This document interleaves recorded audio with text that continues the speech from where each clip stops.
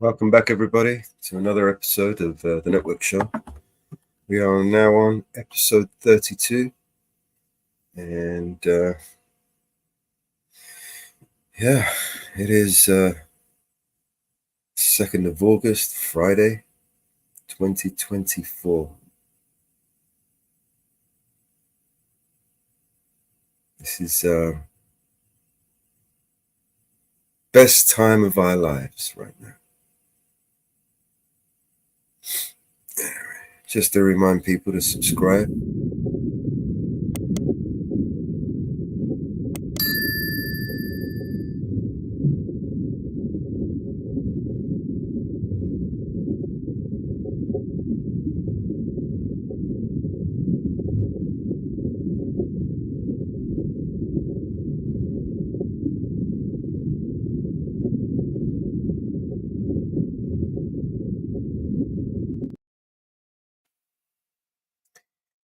Yeah, I passed out yesterday, and that was it. I not long woke up myself.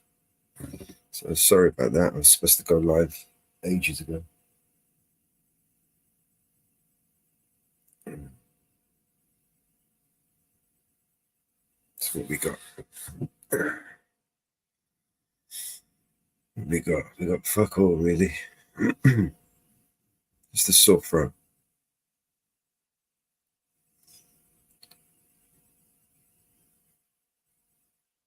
All right. What I'm gonna try and do is bring up some videos to play.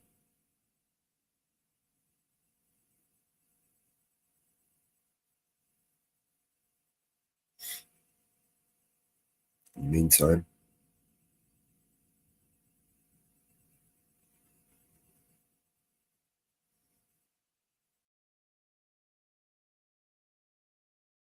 they had stolen and were stealing not just one person's memories, they were stealing everyone's, everywhere, all the time, and they still are right now. In my final position, working directly with the tools of mass surveillance, I can see anybody's emails. I can see what you're texting back and forth. The guys that are working to the left and right of me are turning their monitor to show me of the wife of one of their targets, and they say, bonus. But then I see this picture. It was actually a video of a child in the lap of his father, and it's like a toddler. They're smacking on the keyboard, and they don't realize what's going on. But it kind of glanced at the camera, and I felt like he was looking at me. This really shook me, because when we talk about surveillance, we're talking so much about abstraction. We're talking about things that don't feel real. Right. I realized that the machine, I was a technologist in the NSA, all of the different parts that I've been working with, all of the systems, they had stolen and were stealing not just one person's memories, they were stealing everyone's, everywhere, all the time, and they still are right now. And so I got up out of the chair, and I didn't try to burn down the NSA. I've published 0 documents. I gave them to journalists, and there's a long, complicated thing in the book about how and why and where the lines are. But I wanted not to say this is the way the world should be. I wanted to give it to you. I wanted to say this is what's happening, and it really, guys, the question for you is, how do you want to live? We are today being used against the future. We're being used against our children. Everything we do now lasts forever, not because we want to remember it, but because we're no longer allowed to forget. Whenever you connect to the internet, There was a big difference, which is the Chinese government applied it to everyone, and our surveillance was just being applied to. Then once I discovered the stellar wind, Inspector General's report, and once I see more and more and more programs that are in coincidences happening within a short period of time become virtually impossible mathematically. Let's look at the coincidences in Epstein's. He's 6 feet 1 inches tall, hung himself from a bunk bed 5 foot 7 inches tall. Right off the bat, your mind wanders, how the fuck did that happen? What did he do, lift his legs? How many of us could actually do that without putting them down again? I don't know. So let's assume he did that.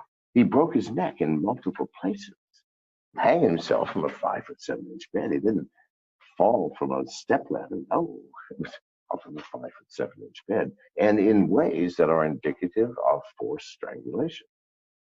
His cellmate, who he'd had in his cell the entire time he was jailed, was inexplicably removed from his cell the day before. The guards who were on duty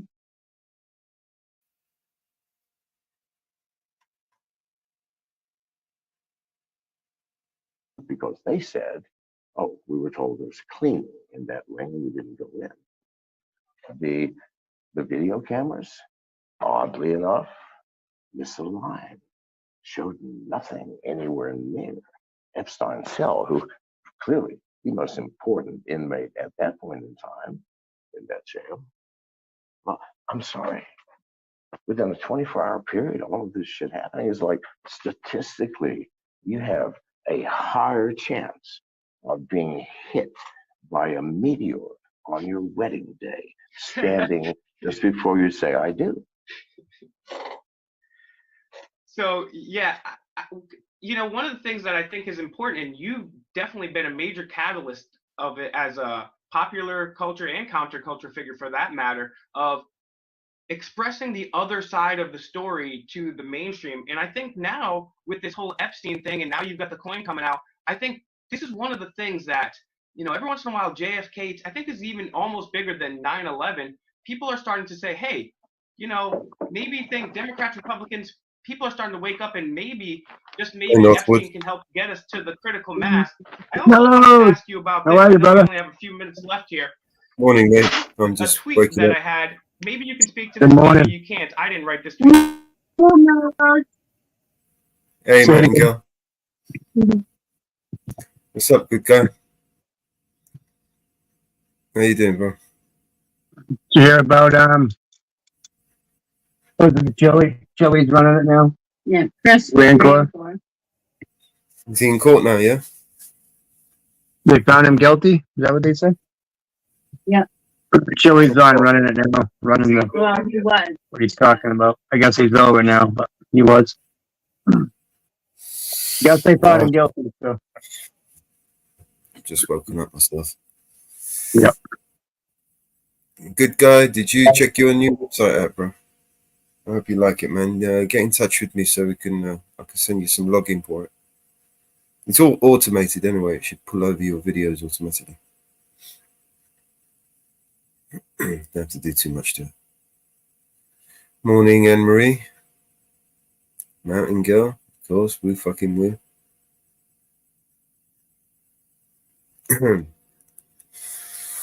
Oh, what a day! What a day! My head feels groggy and heavy, like a big old fat lady sitting on it. Did you smoke your 2 joints? Yep. I've got one in my mouth and I'm making another one right as we speak. Nice. Well, the one in my mouth is literally, it's an old one, right? It's one I left from yesterday, from last night. You gotta have one of those, in reserve. Exactly, bud. Worst thing is waking up and there's not one ready for you, That's like, fuck. Yeah. You can't even shit, you can't do anything. You got to go and make a split before you do anything, Right. Hey, Marie. Good to see you. Good morning. Woo fucking woo. DA. BTA. I'm not even in the back room, so if anyone's waiting in the back room, I don't even know if the link has been posted. Nightbot, have you posted that shit yet? Or... There's a fucking AIs, you get these AIs to help you do shit, and they fucking, they do what they want. Yeah, then they shit on you. And then they shit on everyone. I mean, the fucking bitch, fucking cunt, They take a big digital shit right on you. Nightbot was such a jerk to me. Grim had to come in and time him out. Fucking horrible cunt. Trained her right. I mean, listen, right? You guys are the ones that gave me the replies to give to her, right? So you only got yourself. I said, what should we have her say? Right? And you said, yeah, tell her to go and fucking suck it from the back. And I was like, all right. Yeah. Take it from the back, Nightbot. You're kick When rock. someone says hello, tell them to suck it from the back. All right, Nightbot's now fucking. You know what I mean? Yeah, I do need to update that reply. I think there's only like 18 or 19 replies. So it's not that many. If we put in something like 100 replies, it will feel more organic. You know, it will be more random. right. You know, it won't keep repeating things every now and then. Do you know what I mean? Yep.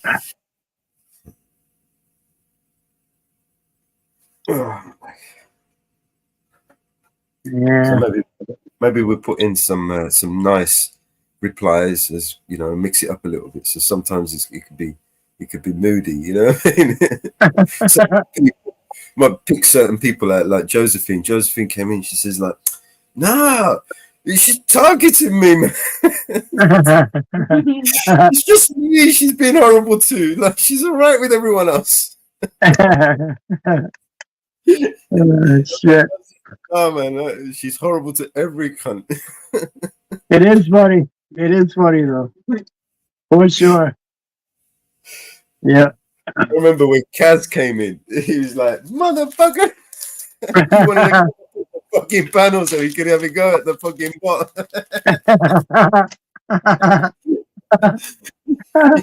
He came out like, "I'm gonna shoot this motherfucker out. Who the fuck is he fucking?" You gotta stay in the chat so you can kick the shit out of him, you know? Slap the shit out of him. That's cool. Kill, man. It's a robot, man. It's programmed to shit. Oh man. Oh shit. Mountain Girl's got her song all ready to send to you. Yep. She's gonna send it to you tomorrow.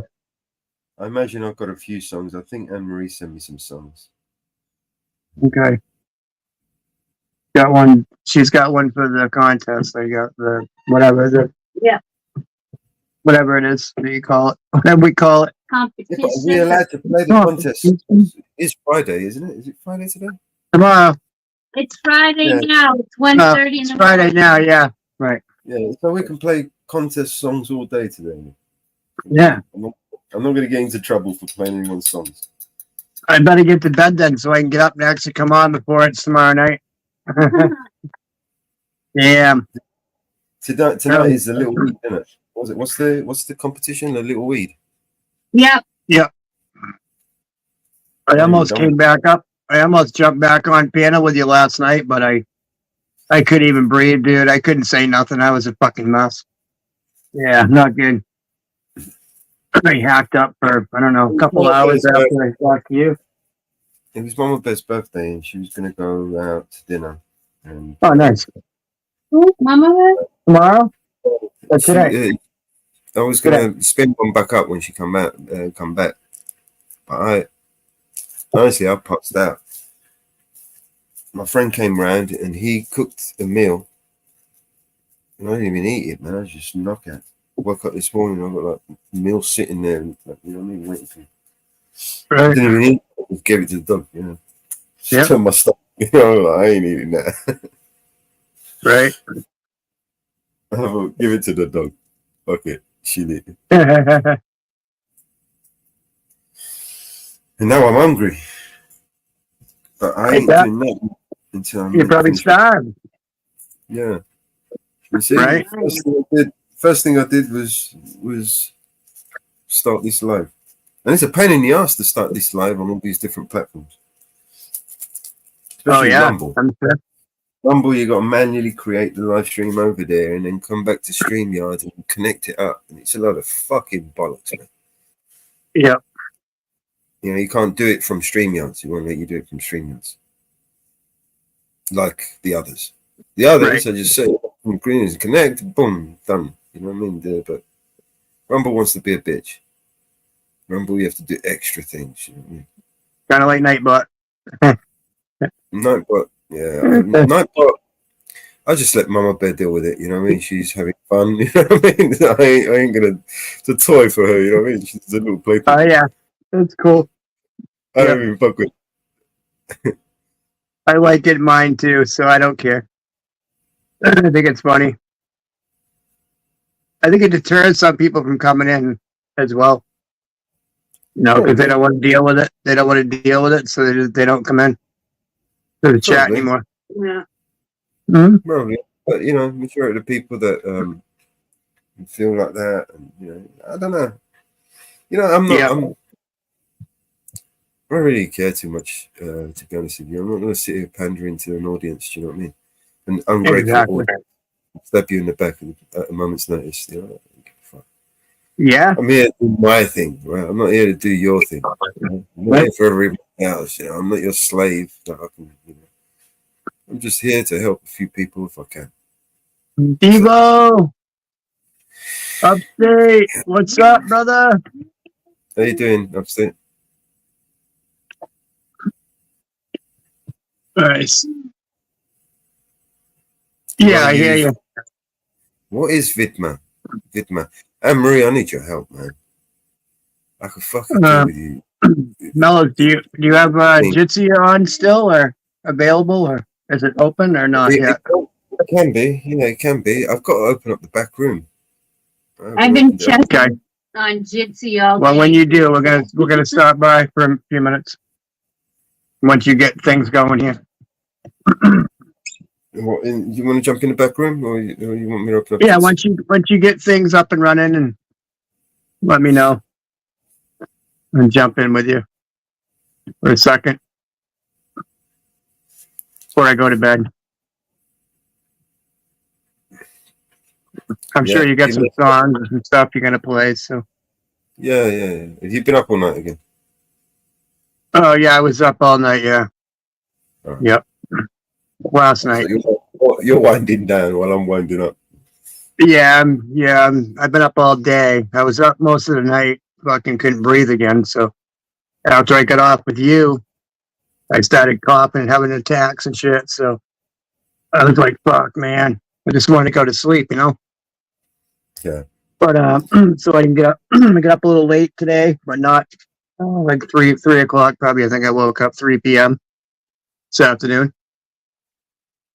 Yeah. So Stream. yeah, I've been up all afternoon. If anyone wants to jump up, upstate, Anne Marie, you got a place here.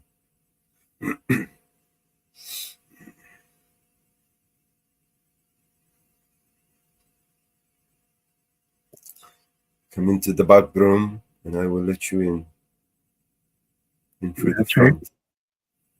Right. Not the back. Yeah. And you see how they do that? That they come, they porn bomb you, and then they report you at the same, you know, at the same time, sort of thing. You know? Yeah, that's what they did to my channel back fucking 2 years ago.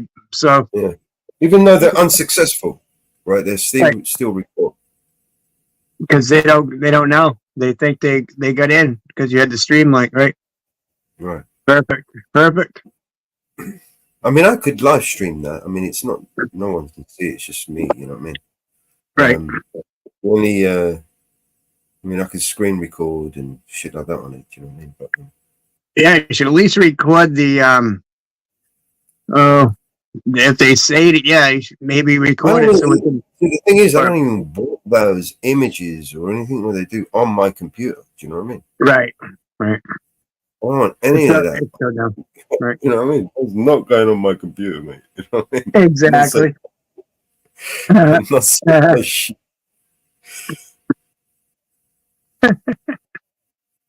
You know what I mean? Yeah. I'm fucking sad that I had to, you know, like witness them images, you know, live. You know what I mean? I'm not fucking saving that shit on my computer. Right. Well. Yeah. Yep. How's the puppy dog today? No, she's all right. I think she just wants to go out now. She's hot. I can hear her panting or whatever in the back there. She's hot, probably. Is it hot down there this morning already?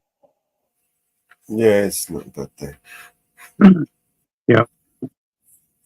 You know what? While you're here, before you drop off, Yep. I'm going to. If anyone wants to come up, I don't know. You're gonna have to wait. I'm gonna take this dog downstairs. Okay. I can go on with that. Yeah, I'll stay up. Talk to the chat. I'll play a song or something. You, that's fine. I'll pick something out. Yeah. Maybe upstate will jump up with us before I leave. Before I fall off the mountain. If he does, he's gonna need to come up before I go. So you're gonna let him in. Right. I didn't hook up to it, so he's on your side. All right. So he should be able to grab the link from your side. You have to give me a few minutes, guys. Give me about 10 minutes. I'll be back. And if anyone wants, just be patient. Okay. Just play him some music or something. Yeah, I'll play a song. Let's see. What do we got here? Oh. Oh, God. Back in a sec. There, that bud.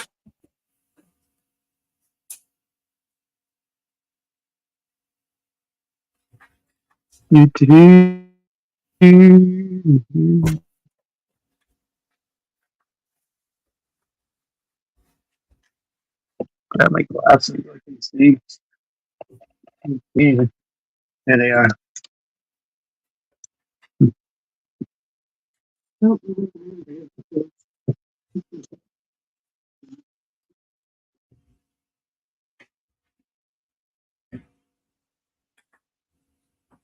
They tried to tell us that we never matter. We're meant for much or anything at all. They made us feel like we were disadvantaged. Told her what your language. The underdogs. We pushed around until I need sleep. Yeah, I know. Me too. I hear you, Anne Marie. we're the ones who the world don't like. Fought with the system like our whole lives. Never figured with the middle finger slipping. Should have been in prison 25 to life. We're the ones in the dark for the light. Always been the rebels who are down for a fight. The kids who didn't listen built a little different than the opposition trying to do what's right. We're the ones who are picked on, doing kick flips, getting lit dreams, ripped jeans and a lit bomb. Renegades like a wrench in the system, misfits and we pissed off. Yeah, we've been warned since we were born that we would fail if we didn't conform, but we stayed ourselves and we gave them hell, and the underdogs won the war. We were the cool kids, whatever, screw y'all forever. Y'all were wrong, so we're losers, whatever you will remember. Underdogs, we were the cool kids, whatever, screw y'all forever. Y'all were wrong, y'all were wrong, so we're losers, whatever you will remember. Underdogs, underdogs, and we might be losers, but losers can win. They might have more shooters, but it's us versus them, and we're the underdogs. We're the underdogs. They tried to tell us we weren't good enough to be the leaders they said we would fall. They did their best to try and tear us down and make our generation feel small. We've gotten beaten up, they dragged us through the mud like we're the garbage that nobody wants. They probably thought that we would never win, but they were wrong. We're the underdogs, we're the ones that the whole world hates. Fight for the people till both arms break. Screw the politicians and the cops for mission. We can't do what's right just if the laws don't break. Well, the lone wolves ain't no cage, won't go home, the hell's been raised. Gritty institutions with a revolution, got an attitude and got a world to say. We're the ones who were laughed at, had a backwards hat, mad magazine crammed in a backpack. Smoke weed 14, playing Pac-Man, now we actually Batman. We weren't the cool kids, whatever, screw y'all forever. Y'all were wrong, so we're losers, whatever you will remember. Underdogs, we weren't the cool kids, whatever, screw y'all forever. Y'all were wrong, y'all were wrong, so we're losers, whatever you will remember. Underdogs, won the war, and we might be losers, but losers can win. They might have more shooters, but it's us versus them, and we're the underdogs. We're the underdogs. We're the underdogs. The underdogs. I tried to tell the little kid, whatever, screw y'all forever. Y'all were wrong, y'all were wrong, y'all were wrong. So we're losers, whatever you will remember underdogs, underdogs, underdogs.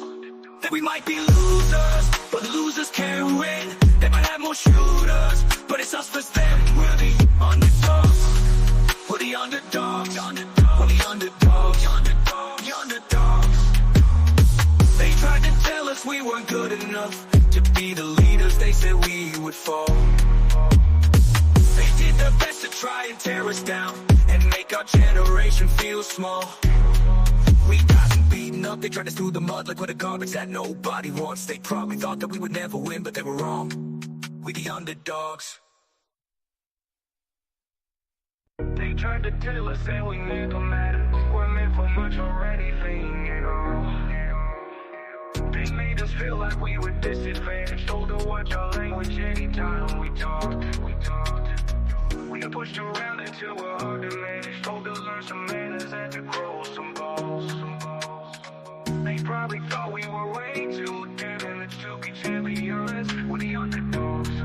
We're the ones who the world don't like. Fought with the system like our whole lives. Never fitted with the middle finger, slipping, should have been in prison 25 to life. We're the ones in the dark with the light. Always been the rebels who are down for a fight. The kids who didn't listen built a little different than the opposition, trying to do what's right. We're the ones who are picked on, doing kick flips, getting lit dreams, ripped jeans and a lit bomb. Renegades like a wrench in the system, misfits and we pissed off. Yeah, we've been warned since we were born that we would fail if we didn't conform, but we stayed ourselves and we gave them hell, and the underdogs won the war. We were the cool kids, whatever, screw y'all forever. Y'all were wrong, so we're losers, whatever you will remember. Underdogs, we were the cool kids, whatever, screw y'all forever. Y'all were wrong, y'all were wrong, y'all were wrong. So we're losers, whatever you will remember. Underdogs, underdogs, underdogs. And we might be losers, but losers can win. They might have more shooters, but it's us versus them, and we're the underdogs. We're the underdogs.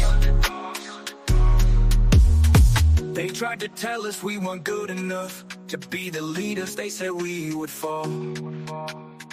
They did their best to try and tear us down and make our generation feel small. We've gotten beaten up, they dragged us through the mud like we're the garbage that nobody wants. They probably thought that we would never win, but they were wrong. We're the underdogs. We're the ones that the whole world hates. Fight for the people till both arms break. Screw the politicians and the cops' permission. We can't do what's righteous if the laws don't break. Where the lone wolves ain't no cage. Won't go home, the hell's been raised. Screw the institutions, we the revolution. Got an attitude and got a world to save. We're the ones who were laughed at. Had a backwards hat, Mad magazine crammed in a backpack. Smoked weed 14, playing Pac-Man. Now we actually Batman. We weren't the cool kids, whatever, screw y'all forever. Y'all were wrong, so we're losers, whatever you will remember. Underdogs, we weren't the cool kids, whatever, screw y'all forever. Y'all were wrong, y'all were wrong. So we're losers, whatever you will remember. Underdogs, won the war. And we might be losers, but losers can win. They might have more shooters, but it's us versus them, and we're the underdogs. We're the underdogs. We're the underdogs. The underdogs. I try to tell the little kids, whatever, screw y'all forever. Y'all were wrong, y'all were wrong, y'all were wrong. So we're losers, whatever you will remember. Underdogs, underdogs, underdogs. That we might be losers, but losers can't win. They might have more shooters, but it's us versus them. We're the underdogs. We're the underdogs. We're the underdogs. The underdogs. They tried to tell us we weren't good enough to be the leaders they said we would fall.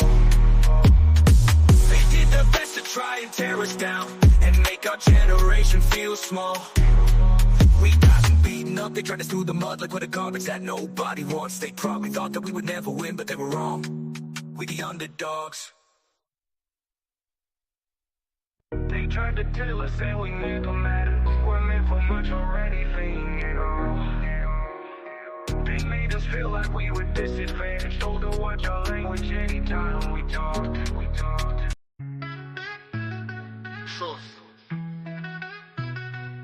My mom likes when I rap fast with enough energy that it can make her heart dance. I would like to write a song for her to sing along. Better make it fucking bumpin' cause my mom's the bum. Life took my parents on a giant roller coaster ride. Cause I was walking with a limp, something wasn't right. Doc came in the room, said they found a giant tumor. It was lodged in my brain, immediate surgical procedure. Imagine the thoughts running through their head. Their 2-year-old boy heads filled with dread.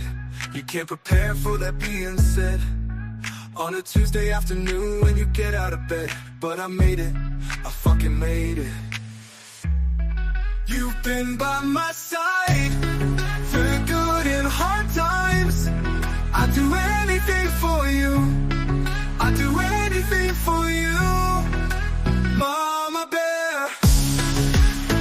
I love my Mama Bear. Mama Bear, I love Mama Bear. Childhood, we spent a lot of time together. School was pretty far. I wouldn't trade it for the world, driving, talking in the car. I was on a path or a mission, you could say. All I wanted was to be like Rafa, Roger, or Marc Andre. I always had it in me, the fire was burning strong. My mom told me a story from I was 6 years young. Mom, I hate losing so much, I wanna win so badly. Hey, woo woo! I guess not much has changed. Woo fucking woo! Upstate, good to see you, brother. Got fire burning in I can me. smoke the rest of this joint. I rolled it All here right, a little yeah. bit ago, waiting on my old lady sister to get here so that we can smoke. And she petered out right there. Oh, nice. Perfect Good. size. I had her coughing so hard she puked. So I feel bad for her. It's still funny. That was funny. I couldn't help That but was. laugh. It just tickles me. Tickles me to death that some people can't handle it. Put it plain. Right. Gotta be honest, man. You know, when that's the person that needs to stick to like edibles. Yeah.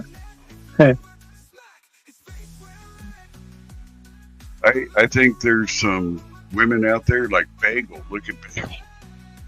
Bagel, man. She could. She's a trooper, man. But there's a lot of girls that just can't compete.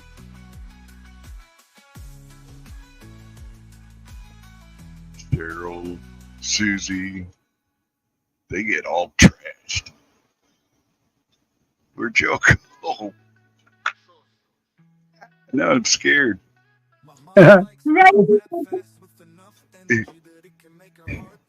Midwest accountability.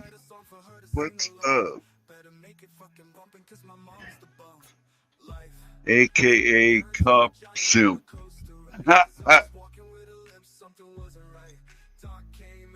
Oh, I seen a good one today. I should have stopped there. They had everything all marked off and everything. I was going to go right up to the tape. In fact, I was going to bow the tape in a little bit and lean forward. I was backstage, Mountain Girl. Yep. Yeah, you were. I just see that. Yeah, I do this stuff. Hey, how you doing, bro? Hey, how you doing? I'm good, man. Mellow. We are mellow yellow. Chilling out. Wearing my conspiracy hat today because all my conspiracy theories have come true, and I've officially run out of conspiracy theories. Well, there's always a theory about conspiracy. Actually, there is one theory that I haven't managed to prove yet, but it's obvious to me. It's obvious. It's clear as day. It's my bucket Earth theory. Oh, Yeah. Did you? Have I told you about the bucket Earth theory? No. Oh, well, most people. I always bring this one up, especially when people start, arguing about the flat Earth, the round Earth, the globe, the this, that, and I'm not. No. We are all. Never know unless you go way up in space and find out for yourself. Look back at it from like the moon or something. Well, I have undeniable proof that we live in a big giant bucket of shit. Oh yeah. That's my bucket Earth theory. We're in one big giant bucket of shit. Bucket of when the gods piss and they shit, out pops us and the rain and water.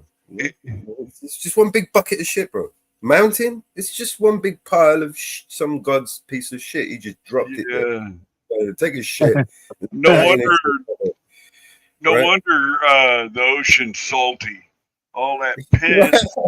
Yeah, it makes sense now, right?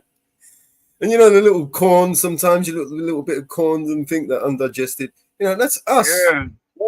Just running around, the big man in a fucking pile of shit. That's all it is. One big pile of shit in a bucket. And every now and then, the gods piss in it. That's like breakfast, lunch, and dinner all rolled in one. One big explosion. No wonder they have a Big Bang theory. I mean, there's your bang right there. You get more bang for your buck than. Well, debunk that if you can.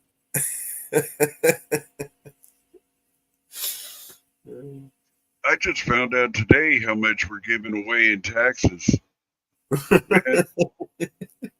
We don't make enough to pay taxes, and not as much as we do. I mean, I don't. Jolie makes killer money, and she don't. I mean, fuck, man, this place is dragging.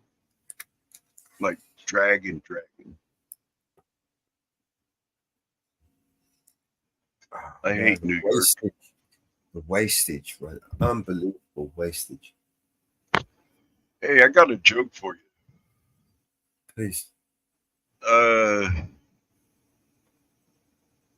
What's worse than two lesbians running with scissors?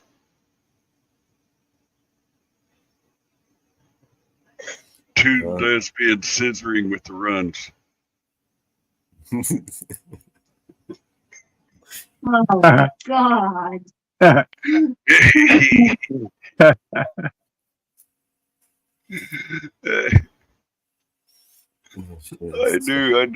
I could get one. I know another one, but I'm trying to think of the punchline. I can't remember it. But as soon as I dwell in the shit. One big bucket of shit. Oh man, that a person that he comes to mind when he's a flat earther, and if I told him that, he'd probably argue with me and not see the joke. I mean, take it too seriously. Yeah, way serious, bro. He would fly off the handle, dude.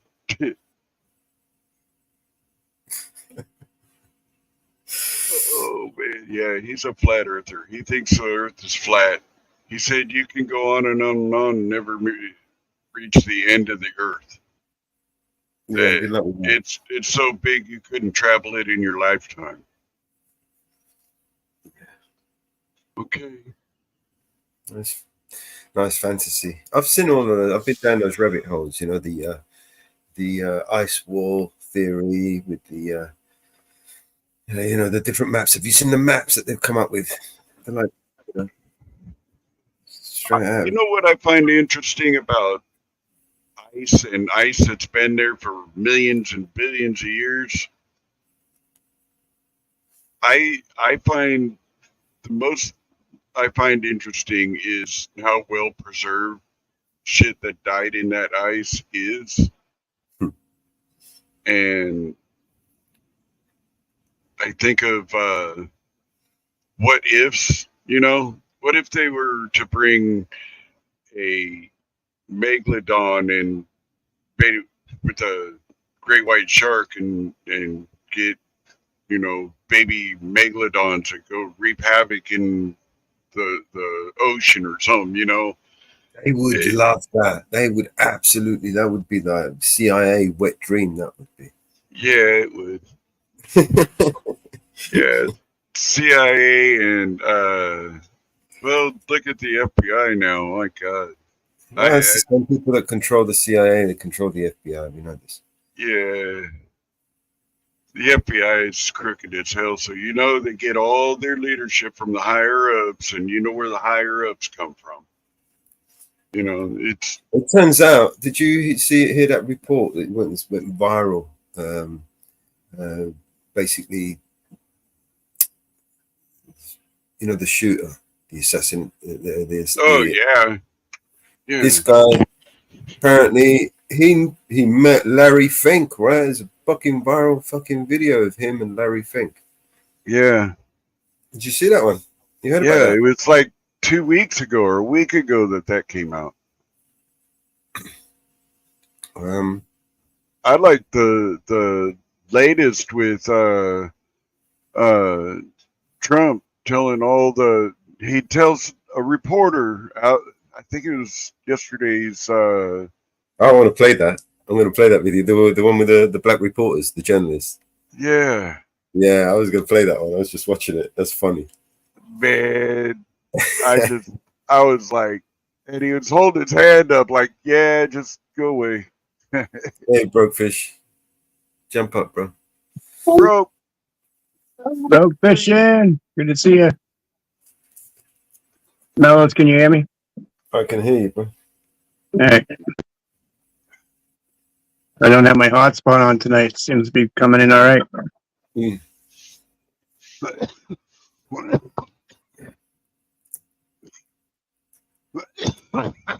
Wow.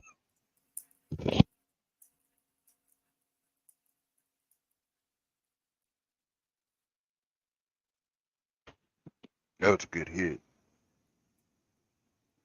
And I'm drinking medicated coffee too.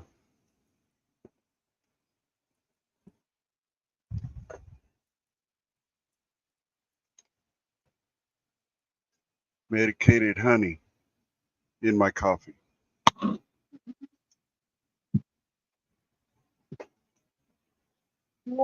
Awesome. And you definitely taste the weed.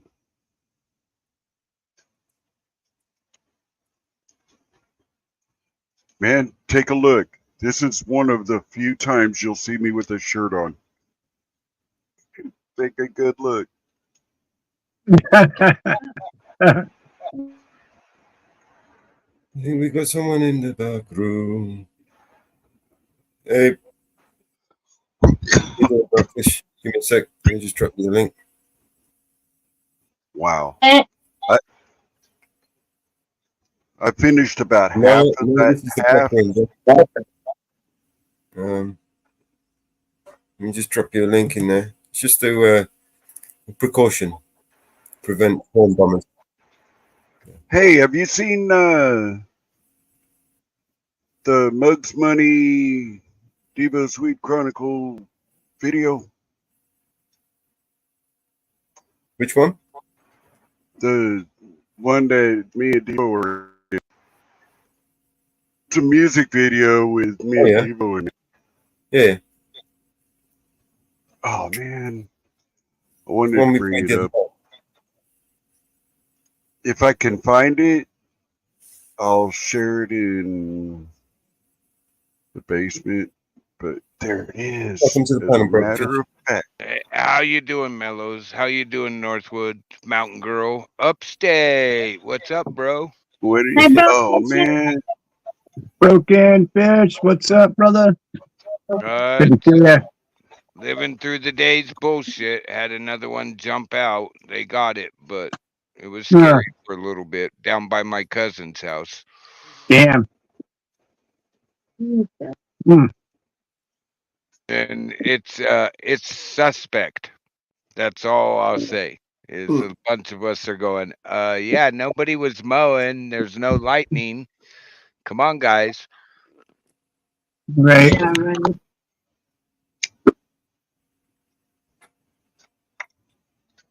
What we sharing upstate? it's the The song. Rumble version of Mug's Money doing T-Bone Upstate. Oh, And right here at the beginning, that's Cheryl and Susie on Diva's Den. I want to get that out there because I didn't give them enough, atta girls. So here, I owe them a lot more. Mug's Money in the building. And let me tell you, we did probably 50 or more. No, we did more than 50. A lot of takes to get the video of us, and I flew all the way out to Oklahoma to do this. Go to the Point Productions. Facelit Productions. Let's go. Damn. Holding on to the past like it was yesterday. Loading the strap, thinking has to be a better way. So I sit back and pray, wait for a better day. What else can I say? Bad decisions put me in this position. And that's okay, I'm just living my life. No wife, no child support, no going to court. Fuck that, I'm holding down my own fort. Yeah, I'm still alive, but that's all I got to show for it. I keep holding on to what's gone when I need to let go and move on. Some things are easier said than done. Thought my days were over, they've just begun. I'm only getting started, I don't plan on stopping. Didn't come this far to turn around and start walking. Hell no, I'm playing my feet down, hearing this beat like, damn, I gotta eat now, cause I'm starving. Fucking knife and fork in that mic and record everything that I'm speaking is a life lesson that I'm teaching, and you can guarantee I'm practicing what I'm preaching. Can I get an amen? Changed my life, I was always going left, so I turned my head and decided to take a right. Try and make it right, escape death twice. I keep holding on to what's gone when I need to let go and move on. Some things are easier said than done. Thought my days were over, they've just begun. Y'all thought I was finished, nah, I'm still here. Eyes open wide, seeing crystal clear. Y'all don't know shit I've been through to get here. My life was no picnic, I was getting picked on till I had enough and I started putting fists on. That's why they call me scrappy. I act like I'm happy when really I'm not. Inside I'm dying like a drying apple. My heart's starting to rise. I keep holding on to That's from Alive too. when I need to let go. He was letting out the music and got that video. I let them use whatever they wanted. They've just begun. My old lady was a photographer. Not during this part, during that part.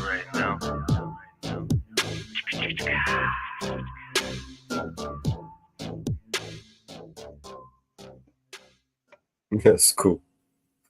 Look at this. That's the director. very awesome.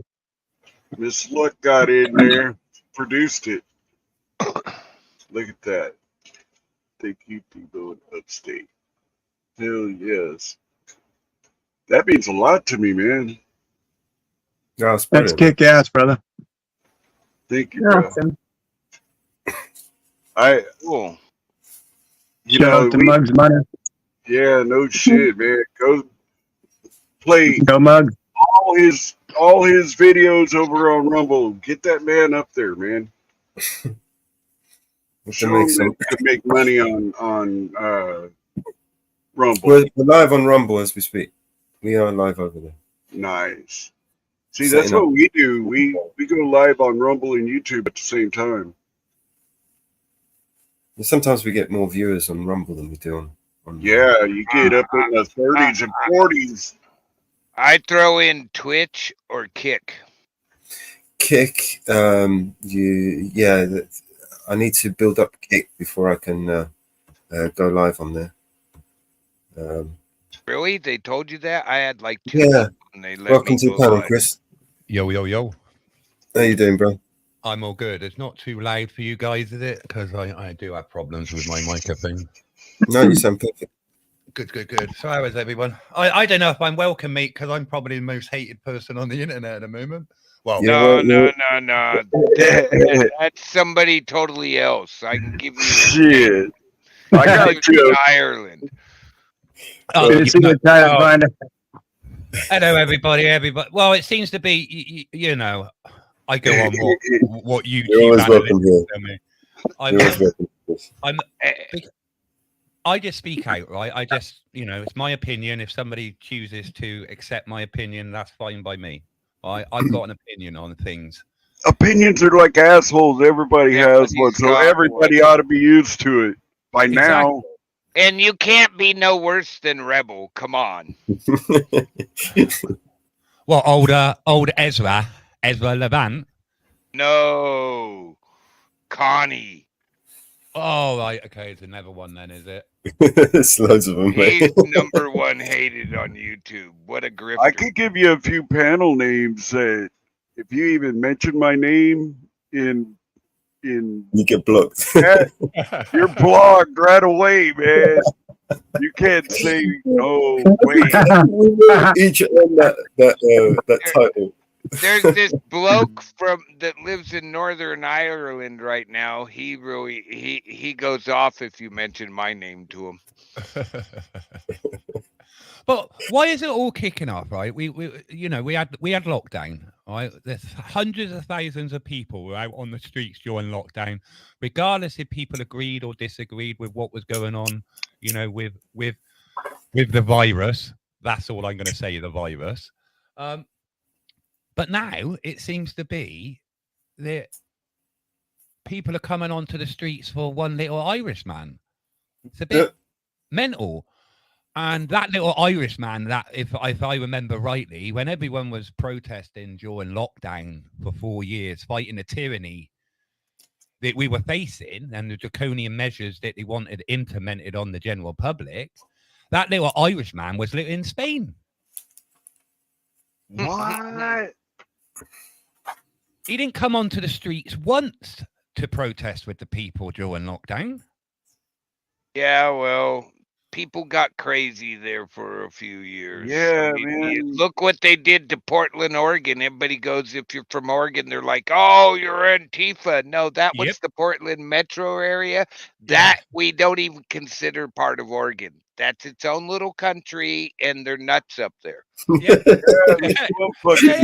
up there. I mean, I live in Oregon, and they're nuts up there. They literally thought they were such. Well, I'm just going to say it. They thought they were such badasses that they went out to the MC club, and like 2 of them didn't make it. You don't go to the clubhouse thinking you're a badass when you're not. Well, there's you know, since what's happened in Southport and everything, I think now the UK is at racial pinnacle. It is the racial tensions that is running in this country, and it's not by everybody. And Miller's got to agree, it's not by everybody in this country. The moderate English person is disgusted with everything that has happened. Right. But They're more disgusted with the people that have come out on the streets when 3 young children have been murdered to sing England Till I Die, Tommy, Tommy, Tommy, Tommy Robinson. You know what I mean? That is not optics in my eyes.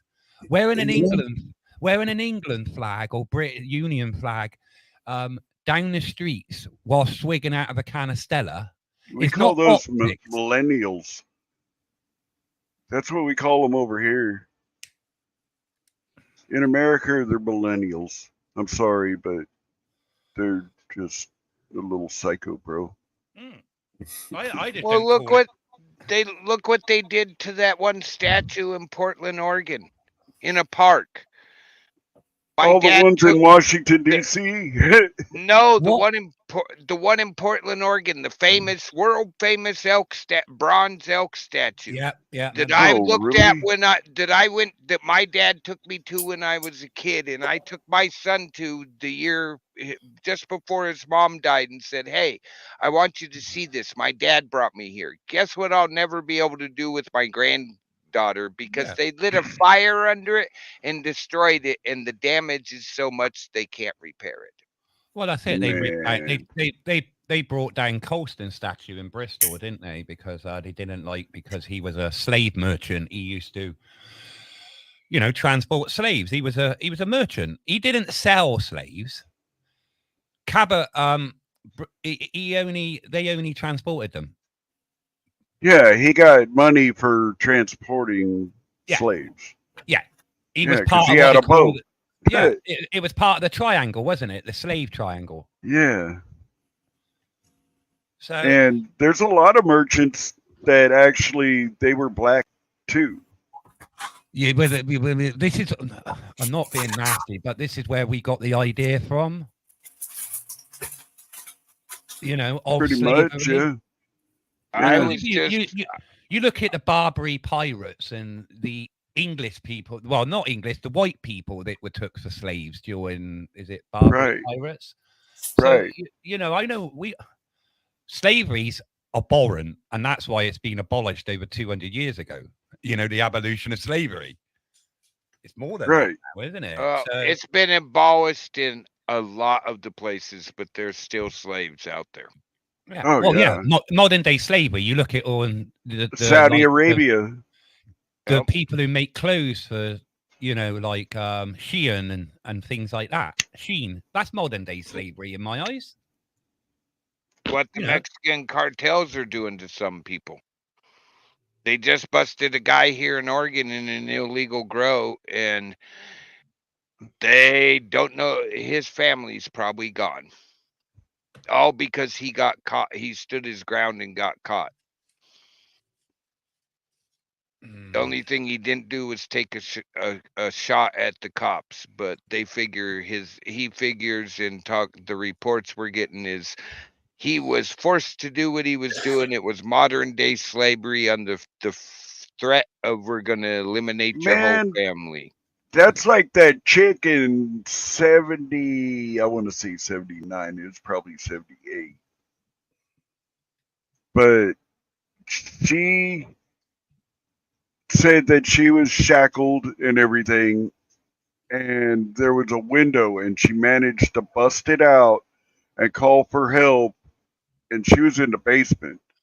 She called for help, and this lady walking her dog just happened to look over there because her dog was really looking, and so she looked over there to see what her dog was so focused on and everything, and they found her. They got into the house.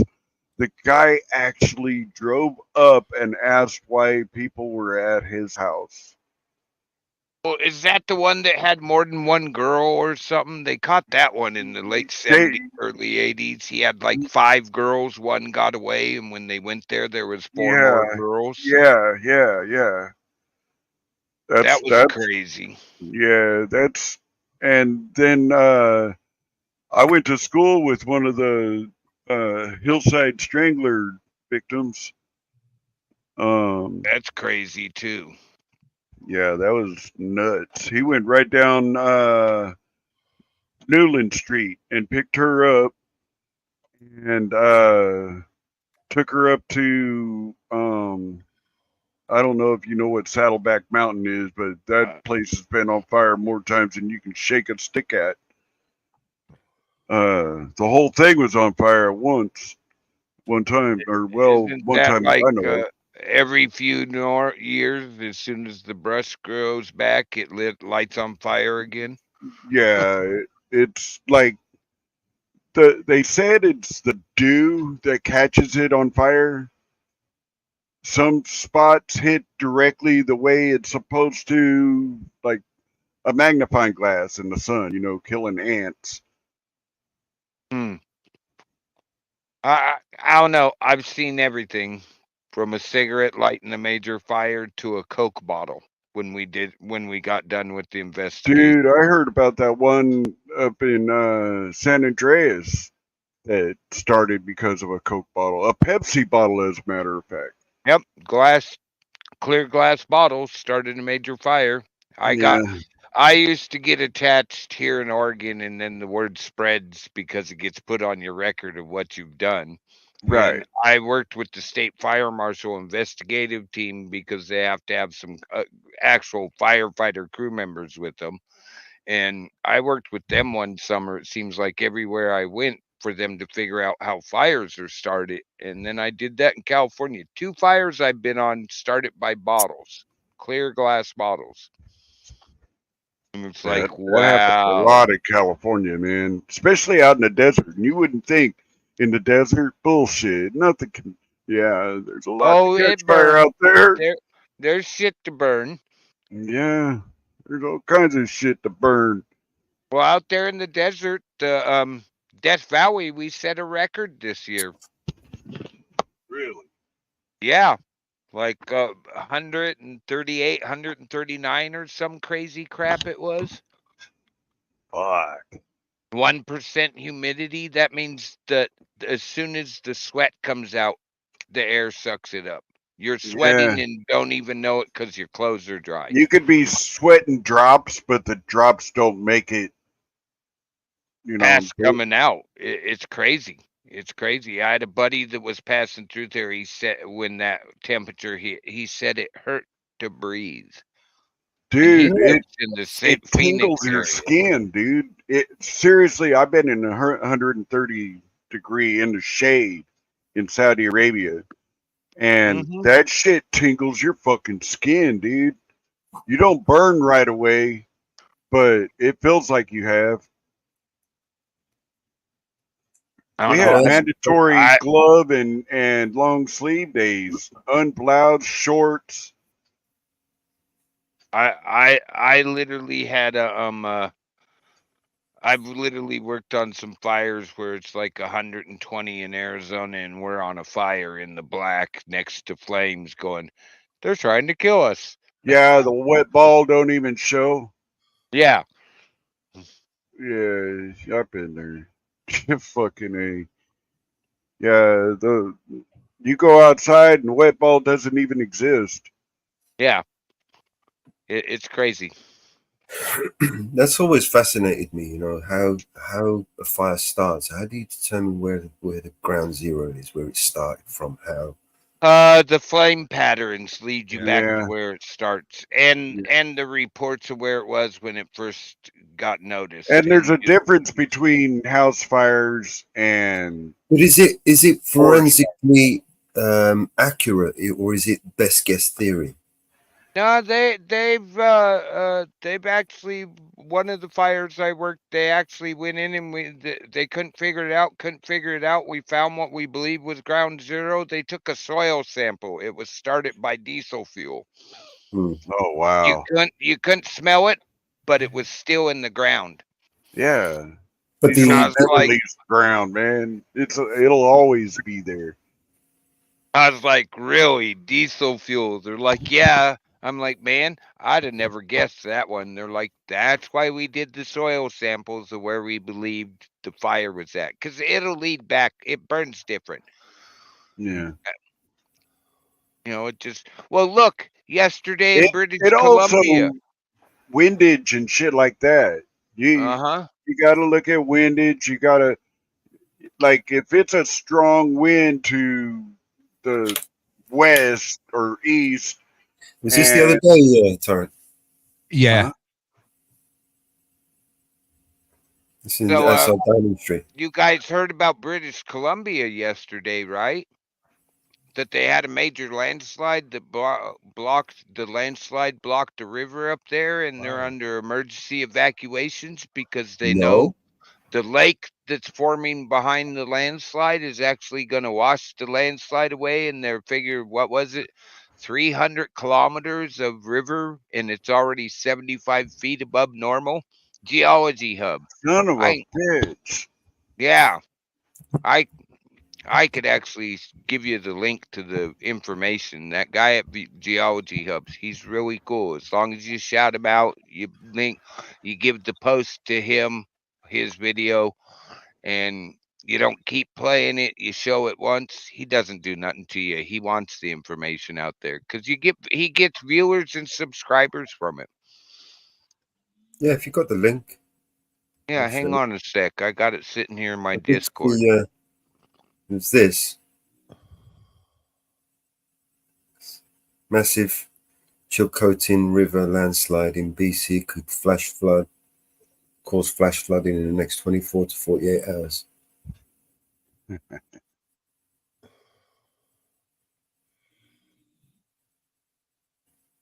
This one, right? Yeah. Copy. Hang on.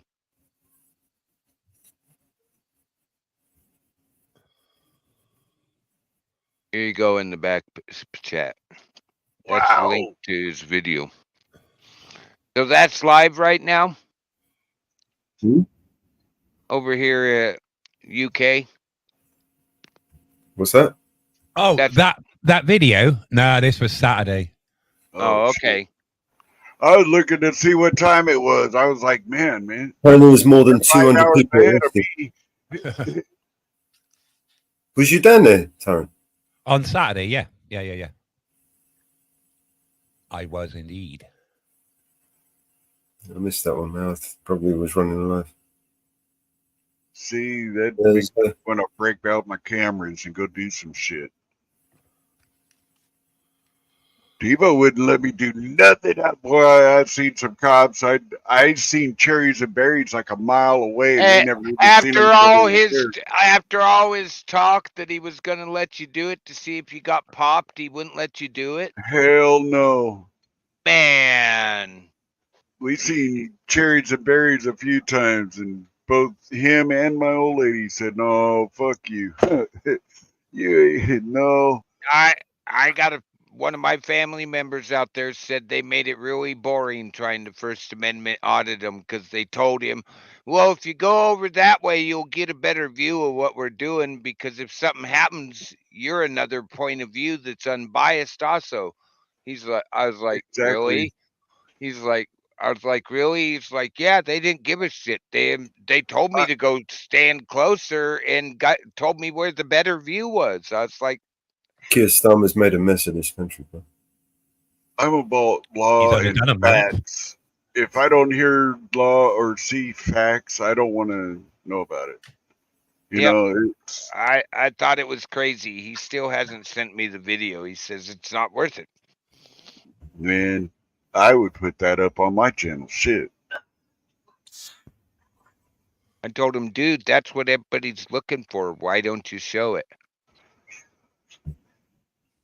No, everybody wants to see them being like they normally resulting in mandatory evacuations for areas up to 31.3.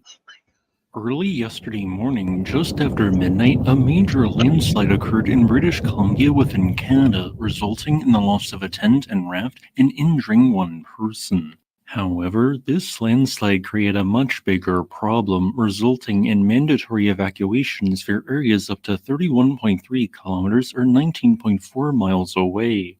The reason for such a wide-ranging evacuation area is that this landslide, which I estimate contained a volume of 9.31 million cubic meters of rock that collapsed from a nearly quarter square kilometer patch of ground, has completely blocked a major regional river, specifically the Chilcotin River.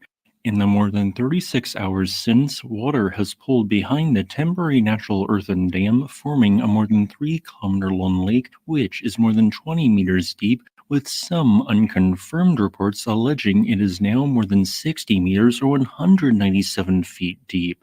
As this vast mass of water continues to pool behind the 197. landslide deposit, increasing pressure is being applied to it, which almost certainly will eventually trigger a catastrophic collapse.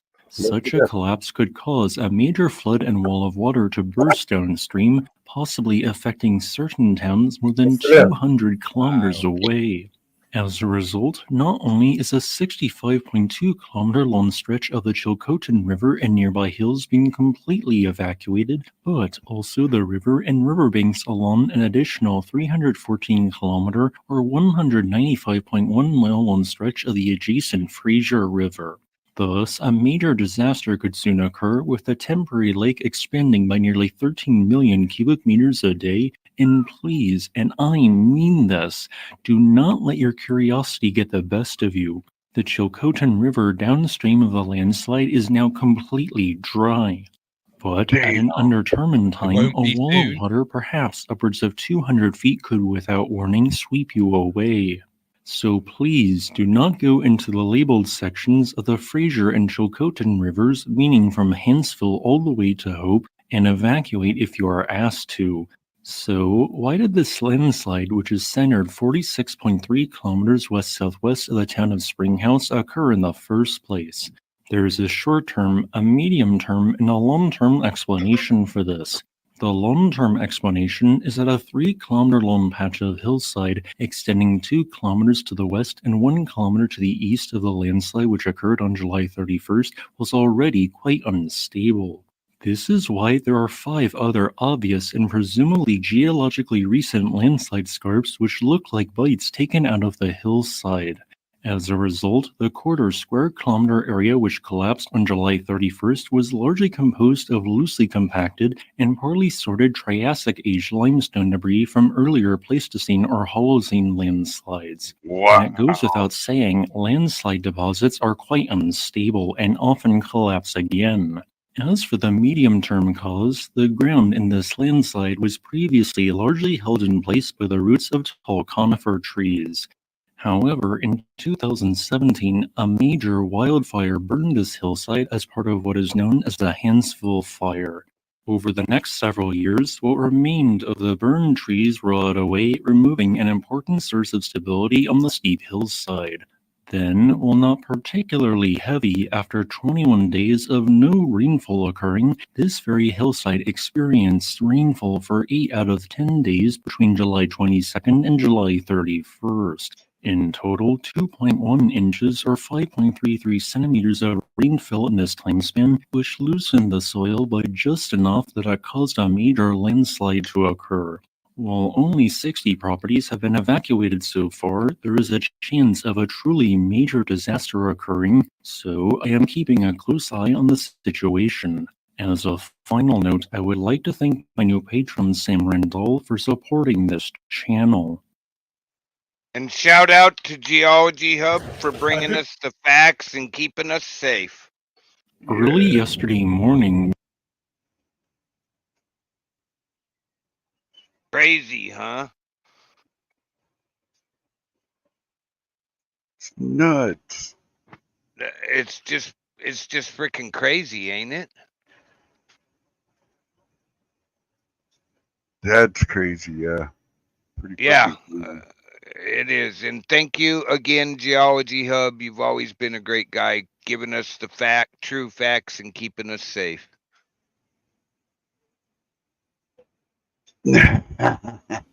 Oh, I'm muted as well. Okay, that was a good video. Yeah, it is. He does a really good job. He's a really nice guy. He came recommend it to me through some of my emergency management friends, and I've been showing him his videos on my lives for years. He's really cool. Just give him the shout out, ask people to go over, like, subscribe. You know how it goes. you know, and he's cool with it. As long as you give him the recognition, he's cool with it. Now you try to steal his product without giving him recognition or saying, hey, here's the guy that did this, we're just watching his, he might do something.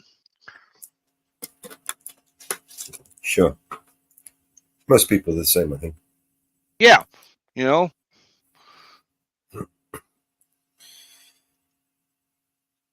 Yeah, so was that by design? Was it divine intervention?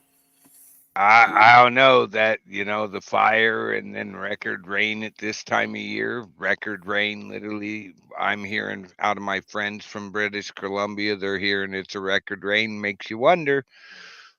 Well, you know, they can't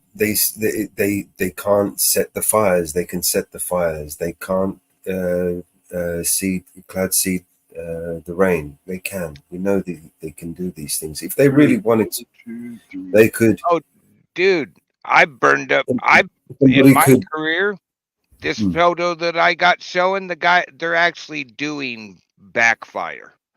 What I used to do, I have literally burned up, and I'm not, you know, it's part of the job. I've literally burned up hundreds and hundreds, probably thousands of acres in my career just to stop bigger fires. It's what they're doing to help stop the park fire right now. That big one in California. Hey, Graham. Mr. Grim Reaper. How you doing, brother? So did you get in trouble the other night when you were over on Motors upstate? No. Or even just a little? No. Just the lighter to get your attention, right? I did that to cool down after I went and poked a bear.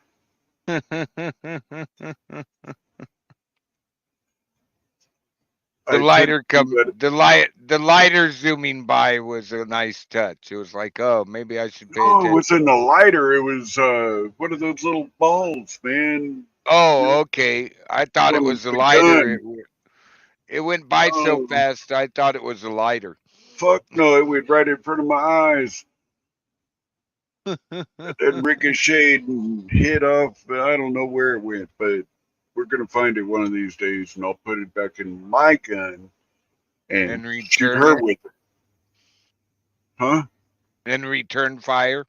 Yeah. Oh yeah, yeah. I told her that her time's coming. She's gonna get a dot on her butt. Hey, look at Z and Sis and Sit, you know, Mrs. Z. Them two, you'd think they're really mean to each other, but they've been doing that for so long, and they're very, very happy, you know. Yeah, yeah. I'd be lost without her. She knows it. I know that feeling very, very well.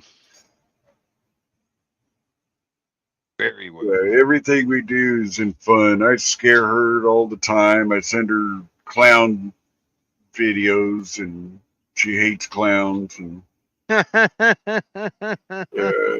do. I'm the one.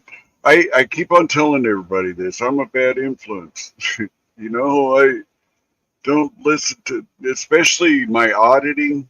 Don't do what I do. You'll get arrested, and if you do what I do to your significant other, you're liable to get your dork chopped off or something.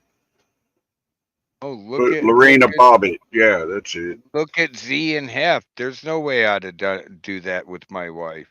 Mm-mm. And them two, come on. What was it last year? She took his shoes, his lighter, and his pipe and went and gave them away. Oh, remember when she had all his weed? And yep, in the barbecue grill or something. No, it's in the freezer. Yeah, well, she did it again in the barbecue grill a couple months ago. Oh, Jesus.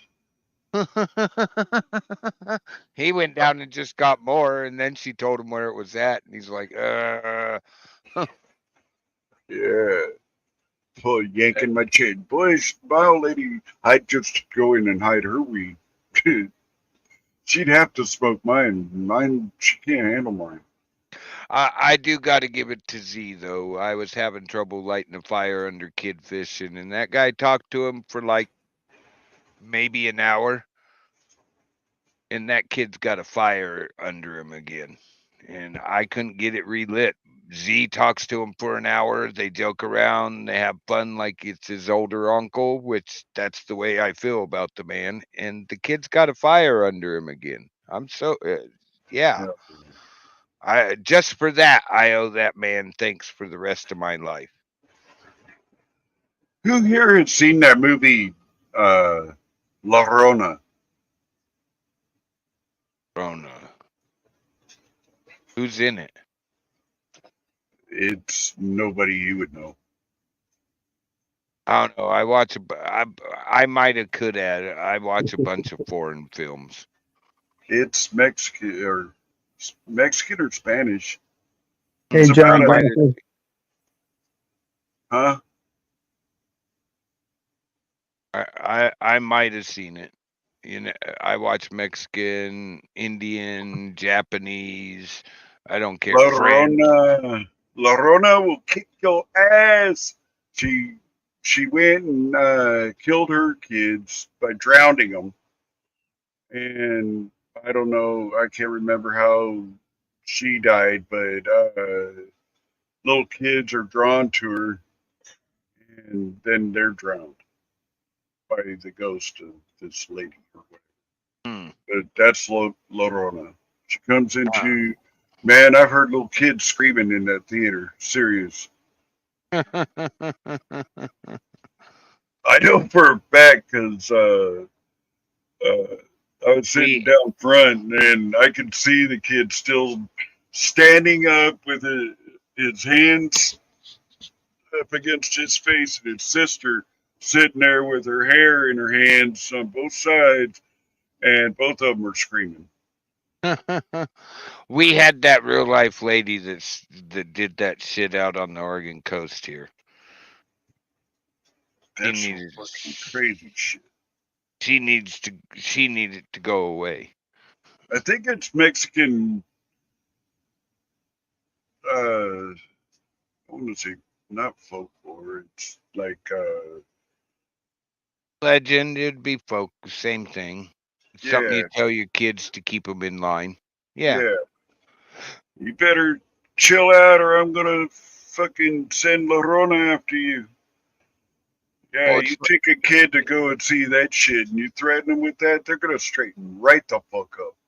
Well, it's like we tell the tourists out here in the spring to keep them out of some of the areas of the mountain. You know, it's mating season. Just don't make contact. And he's got really big feet. Just don't make eye contact. Yeah, if you don't see him, he can't see you.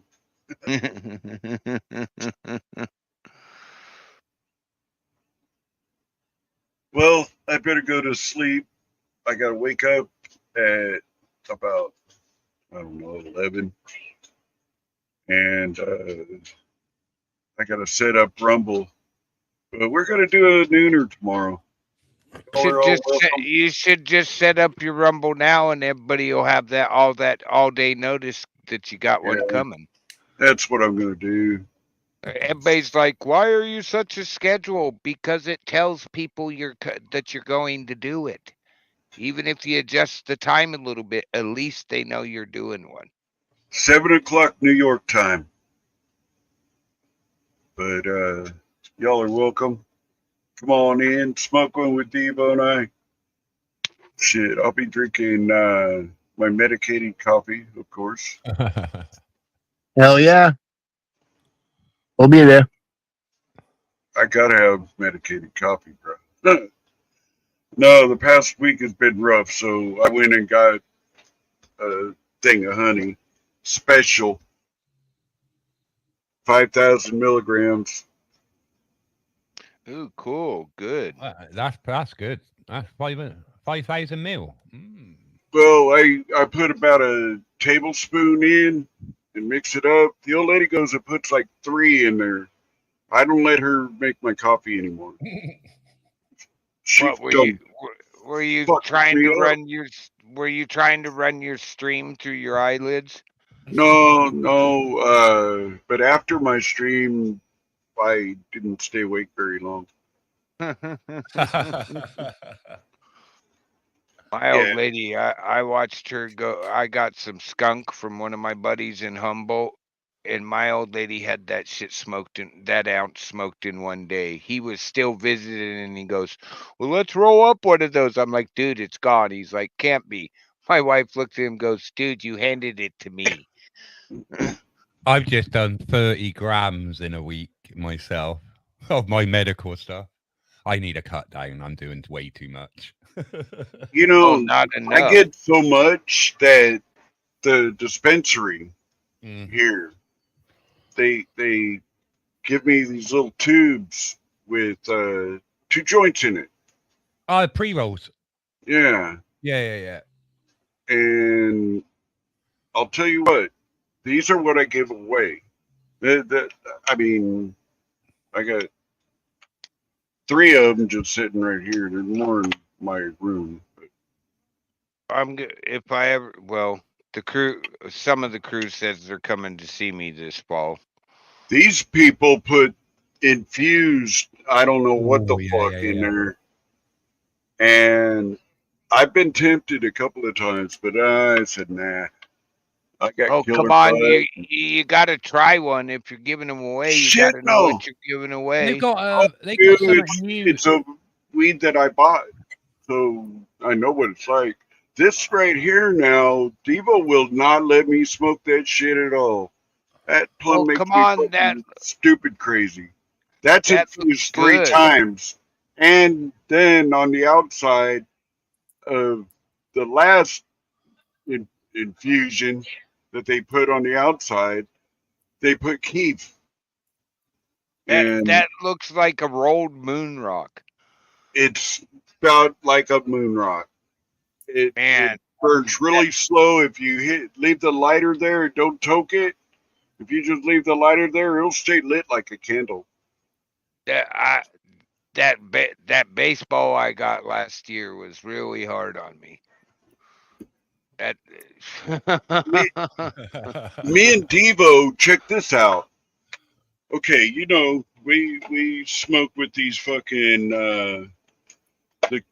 the Zigzag Kings. Oh, I ate them. Oh. Those are the biggest papers that I can roll with. And don't try and give me, man, I've rolled one little joint by accident. But usually I can't. I can't roll with the shit a little joint, even with little papers. I can't do it. But we rolled this, it was infused Skywalker OG, and then the Gorilla Glue was Moon Rock. And then we put a strip, they called it hash, but it was more like a crushed up dab. And we put a whole, no, not Keef. It was concentrate. It was just crushed up and weird looking. They called it blonde hash. But we put a big old strip of that on top of this big old fucking joint, and we rolled it up. Devo ended up giving me that so that I would quit handing it to him. He didn't want no more, but he won't admit to him getting smoked right under that table. I mean, dude, you know, some people get, you know, drank under the table. Yeah. I don't drink. I smoke. I all day long. 420s for taking a minute to catch some oxygen, right? No. In fact, 420 went up. A normal day. It's now 880 because of inflation. So you got to take 2 hits. we had a joke, me and my wife. 420s when we take a break for a minute. That Yes, girl, it that does. girl, 420. that girl was like mirror. She always had a doobie in her hand, no matter what we were doing. Always. I either have my pipe readily available, which it's pretty damn readily available, Yeah. and or I'll have a joint. But at this point, I got both. See, And is your weed prescribed to you medically? no, You don't have it. See, we got it differently. The only way we get it over here if we get a medical card, and that's it. yeah, that's the way I used to have to deal with it. Yeah, out here in Oregon was the same thing. Not anymore. It's wide open. Yeah. Well, they're not gonna. Starmer, our new prime minister, he's already said he's never going to legalize it because one of the largest providers of medical marijuana around the world is the UK government. We export tens of thousands of tons a year. And seeds. Look, Canada exports to Australia, but we can't get Canadian weed here. No. But not that's even okay. if it's recreational and legal. You cannot send weed of any kind to Canada or from Canada. What's really funny is I'd rather have what my buddy in Humboldt actually grows for shops now, and I'd rather have him stop by. That's you funny. know, something I was going to tell you. You told me about Thailand, but you can't bring it Humboldt. Dude, remember when skunk back in the day was indica? Yeah. Now it's sativa. Yeah, and I don't. I don't get it. I don't smoke sativa at all. I don't like sativa. I don't either. It gives it's that trippy buzz. It's that it's that real high. I hate it. I like the more mellow Mellow. I like that earthy taste. Look at this. Tony, how you doing, bro? This right here You got is this, Matt, purple panty dropper. Nice. That's really dense. That looks quite dense as well. It is, man. You can't squish it at all, hardly. What's the terp like that on there? What's the terp? Look at that. What's the terps on that like? What's the smell on it?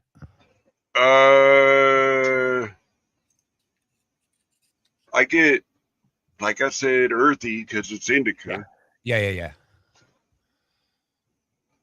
With a kind of like a hint of pine. Yeah, they normally are like I've got one coming at the moment. Black Cherry Punch it's called. It's like berries and tarts. Do you like any of the cakes? I don't edibles. I get nothing from. So to me, there's no point in. No. I mean cake like we get cake. We got wedding cake. We got wedding cake. I didn't like the cakes. I didn't I didn't either.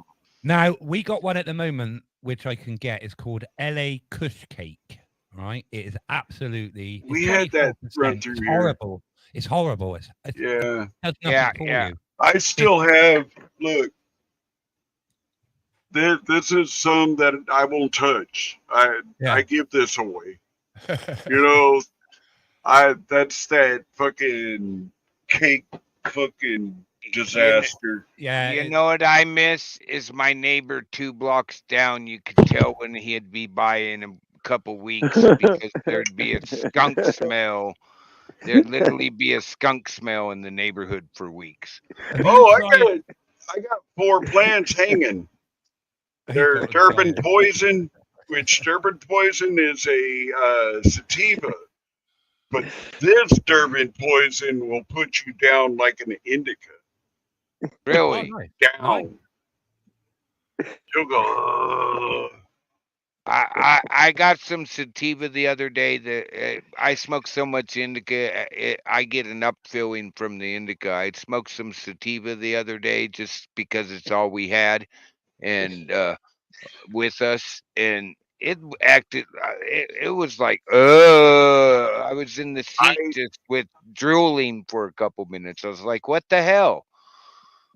I'm really I'm on the lookout for that one bud that will totally fuck me up. Oh, GMO, the old school, GMO, the old GMO, school, Will, GMO, the GMO. the old school train wreck when it first No, I got remember around. Gorilla Glue when it first come out. It was so Oh sticky. yeah, You crush a bud and it'll stay there, yep. and you had to Bro, cut it up with scissors, and it stuck to the fucking scissors. and you had You to had to clean smoke your, it on a bowl. You couldn't smoke it in a joint. you had to clean your scissors halfway through cutting a little bud up. Yeah, I remember that. Man, and you'd sit there and smoke one hit of that shit. It wasn't one hitter quitter for me because nothing ever has been, but it was about 5 hits and I was done. I got some blueberry the other day that when I reached into the container to grab a bud, I pulled my finger out and had a blueberry bud stuck to it. It smelled like blueberry, it tastes like blueberry, and it made the rest of the day very mellow and took away a headache. I was like, oh hell yeah. My favorite out of all the weeds that I've smoked in my life is Buddha Thai. Those are one though. Maui Wowie because it looked like dried up grass, and pineapple upside down cake. I've heard about that pineapple. I haven't got none of it out here. My favorite was that Humboldt skunk from like the late 80s, early 90s that you could smell from a mile away. My sister still has that growing. Yeah, I love that stuff. But she's through her 9th mother plant, I think. Yeah. And mothers last what, 4 or 5 years? Yeah, I only like it. I only like the first or second cutting round. Well, the first and second cutting's what you want, but you're happy if it's a skunk from back in the day where popcorn buds and they were hard and you couldn't cut them with a scissor hardly. Yeah, those. Yeah, I miss those. Yeah, my sister has all that shit. She even buddy has some Thai that she actually went to Thailand to get. My buddy went to, where was it? Vietnam or something, and he's got these huge stony ass but they're huge. Yeah. Purple, my the leaves has, are just purple. It was like, wow, where'd you get this? He's like, dude, I'm not even allowed to say, just say Vietnam. There's a new one on that we're getting over here now. I don't know if Mellows can bring my screen up if you can see it. It's called garlic mushroom onion. What? Right, and if you look at the read up, it's 30% THC, less than 10% CBD, and it's the one at the moment that's putting. What are the terps at? Well, the terps, because it's gamma irradiated, the terps have gone a bit because obviously irradiation takes terps away. Right. So the smelling is obviously earthy aroma with a hint of garlic and onion and a distinct sweet and spicy flavor with notes of coffee and diesel. So wow, sounds really, really nice. But that's £10. That's £10 a G. Wow. So that's £100 for 10 Gs. So £300 for just over an ounce. I know where we go down and talk to them. We call it the Green Pharmacy. They let my uncle know last time he was in there. They're like, he's like, do you got any? And they're like, the guy looked at his ID and goes, oh, I got something for you. He's like, what do you mean? Your name's on the list. He went in the back room and came out with an ounce of this stuff and goes, I was told you really like this. 41% it tested at last time. I was like, oh my God, I don't even want to know. It That was like Skywalker OG that I had, that I spoke with Devo, it came out to 71, but wow. the blood before the infusion was 40. Yeah, So, that straight out 40 was just how's that? Oh God, it was incredible. Of course, it didn't last. Shit, no. Good That we went back Okay. after. to Tommy V. John Little, what's up, brother? All I right. want that How about tapestry upstate? behind you, Bob. Hey, upstate, you can hear me? Oh yeah. Yeah, I kicked him Okay, out. cool. All right, yeah. Stoner Bob, good to see you. I'm delayed to be here. I'm normally not up at 3 in the morning. What's in that? I'm in Michigan. See you, Bob. Oh shit! I gotta go, guys. Detroit area. No, I'm in Can you Grand hear me? Rapids. Oh, I know where it's at. I want Come to and get a see hold of me upstate. next tomorrow at noon. That's noon Oklahoma time, 1 o'clock 1 o'clock. New York time.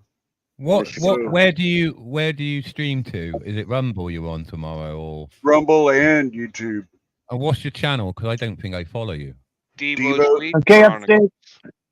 Meadows, can you put it in the back chat so we can? Yeah, if we can put, hang on, Upstate. drop some links in the front in the chat as well, so for Hey, everyone to upstate, sign. before you get away, upstate, I'll get a hold of you in your show tomorrow. All right, I'll drop a link when I'm up there. Yeah, bring me up so I can talk to you. Okay. Yeah, we can do that. Ding, ding. And News. Good we'll be news. live. We will. You still doing an Hopefully hour make on y'all- you? You still doing an hour on YouTube and then We an get hour exclusive 30 to minutes, Rumble? man. If you ain't in by then, you'll only find us on Rumble. Upstate, is it? Oh, you dropped it already. Huh? Weed chemicals, yeah. Oh shit! You did it right after broke, huh? And then I did it. You did it. I did it. He did it. We all did it. Everyone's done it. I put it in the Oh, front. hell. I put it in the back. Whoever likes it from the back, is in the back. Everyone We likes got you from the front and the back. You can have it from the front and the And both sides. That's right. Front, back, sideways. Upstate got it from all ends. All right. Good to see you, Upstate. See you Yeah, later. you have a good show tomorrow. Or later today. Brother weed, Upstate, y'all. brother. See you on the next Upstate. one, buddy. Peace. Later, brother. See y'all. All right, upstate. Be good. All right. Hey, man. Shit. Well, we've got to have a nice weed song to go John with that, Little. right? Yeah. We played this one.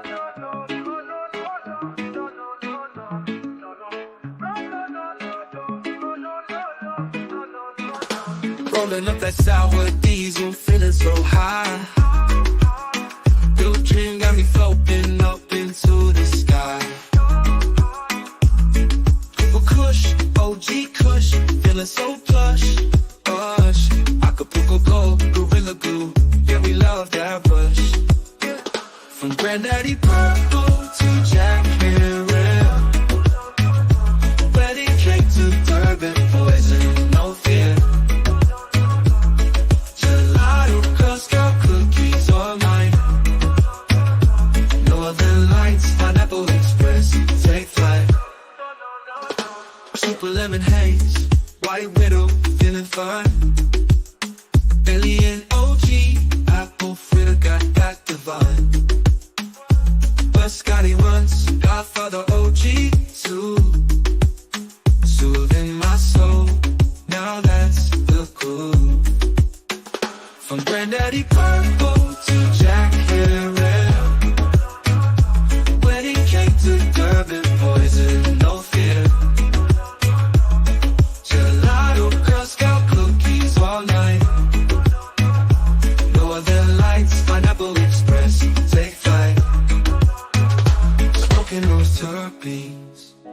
so right. Honey, yung ulini, lemonade, we're seen every night.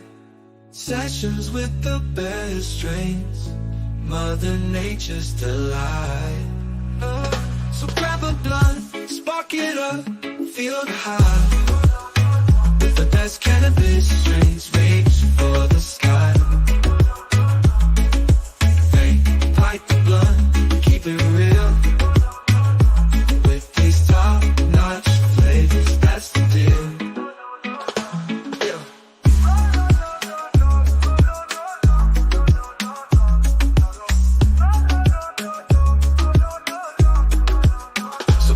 Spark it up, feel the high. With the best cannabis strains, reach for the sky. Fake pipe or blunt, we keep it real. With these top-notch flavors, that's the deal.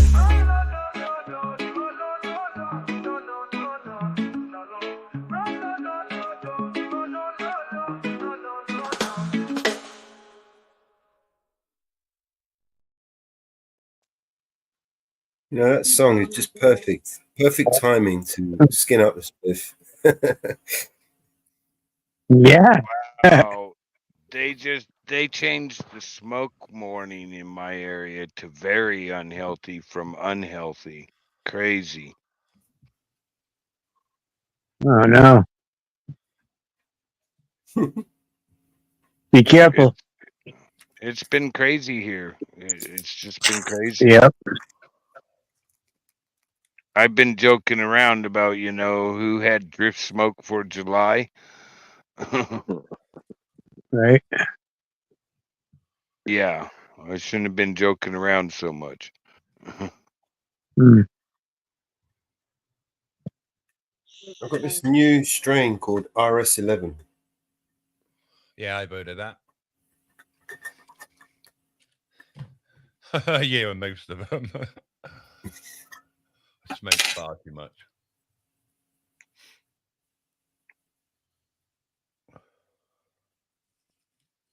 Sticky as fuck, I'll tell you that much. Fucks up my grinder. I can see it. Everyone's not talking, so they must be concentrating on something, aren't they? I'm just looking. I got that fire bug, as they call it. I did that for 20 years. I can't help but keep looking for the information updates. It's just past 12, so the new IR maps will be coming out. IR. Infrared. I am surrounded by 4 different complexes, and a complex is when they have multiple fires linked under one command structure. Ouch. So you're in the fire zone. Yeah, I did. I'm right on the edge of it this year. It's all been I'm just on the edge of it this year, but the smoke's just been incredible. It doesn't bother me as much as it bothers my kid or my friends. I did it for 20 years. To me, I just smell money. They're like, "Oh, the smoke." I'm like, "You mean the smell of money?" They're like, "Would you stop?" But when you do it like I did, and you made your money during that 4-month period, 5-month period, it's money to me. So what are you going to do next? I'm retired medically. I got taken out by a branch, and it wasn't good. But I just go around and help people now, and I mod and help and lend my knowledge to 3 different fire information channels, and I go around and help people with StreamYards, their YouTube, Rumble, Twitch, Kick, and help them get it all straightened out to where it actually looks good and stuff. And it's working right. You wouldn't believe how many people they do it, but they never put the time in to go. Actually, I had to teach people about how to use the studio, but it's okay. It gives me something to do. I'm 66 as of last week, and I know nothing about technology. Well, happy birthday. Thank you. Bob. Happy birthday, Stoner Bob. Happy birthday, mate. Happy unbirthday, Stoner Bob, because your birthday was last week. Yeah. Oh my God, I'm getting A old. lot of birthdays this week. We've got Mama Bears. Motor City Maniacs is today. Ron? Yeah. Yeah, I know him. He's a good guy. Yeah, he'll be back up later today, but he's got that stupid problem that appears every night for a few hours of his internet just keeps dropping and resetting. It's crazy. It's an everyday thing. We just know from like midnight on, Ron ain't gonna be around for a few hours. Oh, okay. I'm normally not on at this time of day. Something woke me up, and I know I'm not going back to sleep. It's Yeah, Michigan. I'm always awake at this time. I'm just I go a lot of places. Oh, I haven't surfed Australia today yet, but the Kiwi I bugged down there isn't up yet. Oh, okay. Well, that makes sense.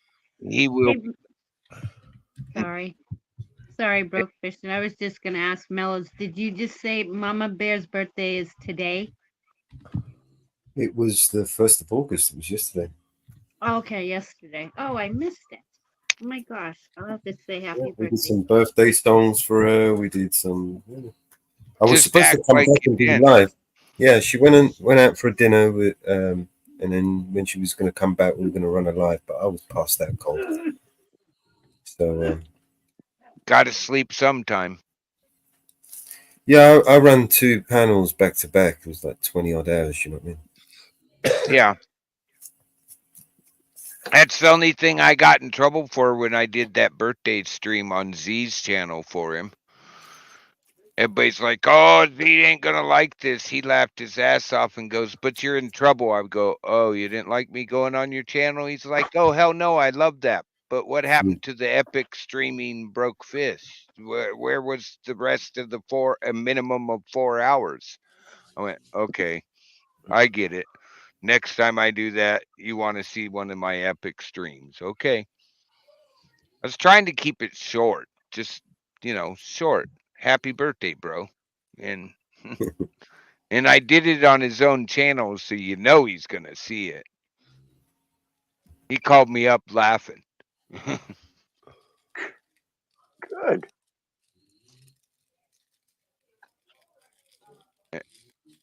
Of course, I was a day early.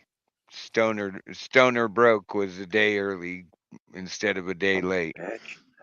Imagine that. He was laughing about that. He said he's never had so many happy birthday messages and calls in years. I'm like, good. Then it worked.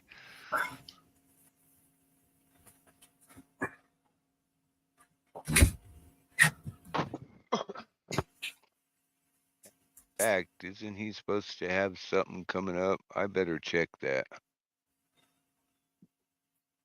Be a good co-host if I didn't check on that.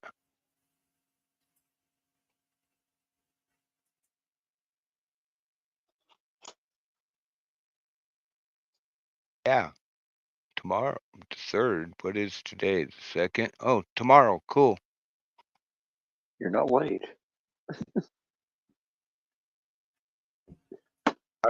Oh, he had to reschedule. That's okay.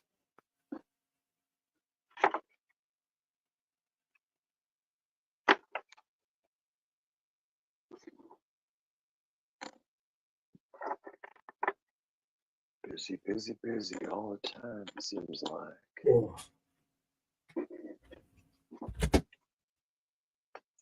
I've got to say, I do like Rumble. So, pain in the ass to set up on StreamYard. Oh, did you hook it in with the green where you got a green Rumble symbol on your StreamYards? Yeah, and I'm hooked up, but I've still got to create the live on Rumble. Yeah, you'll get used to it. As long as you got a placeholder, it becomes easier, and you don't have to add a stream key now. They got that new way to hook it up. Yeah, I'm hooked up like that. I Okay. just basically right now, if I'm going to create a live on StreamYards, I'll just create the live on StreamYards. But with Rumble, I've got to go over to Rumble, create the live, and then when I come back to StreamYards and create the live, I've got to choose which live it is, and then that's what I tried the other day, because as you know, Mellows, I stream to multiple platforms through that box. So I go from the box to Restream IO, and then Restream IO sends the feeds out to all the platforms. But I tried to set the Rumble one up, but it told me I need to go in, set the live in Rumble, get the key that will then give me a stream key. I can tell you how to fix that. There's a new way to fix that. Yeah, the stream key. If you set it up with the API, you can you do an API key. And you never have to give the stream key again. Yeah, so all you do is just go to Rumble, create the live, and then come back to and then set it up. And then add it in. I set and up. Will that be the same stream key for every single one, or does this? Yeah. So when you go to when you go to Rumble, you can create the API stream key, and then you just copy that API stream key into your software. And obviously that embeds it then over to with the API, it embeds it. Anytime you go live, it will just boom, it will, but you will need to choose which live which live you're using. So you might have multiple lives, because it was showing on my Restream IO that it was going to Rumble, but on checking Rumble, I must have done something wrong, because it wasn't. Yeah, if you use that thing like in StreamYards, it's a green Rumble symbol. It is how it connects, and you don't have to add the stream keys anymore. All of that, you just create you can switch templates and it still does it. But when you with StreamYards, I set up my YouTube part first, copy everything over there to Rumble, and then set it up the time up I'm going to do it. And when I add it in to add the Rumble in is one of the platforms I'm streaming to, you select which live it is. And most people only set up one at a time. You click it and off you go. And the chat from Rumble will appear in your stream software. Yeah, I don't. What does I have to do here? We need to go right now. All right. Sorry, guys. We need to go to the hospital because we got an appointment. I need to dip out, guys. All right. Have a good day. Pleasure. Now who's dipping out? Good to see you, Chris. Pirate Finder. No worries. I'll if you're back on, if you're still on later, I'll pop back in. If you need any help, get a hold of me. My Discord link's in my channel. Mellows, can you pop me a message with his Discord link? Because I want to pick some brains, because I want to start using what they call NDIs. Okay. Whereby, say for example, I'm in my OBS streak. I send you an NDI link to your mobile phone, and then I just basically control your mobile phone camera from my end. So that's NDIs. So, well, if you're in Grimm's Discord, I am too. Broke fishing. I don't think I am. There's a lot of things I'm not in, mate. I stepped away from everything. I get it. All right. Well, we're in Telegram as well. Are you over on Telegram? Yeah. You're on my. You got my link on Telegram anyway. Yeah. So I'll connect. I mean, you're going to come back anyway, aren't you? Yeah, I'm going to come back, mate. I'm only going to a hospital anyway, so I should be back in an hour. So. We'll sort out this Rumble shit once and for all. I want to pick your brain about on an idea that I've got in mind for IPT. All right, mate. Yeah. No worries. I'll speak to you all in a bit. All right, bro. All right, see ya. Yeah. So yeah, we're over on Telegram, bro. I haven't done the Telegram thing. Heck, I don't even have an Instagram. Refuse to have a TikTok. Don't even consider Facebook. On Discord, I don't really run a server over there anymore. I used to, but Bear's got a server over there that we use. You're in Grimm's server, aren't you? On Discord. Yes, Yeah. of course. Yeah, Yeah. I'm there too. Perfect. All right. I'll hook up with you in Discord on Grimm's Yeah, server. just hit my name. It's in the list of members, and let's see what we got here.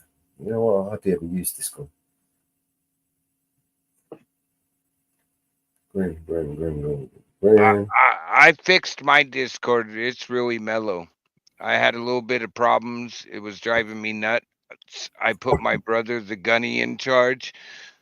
All the bullshit stopped. Of course, I heard from one of my friends that was just joking around that your brother's not very nice. I go, oh, what'd you do to piss the gunny off? He goes, you don't want to know. I won't be doing that again. Okay. You're still in the Discord, so don't ask me. I just sent you a message and added you on Discord.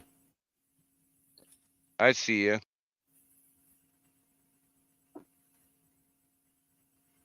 So your brother's a gunny. Yep. All right. I don't know if Chris is on Discord, but I can. We'll have to sort this out. He'll be back. Do you want me to drop you the Telegram link? No, I won't be. I won't be subscribing to Telegram. You know how that goes. No, I'm blaming you. Spread too thin. So yeah, Kick. What do you think of Kick? I actually like the Kick. I like the setup of the home screen. It's really, really cool. It's really, really nice. You can. There's a lot you can do with Kick, and it's up and coming. It's doing really well. You pick the right category. I think I need 200 followers to go live over there. I don't have 200 followers, and I go live. How much do you need? What do I got in my Kick? I barely had any in my Kick. You just got to link it in. Hang on a sec. Let me bring my Kick up. And I just signed up for Kick also. I got 18 followers and I go live all the time. Yeah. But I get a bunch of people that don't subscribe coming through. It's like Rumble for me. I get massive views when I'm up on Rumble. Still, even though I'm doing the weekly thing right now. Why won't you let me go live on there? I thought, it's weird. For some reason, it won't let me go live on there. It's not letting you go live, huh? It's got to be something real simple because I had no trouble with it. I know Jay Blues said there's a problem with his right now, but every time I plan on fixing it, another fire breaks out and I'm off and running. You know, that must suck. I've hit my limit as well for 8 destinations on. Oh, that could be it. I only. No, I mean, if I was to disconnect, one of the channels and try to add it, won't go live. You can have as many destinations as you want, but you can only stream to so many at one time, and yeah. Like me, I pay for the plan where I only stream to 3, even though I got 4 platforms. Well, I got 5, but who streams to the book? I wouldn't have that, and my daughter would kill me because that's her favorite way to get a hold of me. It's the only reason I got it. Plus, I put a lot of fire information in my Facebook. Yeah, I just don't need it. Yeah, I only use it because my daughter refuses to dial my phone number, but she'll talk to me for 3 hours over the messenger. Call her on the phone, she's got to go in 5 minutes. Call her back on the book, and she'll talk to me for 3 hours. Her favorite thing to do, she knows I sleep in the morning, early in the morning, late in, around daylight. She knows I go to sleep and get my 4 hours then. She'll call me up 2 hours after daylight. Did I wake you up, Dad? Of course. Yeah, you did, but you damn well know I'm not going to hang up on you. What are we doing today?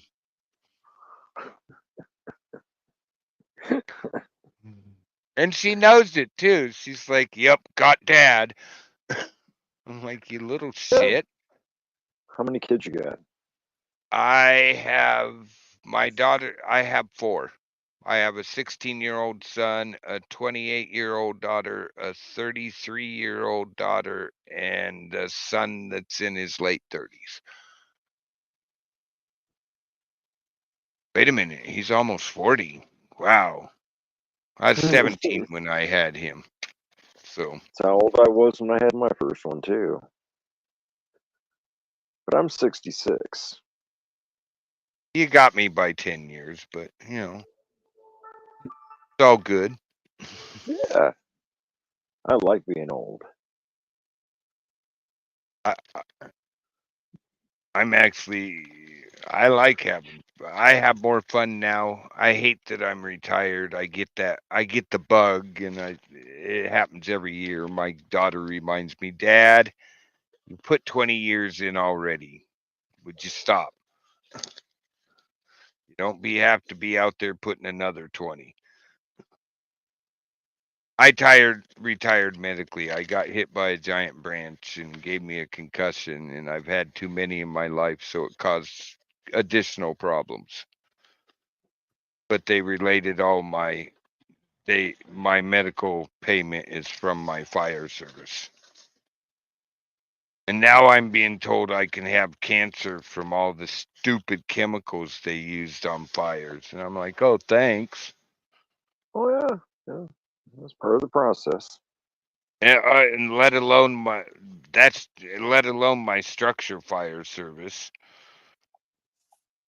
Who knew the foam that we use for cars and houses was going to bite me too? Yeah, PFAS. It's called PFAS, the poison that you put fires out with. I just called it the stuff. What's really funny is I show no signs of it. I have 2 friends that have cancer from it now. One of them probably not going to be here much longer, but that's okay. He feels the same way as me. He wouldn't change a thing we did ever. Yeah, I wouldn't turn the hands of time back, not once. Learn what you learn, and if you don't learn it, that's your fault. The only thing I'd change is I wouldn't lose so many friends. I would have, and I'd have had more kids. It sucks to lose friends on fires. Well, yeah, but in life you're going to lose friends no matter what you do, no matter where you go. Ongoing, progressive realization of what time is about. I'm an optimist.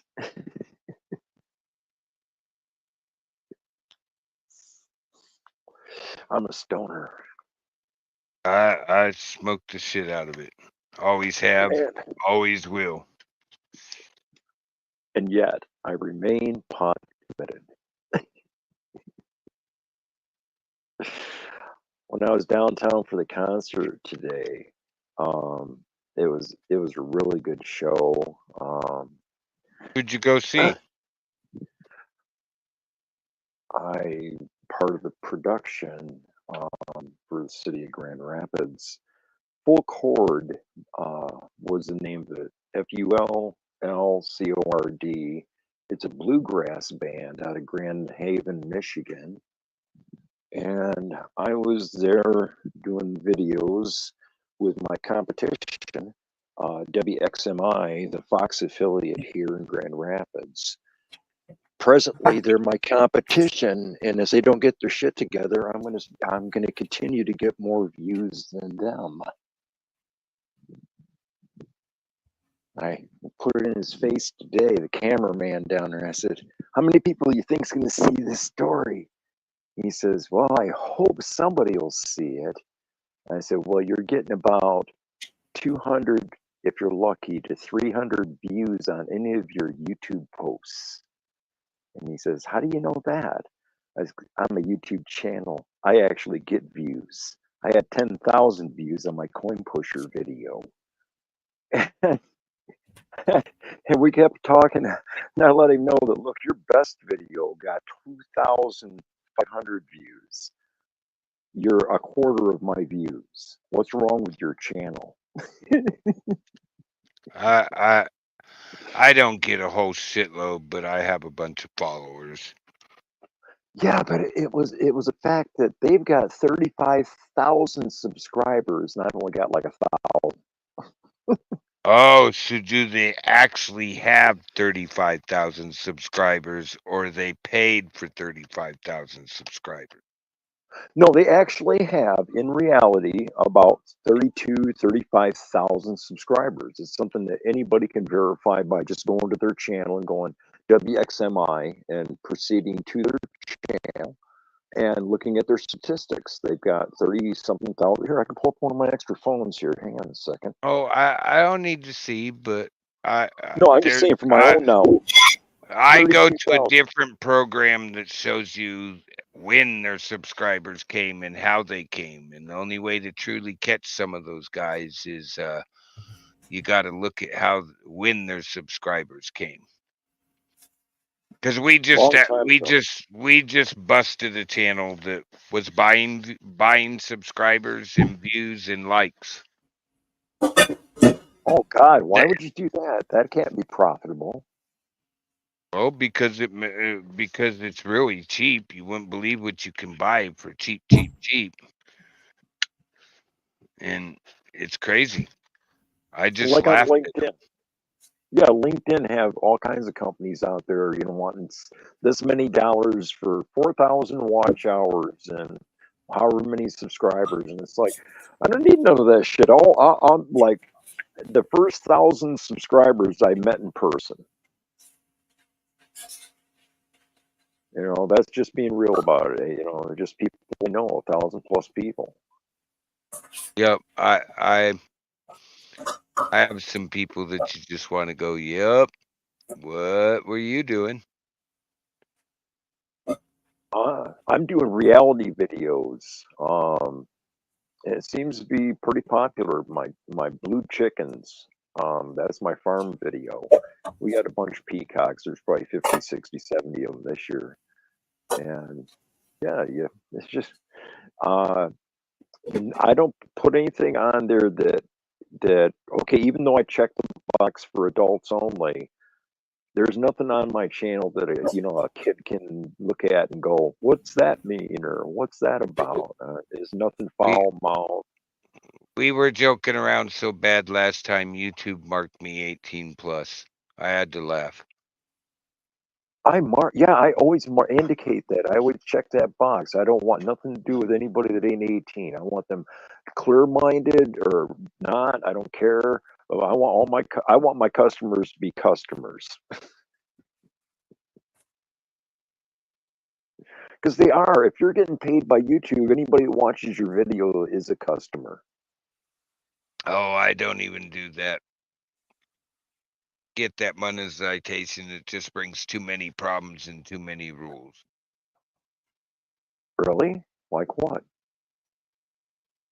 Like things you cannot do, or you lose your monetization. Put up the wrong video, you lose your some wrong thing on a video, you lose your monetization. It's okay.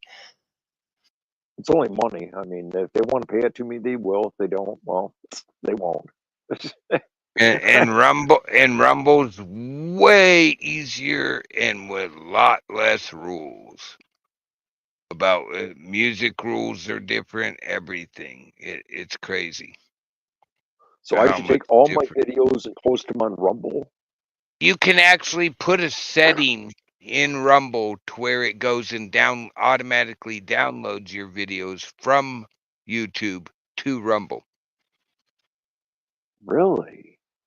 Yeah, I and then I got and then 260 and it's not you got to have 1,000 subscribers. You get monetized from your first video forward, and it'll automatically move them over there. You just got to go look in the settings. Holy shit. Yeah. Most people don't realize that, but there's a thing to go over and check it to where, like, I put a live up, it won't sync the live, but I put a static video up, it automatically moves it over there. Oh, so my live streams wouldn't go. If they haven't been on Rumble, they will. If Rumble already has them, they won't. No, Rumble doesn't have any of my stuff. I've never put anything on Rumble. Then if you click that, it would automatically move everything over. And I would probably get money out of that because I got 260 videos. Oh yeah, and it'd take it a little while to do it, but it does it. Oh my god, that'd be crazy. Yep, and and they monetize you from the first video forward. Holy shit! So I'm just I wasting my time beating myself up with this fucking YouTube. Well, it's great to jump on YouTube and go live, like with StreamYard. You just hit the YouTube symbol in the top right corner and remove remove YouTube, and then you're on your other platform. What I do is I go up on YouTube, Twitch, Rumble, and either Twitch or Kick. Every other time to a different platform. When I take the YouTube and remove it, stop streaming the YouTube, then I bring up the one I'm on Rumble. And if I was on Twitch, then I bring up the Kick and I give those platforms exclusive content and I never have to stop my live. It's like catching the second half of the show on Rumble or on Twitch or on Kick. You know, if you use YouTube as a platform to tell everybody, hey, we're going over to Rumble, or hey, most of my followers already know. I'll give you 2 warnings. Yep, I'm going to the other one. See ya. I'll be in the green room, and I disappear over to. And a lot of my full-time viewers, they're already over there. Before I'm done moving myself over there, they're already in the chat talking to me, have been talking to me. It's and they monetize you right off the bat. But I would still use YouTube because a lot of YouTubers are like, I don't want to be on Rumble. But once you get them on Rumble, where it's literally better audio. According to my buddy Citizen Z Animations and my music buddy, it's better audio. The music guy says it's better audio, along with Z. Z says it's better video. Even Kick has better audio and video than YouTube. I play a lot of music videos when I'm on Rumble because we can. Over here, I can't play a bunch of bands. Over there, you can show the whole damn concert. I can't play a Kiss song without getting a claim or a strike over here on YouTube. But over there, I showed the whole 3-hour concert. Oh, come on, really? On what Really? platform? All on Rumble and Kick? Yep. Twitch has recently started muting, not giving you a strike. They just they have started muting copyright material. But Kick and Rumble, nope, it's there. Just have fun. I do an all request nights. Okay, so I need to upgrade my thinking then because I've never heard of how the Twitch. I've never heard of Twitch. What is it?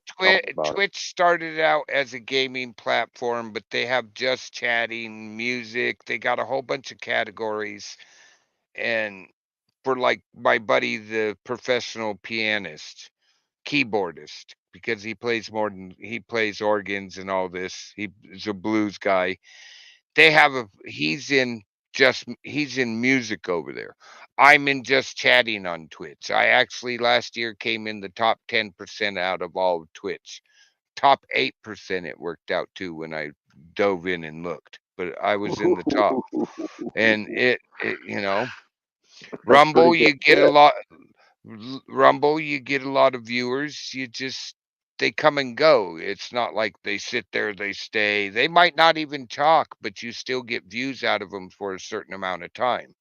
And I would go over to Rumble first and literally hook it into where it automatically grabs all your YouTube videos that aren't on Rumble. Then when you do a live where you're on YouTube, Rumble, and let's say Kick, it won't import that because it's already there. I don't know how they do that. I didn't get into that much of the tech side, but yeah, it works really well. Well, I'm not satisfied with YouTube. I'll grant you that. Oh, I'm nowhere near satisfied with YouTube. I mean, as a customer, I am okay because never watching commercials, absolutely, absolutely worth it. Okay, in my opinion, as a customer, I like YouTube as opposed to HBO, Cinemax, da da da da da, and cable TV in general, and the like Netflix, Yeah, Universal Studio channels, I all these get what you excess mean. money eaters, all these money eating channels and prescriptions or subscriptions. Um, After having YouTube as a customer for years and years, to be finally, I said, okay, I'll become a creator. And I've got a good concept for the cannabis coin pusher. I watched Coin Pusher go from zero subs to 200,000 subs. He has a grasp on a concept, but his concept is lagging behind because he's not connecting it with cannabis. And my branding of the same machine as the cannabis coin pusher, as I release these video series, I want to know how to plug it into all the different platforms and release it as a real serious production because there's a lot of money going to be put into buying and building the machine my way, and the tokens, the cannabis coins, they're not free. Yeah, They're $2 each to have them struck. Then I can sell them online as a product, just like selling the coin pushers, the cannabis coin pusher as a brand. Well, right now, if you went to order a Wheel of Fortune or any of the other coin pushers that are available, they're in the $10,000 to $20,000 range.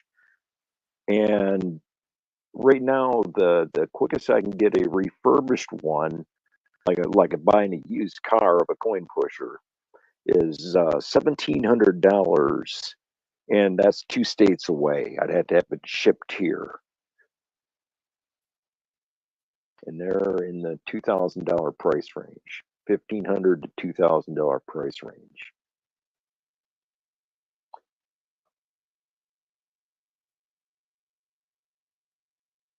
Yeah, I haven't got into that part. I basically just go around and help people with their Rumble now and stuff, and their StreamYards and their Kick, and so this really works. I mean, plugging it all in.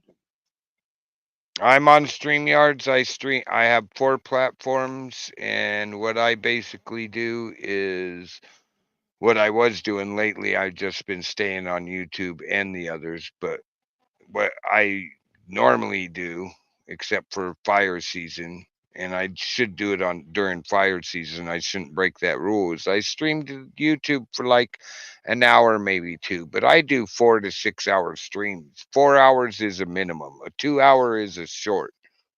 And then I drop YouTube and I bring up one of my other platforms. I stream to 3 at all times. If I'm live, you'll find me on 3 of my platforms.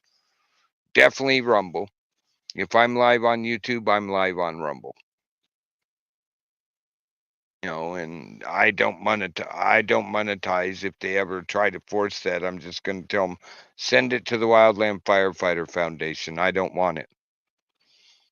I do this for fun. I do some other stuff to help my friends, but that's why I do it.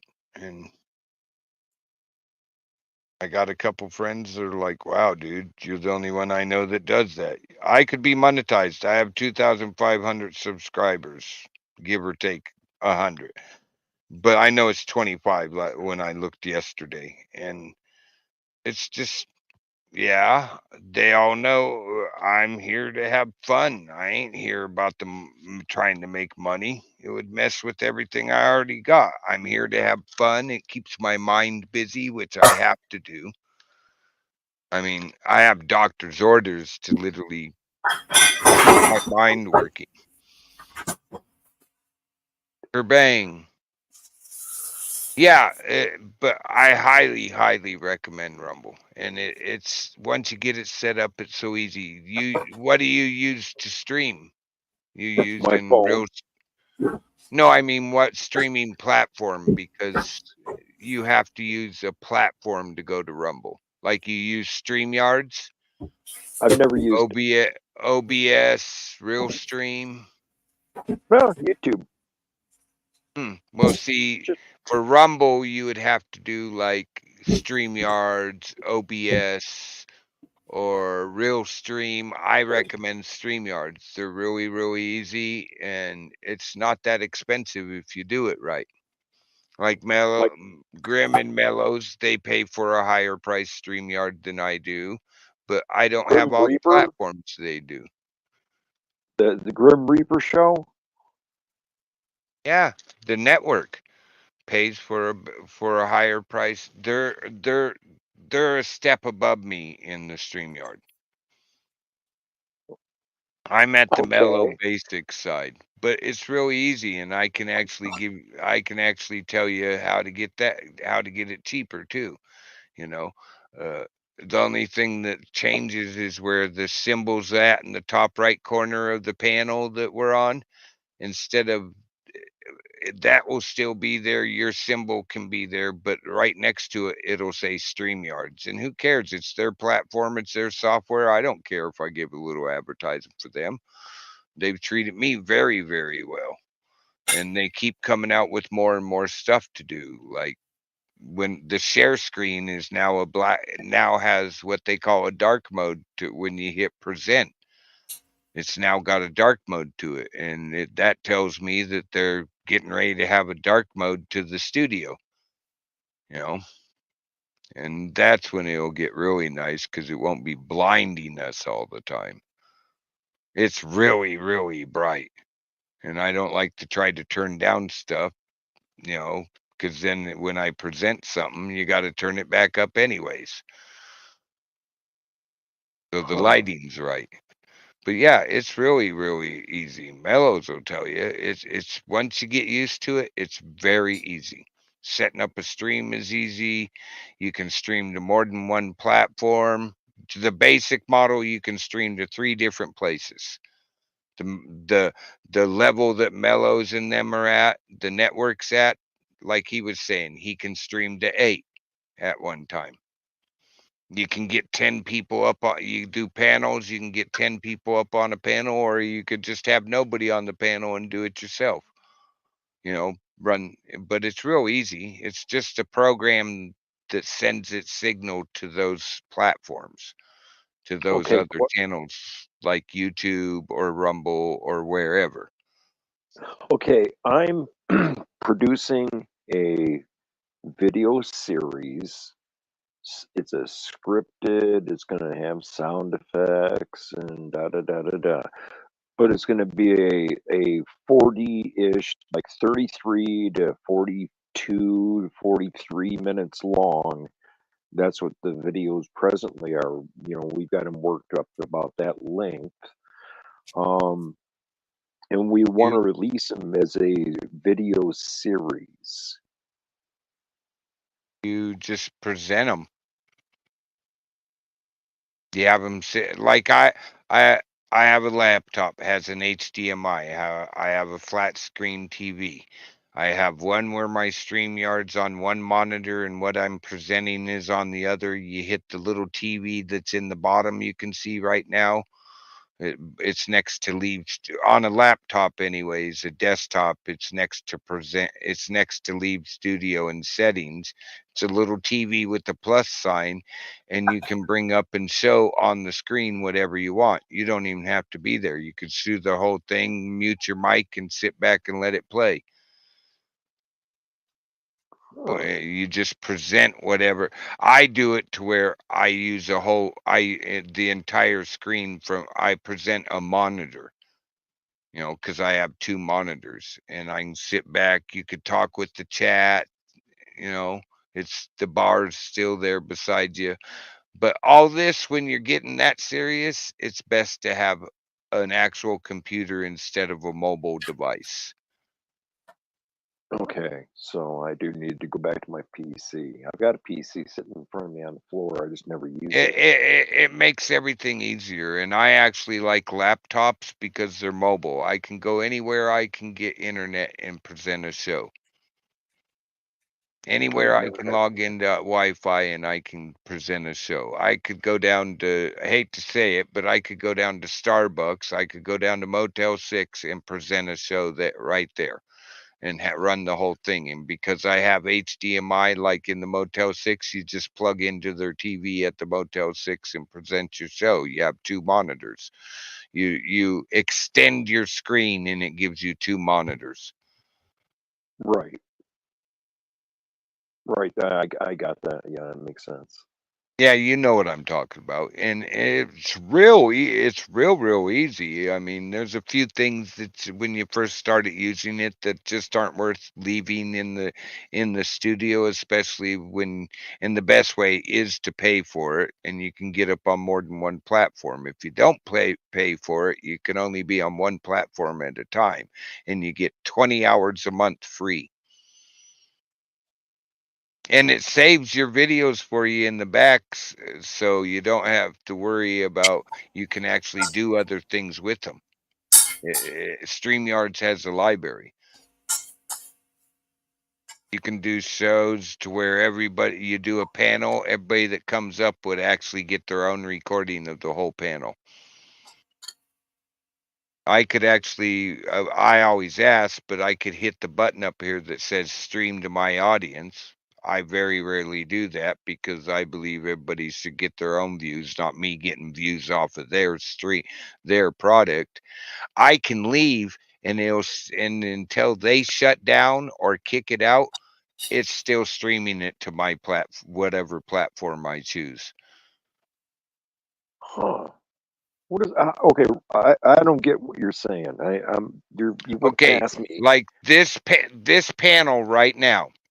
There's a button for me, I'm on a laptop. There's a button in the top right corner that says stream this to your audience. I could click that and select, let's say, YouTube. And I could stream this panel from that point forward to my YouTube. But that means my viewers are coming in and watching it, and they're not. I'd have to pin the link to come over to the network show. Episode 32 is what I would call it, and I'd probably, we're on Grimm's, right? Which one we on, Mellows? I can't remember. All of them. Yeah, we're on Grimm's. So I'd say I would put my title as Grim Reaper Network Show episode 32. Stream it to my audience. In the top, I would pin a link in my top of my chat for everybody to go over to the YouTube channel. This is where we're at, and here's the link to that channel. But I think that's really unfair to do to people because I'm getting views off of their content, and I don't agree with that. But that's me personally. I got friends that they're like, you can restream this. Yeah. But then I'm getting views off of your content, not something I create. It's something you create. Hold it. What do you? Okay, you just said something that makes absolutely no sense to me because I don't know what you mean. What does restream mean? Okay, I could take this show by hitting that button and send this complete show to any one of my platforms of my choosing, and it shows this show on my platform. It's streamed to my audience is what it's called. Restreaming. And I can do that I could do that same thing.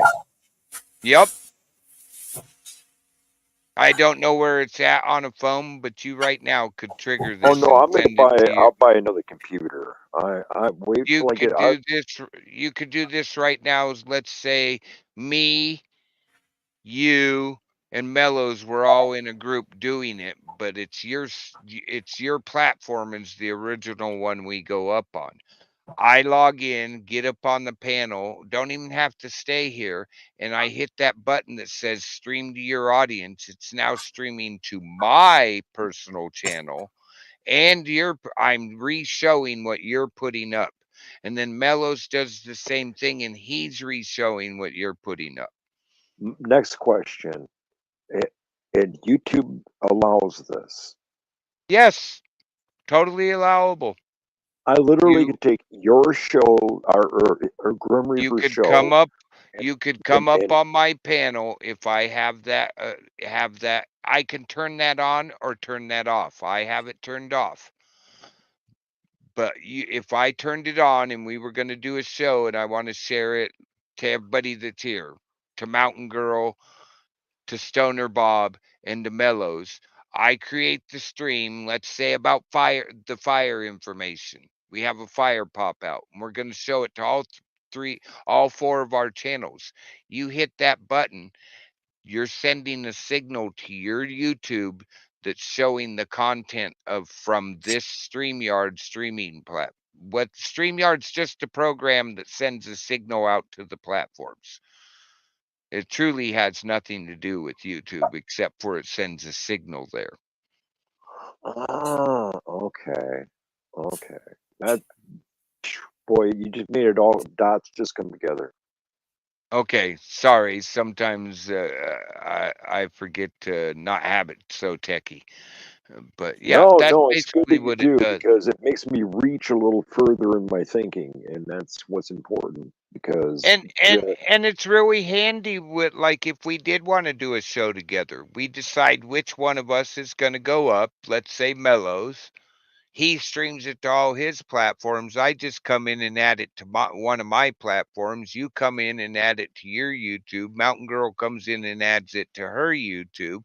And we're all of a sudden streaming on more platforms than Mellow can actually stream on. But we stream as a group, so. it's a team effort. Yeah. Yeah, that is exactly where I'm. Okay. Like tonight, I bet you if I check, Mountain Girl is actually live. And we're restreaming to Mountain Girl or or their other channel. And I could have been over there, but tonight I seen Grim was live. I came in through Grim. Through Grim's YouTube channel. I'm not sure which one you came in through, but Mountain Girl, I think. Yeah, so see, Mountain Girl. Well, actually, I'm not live tonight, but Northwoods is. Oh, okay. So see, yeah. Northwoods is. So yeah. And that's because they're using the restream what I call the restream, stream to your audience feature is how they're doing that. And that's on StreamYard. Yep. Yep. And you got to remember, StreamYards is just a program that allows you to send the signal and the show you're making here on StreamYards to YouTube, to TikTok, to Twitch, to Facebook, Rumble, Kick. They have so many that it's incredible. I only want the ones that are going to make money come to me with. I highly recommend stream to Rumble because you get monetized from your first video forward, and you start gathering. You use your YouTube to get viewers to your Rumble. Because see, like me, if I found out you had a Rumble, I would go over there and subscribe to it because I found out through YouTube that you had a Rumble. I need to create a Rumble channel. Yep, and it's real easy to do. Is it free? Yeah. There's a free version and there's a paid version. There's different levels to their paid version, but I'm on the free one, and I actually don't make bad. Upstate and Devo at the Weed Chronicles, they're also on Rumble. Right. I've gone panel or on their panel and gone over to they shut YouTube off and then we can talk. Then you already have a Rumble. You just need to finish setting it up. Okay. Because if you've gone into their Rumble and been in the chat in their Rumble, you already have a Rumble account. You just need to finish setting it up. Okay. So then I can. It's like all these people go, I don't have a YouTube channel. Then how are you watching me in YouTube? Wait a minute. I just go to. It's on my phone. And when I tell them that, the ones that you can see and hear the light click on even in the chat of, oh, I tell a lot of people, even if you don't put content up, 99% of people with YouTube have a saved music playlist. Make that public. It puts something on your channel. They're like, what? I go do it. Talk to me tomorrow. They're like, wow, dude, there's something on my channel. Yeah, it shows your playlist. It lets people know that you might not create your own stuff, but you want people to know you actually do care about your YouTube. You're not just a troll. Wow. Man, I don't know how to set my YouTube up. I just, whatever's. And my daughter said, edit your picture off there, edit your name off of there, and then go from there. The one thing I would tell you is it's all better from off of mobile devices. Yeah, mobile devices are great, but all these programs were originally designed for a computer, non-mobile device, and then they adapted them into a mobile device. Everything works better from a computer. And if you ever need help, like I told them earlier, if you ever need help, just let me know. Mountain Girl knows how to get a hold of me. Mellows knows how to get a hold of me. I'm easy to find. My email address is actually in my YouTube. I used to stream every day for 6 hours last year, but I had a wiring malfunction. It's the same thing as a stroke in 2014. So I have to do certain things, keep my mind active. It's part of that. And so it's called ongoing rehab. Yep. Yep. And I know. I'm there too. And I came out of it. I now have what's non-epileptic seizures is what they call them, but I have convulsions is what they truly call them. They look like a grand mal seizure.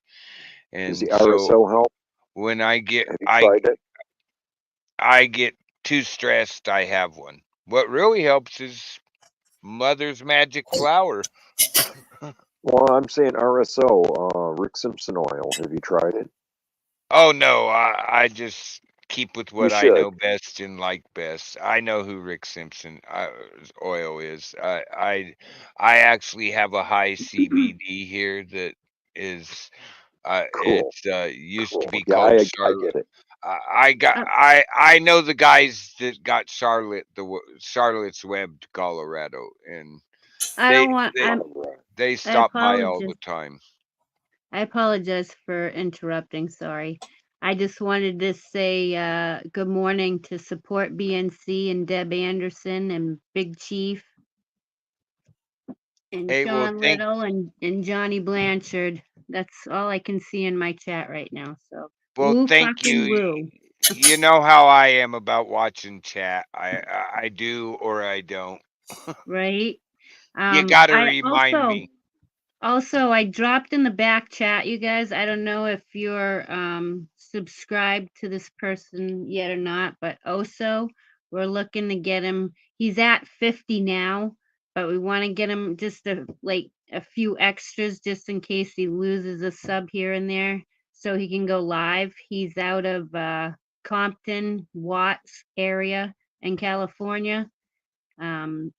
He's dropped videos and stuff. He did one just recently, I think, park Yeah, fire. 2 days ago, he's covering the park. He's covering the Yeah. park fire. He's up there at it. Yep. And I dropped his link in the back chat, and I'm also gonna drop it in Northwood's chat. So if anybody's not subbed to him, if you'd like to, it'd be wonderful, and you can jump over to Northwood's chat. It's in there, or I can bounce around and drop it around to the other chats too. But yeah, that'd be Here, great. here. I'll do this even. Oh, you're gonna I'm copy and paste? I'm gonna go stick it in the Discord under videos. Awesome. I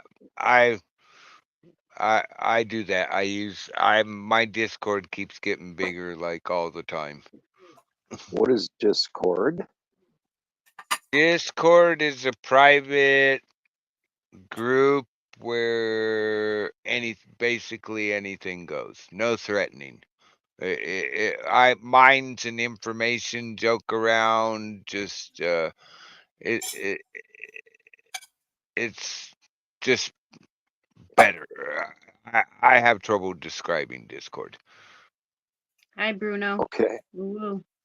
It's actually pretty cool. It's like a communication meeting place, private. It's not public. You have to have an invite to get into people's Discord servers. And yeah, mine's doing well, but I also got introduced to one of the Discord techs and I followed his advice, and mine's actually one of the they keep begging me to monetize my Discord and open it up, and I won't. And how many people are plugged into you on Discord? Right now I have, what is it? I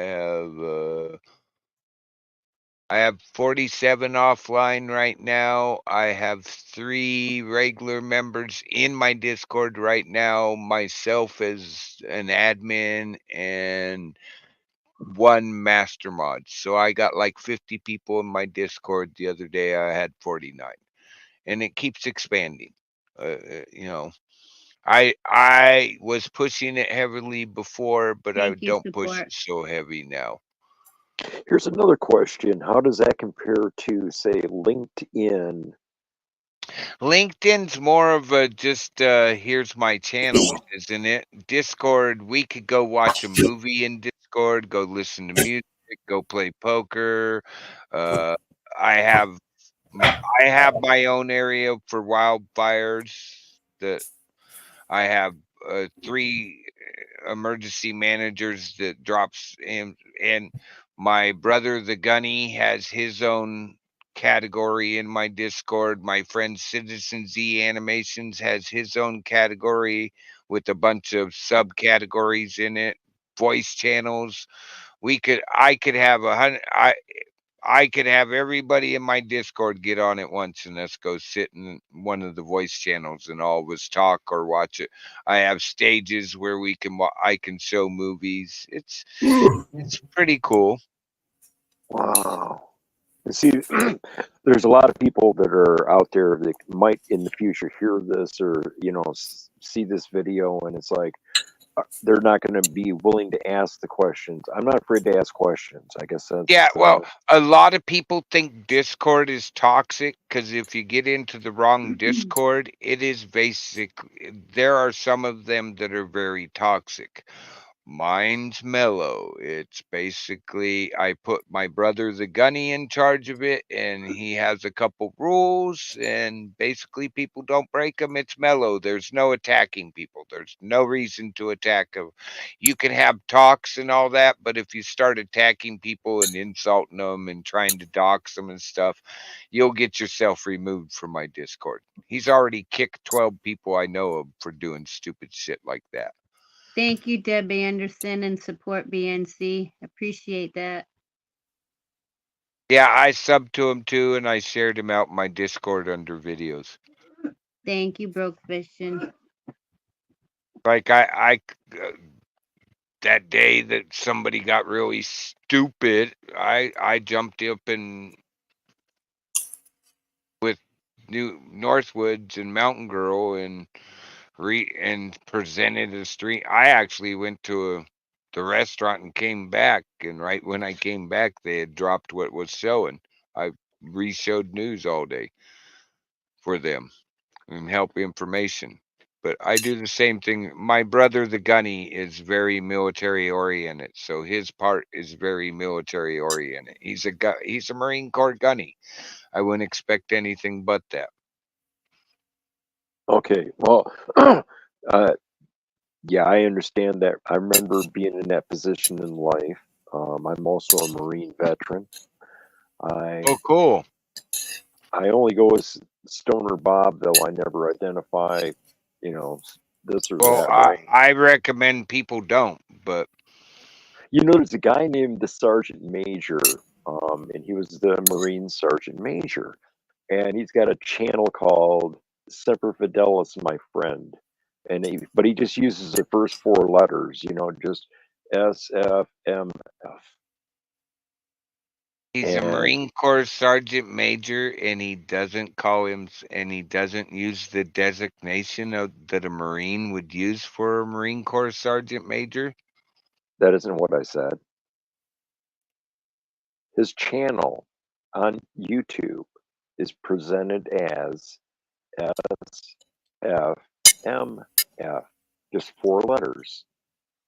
And yeah, he's the Sergeant Major. He does live streams, he does shorts.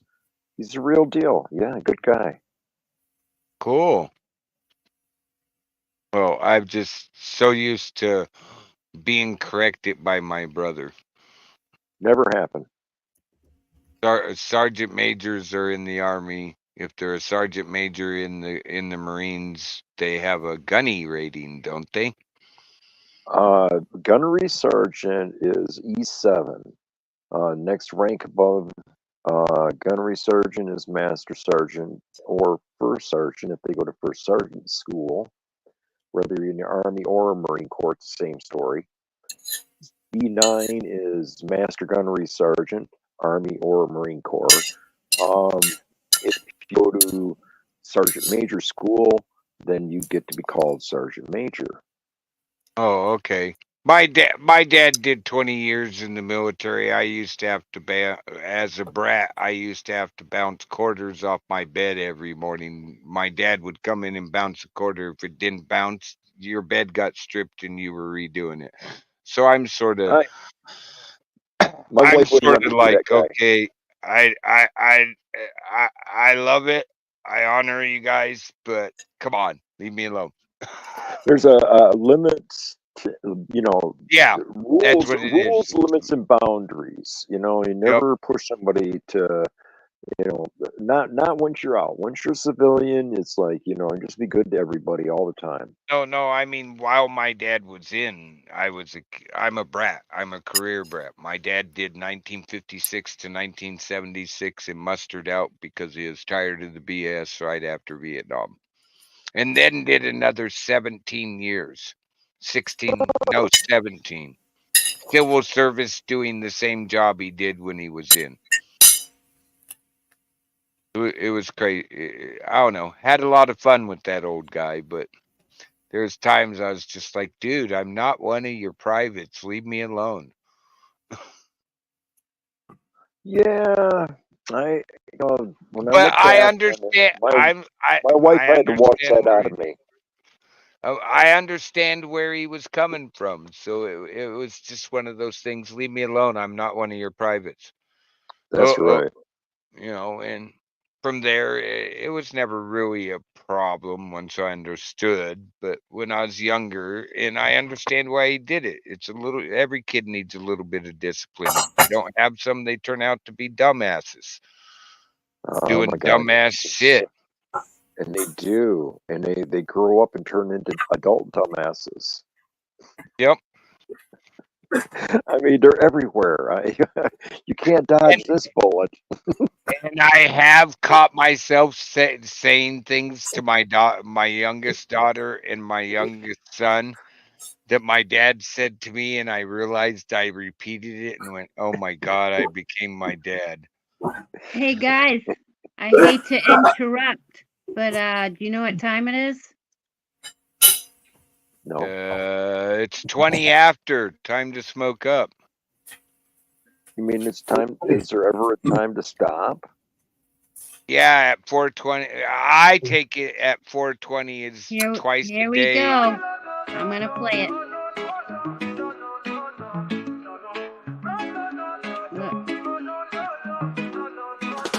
Rolling up that sour diesel, feeling so high.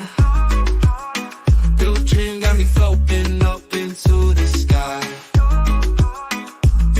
Purple Kush, OG Kush, feeling so plush. Gosh, Acapulco Gold, Gorilla Glue, yeah, we love that rush.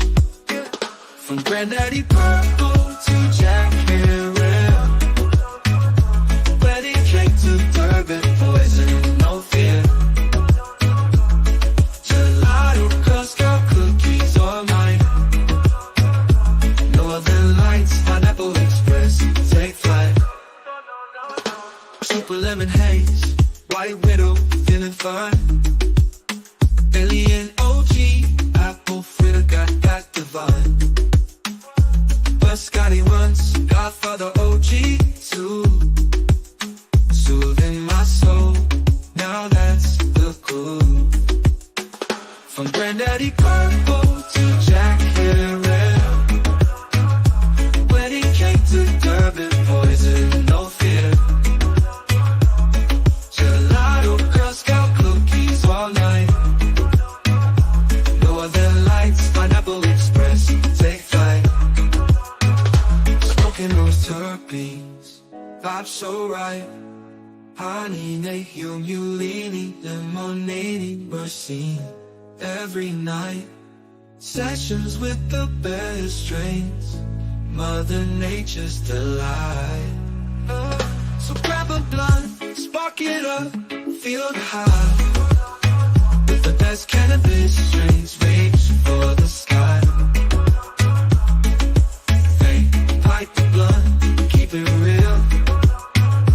With these top-notch flavors, that's the deal.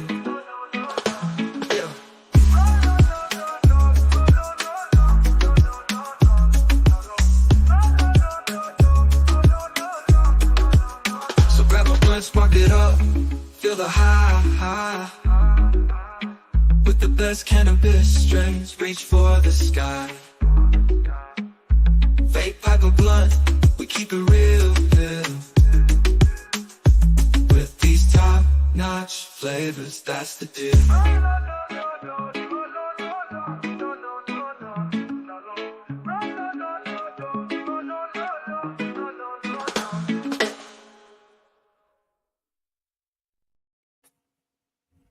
420, exactly. There you go. We needed that. So have you guys been using all the commands you can use with the Suno?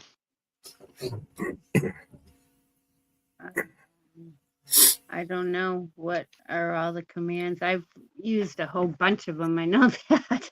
Well, you made can put 67 versions of one song. yeah, but you can put in between like verses, you can put commands. They're in these certain you put them a certain way and it makes it do different things in there, like big finishes and this and that. Not just make music, but you can actually tell it what kind of guitars or a star. You can make it. Yeah, Citizen DZ did a Suno school, SKOOL, and he's talking that me and him are going to start doing a weekly school thing. I bugged him about it enough that we actually had a hour-long we did it. The first hour was Suno school, and he goes through with me playing dumb, which I haven't used Suno yet. I'm waiting for this next version to finish hitting. And there's a bunch of commands, and he tells you how to find them. He gives you all the information how to find them. He shows you how to use them. But I thought I'd let you know because I know you've been using Suno. But Z's a big time. He's been using Suno before it became public, and he's one of the investors. And he so he knows all. He knows stuff before we do. Yeah. Yeah. Yeah. Yeah. Commands on Suno. Mellows was going through a lot of that stuff with us too, on Yeah. different commands and. Yep. Big Yep. finishes. That's how I knew how to do a lot of the stuff on Suno. Yeah, you got it. What's it called? You have to bracket a command in it. Yeah. The first letter of a command always has to be capital, or the command won't work. Yeah. I got oh, I see. We got.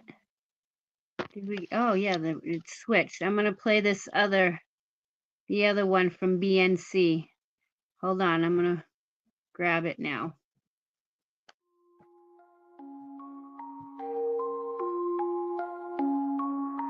I smoke 2 joints in the afternoon, it makes me feel alright. I smoke 2 joints in time of peace, and 2 in time of war. I smoke 2 joints before I smoke 2 joints, and then I smoke 2 more. Oh, my daddy, he once told me, son, you'll be hardworking, man. My mama, she once told me, son, you do the best you can. But then one day I met a man who came up to me and said, hard work good and hard work fine, but first they carry it. So now, I smoke 2 joints when I get up. In the car, I smoke 2 joints. I smoke 2 joints when I play video gaming and every 10,000 points. I smoke 2 joints. I smoke 2 joints in time of peace and 2 in time of war. I smoke 2 joints before I smoke 2 joints, and then I smoke 2 more. Oh, my daddy, he once told me, son, you'll be hardworking, man. My mama, she once told me, son, you do the best you can. But then one day I met a man who came up to me and said, hard work good and hard work fine, but first they carry it. So now, I smoke 2 joints in the morning, I smoke 2 joints at night. I smoke 2 joints in the afternoon, it makes me feel alright. I smoke 2 joints in time of peace, and 2 in time of war. I smoke 2 joints before I smoke 2 joints, and then I smoke 2 more. Smoke 2 joints, that's what I do. Smoke 2 joints, come smoke 2 joints with me in the morning.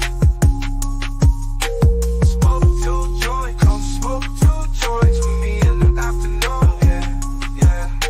Smoke 2 joints. I smoke 2 joints, I'm gonna do your homework. Smoke 2 joints. I knew you were gonna say that. Smoke 2 joints.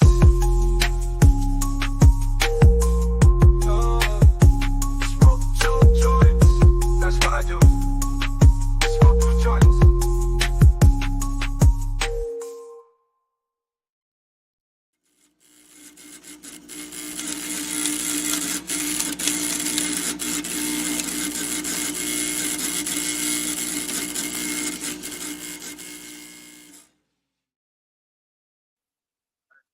Guys need to get like Upstate to video himself rolling joint, because those were two pinners. Those weren't joints. Those were pinners. If you can roll the paper back and forth and get it around more than once, it's not a joint. You're supposed to be able to barely hook that thing under the glue. Nice big fat cones. Yeah. I've made a few of But those. great song. Loved the song. Oh, yeah.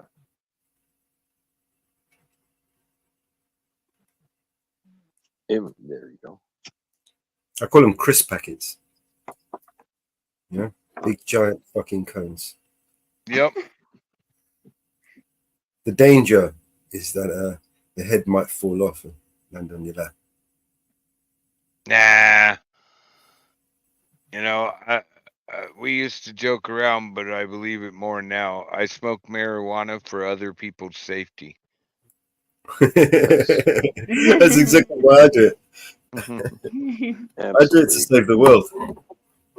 Yeah, you know. That reminds me, I wonder what that kiwi's doing. I haven't been able to troll him in a couple weeks. He hasn't been wanting to come up since the Euro Cup. Oh, we don't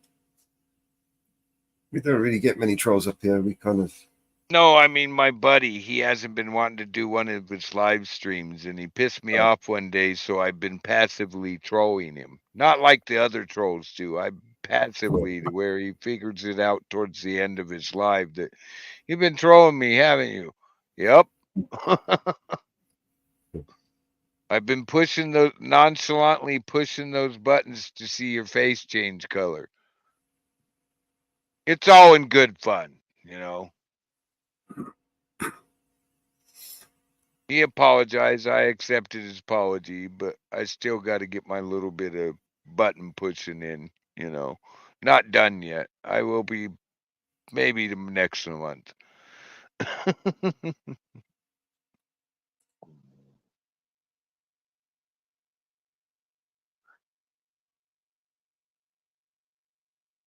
So what are you guys doing with the rest of your day? You're like 8 hours ahead of us, aren't you, Mellows? I am. I'll be here for the next 7 hours. And I'm going to try and fix some of these fuck-ups that I made. Usual shit. Yeah, that's me too. I don't know. I'll be taking a break. I've been getting woke up at daylight by everybody. You know, it's that old thing, you can lead the horse to water, but you can't make it drink. I can show you how to get the fire information yourself, but you still call me on the phone and ask me what's going on. Yeah. Even though you can see the same thing and I've taught you how to do the same thing I do, but you still like literally call me up on the phone and 20 minutes after daylight going, "What's all this smoke about? We got another fire?" Dude, I was asleep. Let me look. No, there's not another fire. It's just drift smoke from the ones that we already have. Leave me alone. Goodbye. Then I call them back later and go, "Hey, wait a minute. Like the fire that broke out today, they heard about it. My friend was at work. They called me up. Didn't know I was on speakerphone. They asked me. I give them all the information I can give them. I tell them what's going on about the smoke and all that and what it is. And then I hear like 12 people in the back all say thank you at once. It's like, oh, you had me on speakerphone. Well, that's wrong. Where are you at? I'm at work. We were all worried. I told them I had the man. I had the dude. I'm like, okay, thank you. Bye. Next time, tell me the whole work's listening. Hey, I gotta go. Okay, You out of guys. here, Bob? Yeah, I gotta run. Have a good day, Sorry. Bob. All right, you too. I gotta run. All right, bye. Leave. Press this Take button. care, bro. All right.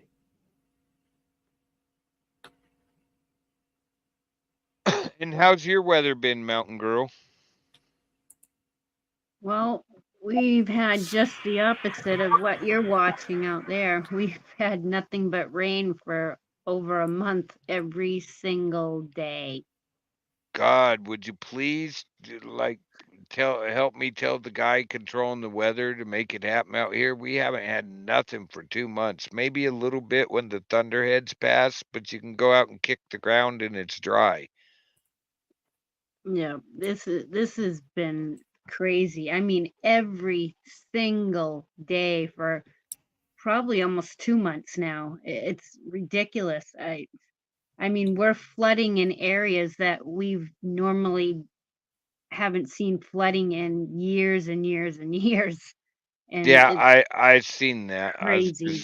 It's been crazy. It's been crazy out here. We haven't had a drop of water since like 1st of June.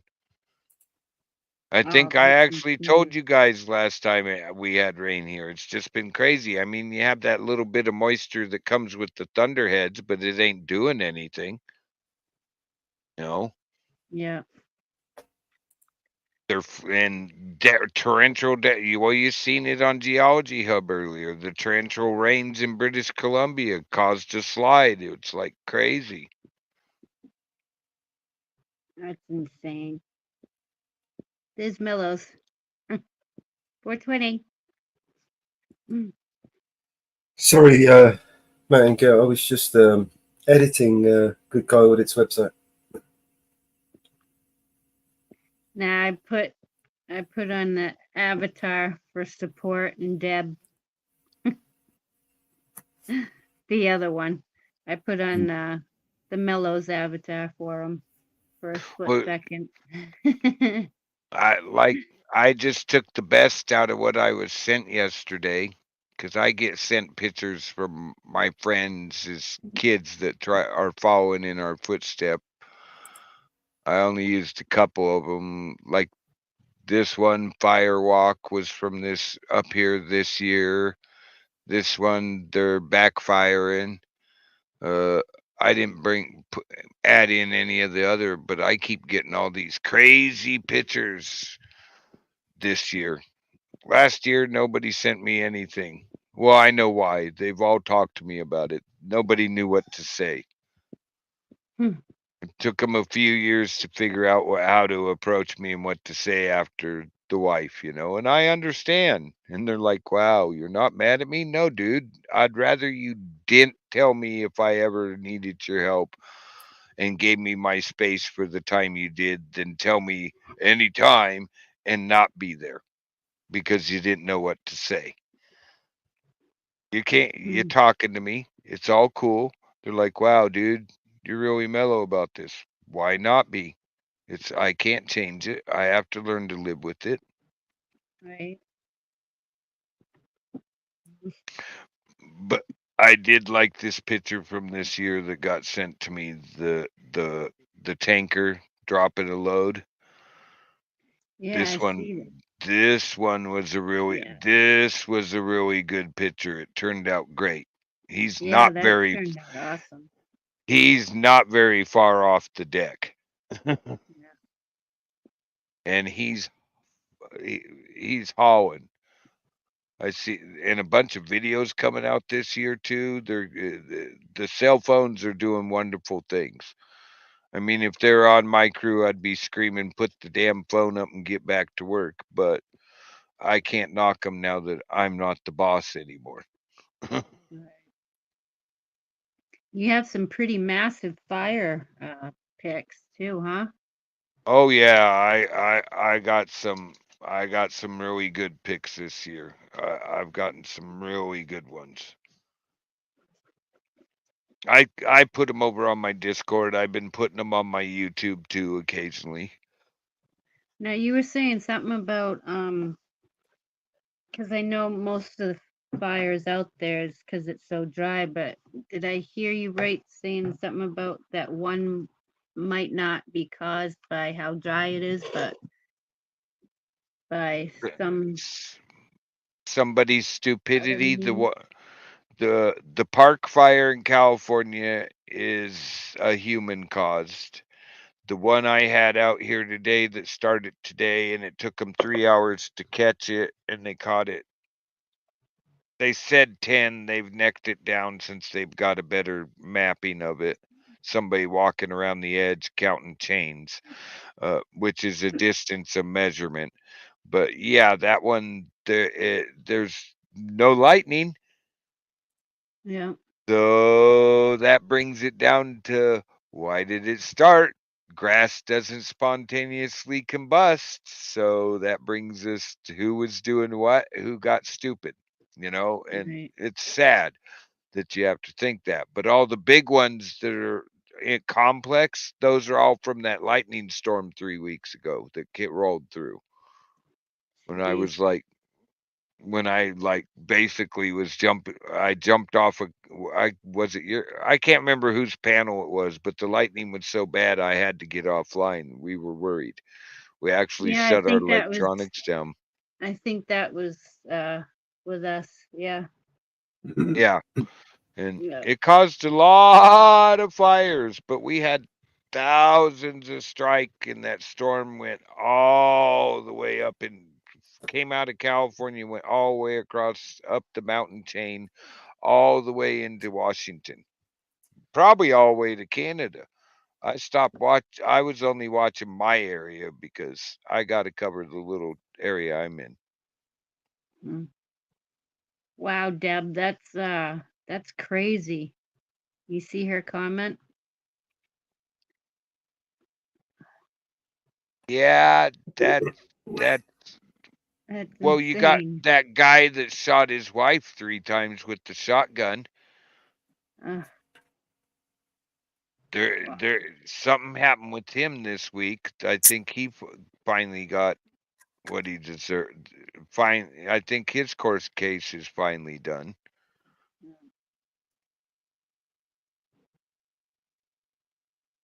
A lot of crazies out there right now. And I don't know. I will crazy. never understand why people want to start fires.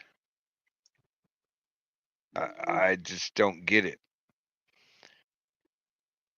I mean, I used I don't fire as a tool. understand a lot of things that some people do, but you know, Well, I think some of us should have never let ourselves be heard of how stupid could you be, because some people took that as a challenge, not a statement. right. And I don't know, for the past couple years, I've seen some really stupid shit. Totally. Of course, I haven't watched the news in a couple years. I stopped. I I think I try. stopped after Biden got into office, and after all that crap. I think that's when I stopped watching the news. All I do watch is I go and get the fire reports now. Otherwise, if it's really important, my brother will send me a personal message going, "Hey, stupid, did you see this?" Yeah. No, I hadn't. He knows I haven't. Yeah. My news now is here on YouTube. I get all the information from all you guys. If it's something really important, I'm sure to find out from you guys. Oh yeah, if it's really, really important, Sure. my friends will get a hold of me and go, "Hey, did you see this shit?" Yep. Yep. I mean, I got my brother for the military side. I got another friend for a little bit of political, but I tell him to leave me alone. The gunny, you don't tell him anything. I don't need screamed at like that. Yeah. And I have I have friends that each covers. I have another friend that I get music industry news out of him, but he's a musician, so I expect that, you know. But otherwise, I don't watch a lot of news.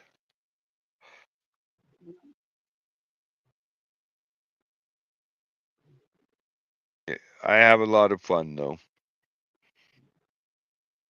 I think I have more fun helping other people get onto other platforms besides YouTube and waking them up that maybe you should do this.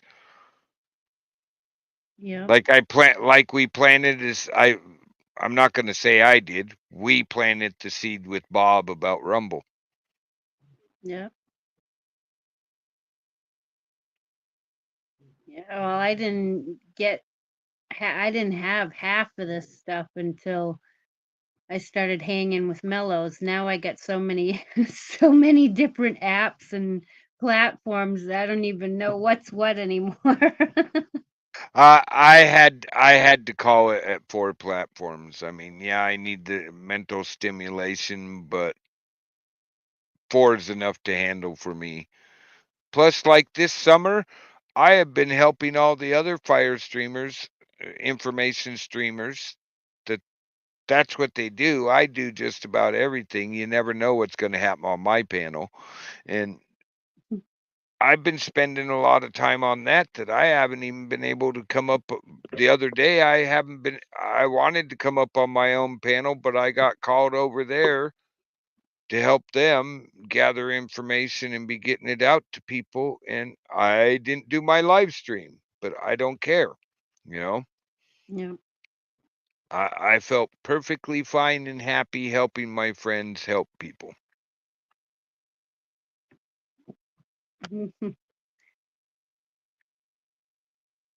No. Mello, how many did you get many entries for the song contest yet? I thought they already had a winner. Is he doing another one? Yeah, this is another one this week that's due today by noontime, Eastern time. I still gotta Oh, get mine in. I what's finally what's the finally guideline picked for this one? what's it called again? I think it's a little weed or a little Oh, yeah, a weed little weed. song. Okay, Yeah, now but can but I? but hold on now. Weed can be anything from, the smoking kind to the weeds in your garden to, I get that. Just the word my little weed. kid, the little weed growing up or, stuff like that. So, is there a stipulation about we can't have professionals help us? I don't think there's any stipulations. You just write up a song and get it produced and get it to Mellows, and then he puts it on, Oh, and then I'll people in have the to. chat and whatnot will vote for their favorite. I'll have to talk to my buddy Z. You know what I mean? That's almost like cheating, though. He's been doing that his whole life as an animator. That's almost like cheating, Yeah. Well, or at least I feel it would be. So that I don't know. We had one last week. It was Body and Soul. Yeah, what? One moment. I was just hello. Yeah, can I help you? Yeah, of course. Hi there. I'm Elliot calling from One Family. I'm calling today to follow up with Your name is Elliot. Yeah, I'm calling from One Family. One Family. Yeah, that's correct. Yeah. What is that? We are one of the largest over 50s insurers in the market. Today I'm just calling Oliver to follow up on some of the interest. Insurance. Assurance, to be fair. It's a whole of life cover. Oh, okay. Yeah. Okay, I have insurance. Oh, sorry, am I speaking to Oliver now? Yeah. This is me. Hello? Hello? Hello? Hello? Yoo-hoo. Can you hear me? Can you hear me? Yeah, perfect. Yeah, I can hear you now. So, sorry, just to confirm, am I speaking to Oliver now? Yeah. My apologies, sir. I'm so sorry. I got a little bit confused there myself then. So the reason for this call was just to follow up on some interest for over 50s whole of life cover. Yeah. Did you say you have something in place, sorry? Yeah, I have insurance. Hello?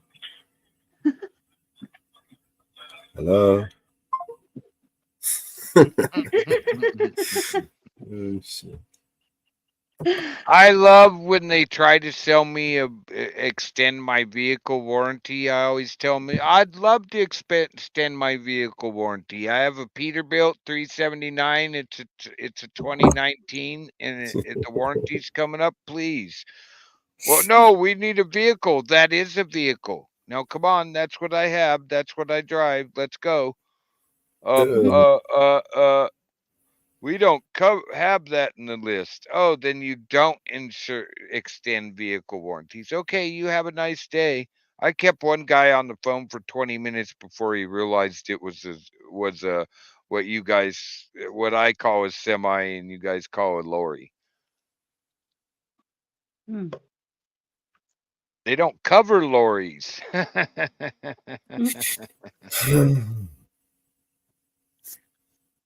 He hasn't called me back for some reason. Motherfuckers. Oh, I had a warrant for my arrest 2 days ago, and the cops were going to arrive within 20 minutes, but we could clear it up with them.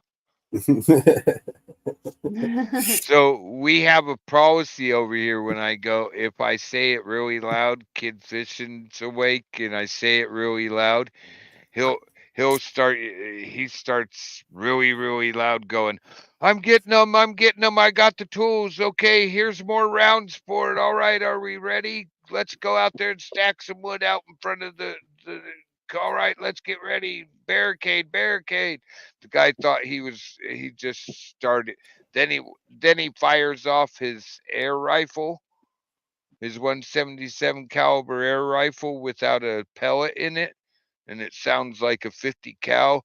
Yup, it's working. We're ready. Bring them on. The guy's like, oh, you could hear the guy go, oh my God, what have I started? And he hung up. I was like, well, they're coming to get me with a warrant. They ain't going to take me. They're going to have to work for it. He thought he started World War III.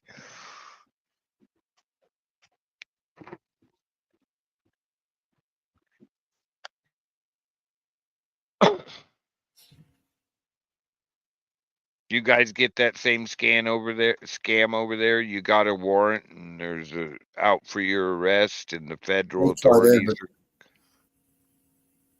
Huh? They've tried everything. Yeah.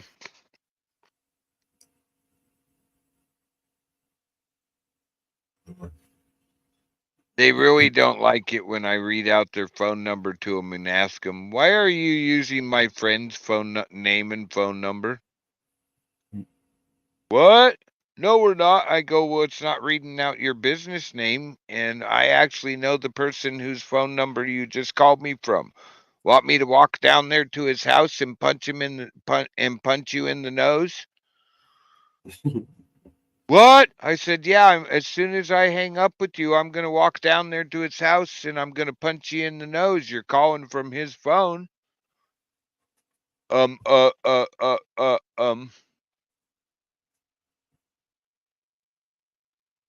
That one I was actually glad because it started a case against Well, here we go. It's starting thick and heavy. Hang on. Hello? Oliver speaking. Oh, hi. Yes. Hi, Oliver. It's Valentine here, calling from Tails.com. I Hello. was calling regarding a survey you'd done to get some dog food for your dog. Oh. And it was lovely news. You secured yourself 2 weeks of our tailored dog food for free, like a little trial period for your dog. Fantastic. Lovely. Oh, amazing. Oliver, do you know much about Tails.com? Have you used us before? I've never heard of you. Right, fair enough. So, well, what we do is we tailor the food. So it would be a one-of-a-kind recipe made for your dog. And the way we do that is we'll look at their age, weight, breed, any health conditions like allergies, and then we can provide them with the healthiest tailored nutrition. Okay. So, brilliant. So what you have is 2 weeks of our tailored kibble, and I don't take any personal details from you. All we would need to do to get the discount to you is to have you quickly pop onto our website and we would get your lovely dog's profile set up. All we do ask is if you can cover the £2 delivery, so we don't go completely bankrupt. Oh, but you said you didn't want nothing. Fantastic. Does that all sound good, Oliver? It sounds fantastic. Brilliant. So if you could pop me onto loudspeaker and pop to tails.com for me. Can you send me that so I can check it out? I'm not near a computer at the moment. Oh, okay. No, that's fine. So when you've got a moment, go to tails.com. Okay. And then I'll arrange a call back for you, because we need to be on the phone when you go on the website if you want to do the trial, because we generate the promotion code whilst you're on the line with us. Oh, I see. Okay. So is there a time that would be good to call you back when you've had a chance to have a look at the website and everything? Yeah, I'll probably be back later on this afternoon. Okay, fab. So if I give you a call, say about 4 o'clock, would that work for you? That's fine. Brilliant, Oliver. I shall give you a call then. In the meantime, have a lovely day. Thank you very much. Bye. Bye. In the same breath, she tells you she doesn't need nothing from you, and then says it'll be £2. Yeah. In the same breath, lady, you just busted yourself in your own lie. You don't need nothing from me, but it'll be £2 to get it, which means you're getting details from me. So, do they even realize that the average person with even like 3 brain cells realizes that they're trying to scam? And you know what's weird? I just saw a movie, I don't know, a couple weeks ago, and it was a scammer that called this person and told them basically the same thing. Put me on speaker on your phone and go to your computer and sign in to your account. And then she had to put her account number, all this stuff, but it was for a bank, and they ended up wiping out her whole entire bank account. Yeah, That's messed up. Well, they do those fake. They're getting so good that they just need to know which bank, and they can actually, or they take over your computer, that kind of shit. Yeah. What's that guy? What's that Trilogy Medium? What's the other guy? John, what's his name? I don't remember. Oh God, I can't remember. I don't know either.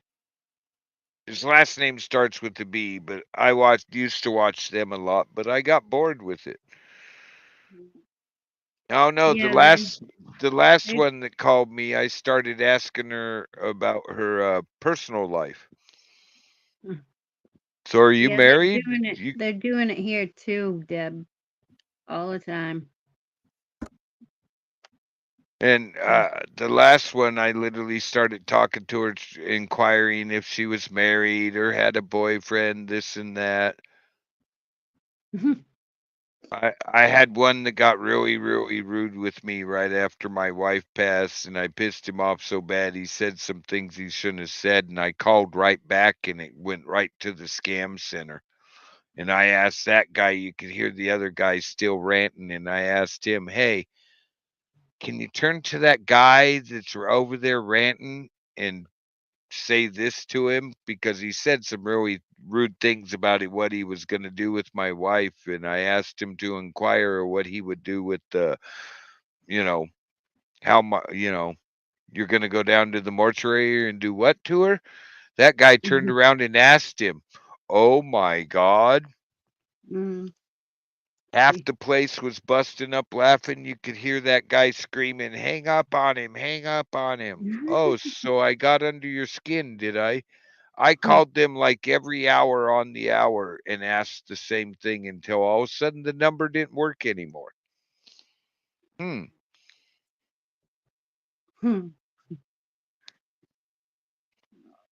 I should have just gave the number. What is it? Jim Browning? That's his name, I think. Jim Browning is fucking awesome, man. Yeah, I should have just sent the number to him because it was an actual number that went through. But I was so pissed. I harassed those guys for I think it took me like 2 days to get that number to be no longer valid. Don't tell me you're going to do that kind of things to my wife who's no longer with me.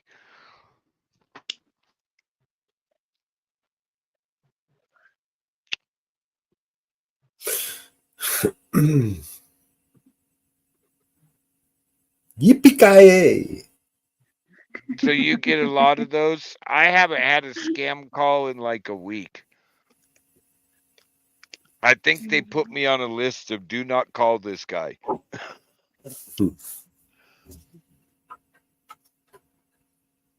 I've been fucking with them for a long time.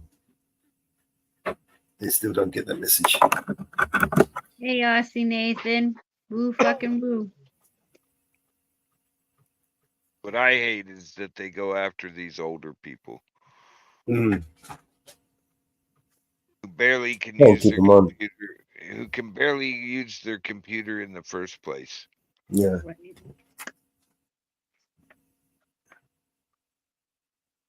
And she didn't even want to text you the credentials so you could go look and see what it's all about.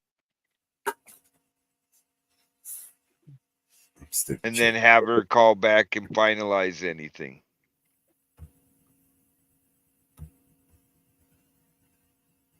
That's funny.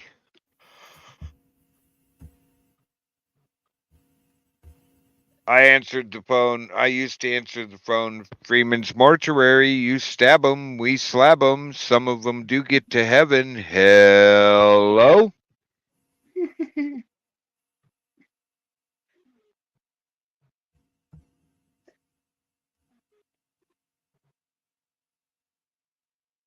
Well, guys, I think I'm going to jump down and see if I can actually get a little bit of that 4-hour shut-eye because I know I'm going to be up at daylight.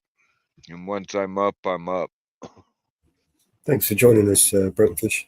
Yeah, thanks for letting me up, Mello. It's good to see you, New Hampshire girl. Good to hear you. I hope you keep feeling well enough to where I get to see you again. Yes, definitely. It was good to see you too. Yeah, and I was thinking about you the other day. I know what it's like. So you have a good day, and I will talk to you later. Take care, mate. Thanks for joining us, man.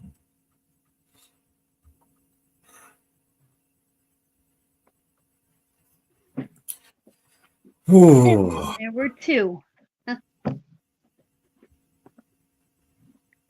So what do we do now, Mellows? What do you want to do? I just finished editing Good Guy Activism's website. Had some couple of little things that I needed to finish on it. So now we can play some music. We've got to do the competition. I was kind of waiting on Mama Bear to run her show. Yeah, I still gotta send you my entry. I finally picked one. I'm just gonna send it to you. So we just play some music for now. Alrighty then.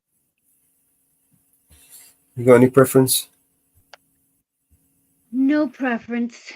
I like everything, all of them. So whatever you play is good with me. Do you see this? This one. Coincidences happening within a short period of time become virtually impossible mathematically. Let's look at the coincidences in Eps32. He's 6 feet 1 inches tall, hung himself from a bunk bed 5'7" inches tall. Right off the bat, your mind wanders, how the fuck did that happen? What did he do? Lift his legs? How many of us could actually do that without putting them down again? I don't know. So let's assume he did that.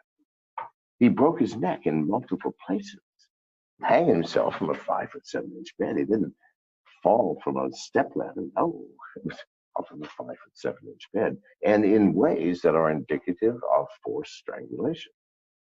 His cellmate, who he had in his cell the entire time he was jailed, was inexplicably removed from his cell the day before. The guards who were on duty. Wow. That was the last ever interview before they killed him. Huh. No, I didn't even know any of that stuff. I No? mean, I know he passed away, but I didn't Jeffrey know Epstein. this stuff here. Yeah. In that interview, John McAfee predicted that they would attempt his assassination in the same way as Epstein. And then it's like a month later, they arrested him and then they murdered him in his cell. Yeah. They said he strangled himself like Epstein did. He didn't strangle himself.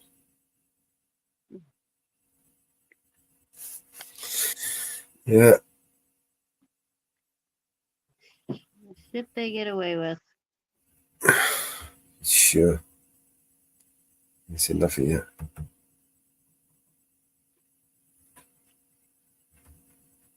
Support. How did I know that support?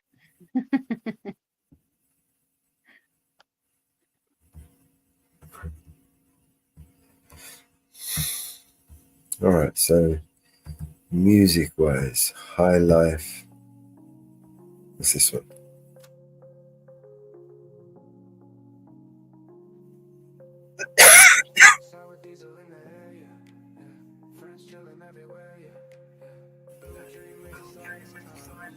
Acapulco, go, we laugh and love.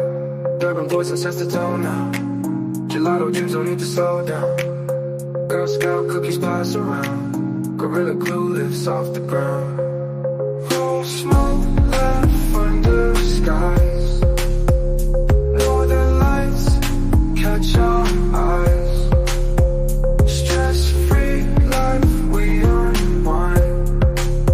Life's a ride, we can't decline. Skywalker, we reaching high. Wedding cake beneath the sky.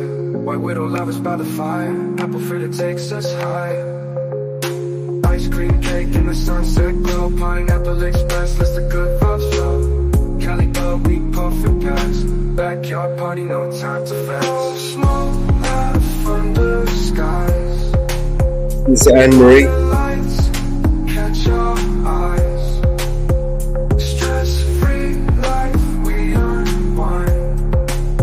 Life's a ride, we can't decline.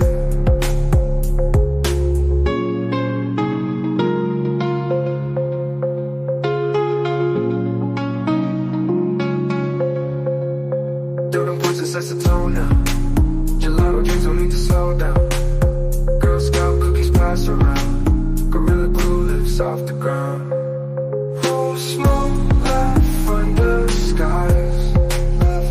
Northern lights catch our eyes. Stress-free life, we unwind. Life's a ride, we can't decline.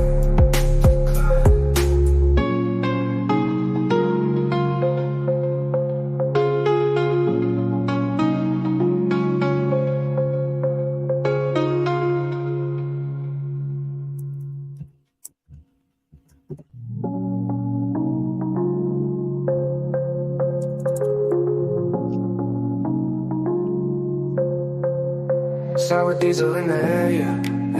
Friends chilling everywhere, yeah. Blue dream makes us light as clouds. Acapulco, go, we laugh and love. Urban voice and sets the tone now. Gelato dreams don't need to slow down. Girl Scout cookies pass around. Gorilla glue lifts off the ground. Oh, smoke laugh under skies. Northern lights catch our eyes. Stress-free life, we unwind. Life's a ride, we can't decline.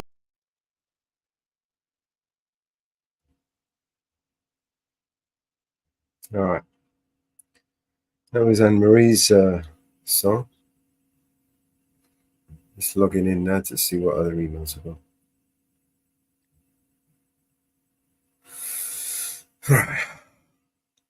He's got some really good ones. Right.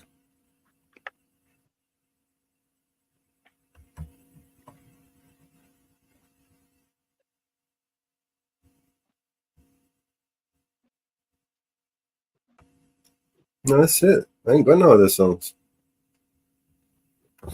And Marie's the winner.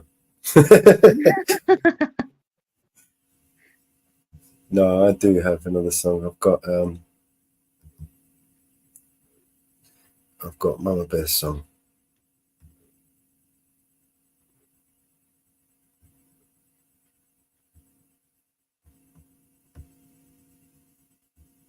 I haven't heard Mama Bear's song yet.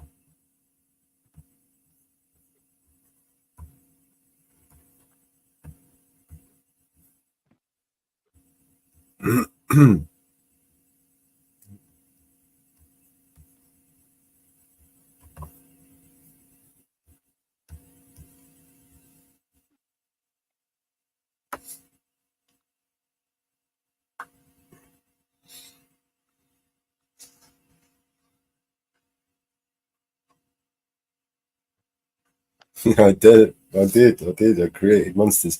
You know, I do that a lot. Over the years, I have created many monsters. I'm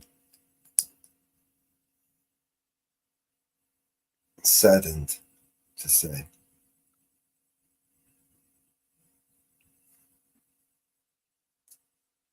It's not a good thing.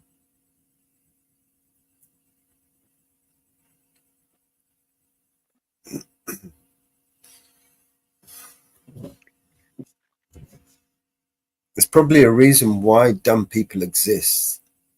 Because maybe they shouldn't know shit. It'd be dangerous if they did. just a theory, right? You know what I mean? It's just like the bucket theory.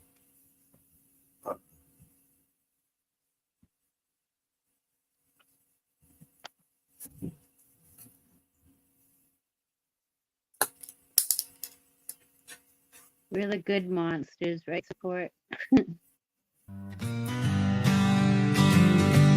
Dandelions can be a weed to a toddler, a flower indeed. Little eyes see yellow so bright, someone else they're a fine delight. The gardener sees a pesky foe, in the yard they always grow. Pop up once, pop up twice, no matter what, they're never nice. Dandelions, dandelions, wild and free, beauty in the eyes of you and me. Cowboys love and winemakers see a different world in every weed. In a glass or in small hands, dandelions make their stands. The gardener fights with all his might, but they return come morning light. Golden blooms, the toddlers cheer, winemakers know the time is near. Harvest comes and bottles fill, dandelions keep coming still. Dandelions, dandelions, wild and free, beauty in the eyes of you and me. Towers love and winemakers see a different world in every week.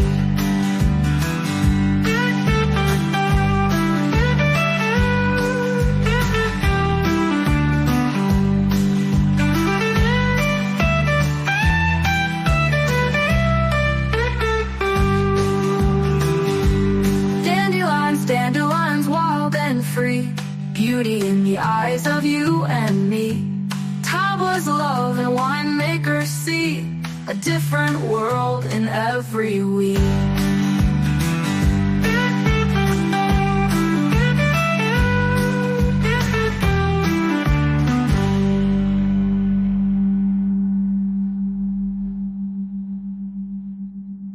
I like that. That was cute.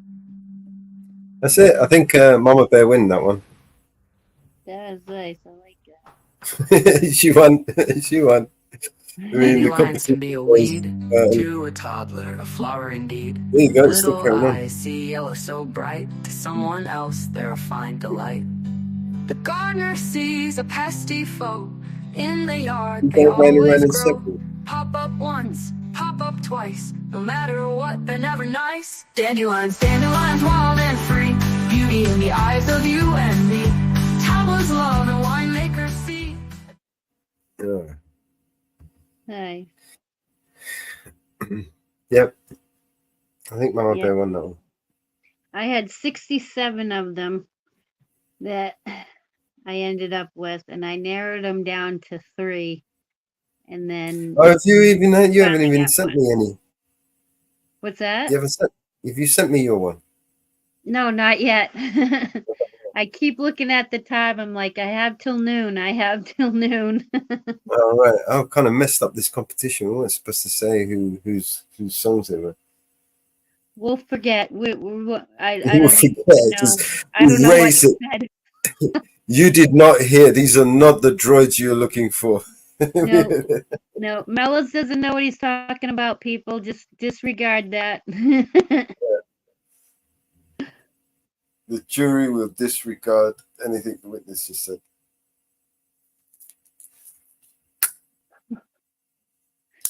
Oh, fuck. Support. The Living on a Prayer cover song.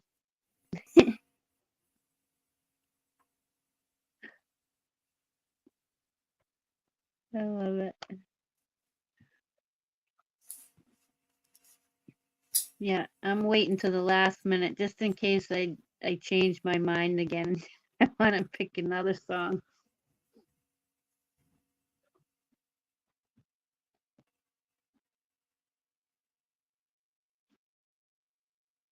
I think I just did it so much for so many hours. I was finally like, oh, I've had enough. I'm just picking this one, and this one, and now I only have to choose between 3.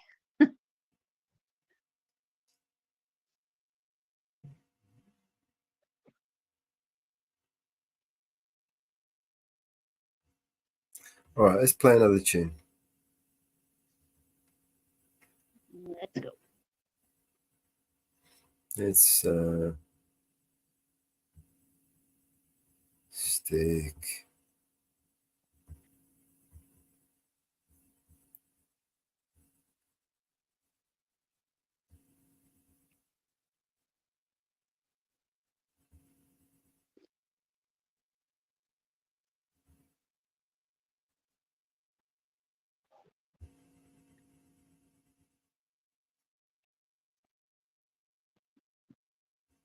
I don't know where I'm done with it.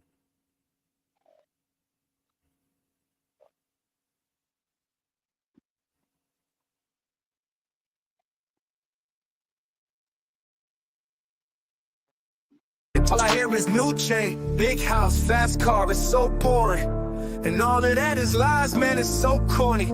Death threats coming every other day for me, but I don't believe a word, that shit is ghost stories. Hi, my name is Mellows, welcome to the show. If you are easily offended, then you probably should go. My resolution to lose is who my new music is triggered. And just 1 million views on YouTube is 2 big middle fingers. I don't apologize or compromise, I quantify the figures, cause I'm optimized for making a killing and getting bigger. Had to fire all along, I needed fuel in the flicker to light the fuse to the mixture of the rumors and liquor.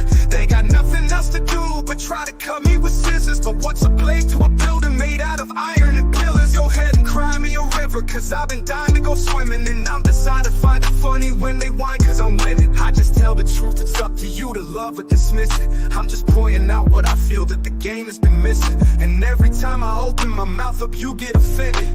You say that talk is cheap, but then you act like it's expensive. You can't afford to speak your mind, afraid you'll get rejected by some strangers on the internet whose lives are all pathetic. I was surrounded by people who just pretend to be down, and then I blew up off a record. No one's friends with me now.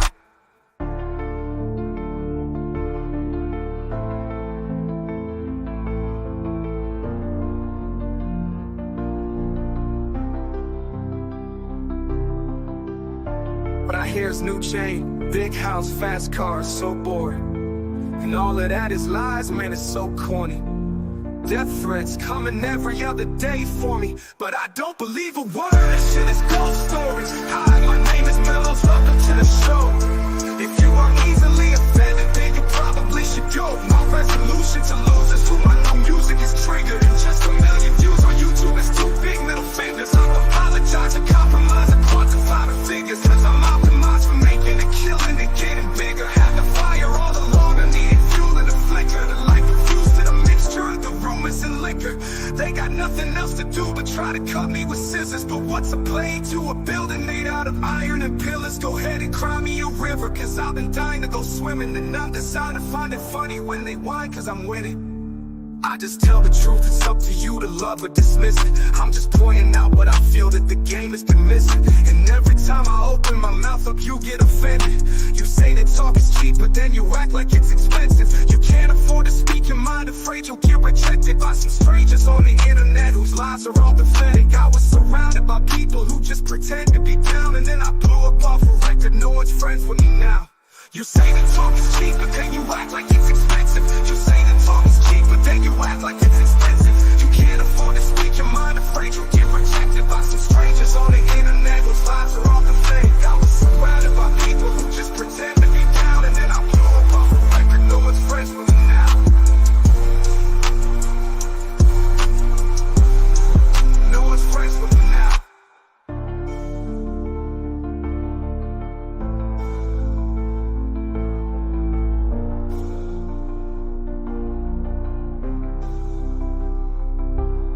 Can't afford to speak your mind, afraid you'll get rejected by some strangers on the internet whose lives are all pathetic. I was surrounded by people who just pretend to be down, and then I blew up off a record, no one's friends with me now.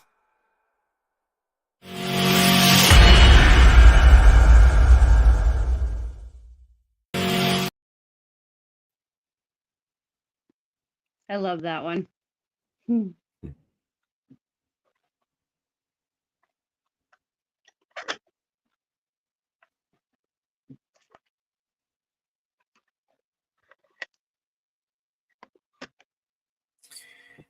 All right, you want to watch a video? Sure thing. Let's put a video on and see what we can see, shall we? Roll that beautiful bean footage.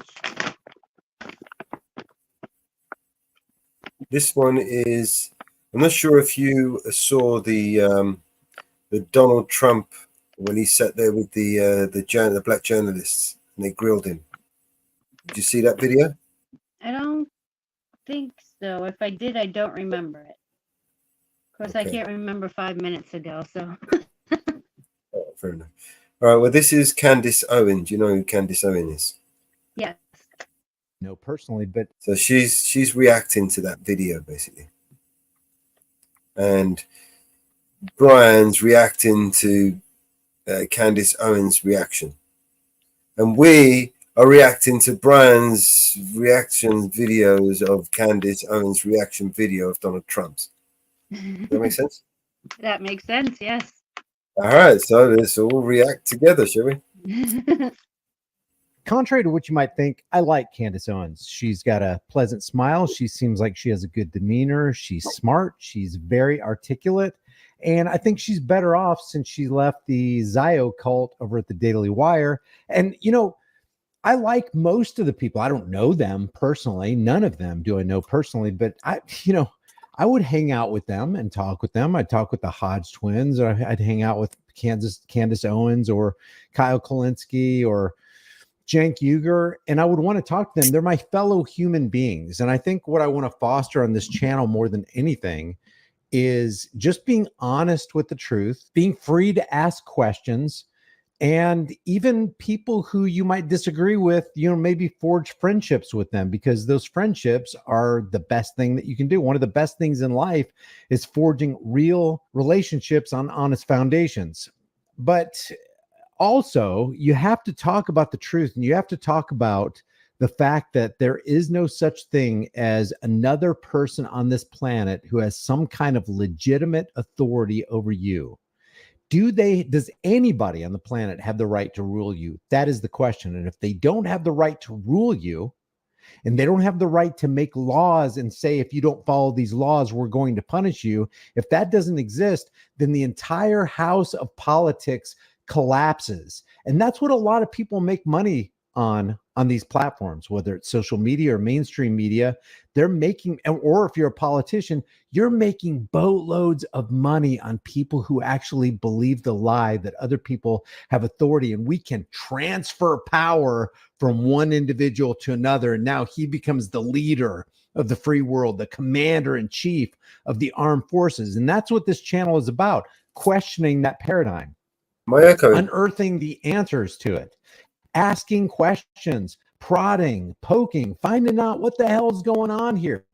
So I thought it'd be interesting to watch Candace Owens as she watches Trump being grilled at the National Black Association of Journalists, and just watch how a Black woman would respond to this. Because what people want to think, what people want to convey to you, the thoughts that they want you to have are, hey, Black people are against Trump and white people are for Trump. And they try to foment this race baiting scenario where if you look on TV, it looks horrible. It looks like Black people hate white people and white people hate Black people. But when you look at your regular life, you work with Black people, you work with white people, Asian people, Hispanic people, and you're all getting along. So what are they talking about on TV? Well, what they're talking about on TV is they want you to not get along, because if you're divided, if you're easily divided, you are easily conquered. And that's what they want to do. They want to conquer and control us. This is about politics is about the game of control.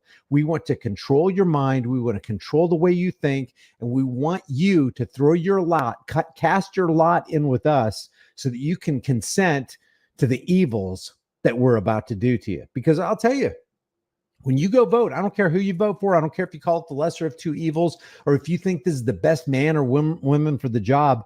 When you cast your vote of support for that person, and that person does the evil you know they're going to do, they're doing that evil in your name and with your support. That's how sobering voting is. You're actually consenting to the person who's going to write those policies that will drop those bombs that will burn and rip apart a lot of people. Are you okay with that? I love when people are radically honest. And I loved that when Trump, and you just knew about the setup here, right? It's like he gets the call, the National Association of Black Journalists. He probably was like, I didn't know there was one, because I didn't know there was one either. I think we just need a National Association of Journalists, but whatever. We are a culture where we're just identity everywhere. And he's like, yeah, I'll do it, of course, because this is a good thing. I've done so much. I feel, he probably feels this way, for Black Americans. They were obviously living better under me, so I want to communicate to them. And of course, it's a setup. It is always a setup. They're going to do the typical, well, our girl Kamala, we like her better. So anyways, let me just show you a clip of the instant setup, the first question that was asked of Trump and how he responded, because it's beautiful. Take a listen. Mr. President, we so appreciate you giving us an hour of your time. I want to start. First, I want to say, I don't think it's fair to say it was a setup, because if you had any kind of journalistic integrity, you want to talk about, she's going to say, I want to address the elephant in the living room. You do want to talk about those things.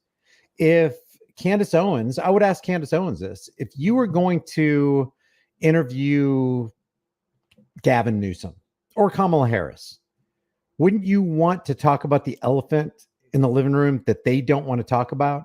Is that really a setup? And if it is, and we're gonna call it guerrilla journalism, is there anything wrong with that? And if the person being questioned fears the scrutiny, are they really devoted to the truth? That's what I want to ask. By addressing the elephant in the room, sir. A lot of people did not think it was appropriate for you to be here today. You have pushed false claims about some of your rivals, from Nikki Haley to former President Barack Obama, saying that they were not born in the United States, which is not true. You have told 4 congresswomen of color who were American citizens to go back to where they came from. You have used words like animal and rabbit to describe Black district attorneys. You've attacked Black journalists, calling them a loser, saying the questions that they ask are, quote, stupid and racist. You've had dinner with a white supremacist at your Mar-a-Lago resort. So my question, sir, now that you are asking Black supporters to vote for you, Why should Black voters trust you after you have used language like that? There's so many great comebacks Trump could have said. So many. Well, let me ask you, were they losers? Because if I'm just calling like I see them, how can you hold that against me? Well, first of all, I don't think I've ever been asked a question so in such a horrible manner. First question. Audio seems good here, Mellows. Are you with ABC? Because I think they're a fake news network, a terrible network. And I think it's disgraceful that I came here in good spirit. I love the Black population of this country. I've done so much for the Black population of this country, including employment, including opportunity zones with Senator Tim Scott of South Carolina, get out of this. which is one of the greatest programs. I just love it. I just love it. Honestly, the only thing that could have been better if he just looked at her and said, yeah. She's like, you called Black journalists losers and you called them rude. If he just looked at her and said, you are a rude loser. And what I love about this is that he treats. I think she was thinking the same thing. I haven't seen this yet, so I think she was thinking the same thing that I was. But yeah, there's so many comebacks that he could have come at. It's like, hey, can you give me a quote? What quote are you talking about? I think I remember the one where he was telling the squad, go, if you don't like it here, go back where you came from.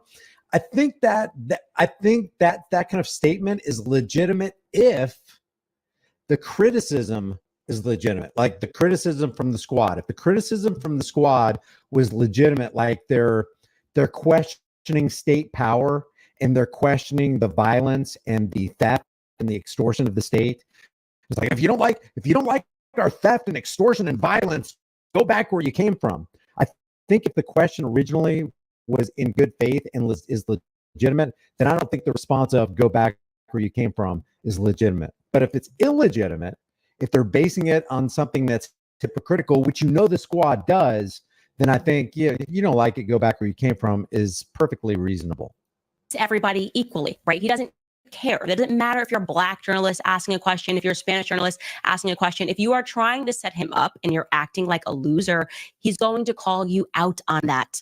Like I have said, this is why I absolutely love Thomas Sowell, is that he says that so many people have gotten used to special treatment, so used to special treatment that when they are treated the same, it feels like discrimination to them, right? So that is a good point. I like Thomas Sowell. They feel discriminated by Trump because they have been treated special. Like, you're a Black journalist, so you're in this category where nobody can say anything offensive to you. In fact, you can just offend them. And that's what she's doing. She's offending him, right? She's trying to pretend that she's being a journalist. She's not. She's an activist. And she's, in so many words, accusing him of being a racist by pointing out what he has said to Black people and not pointing out that he has said so much more and likely much worse to white journalists, right? That is such a good point. Is it journalism or is it activism? Because there is a difference. A journalist is like, I don't care where this road takes me. I am going to unearth the truth. And then when I get the truth, I'm going to report the truth, whether it hurts people's feelings or not. An activist is going, okay, how can I support my presuppositions? How can I promote the things that I believe? They don't have any interest in the truth. They just have an interest in being propagandists. A lot of activists are propagandists. Now, being an activist doesn't mean you're a propagandist, but you can be an activist journalist, but you have to be honest about what the truth is, because what you present to the people, regardless of what you believe, regardless of what your bias is, that's the avenue that you want to take. You want to take the journalistic avenue because that is the avenue of integrity. As an activist, you can have some pretty serious biases as an activist. Maybe you're a pro-gun activist. Maybe you're an anti-gun activist. Well, everybody's got their own reason for it, but you know what the bottom line is?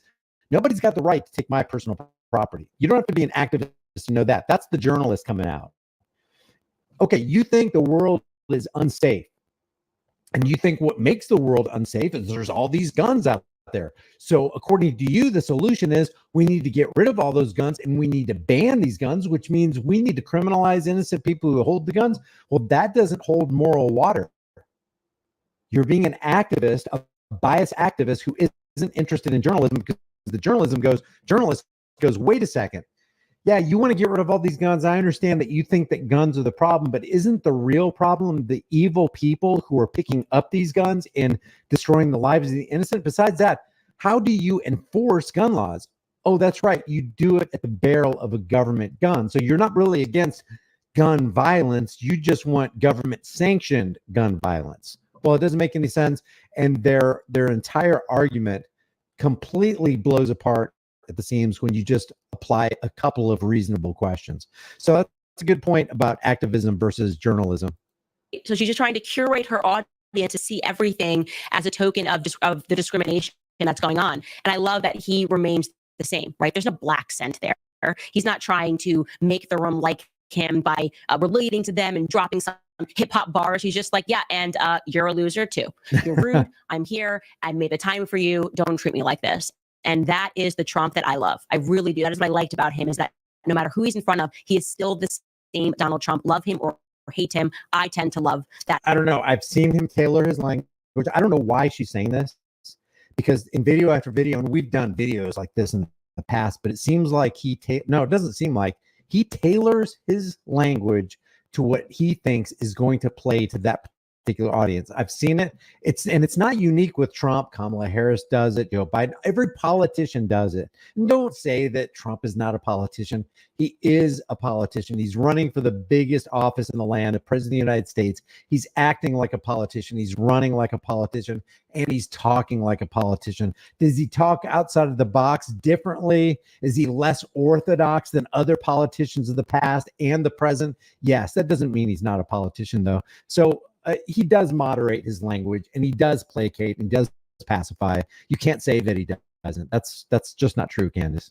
That version of him. And it gets even better because then she asks about Kamala Harris and Barack Obama, and it went, I would say, better than expected. Take a listen. Do you believe that Vice President Kamala Harris is only on the ticket because she is a black woman? Well, I can say no. I think it's maybe a little bit different. So I've known her a long time indirectly, not directly, very much. And she was always of Indian heritage, and she was only promoting Indian heritage. I didn't know she was black until a number of years ago when she happened to turn black, and now she wants to be known as black. So I don't know, is she That's Indian hilarious. or is she black? She is always identified as a black I woman. respect Historically either black one. college. I respect either one, but she obviously doesn't, because she was Indian all the way, and then all of a sudden she made a turn, and she became a black person. Just to be clear, sir, do you believe that she is That's should so look into funny. that too when you ask continue in a very hostile, nasty tone. You cannot say that Trump is not entertaining. He is the most entertaining politician of our lifetime, in my opinion. The only close second as far as entertainment value and being quick-witted and making some pretty fast-minded quips is maybe Ronald Reagan. I just love the way he says black. He's just great. I mean, come on. And this is what I mean, where I'm just like, I hate how leftism has turned black people into something that we're not. Like, we know that's funny, okay? We know that is hilarious. Is she Indian or is she black? You know, I've known her as an Indian woman. Now she's black. I don't know. It's fine both either way, but is she black or is she Indian? Like, that's objectively funny. And it's the same question that we're all asking ourselves, which is like, who is this girl mimicking? Now she's like Kamala from the block. Nobody recognizes this Kamala. And like I said, throughout her entire political career, she was very content using the Indian card, wearing a sari. I think that's what it's called. And yeah. And that is true. If you look up Kamala Harris's background, it is true. And then she was running a recent campaign ad where she's on a cell phone with a girl, and she's like, girl, let me tell you, I'm in these streets. No, you're not. You're the vice president of the United States. You ride in Beast 2. You fly in Air Force 1 and 2. You live in an opulent life. You're surrounded by Secret Service agents. You ain't in these streets. You're a freaking liar. And suddenly, I don't know. She just was like, no, girl, I'm definitely black, and starts dropping these phrases. So we should be, and we should feel insulted by Kamala and not Trump, because he's keeping it 100. Okay. The Trump that's in that room is a Trump that's in a room filled with white people, black people, mixed people. That is what I demand out of any politician. That is that for me. I just want to know that you were going to speak the same. I was thinking about how you're going to speak that. No. He doesn't speak the same. That's just not that's being disingenuous. Come on, you can pull up tons of clips, and we have where you can tell on the fly he's tailoring his language, kind of looking around, getting the read of the room, and then modifying on the run. So I don't think that's good. And one thing, I don't know if she's going to touch on this, but what's interesting is that this reporter / activist was talking to him as part of a panel for the National Association of Black Journalists. Why can't it just be the National Association of Journalists? What if there was something called the National Association for White Male Journalists, or just for white journalists? People would lose their minds about that. What if instead of the NCAA or the NAACP, we had the NAAWP? That's hard to say. Maybe that's why they don't have it. It's hard to say. NAAWP, National Association for the Advancement of White People. What if we had that? They try to push this identity politics, and it's amazing how people's brains just gelatinize and the critical thinking just sinks in the quicksand. How weird it would have been if Vivek tried to speak in a black accent, because I love Vivek. I'm a massive supporter of him. I'm a massive fan of his, and I stumped with him for a bit in Iowa, and I just thought it was the strangest thing. Vivek is a great talker, but he is a politician from top to bottom, through and through. This guy can't be honest to save his life. And you know what? Look at my last short. If you want to understand how all of politics is a scam and all politicians are scum, just consider this. During a Democrat primary or a Republican primary, in a Republican primary, you have all the Republicans going at it so they can pick their nominee. You have, on the Democrat side, you have all the Democrats going at it, going after fellow Democrats so that they can unify behind one nominee. But while they're having the primary, each Democrat or each Republican, respectively, in their own party is trying to convince you, and they spend boatloads of money to try to convince you that the other guy that they're running against within their own party is corrupt and evil, and he'd be a bad idea to elect as president of the United States. Pick me, don't pick him. I good, he evil. Same thing with the Democrats. They do the same thing. And yet, when they whittle everybody down and they pick that one guy, and you're the loser, guess what the losers do?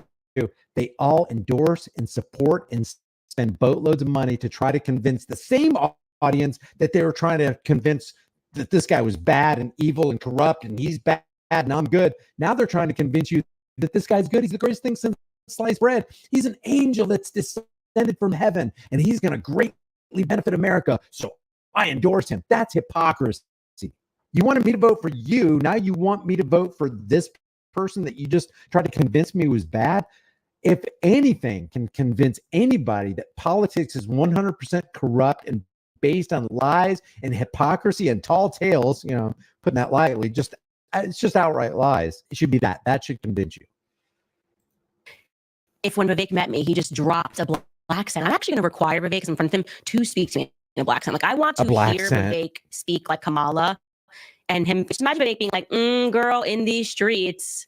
There you go. She said he would never do that. And Kamala should never do that. And I love that Trump is just willing to call that out. And like I said, that's the version of Trump that gets him the most votes, when he just treats people as they deserve to be treated.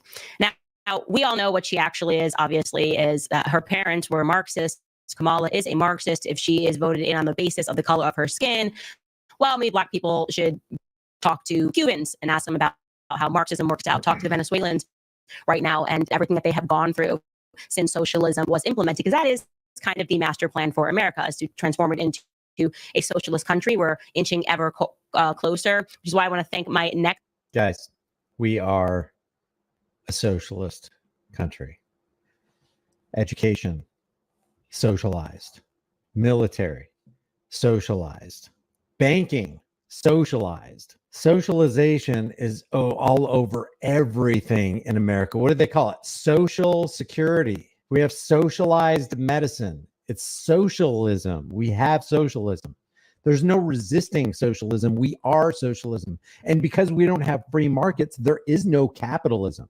When you have some entity that owns the issuance and value of our currency, you don't have a free market. And therefore, you don't have capitalism. What do you have?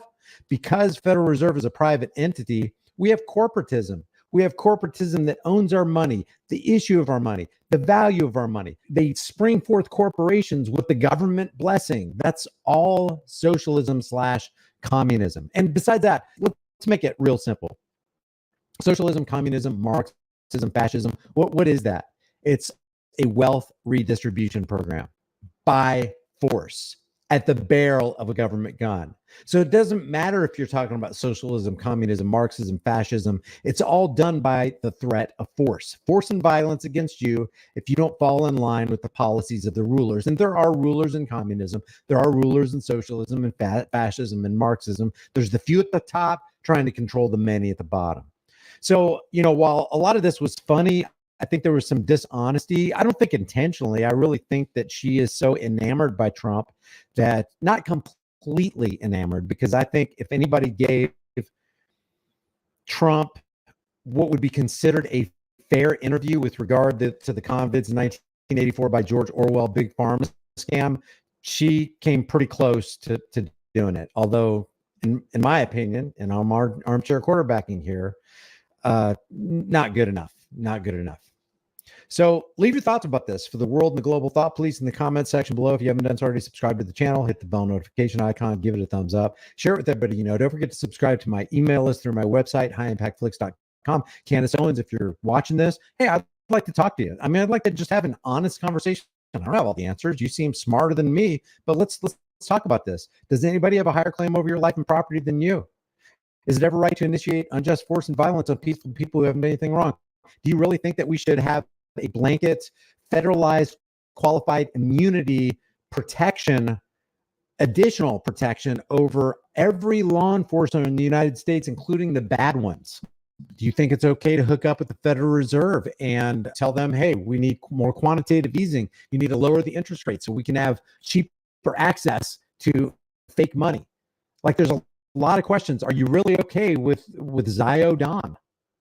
I mean, you left the Zio organization. What was the reason for that? So there's a lot of questions I would like to ask her, but she would never, I don't think she would ever want to do an interview with the likes of me. I'm a small fish. These are big sharks. These are big whales in the ocean of life.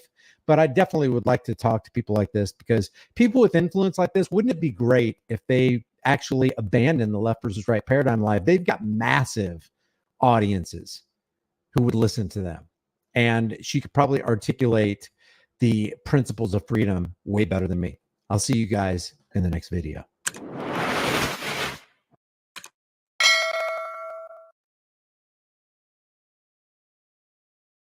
Now it's time.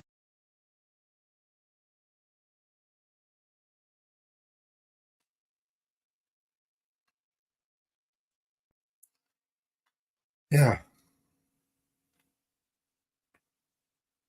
Let's play another song. Oh, it's killing me. My dog needs some water.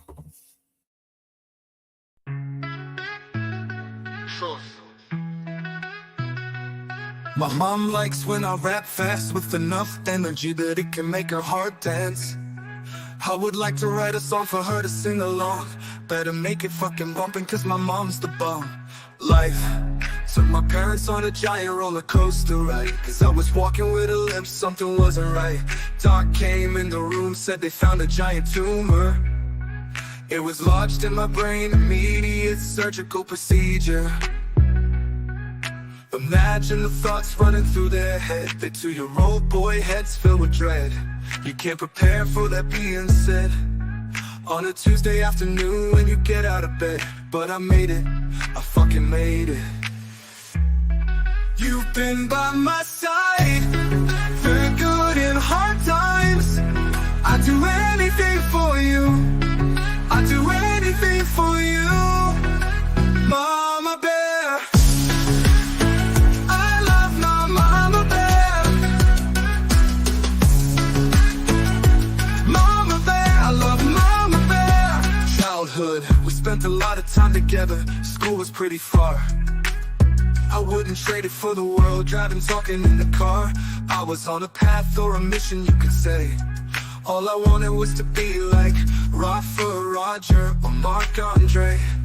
I always had it in me, the fire was burning strong. My mom told me a story from I was 6 years young. Mom, I hate losing so much, I wanna win so badly. I guess not much has changed though, and that kinda makes me happy. I got fire burning in me, it's strong. Living by my side, through the good and hard times. I'd do anything for you, I'd do anything for you. Mama bear, I love my mama bear. Mama bear, I love my mama bear. Mama bear, I love mama bear. Back to the fire burning in me as a kid. It was hard to control the stupid shit I did. Provincial tennis champs, hitting no man in the head. Threw my racket at the net, it flew over, smack, his face went red. I looked over at my mom, oh my god, I'm dead. Oh my god, he's dead. She was living to the max. That kid needed a lesson, probably needed quite a smack. But my mom is way too cool for that.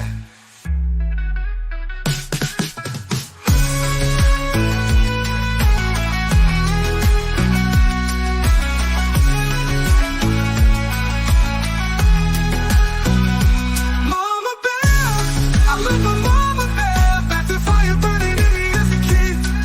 It was hard to control the stupid shit I did. Provincial tennis champs, hitting no man in the head. Threw my racket at the net, it flew over, smack, his face went red. I looked over at my mom, oh my god, I'm dead. Oh my god, he's dead. She was living to the max. A kid needed a lesson, probably needed quite a smack. But my mom is way too cool for that.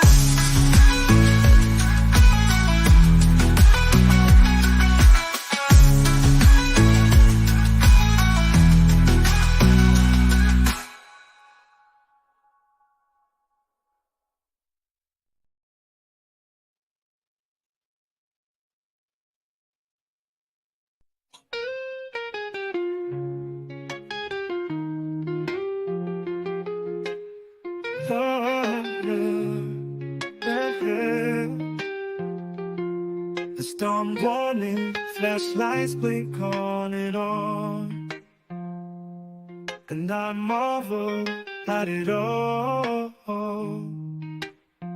Just the simplicity, beauty of life, like a giant painting on canvas. A body of color exposed to be seen. Only man has no control of the paintbrushes. He must be quick to hurry, paint what he sees before his eyes, or snap it from the lens of a can to capture for forever. Keep it locked in some memory that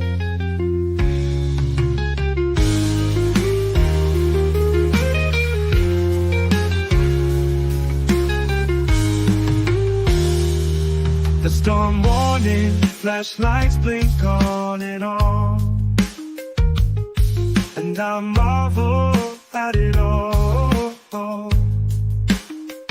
Just the simplicity, beauty of life, like a giant painting on canvas.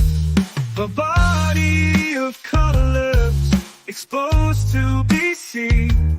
Only man has no control of the paintbrushes. He must be quick to hurry, paint what he sees before his eyes, or snap it from the lens of a can to capture or forever. Keep it locked in some memory back, or forever. Keep it locked in some memory back.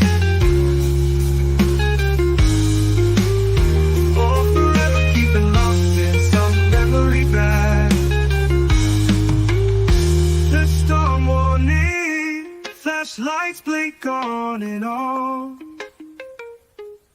and I marvel at it all. Just the simplicity, beauty of life, like a giant painting on canvas, a body of colors exposed to be seen. Only man has no control of the paintbrushes. He must be quick to hurry, paint what he sees before his eyes, or snap it from the lens of a cam to capture, or forever keep it locked in some memory bag, or forever keep it locked in some memory bag, or forever keep it locked in some memory bag, or forever keep it locked in some memory bag. The storm warning, flashlights blink on and on, and I marvel at it all. Just the simplicity, beauty of life, like a giant painting on canvas. You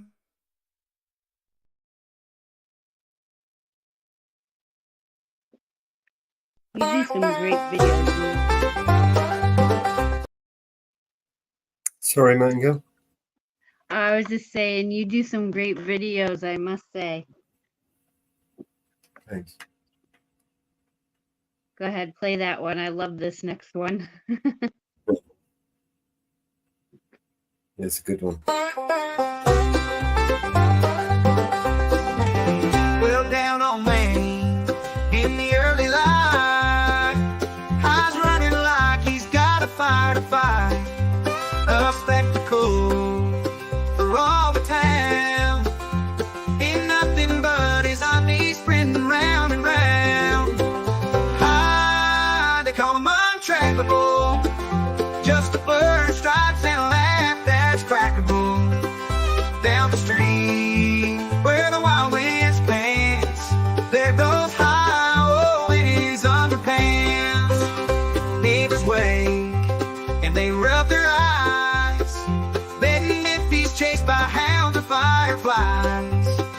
Coffee's cold as they hit the porch, watching how race the sun and unstoppable torch. They call him untrackable, just a flash and checks the signs attackable. Through the town, he's the leading dance. There goes High in his underpants. Baby High's got his reasons, lost the better it's the season, but every heart in town beats in his chest. A local legend, unnamed but the best.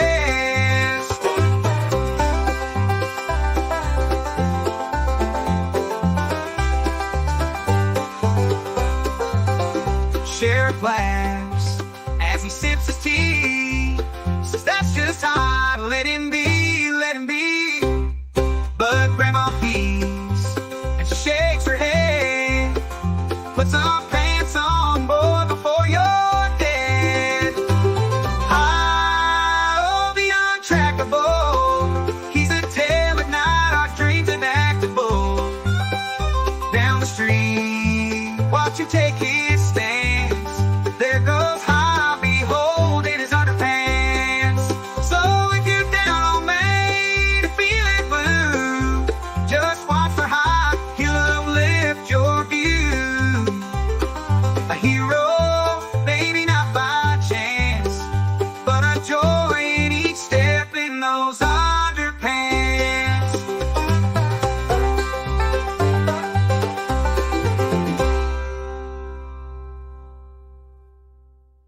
Well, if you're down on Main, feeling blue, just watch for High, he'll uplift your view.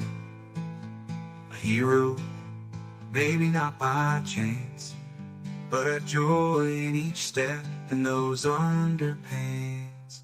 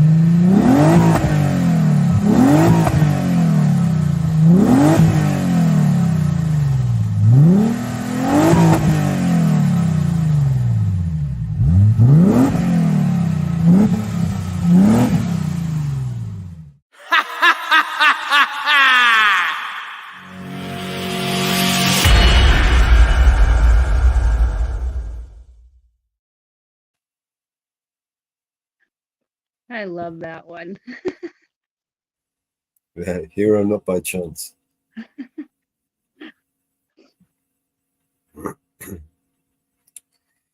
Oh.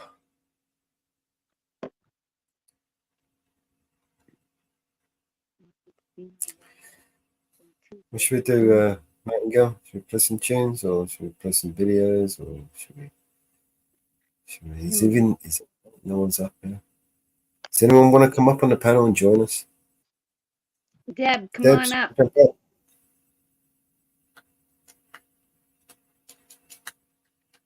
Otherwise, we're just going to sit here playing tracks with her.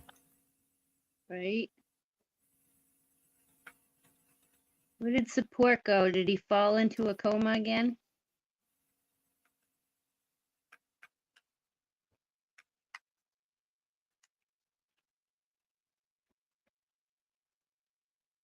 Probably. Yeah, 2 joints. 2 joints. Yeah.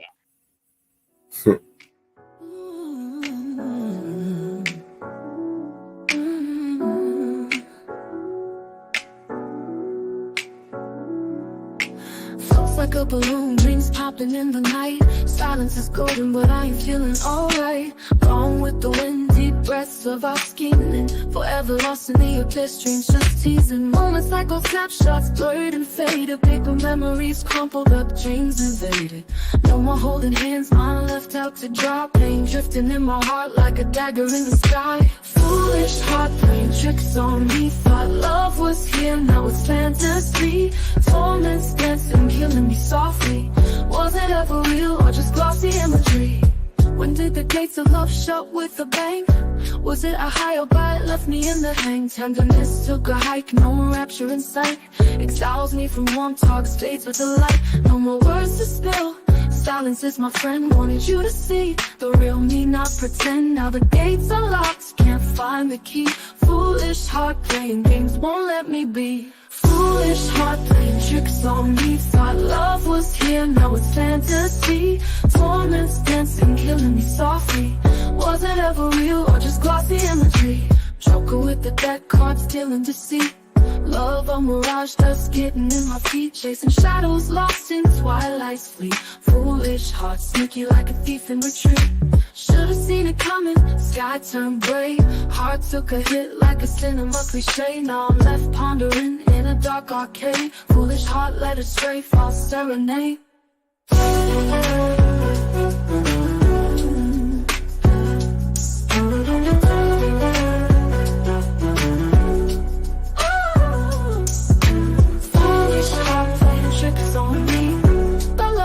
Now it's fantasy. Torments dancing, killing me softly. Was it ever real or just glossy imagery? Or did the gates of love show with a bang? Was it a high or bye left me in the hang? Tenderness took a hike, no rapture in sight. Exiles me from warm talks, fades with the light. No more words to spill. Silence is my friend, wanted you to see the real me, not pretend. Now the gates are locked, can't find the key. Foolish heart playing games won't let me be. Foolish heart playing tricks on me. Thought love was here, now it's fantasy. Torments dancing, killing me softly. Was it ever real or just glossy imagery? Joker with the deck cards, stealing deceit. Love a mirage, dust getting in my feet. Chasing shadows, lost in twilight's fleet.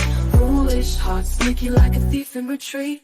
Joker with the deck cards, stealing deceit. Love a mirage, dust getting in my feet. Chasing shadows, lost in twilight's fleet. Foolish heart, sneaky like a thief in retreat. Should've seen it coming, sky turned gray. Heart took a hit like a cinema cliche. Now I'm left pondering in a dark arcade. Foolish heart led astray, false serenade.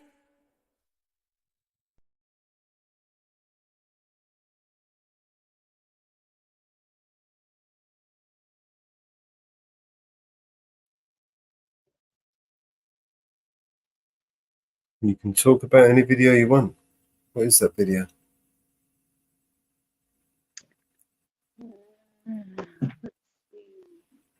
Let's have a look. What video is this he's talking about?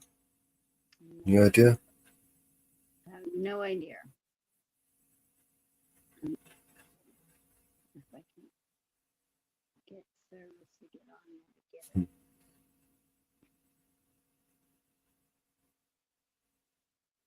Yeah, you see, did you notice Bruno Yeah. messaging the wrong chat? I That was know, funny. I know. Well, I saw him come in the message you put, I'm like, is he in the right chat? But I didn't say anything. I just He like, must have been watching Summer's chat as well, and then he commented into my chat. yeah.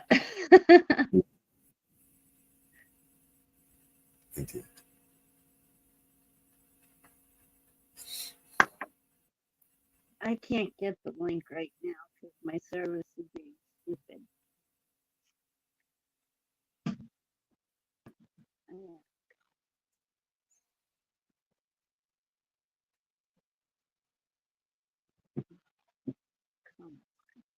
I don't know what chat is he in. Do you know what? Northwoods. Do you want to bring that link up in the back? I don't know what he's talking about. Let me see if I can go get it. Hold on. Be right back.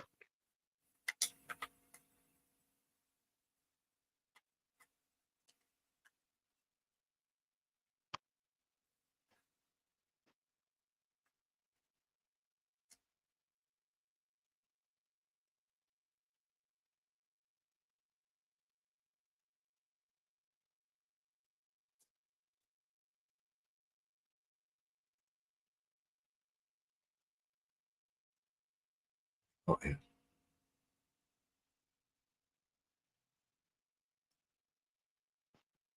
Okay. What happened here?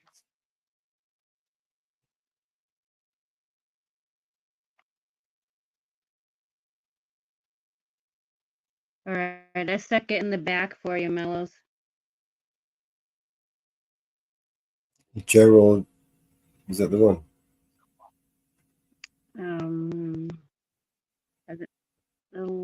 The last one I just dropped it. What's this about? This one. Yeah. Hey, this is Gerald Salente, and it's Wednesday, July 31st, 2024. And we're very, very honored to have with us again Judge Andrew Napolitano.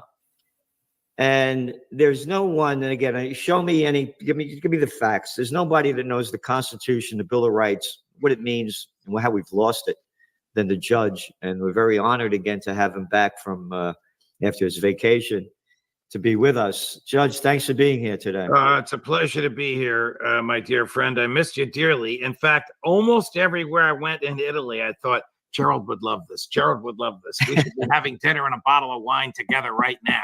Yeah. Well, right now, I'm just having a cup of espresso, hand ground. All right, fresh ground. I'm having water, fresh poured.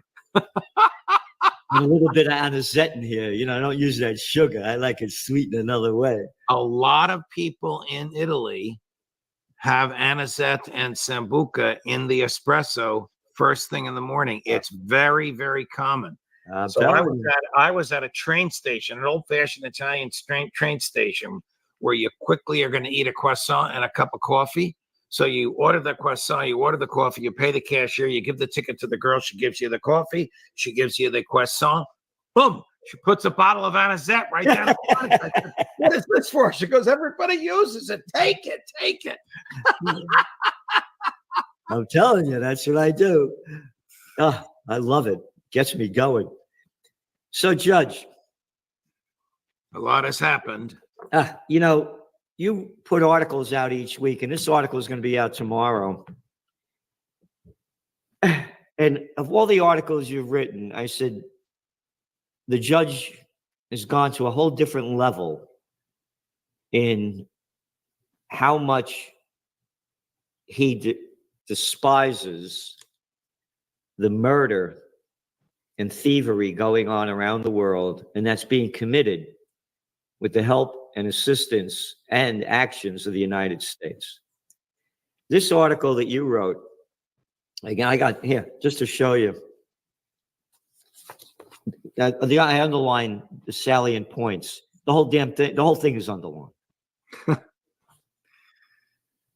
When presidents kill, sometime before he withdrew from the presidential race, President Joe Biden secretly reaffirmed his own self-willed and self-created authority to kill persons in other countries, so long as the CIA and its military counterparts have, quote, near certainty that the target of the homicide is a member of a terrorist organization. That standard was concocted by the George W. Bush administration in 2002. I just want to mention this before you go on. The CIA and its military counterparts, near certainty. What does near certainty mean? We believe, we're not sure, but kill them anyway? That's They're exactly terrorists? what it means. That's What exactly what makes the person a terrorist? I mean, by what definition? And what right do you have to kill somebody if they're not going to attack you? Tell that to every president from George W. to Joe Biden. What you're saying is exactly correct, but you are following the moral law, the natural law, and the constitutional law. These presidents of both political parties have given themselves the power to murder, and in some cases they have boasted about it. Obama was the most severe because he murdered Americans, and he boasted about it. What is a terrorist? Well, to George III, Thomas Jefferson and George Washington were terrorists. To us, they're American heroes and founding fathers. You mentioned Obama. In the book Double Down, he's quoted as saying, quote, I'm really good at killing people. You know, when Obama killed Anwar Awlaki, who was born in New Mexico, and Mr. Awlaki's son, who was born in Virginia, his father, Awlaki's father, went to a federal court and said, there are rumors the president is going to kill my son. I want you, Judge so-and-so, to sign an order prohibiting the president from killing my son. And the judge said, well, you don't have standing to sue. And by the way, Mr. Awlaki, this is fanciful. Presidents don't kill people. 2 months later, the son and the grandson were evaporated by a drone while peacefully sitting at an outdoor cafe in Yemen.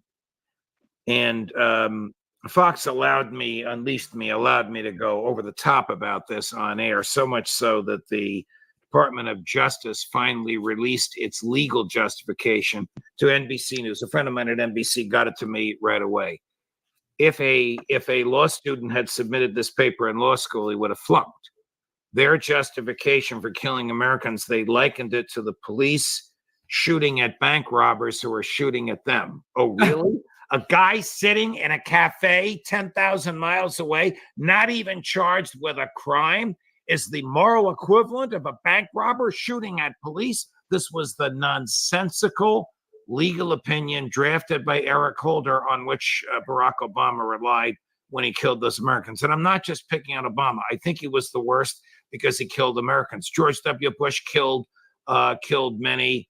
Donald Trump famously killed General Soleimani, who was on his way to lunch to negotiate a peace treaty with his counterpart in Iraq. It's sickening that presidents believe they can kill. And Biden is no different because American troops are advising Ukrainian troops how to kill Russian boys and IDF troops how to kill civilians.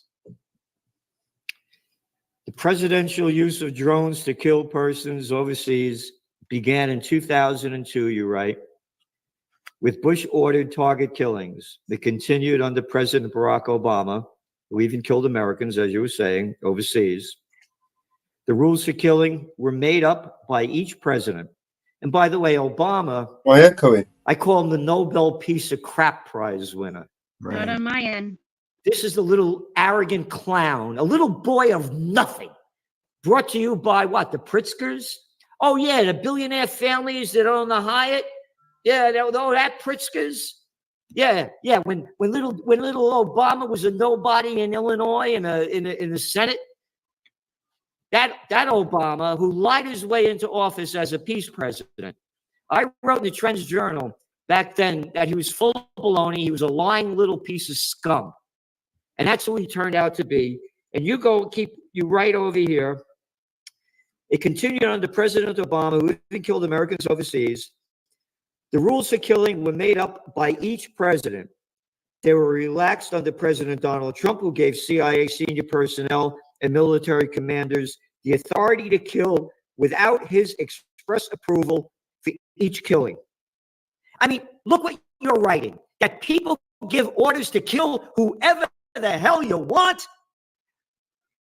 I fear that killing will happen here in the United States, because the theory behind the killing is, even though the victim is not engaged in violence, by killing the victim now, we prevent future violence. This is, of course, profoundly violative of the natural law, the moral law, and the Constitution, but this is their theory. But it's a small leap from killing an American at a cafe in Yemen to killing an American at a cafe in Washington, D.C., with this warped mentality that they can kill whoever they want. You go on to say Abraham Lincoln was the first head of state in world history to target civilians militarily and the first to engage in the indiscriminate slaughter of civilians of his own country. How many did he kill? About 750,000. And destroyed the South. Correct. Blew it to nothing. Correct. Particularly Georgia and South Carolina looked like Eastern Ukraine. You go on to write, Franklin D. Roosevelt slaughtered thousands of innocent, helpless German civilians at the end of World War II by carpet bombing German cities. What's that one, that German? Dresden. Right. All civilians. Correct. Leveled it. Correct. Just as it's perfectly fine, because after all, Judge, the Israelis are leveling Gaza. They have every right to slaughter anybody that they want. We're getting Hamas. They're in everybody's house, in everybody's school, in everybody's church, in everybody's mosque, in everybody's hospital. What you just said is an incredibly accurate paraphrase of what the mass genocidal murderer told a joint session of Congress last week, during which his 55-minute speech was interrupted 58 times by standing ovations. As Scott Ritter says, what do you expect? He has an audience he bought and paid for.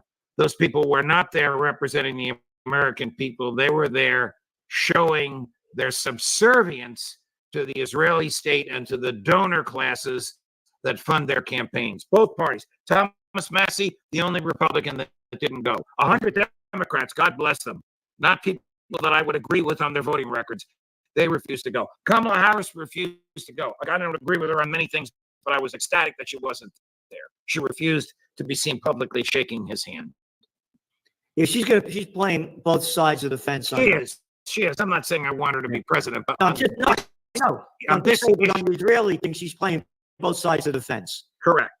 You know, and by the way, you saw our trend alert, our special trend alert. She's gonna win. She's gonna win big time. Gerald, I agree with you. The world is so strange. After that assassination attempt, I said, Trump can go back to Mar-a-Lago. There's no way he's going to lose. But the whole world has changed now. And this guy Vance is the weirdest person on 2 feet.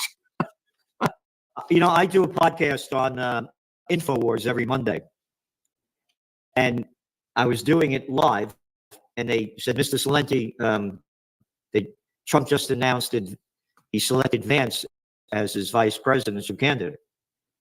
And I said, bad choice. And not knowing all the other stuff, I said, it's a bad choice because Vance is from Ohio. and Trump won Ohio big against Correct. Biden. He should have Correct. picked somebody from a swing state. Correct. They never imagined that Biden would leave. By waiting until after the RNC, Biden trapped Trump into choosing somebody who will not expand his base.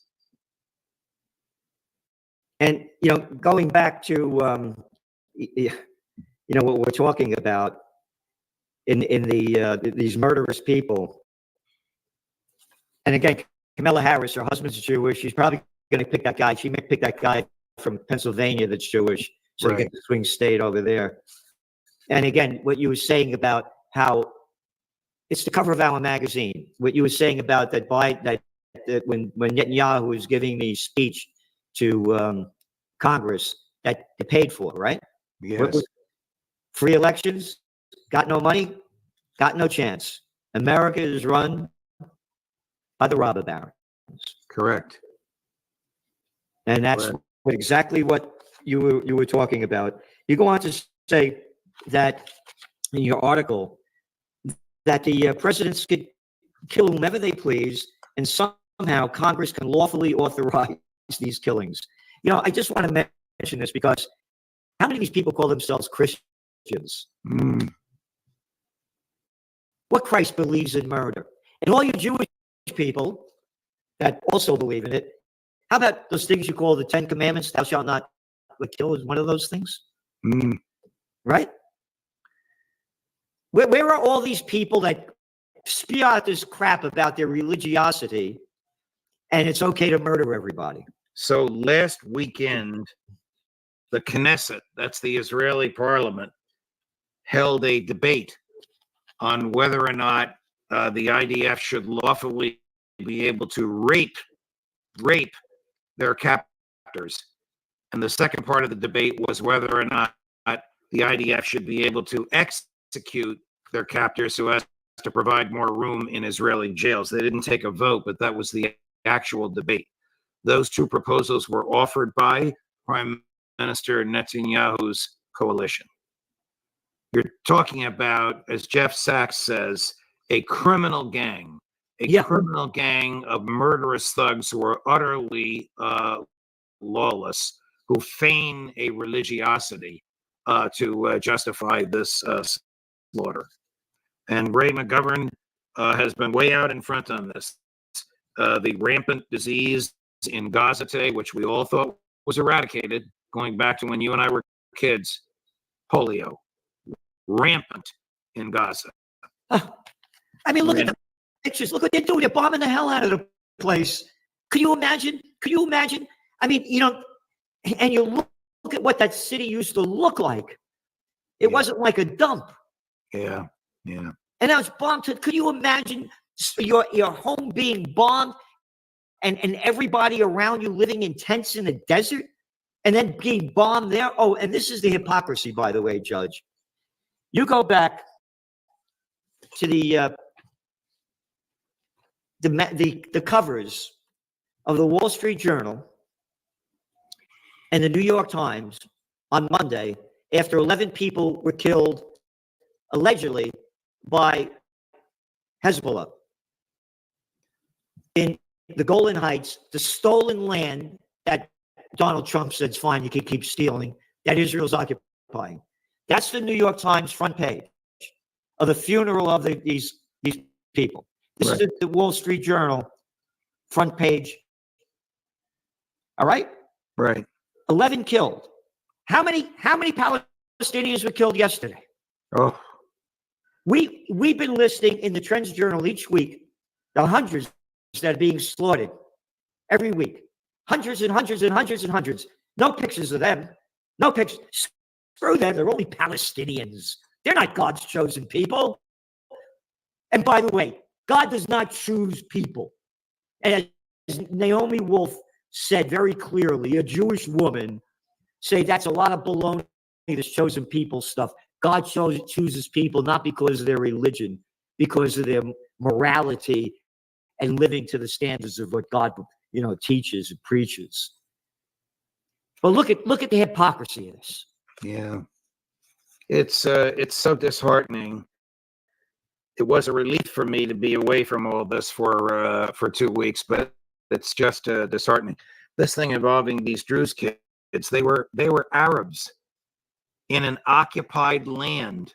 Why would Hezbollah kill its own people? It just doesn't make sense. And yet the Israeli government will use this as a pretext to kill somebody in Beirut, which they did. They're going to start World War III.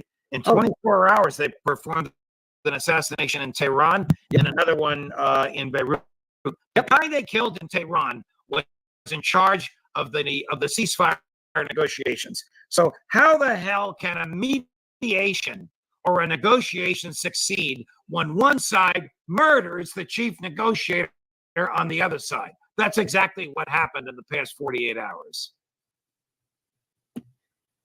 Judge, this article you wrote, as I said, you know, your passion for peace and your hatred for evil, war, and murder is so evident in this.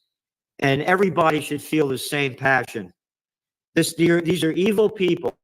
They're demonic people that are running the countries in most of the world, and particularly the West, in Israel and the United States. They're evil. And if we don't have peace on earth, it's going to be hell on earth. As you said, World War III has already begun, as we said, and they're just going to keep escalating it. And this is the escalation of it. By the way, you see how gold prices are going up because of all of this as well? Yes. Yes. Judge, everybody needs to see what you're doing every day. You know, we were talking before we went on the air. I said, how was your trip? You said, great. You know, but so much has been going on that I had to keep staying in touch with what's happening and keeping it going. So you go to judging freedom. Judging freedom. Could you imagine judging freedom? Life, liberty, and the pursuit of happiness, which you write in here, has been stolen from us. We need to get our freedom back. And the judge is doing everything he can with the people that he's bringing on to make that happen. And the judge is going to be up here in Kingston, New York on September 28th on the Four Corners of Freedom. Go to Occupy Peace, occupypeace.com. Judge Napolitano, Scott Ritter, Max Blumenthal, Anya Parampil, and others are going to be here. We want 1 million people here. We want to have peace. We're in charge, not them. It's we, the people of the United States, not a bunch of little political clowns. We have to put our power into place as people that are true Americans, and or whatever you are, of a spirit of the God you believe in, not the devil and the worshipers that are running and ruining life on earth. Judge, thank you so much for being here, and we'll see you next week. Gerald, you just put goosebumps on my arms. Thank you so much, my dear friend. No matter what we talk about, I love our time together, and you're a great human being. All the best. Thank you.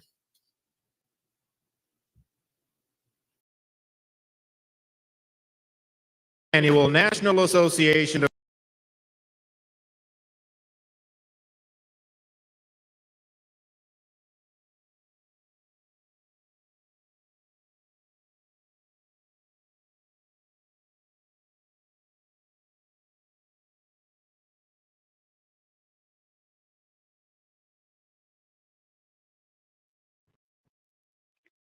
Okay. What's next, Mellows?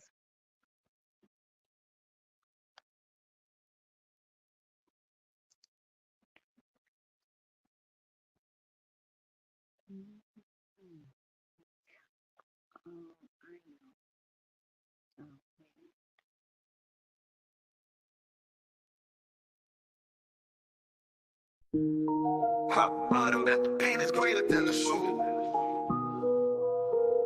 Remind me every time it's greater than the soul. Yeah. Yeah. Education we defend is gonna save the world.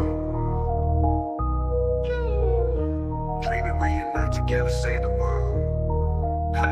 I'm reminding that the pain is greater than the soul. Remind them every time it's greater than the soul. Education we defend is gonna save the world. Dream and reunite together, save the world. I remind them that the pain is greater than the soul. Don't stop trying, we all equally God's light. Education we defend is gonna save the world. Save the world, save the world. Inshallah. Education is not just some privilege.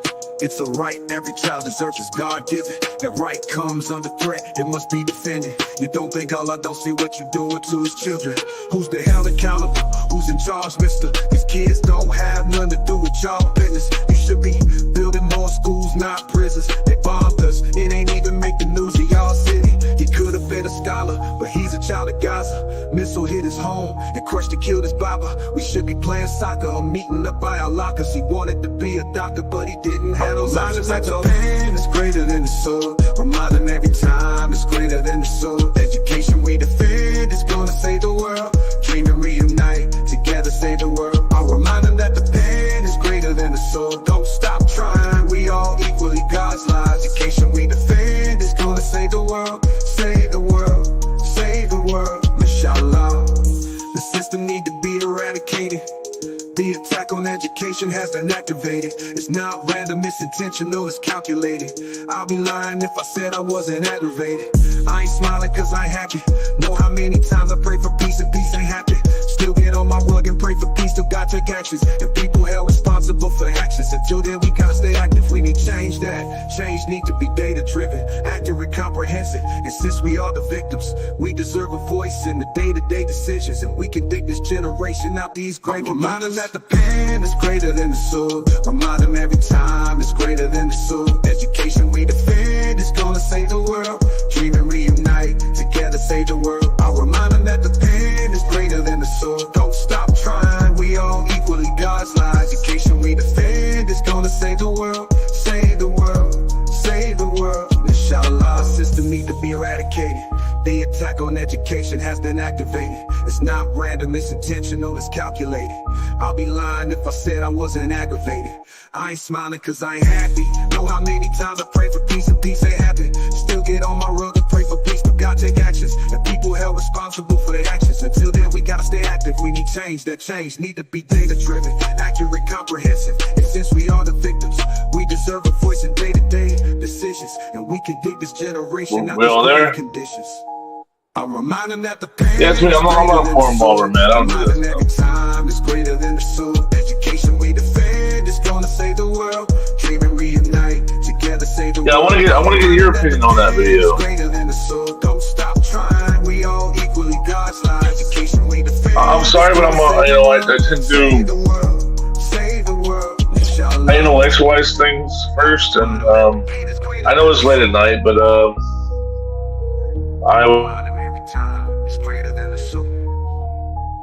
remind them that the pen is greater. Yeah, so here I am. How you doing, bro? Sorry, mate. I just had to. I've been sending that link out all week, and I've got a lot of feedback from friends of mine. But I'm reaching it out to a wider audience now, and I want to get some feedback. Like, what do you really think about that? What about presidents assassinating people? Well, yeah, what the video was and what it was about, what they said. Yeah, I mean, it's some of the things that we've been highlighting for a long time now, how they assassinate and murder people. Obama was the only president that actually has authorized the use of drones on U.S. soil. They assassinate so many people. They all have assassinated people. They're murderers. Every single president. Well, yeah, I mean, even the earliest I can remember in my lifetime would be like, with Reagan sending missiles into to get Gaddafi. Remember, but they missed him. But they went after him, right? Well, Donald Trump, Libya. Donald Trump just recently. Sorry, I gotta bounce in a second, Mellows. You gotta bounce yourself off the other stream. It's kind of echoey a little bit. Okay. Sorry about that. Go ahead, guys. Oh. Sorry, Annie's mom girl. I love you, and thank you for welcoming me. I appreciate having me on.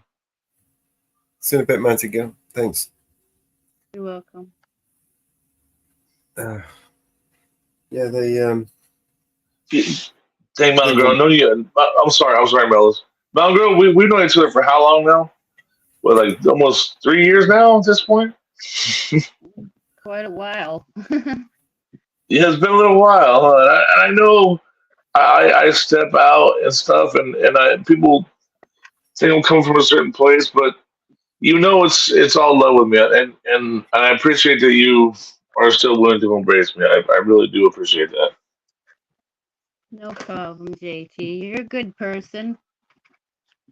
You know, As and you we as all well. have our moment. So, hey, we respect you. We love you, brother. Don't worry about Yeah, it. when I'm perfect, I'll let you know. I might be waiting a long time. Well, yeah, you don't hold your breath. All right, Mello. Sorry about that. We cut you off. You were saying. Yeah, please, yeah.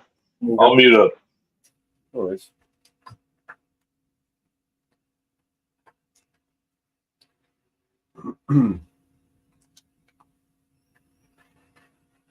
Oh, it's really hot.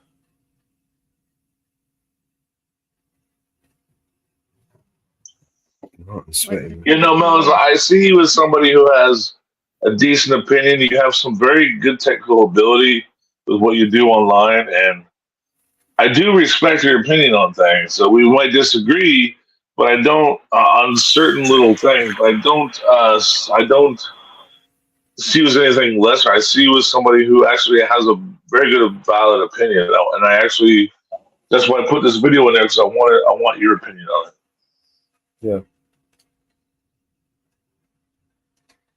Yeah, I mean, what can I say, man? Presidents, they murder people all the time. Would they go to the point of actually setting up a former president? No doubt. If they thought they could get away with it, I reckon they would. Yeah. Did they not? Donald Trump, did he not give unfettered access to CIA? He literally don't even have to come to me for approval. Just get rid of them. Just shoot, kill off whoever you want, pretty much. He gave them like a la carte, they're all murderers, every single one of them. Not one president hasn't assassinated, had a part in assassinating or overturning the government and murdering people. Sometimes people who just know things, murder them in the name of. And what they're trying to do today, they're trying to make this one world government, right? It's like, well, now there's real incentive to get rid of the dissenters, right? Because they're trying to create this global agenda. So there's even more incentive now to to eliminate any sort of opposition, right? Yeah, I mean, opposition. I don't think. I mean, I would have said I don't think opposition would go that far, but Larry Fink. Did you know that Larry Fink had actually met Mr. Cooks, the assassin? There's a video. Okay, when you say Fink, though, you're talking about the head of BlackRock, right? Exactly. Okay. Larry Fink. There's a video surfacing on the internet with Larry Fink, the head of BlackRock, right, and the assassin Crooks. Coincidence? I don't think so. There's no such thing as coincidence in the world of politics. There's no coincidence in politics. There's no such thing, you know what I mean? No such thing. It's impossible, These sort of people, they any accident, no matter how improbable, they will take advantage of it and manipulate the situation. There's no bad crisis, if you know what I mean. They will take advantage of every crisis. Oh yeah, and then they'll spin it into, because they own the news media, and they'll spin it into a positive. Say, see what we did for you. You're like, wait a minute. Wait a minute. 100 people just got murdered. Oh, that was good. Oh, okay. You know, and they do this all in our name. That's what upsets me the most. Is it's in my name because I'm an American. That's in my name now, It gets even worse as than if that. I'm some sort of party to it. It gets even worse than that now. Now people are justifying sick actions, like, for instance, rape. I mean, you heard about the Palestinian. What do they mean Palestinian? You just put Palestinian prisoners into a cell and call them Hamas. You know what I mean? And it Right, they were gives just them, talking about that. Can you shove a stick in some guy to get information? Like they were just saying that, right? they raped him. Yeah, they anally. I'll play that video now. This is the sickest thing you'll see, and people are literally defending their actions. You know what I mean? It's just that's how sad it is. When the people are defending the actions of a rapist. And if some guy's not going to say when you got 3 foot of broomstick up his butt, like he's not going to say what you want him to say. I mean, come on, man. So it's like not only is it the sickest thing you could think of, but then they justify by saying, "Well, see, well, he admitted it was true." Yeah, you were breaking a broomstick off in his butt. I mean, yeah, he's gonna admit it's true. I would, you know. In fact, I would admit it at 12 inches, not 36. I mean, that fool was a stalwart. He took all, you know, like damn. There's just, and then we sit there as Americans and go, well, you know, they know what they're doing. They're the government. They're smarter than we are. And it's like, sign your name to it. That's what I want. This is what I say to That's what I say to people. I go, sign your name to it. Then write down the piece of paper that you're okay with it. Sign your name to that. And they look at me and go, well, I didn't think about it that way. But that's what they're doing. They're already signing your name to it. They're already telling you that your name is attached to this, right? Am I right or wrong? Yeah. You know, check this shit out. This is Israel, right? Israel is facing civil war at the moment. Israel arrested 9 soldiers on charges they raped a Palestinian prisoner so bad the victim could not walk any longer. The soldiers reportedly resisted arrest by barricading themselves inside of the detention center and then defended themselves using pepper spray. That eventually didn't work. They were taken into custody, but that's just the start of this story. And Israeli protesters now taking to the streets in support of the rapists, saying they have a right to rape. Dan Cohen from Uncaptured Media has been following this story, and he joins us now. Dan, thanks so much for joining us. We really appreciate it. I mean, there seems so many unanswered questions about this story. Why now? Well, they broke his ribs even, right? Rapes have been going on against these prisoners for a long time. Why are we suddenly hearing about these arrests now? What is happening? Well, it's really ironic how this is all unfolded, Clayton. I mean, the International Criminal Court, the international courts have been pressuring Israel to the best of their ability to carry out some kind of investigation into the numerous reports of heinous crimes, including torture, murder, rape, as you described, of Palestinian prisoners who were taken from the Gaza Strip into the Sde Teman prison inside Israel, which is an Israeli military prison.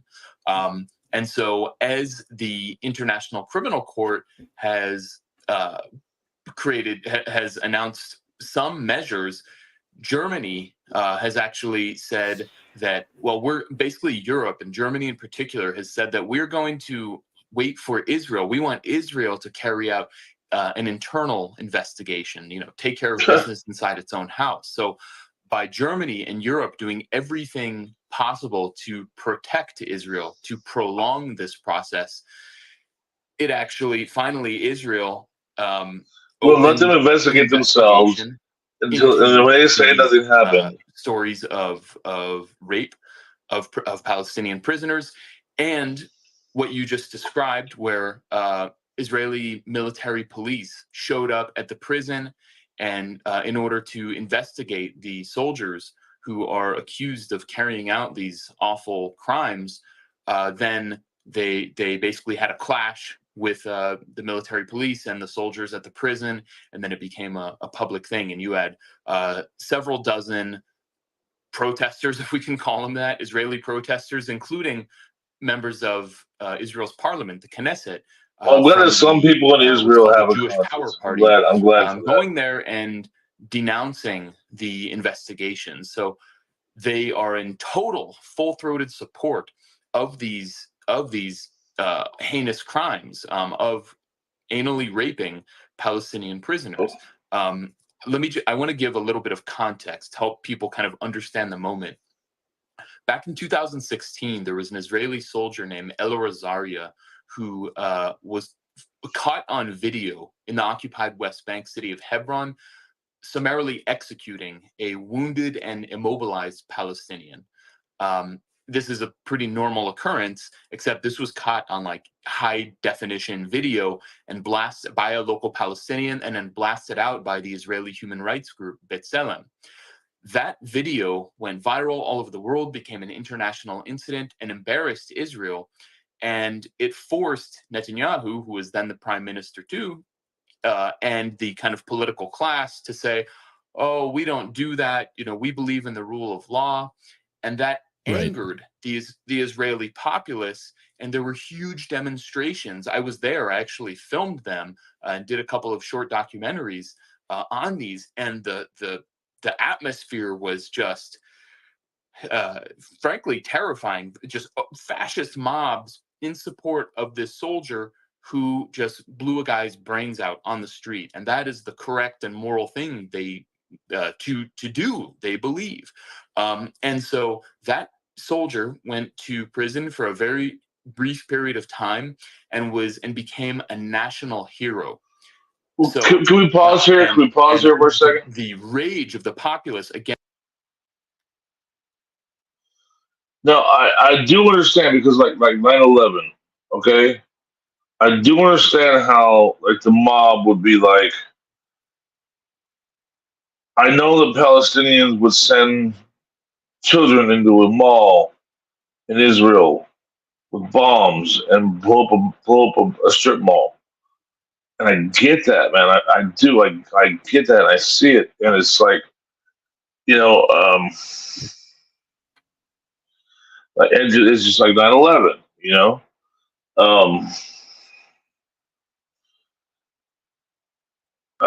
When we experienced 9/11 in America here was like nothing to what Israel has been going through. But again, we're not trying to be the United States in the middle of Palestine, which is what Israel's trying to do.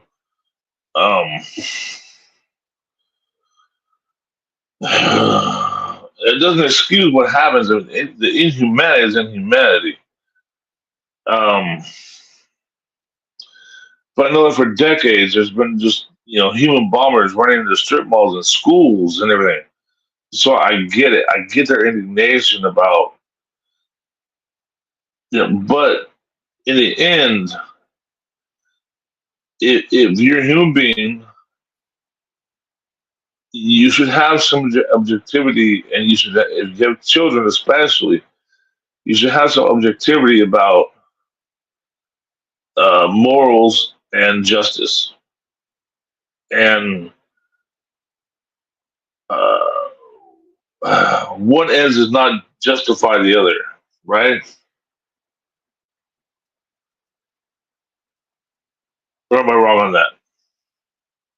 The ends do not justify the means. Right. So no matter how bad you've gotten it, no matter what's been done to you, if you are coming from a moral stance, saying this is what was done to me on a moral stance, you don't do that to somebody else, right? It just makes you. If there's a line, you stay on your side of the line, right? And when the time comes, you don't cross that line. to justify the you know what I mean? Exactly what you were saying. The ends does not justify the means. And being as I'm American, and 9/11 happened, which like is the least of what I mean. Like boy, oh boy, 9/11 was the least we had coming to us. What we done in the Middle East, because the Middle East is like we go all the way back to the Crusades, to 1200s, and the Middle East was the most technologically advanced. And every single time they've been blown, they just get blown back into oblivion. The Middle East is just like it's a crazy subject when you really look at it, when you really study the Middle East. Have you ever studied the Middle East, Mellows, and really looked at what's happened to them over years, over centuries? I have looked into it, yeah. And every time they get a foothold to be a great society, because they were like the greatest society at one point, you know, the Hanging Gardens and all that stuff. And they just keep getting blown back into oblivion ever since the Crusades, you know. And boy, oh boy, you start to understand how indignant these people are and why, you know, this sort of thing is going on over there. And 9/11, we got a taste of it ourselves here, you know. And so in America, we're like, you know, hey, and you guys were in London. You're in England, right? Yeah. They were bombing the subways, right? Bus. Yeah, you're in England, correct? Yeah, it was a bus. Okay.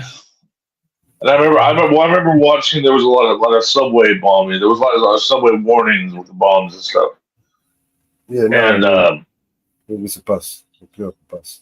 okay, but then it's a freaking travesty, and it's useless lives being wasted, and so you get a taste of it yourself.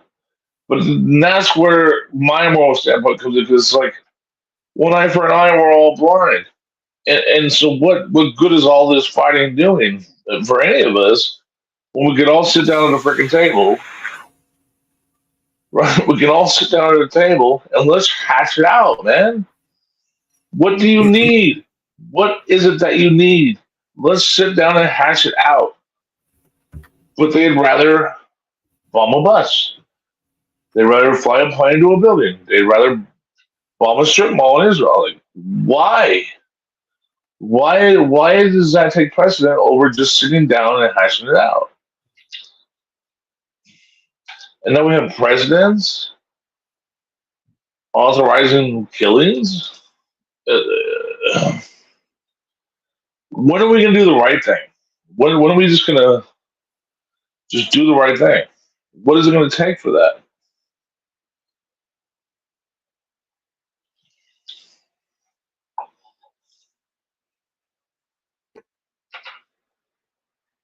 Okay. Well, I'm asking, man. I mean, do you have any? Do you have any? Anyway, I'll mute up. Go ahead and play the video.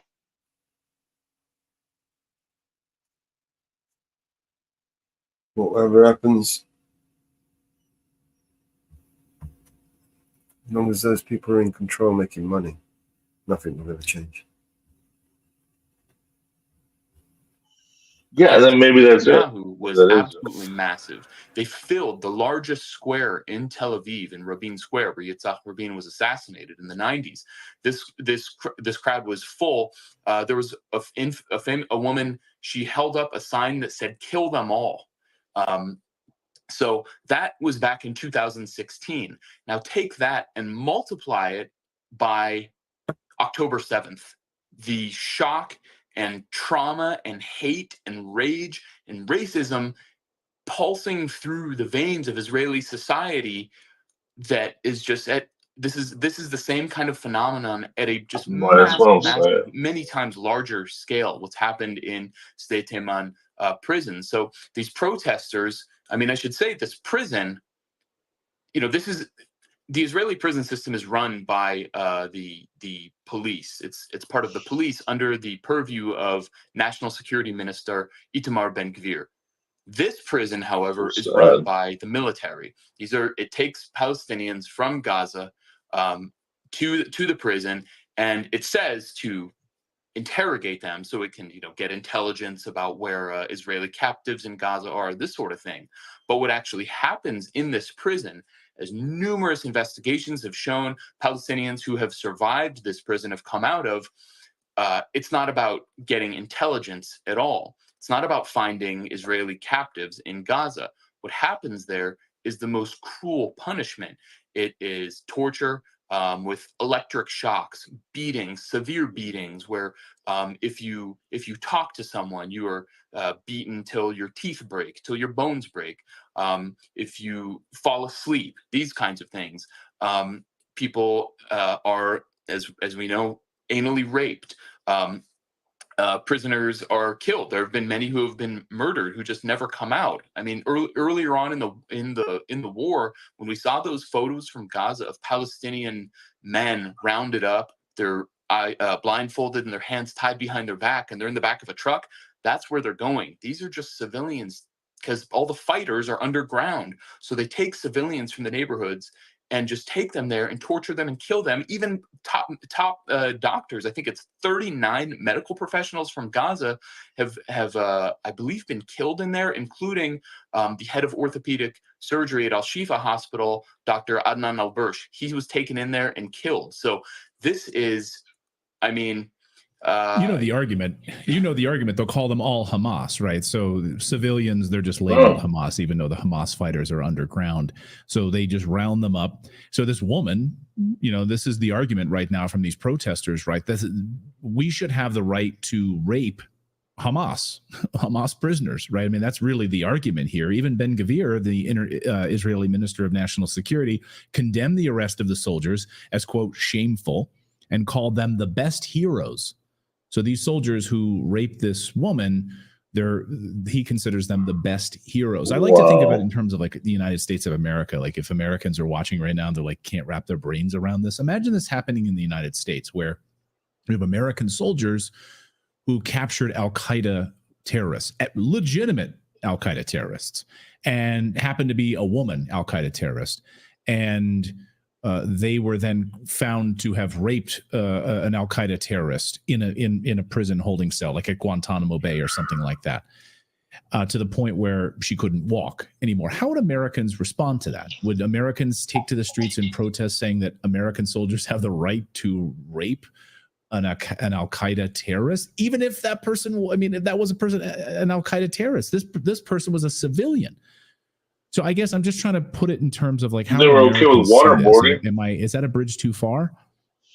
No, I think that's fair, and it's even crazier because the Israeli case is even crazier because they say, Ben-Gvir will say, if you criticize this raping and murder of Palestinian prisoners or Hamas or whatever you want to call them, you're an anti-Semite.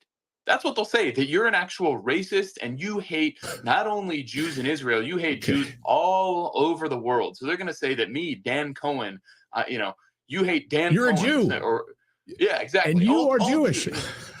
Exactly. So this is even crazier than it even would be in our case in the United States.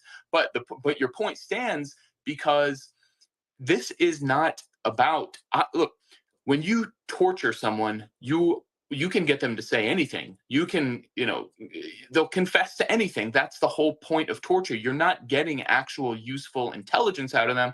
You're saying you can get someone to declare that they are baby Jesus reincarnate if you put them under enough pressure.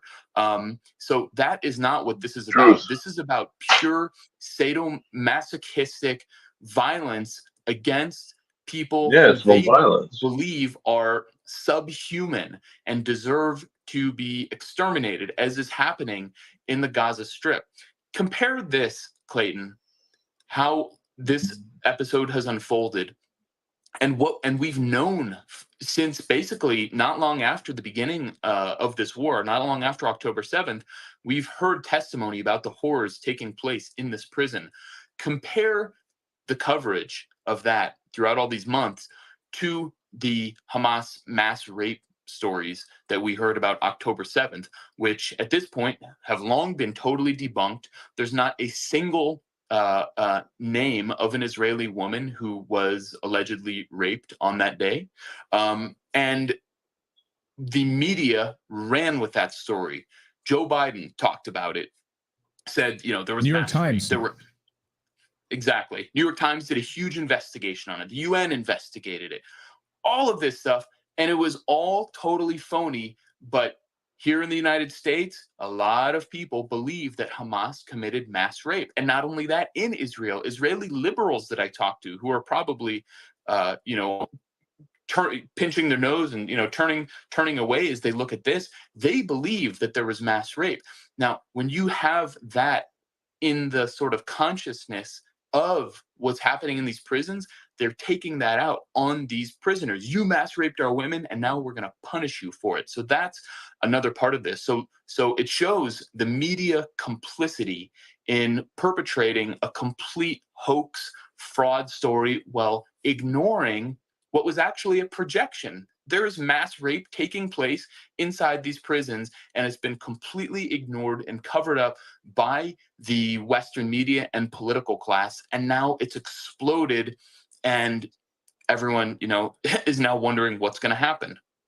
Yeah, well, but even if it's not a money, hoax, of course. So they're complicit in this. They're absolutely complicit, and the U.S. media should be ashamed. And by the way, the alternative media in the United States should be ashamed about this. I'll get you out of here on this, Dan, which is civil war. U.S. media, yeah. Floated around inside of Israel now for the past couple of days, weeks, in fact. But this could, people saying this could be the moment, you know, the tipping point moment here inside the country for those that want Netanyahu removed, and for those that want Netanyahu to remain in power. Do you think that this moment could lead to a civil war inside of Israel over this rape situation?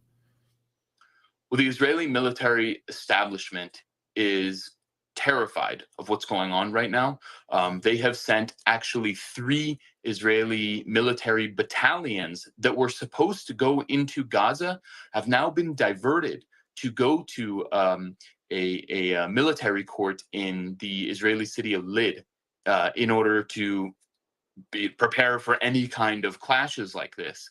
So this is actually even affecting Israel's war effort, if we can call it that, inside the Gaza Strip, which is, of course, floundering and going nowhere while they massacre civilians on a daily basis.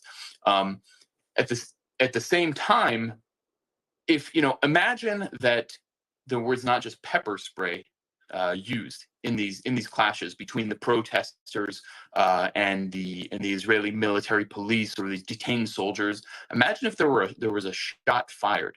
That is when you could see this whole thing explode, the lid totally come off, and see real serious violence in the street that could descend into civil war.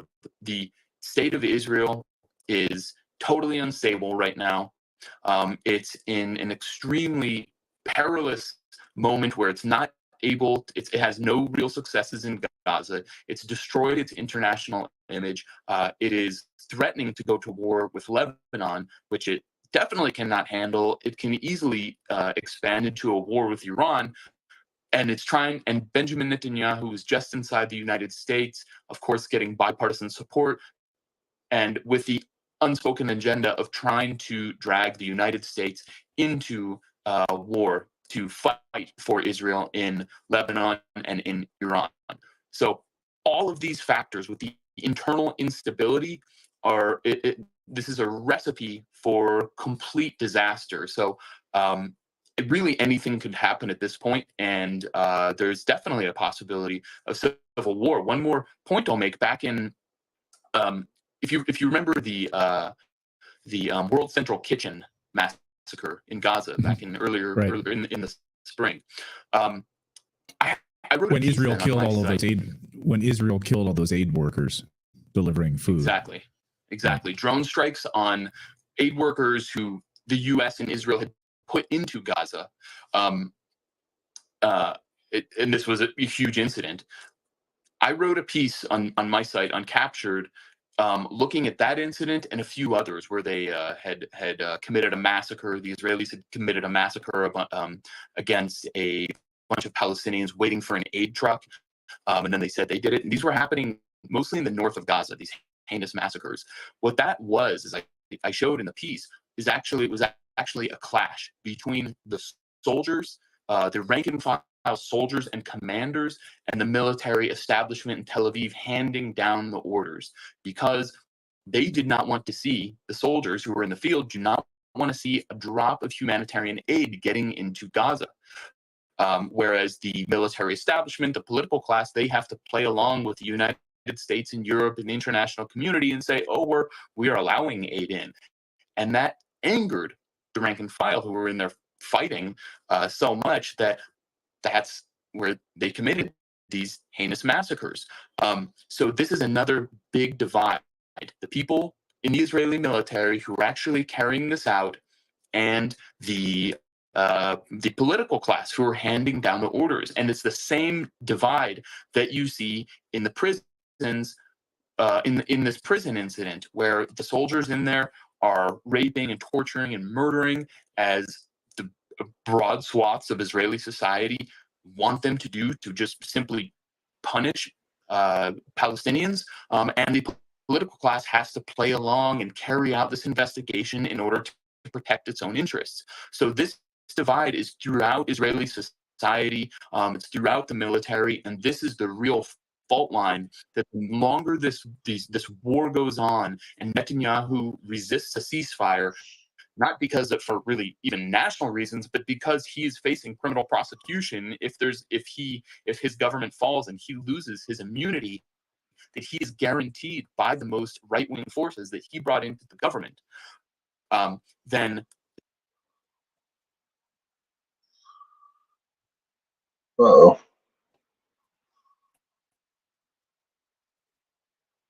Thanks Hello. for unbelievable reporting on this. One of the few voices, one of the few journalists in the Western world, in the Western media, who's been able to cover this objectively. Dan Cohen from Uncaptured Media will be watching your documentary unfold there in Israel. Dan, great to see you as always. Great to see you. Thank you. How is this same issue coming through from Al Jazeera? Again? How are we getting it from how is the same issue coming through from Al Jazeera?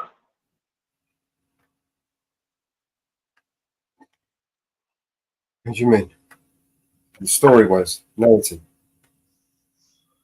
Yeah, I mean, because I want to see their side as well. Because if I'm going to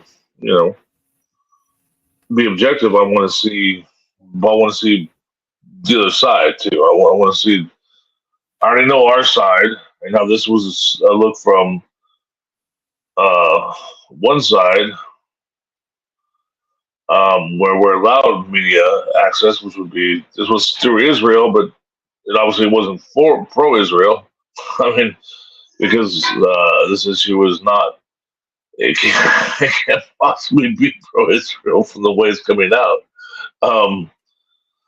But how is this coming through Al Jazeera? Is it just nothing but, is it just sheer hate? I mean, and I'm not sorry to giggle, but I mean, They're really controlled by the same corporations. So right. You want to have a look at. Look what they did with RT. RT News is no longer available, right? Right, yeah, RT, yeah. They remember they were going. I used to have a streaming service, and I would get 3,000 channels from around the world. So I remember the news on RT. It was a totally different thing from when I got it from the US. It was like, oh, this is something completely different. If you notice now, right, you go to YouTube and you see Putin's speech, you won't normally, under all normal circumstances, it would have been translated. But no. They don't want people to hear what he's got to say. But and I don't think that Putin is a bad actor as people think he is. I think he wants what's best for his people. Now, do I think that makes him any better than a U.S. president? No, I don't. Do I think that he's actually reelected? Well, is the American president really elected? I mean, come on now. But the things that he said, you know, a couple of years ago, about this coming the dollar and all that, he made some major points that were just bang, bang, bang, bang, bang.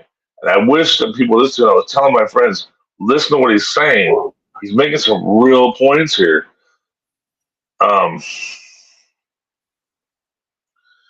We're not all. It's not all cracked up. We're not all the best in the world. We're not the biggest moral. We're not. We're not who you think we are. Who the news says we are. Now, you and me may feel that way.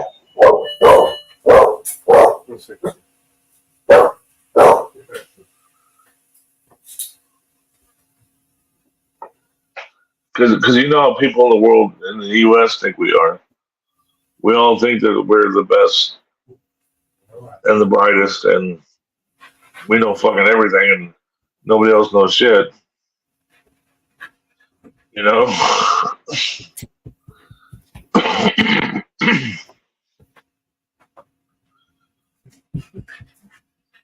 But it's all done in Kruger effect. You know what I mean? Yeah. We think we're smart because we're too stupid to know that we're stupid, right?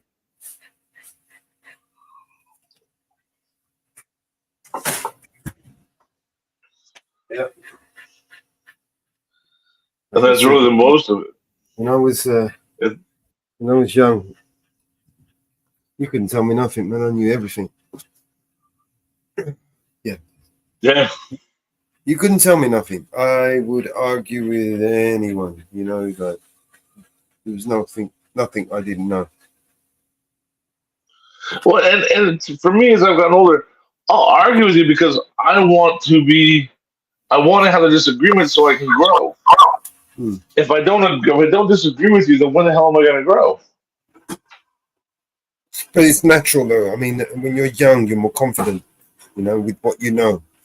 And you think you know what you know, because sometimes it feels like you know more than everybody around you, right? So you think, fuck, I must know more, I must be, clever because I know more than everyone else around me. Yeah, I guess, yeah.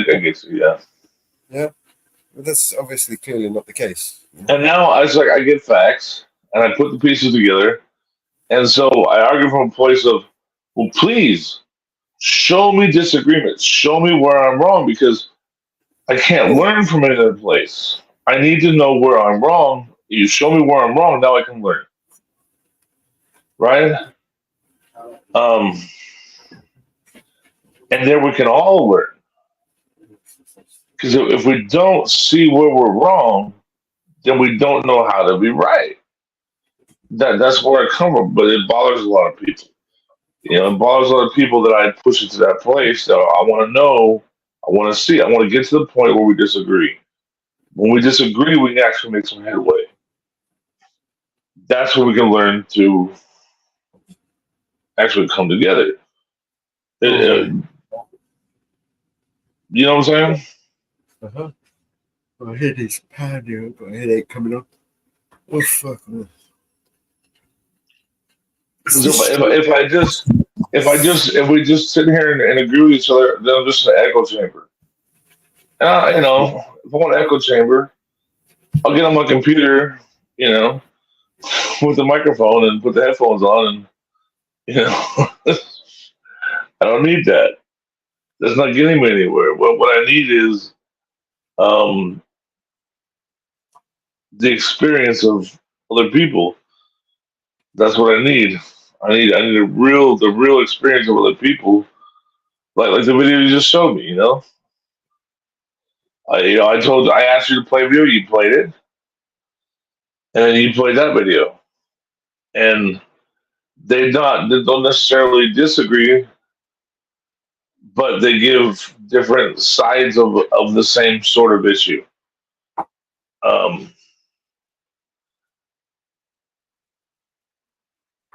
To me, that's priceless.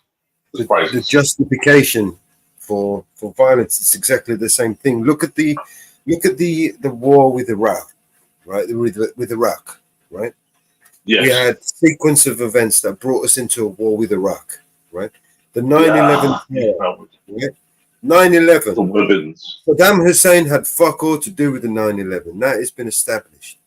Yet we use that as a pretext to start a war with them. It had nothing to do with Saddam. It was the other one that fucking laid claim to it. Saddam had nothing to do with it. But at this point, I don't even know if what's his name? Not Obama, but No, but because of 9/11, everybody got behind the idea of going to war with. They needed somebody to blame, right? Everybody needed somebody to blame. So, you know, and then you've got Saddam Hussein. The media is portraying him as he's laughing and he's celebrating that the 9/11 towers came down. So everybody just turned on him. It was an easy fucking target, you know. So it was easier for Congress to sell that and the president to sell that to the people. Osama. People were already pissed. Yeah. No, I'm talking you about. You got to put a face on a poster. You got to put a face on a poster, right? I mean, Bin Laden is an easy target, right? He's the one that supposedly the one that did the 9/11 attack. But Saddam Hussein, he used that as a pretext to go to war with a country that had nothing to do with the 9/11. See what I'm saying? But because people were angry at the time, and they hit it at the right, the iron was hot, basically. You know, this was a good time to go to war with Iraq, even though they had fuck all to do with the towers coming down and the attack on the towers. But boy, used that. What a great time to really educate people. What a great time to really lay the facts out and educate people. But they don't do that, right? They don't do that. They go, boom, put a face on a poster, let's get after it. Right? That's what they do. But when you can really okay, look, you know, this shit is hot. Let's educate people. Let's get the real issue. Let's get them the real facts. Put it all out on the table. Put this shit run on American television. You know, 400 million televisions. Let's go. Boom. Tonight on the news. This is what we're talking about. The facts. But they don't do it. Right? Like, why not do that? Why not talk about the real shit of what it really is, what's really going on? But they'd rather just put a face on a poster, say, put your guns right here, and let's go. I mean, that's what they do, right?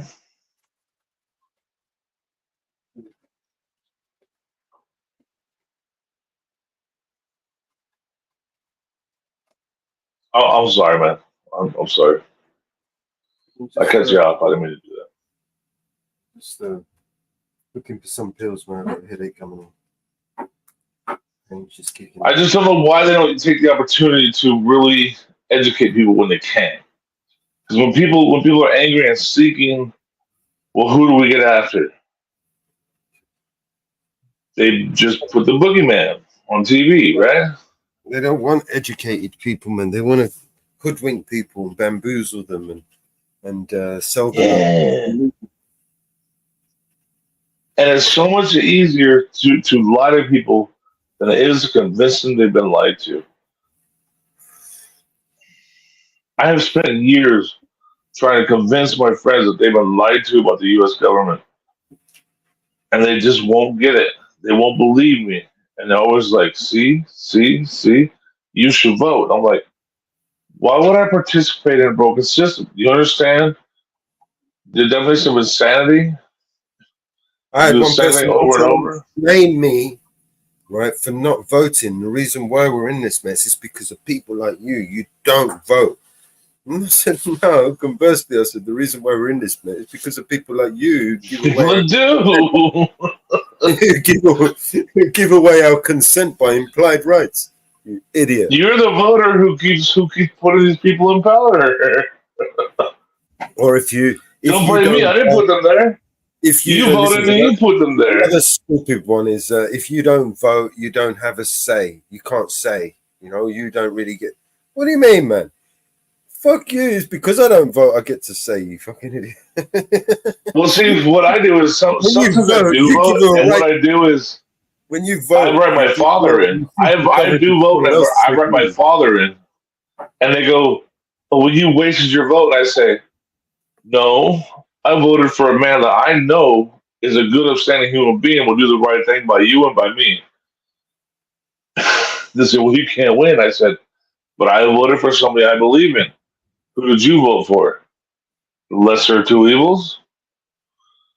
You get what I'm saying? I voted for a man. I wrote my father in and said, I know that he will do right by you and by me. Who did you vote for, Trump? That's the lesser of two evils. Did you do the right thing or did I?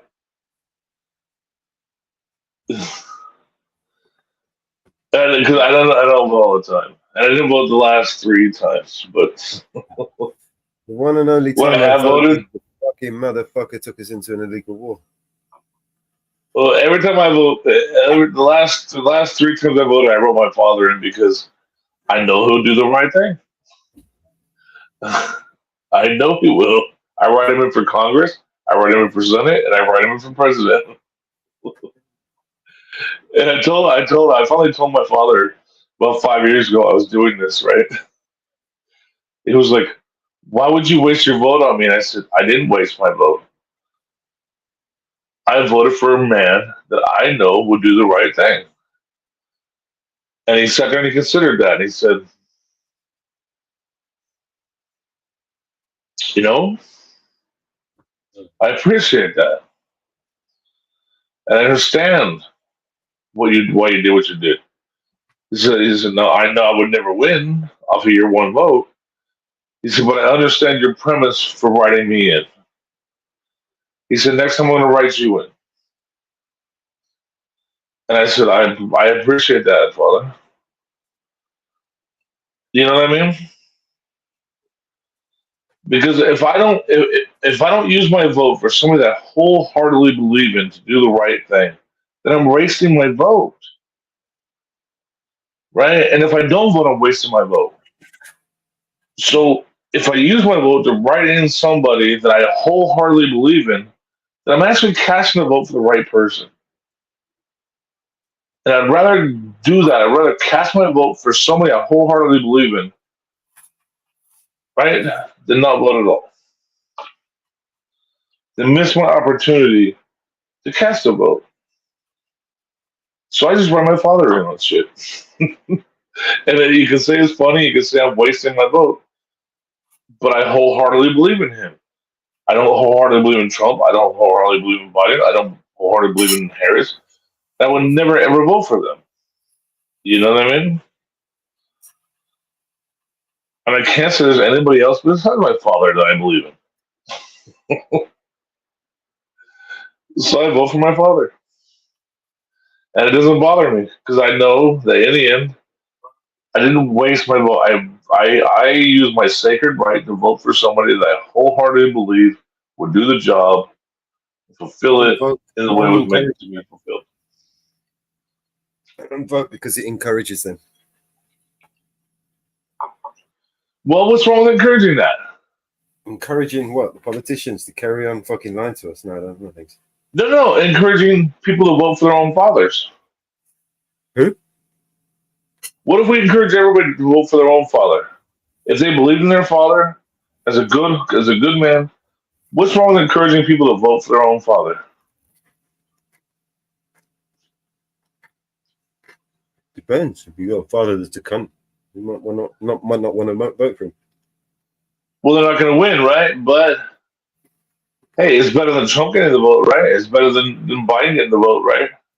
It's better than some scumbag getting the vote. You don't vote for them anyway. No, yeah, that's the whole thing. Is rather than not vote, vote for someone you do believe in. Vote for your father.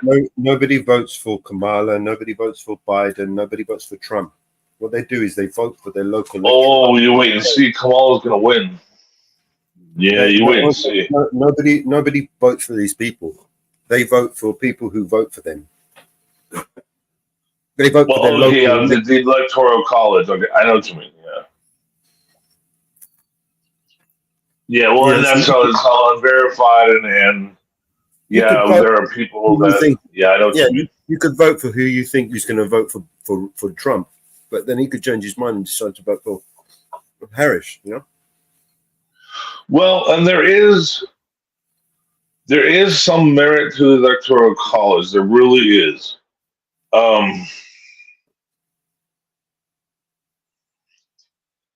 Because if we just went on a popular vote with the gerrymandering, that's the whole thing with the gerrymandering of the districts here in the United States, and it's rampant.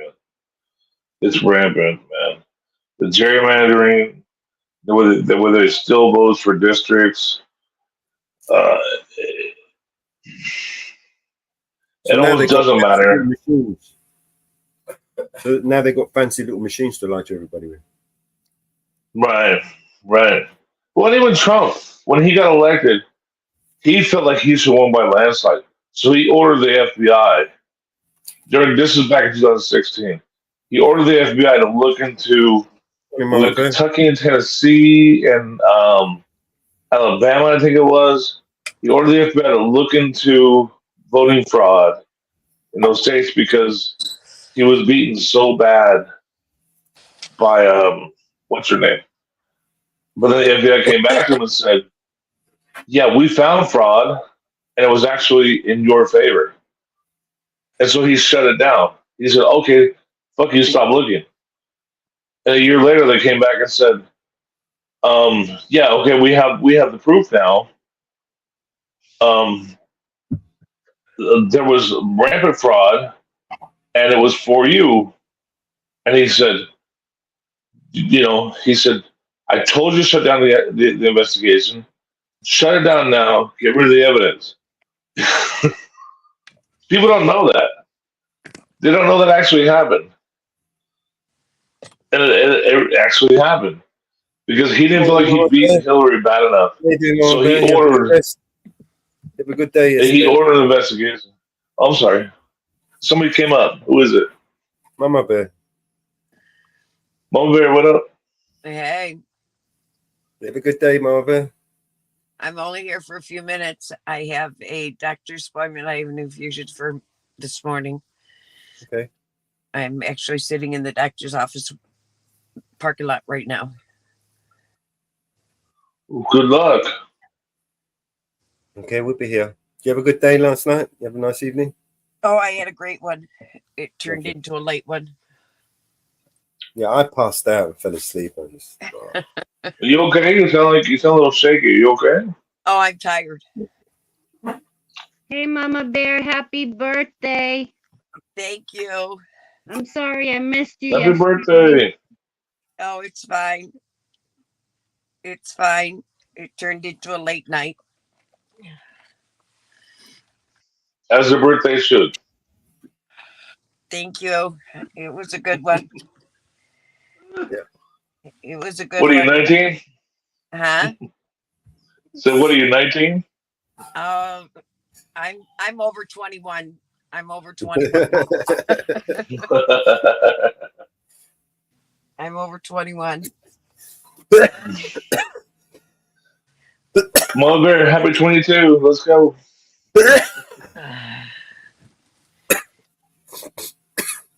I'm over 21.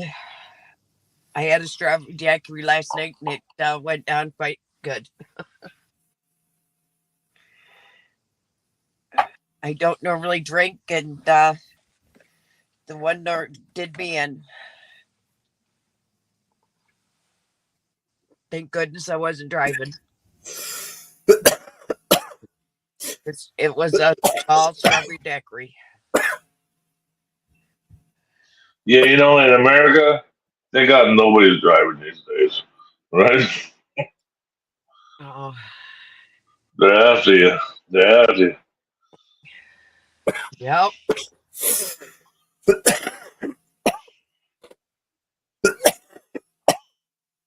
I've got mute up. I'm going to cough my guts out. Yepper. Oh. But it was a good one. Lots of phone calls, lots of text messages, lots of messages. Talk to the kids. Oh, always. They started Right at on. 5 That's what makes it worth it, right? They started at 5 after 12. They started messaging me. Right on.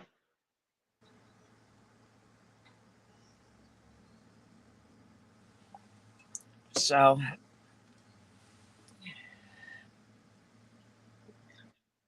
but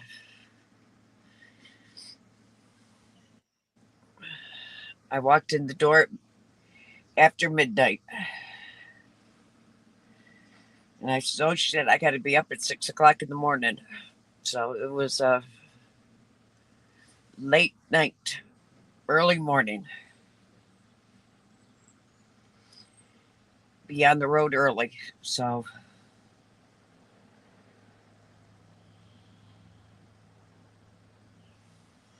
So hide the shot glasses. Let's go. go ahead and finish your talk.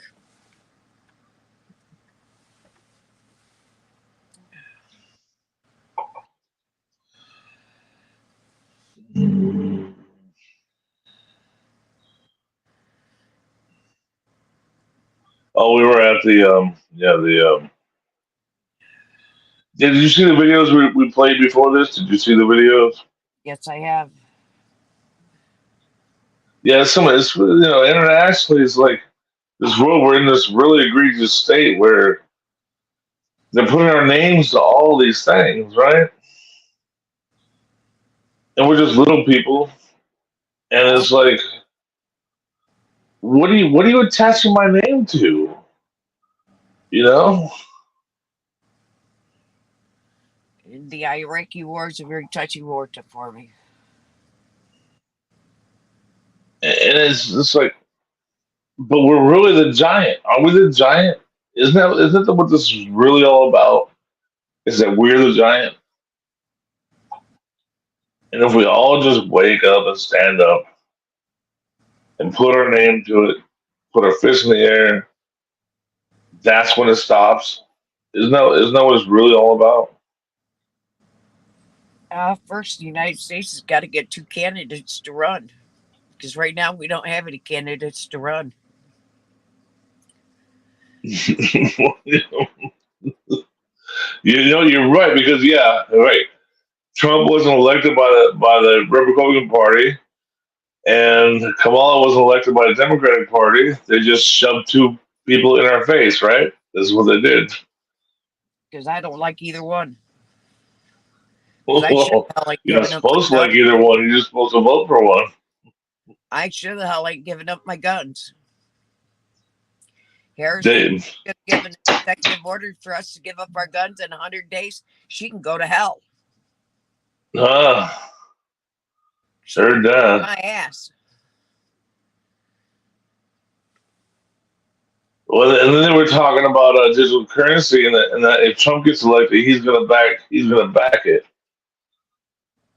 Yeah, he never said anything about giving up our guns. Yeah, but digital currency. Oh. I got cash in my safe deposit box. Yeah, but the dollars will be no good. Well, Mama Bear, you know what they say. Well, Get some gold and silver. she wants us to give up our guns, but you know what they say. You can shit in one hand and wish in the other. Yeah. Go ahead and catch my bullets one at a time. Right. I'll give you my bullets. Catch.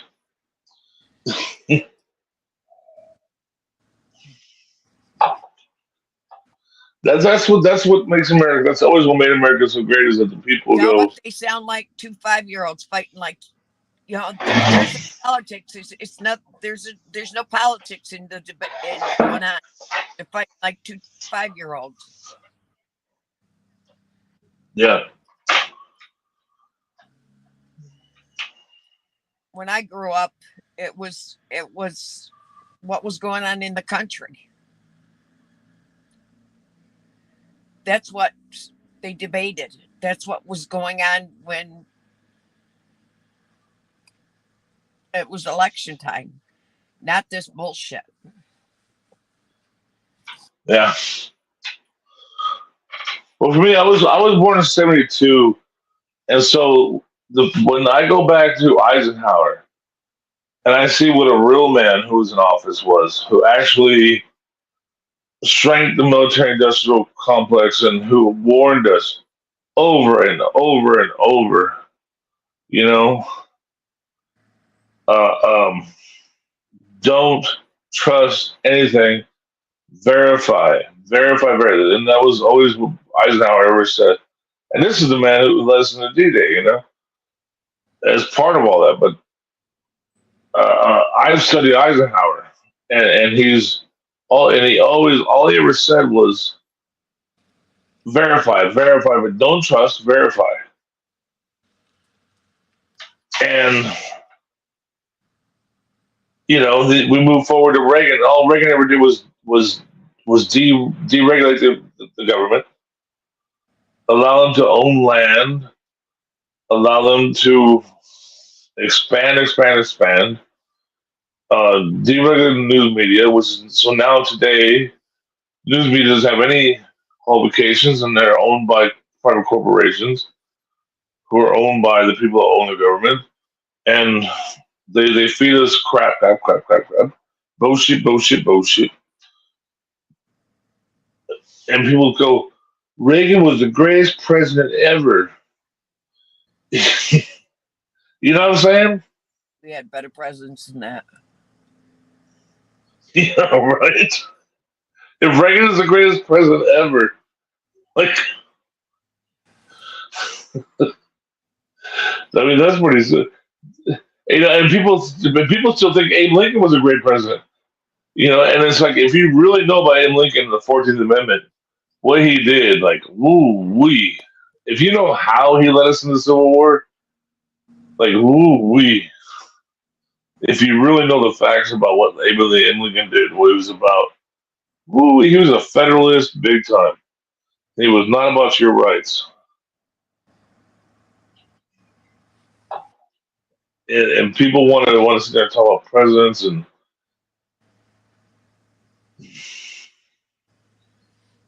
I don't know. But for me, it all goes back to Marbury versus Madison when the courts took control, and for me, that's when. If you really look at it, Marbury versus Madison, the courts became the arbiter of your rights, and no president has dared to strike it down.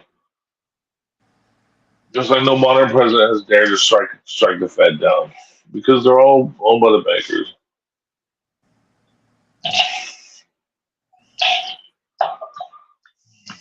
Anyway, I'm mute up. Please talk.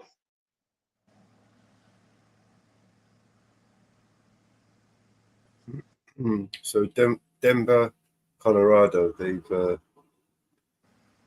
had enough. They don't want any more migrants over there. They ship them out. Don't ship in New York. We've got enough. That's gonna start a fucking division, isn't it?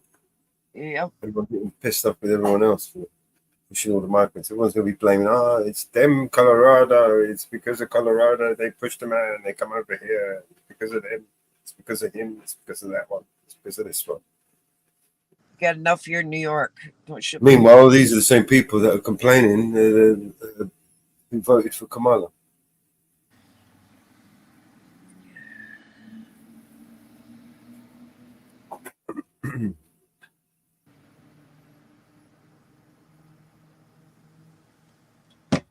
We got enough of them here, I'll tell you.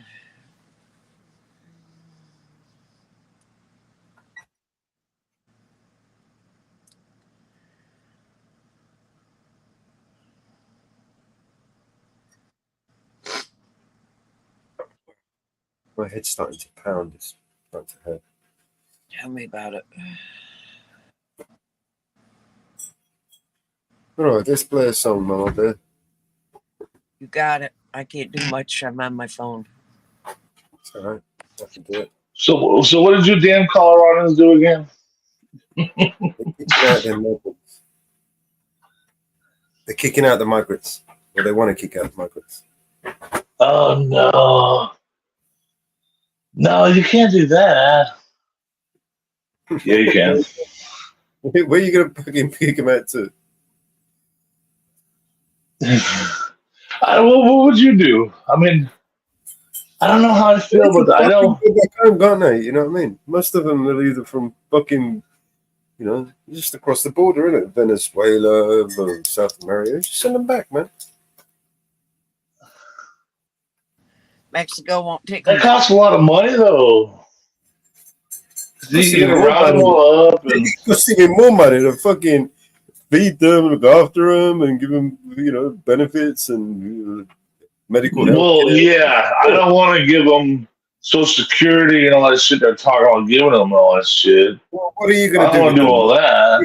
You're going to have to give them a job at some point, right? They're going to be a complete drain on society. So what are they going to do? They're going to take away jobs from the job market. The already suffering job market. If they get their job the way, of course, the more people, the more jobs we need. So it's like they take care of their own because the job market is already getting squeezed by automation and AI and robotics. So now we have okay, but say 100 million people come in. What's 100 million people's work that need jobs done, right? So you can't say that just bringing people in is a bad thing. This is 100 million people more that need jobs done. They need maids. They need their lawn taken care of. They need to eat food. They need to, they add to the economy. But if they're automatically just going to get no, historically, people have come in. Migration have come into the country. The people that have migrated to our countries, they've come here to build a business, to study, to educate, and so these are the cream of the countries. The people that are coming from these countries, they're the best of the best who have come over, right? The most educated, the most privileged. Not where I come from. The people I've worked, and I worked with a lot of immigrants in my field. No, they emptied. And, El Salvadorians. They emptied the prisons out. They emptied the asylums. I'm talking about the traditional migration route, right? When you come into a country, you're going to have to, give them a reason why you come to. You come in to study. You come in for jobs. You come in for, whatever it is you're coming over into this country for, and it's going to be approved. What I'm trying to say is these people that migrate from all these countries, these countries are losing skilled labor force because they want to come over to our country where it's going to get paid more and get paid better benefits. Well, of course, yeah, the doctors and the nurses they get, and the geologists they get first crack. The migrants that are actually flooding through the borders at the moment are not those people who come over to work hard, to study, to for a better education, for a better life. These are the people they're the degenerates of society, the lowest, uneducated, the unskilled, the criminals. These are the people that are flooding over now. They're undesirable. Well, I agree with you. I agree with you. Unskilled, but I won't say degenerates. I won't go that far because we've had amnesties in this country. No, you're not understanding me. A lot of them are. We're talking about South American countries are releasing their prisoners from prison under the condition that they cross the border and never return. Okay, yes. I understand that. Mental health hospitals, they're emptying their hospitals and sending them over. They're emptying their prisons and sending them over.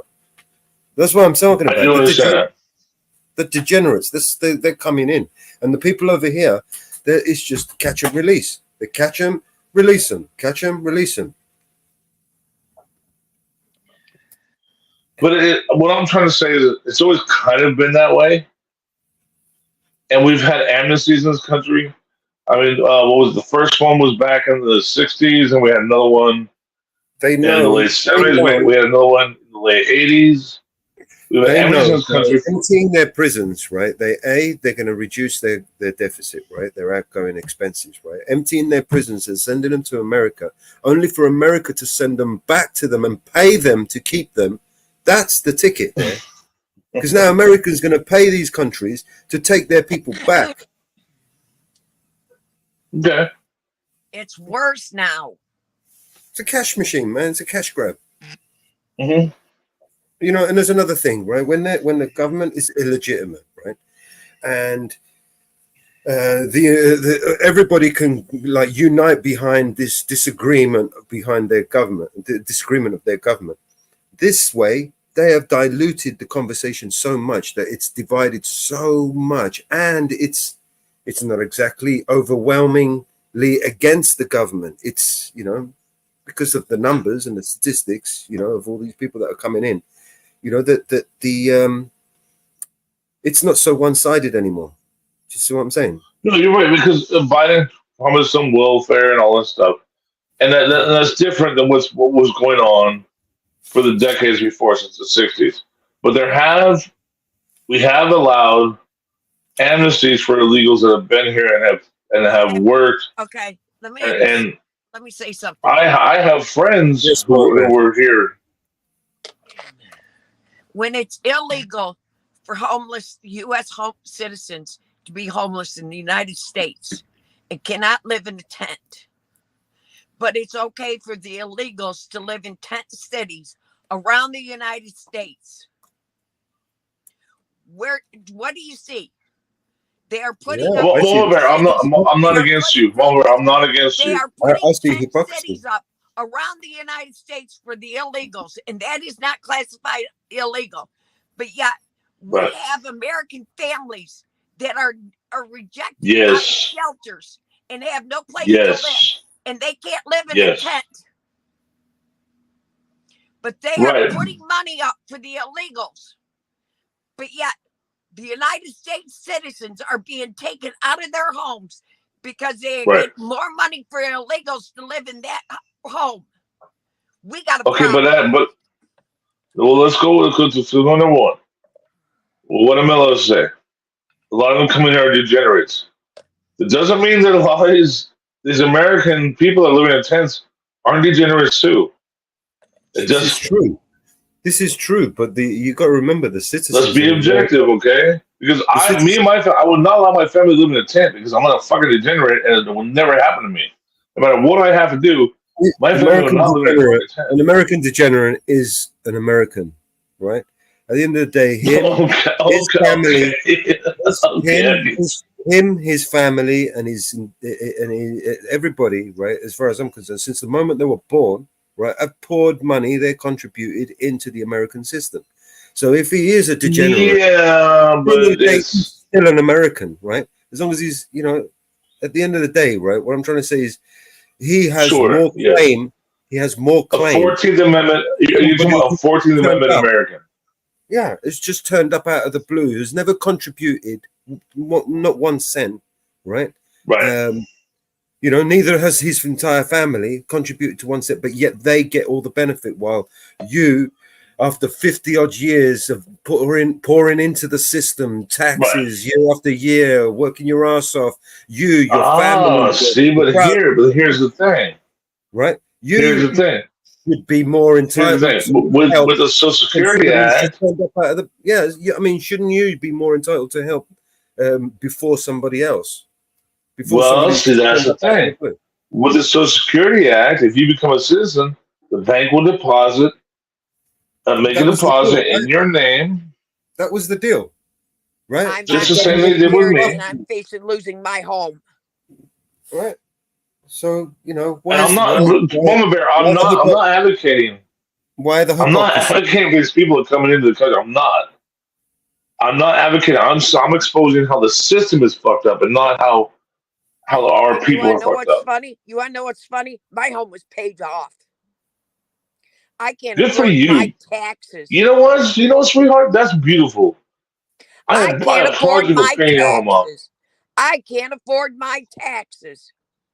Hell no, you can't. Nobody can. But good for you for actually getting your home paid off. And you know what state I live in? New York State. I wrote a check this month. I wrote a check this month for $4,000 to pay my freaking taxes. Damn. You know what? I'm 7 months late. I'm paying my taxes. $4,000. Just so these guys can piss it in the wind. Right, yeah. It's racketeering. It's racketeering is what it is. 1.3. I'm going to tell you something. 1.3 to protect you from me. $1.3 billion in lawsuits was paid out in New York City. That was just police lawsuits. Yeah. Litigation against police. Right on. Yeah. Billions of dollars every year is just wasted. I'm not against you. I'm just trying to do.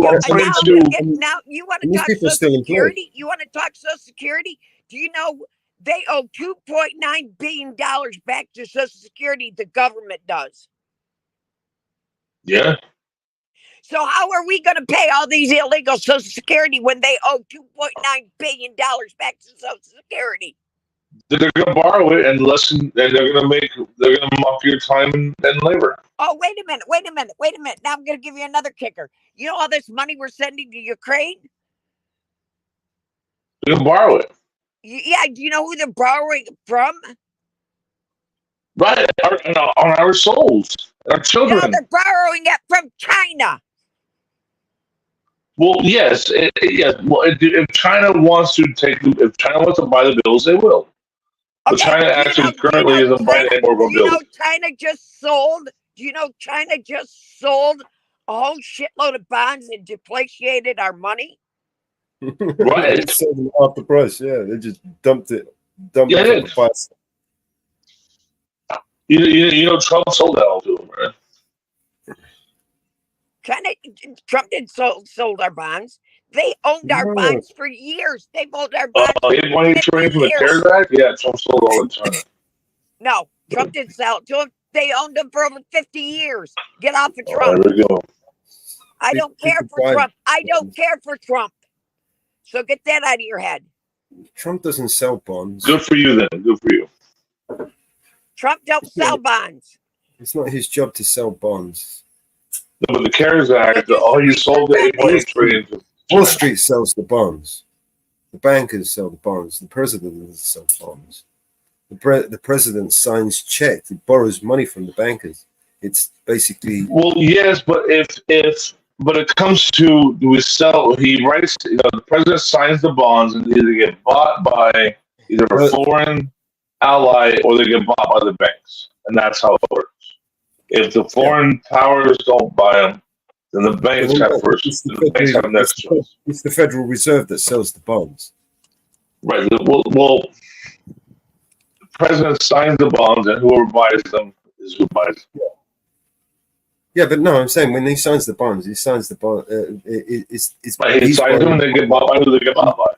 He's borrowing money from the Federal Reserve, who doesn't have any money. Right, and the same banks that own the U.S., the same banks that own China, the same banks that own London, the same banks that own Russia, the same banks that own Brazil. It's all the same banks. So it doesn't matter if China buys it. I have to go into the doctor's office. All right, Martha, we'll be here. I will talk to you guys. I'm sorry, I didn't mean to upset you. I just know how it all works. I'm sorry, I didn't mean to upset you. Oh no, you didn't upset me. I've done a lot of research into all this, and I know where it is. Yes, I can hear that. And I appreciate what you said, and I hope things go well for you today. I really do. All righty, I'll talk to you guys when I get out. All right, good luck. Yep. See you in a bit, Martha. Bye. Yeah, the president signs look, I need $8 trillion. And it gets bought by who it gets bought by. And usually the way it works is first is our allies, our allied countries, and if they don't want to buy it, then the Federal Reserve absorbs it. Hey, you know how the hormones work, right? You know the hormones work in this country and how sickening that is, right? You know about that. Isn't that what Brexit was all about? Talk about predictions. When is Donald Trump going to get another assassination attempt? I think everybody sees what happened. I think everybody sees what the happened. next assassination attempt. This is going to be my new conspiracy. I've got my conspiracy hat on. Yeah, my new conspiracy theories. I'm gonna guesstimate, say September the 28th. There you go. September the 28th. He's gonna be. That's when his comb over will blow up and he'll die from his comb from being exposed. We're definitely gonna have a go at him again. You know, I always said, well, number one, he never should have been president because he owed $400 million. Half of his wealth was borrowed from Deutsche Bank when he became president of the United States. He owed $400 million to Deutsche Bank. You cannot have a president who owes half of his wealth to a foreign power. And who is Deutsche Bank owned by? Deutsche Bank was owned by Russian oligarchs. So how was he even allowed to become president? You can't have a president who owes half of his wealth to a foreign power. It never should have been allowed. No ifs, ands, or buts. And then that's number two. But now the guy has a comb over. You cannot elect a president who's not comfortable in his own skin. He's not comfortable in his own skin, man. He has to have a comb over. He has a hairdresser come and spend 30 minutes a day hiding his bald scalp. You can't have that, man. You're bald or you're not. What do you care? It's DNA, dog. You know, it's DNA. You live with it, right? Does that make any sense to you, dog?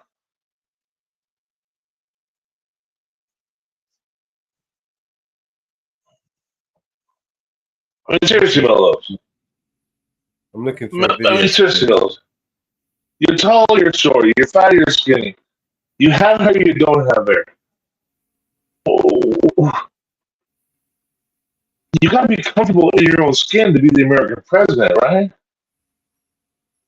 You at least have to be comfortable in and of yourself to be the American president, right?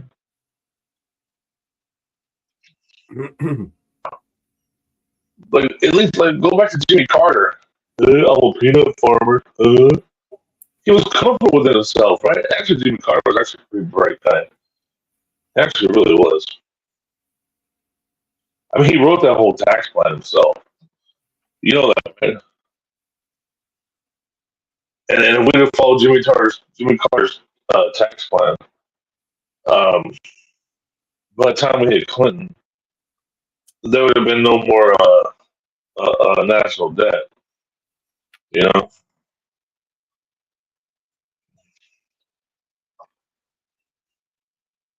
it would all been freaking paid off.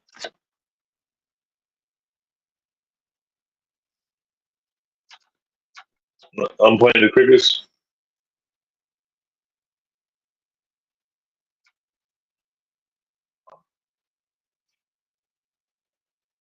Seriously, Mello, would you follow a man?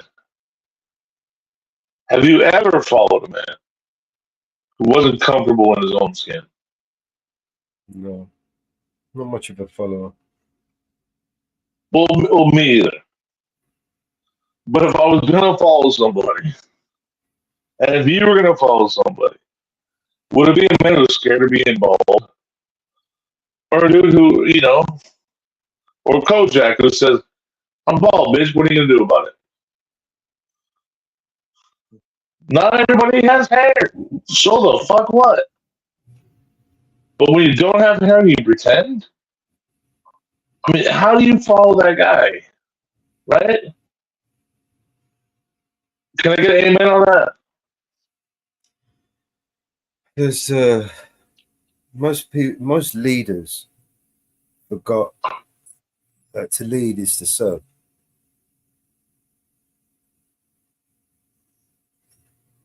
You understand? Well, to leaders to what? It's to serve. It's to serve others. Well, yes, because what do you lead them for? Yes. Yeah, so most leaders who crave to serve don't deserve it. They don't deserve that power because they're not there to serve. They're only there to serve themselves. They're not there to serve others. Right. You know, so those that want it shouldn't have it, and those that don't, the ones that should. Well, I can tell you, my entire life, You know, any job I ever had, I was made a leader. I was made for my first job. I was made a shift lead. You know, every job I ever had, I was put in charge. And down to my last job, where I was the number one in the company, and I was in charge of training everybody, and I was a little slight guy. I was a most feared guy, but I like to be liked. So many like me, but the whole thing was, we worked for contractors. It was, where do we get our paycheck from? We're not McDonald's. We're not selling Big Macs, my friend. And if we're going to keep making money, we have to provide our customers with a product. We have to provide them with a service. And how do we do that? We do that by knowing our shit. We do that by being proficient at what we do. And I was very, very, very good at what I did, and people followed me for that.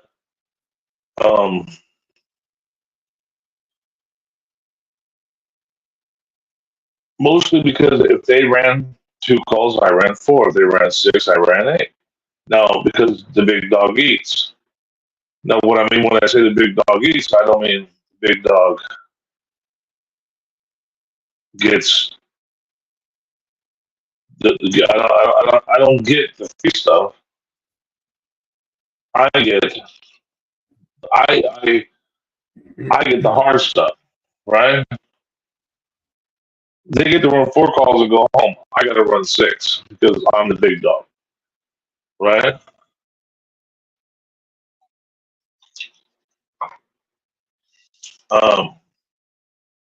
The big dog eats. The big dog does more because he's the big dog. You lead by example, right? Is what I'm trying to say. You lead by example.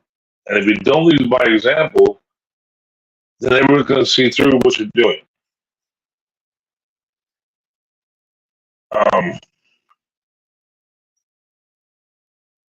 If you don't lead by example, then everybody is going to sooner or later pick apart everything you do and put you in a place where you're irrelevant. And then try to fight your way out of that. Because you can't.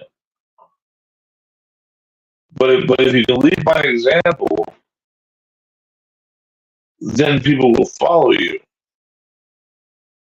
People are going to say, hey, he's not telling me to do anything he didn't do.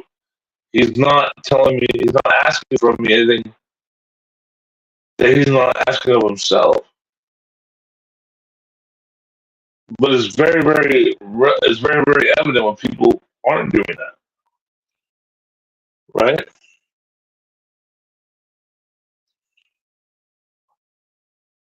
It's very evident when the finger's pointed at you.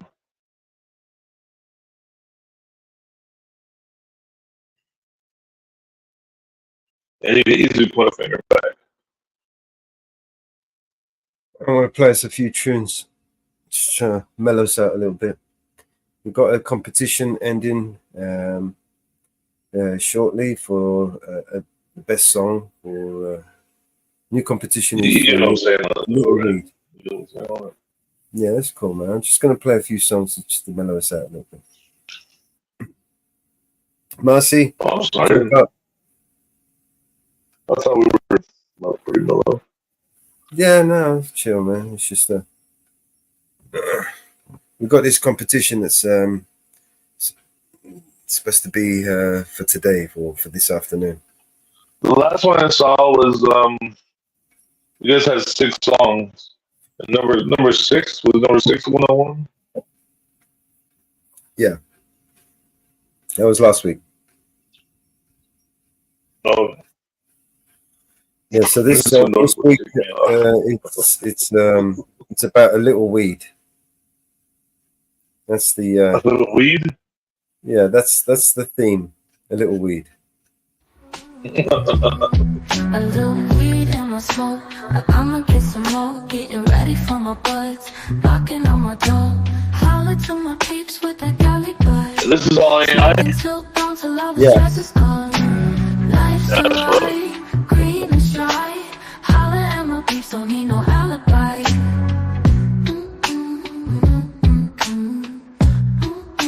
Where's the friend now?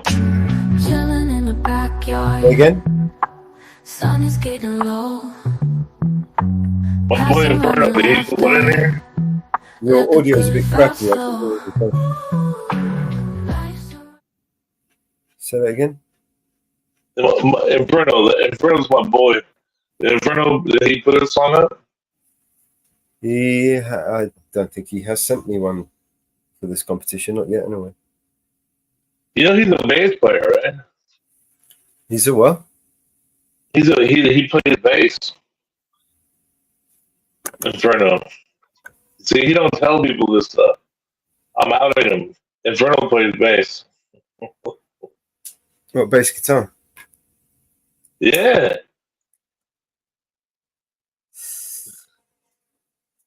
Yeah, Inferno's a multi-talented guy, man. Inferno's he's a talented dude. Yeah, Inferno's cool, man. He's my boy. He's a good man. Yeah, your audio is a bit crackly. It's not just from me. Hey, Marcy. Okay, is that better? Do I talk like this? Is that better?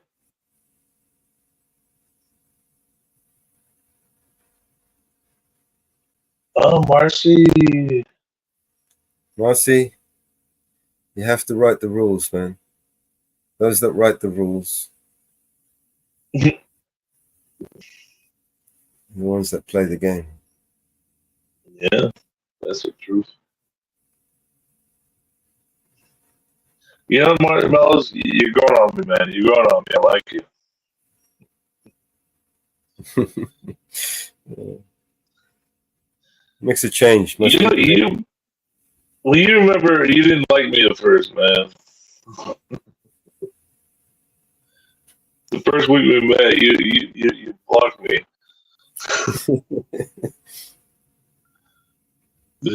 I'll do that. That's why I said a little disagreement is a good thing. Man. A little disagreement is a good thing. Then we know where we stand, right? I have a reputation to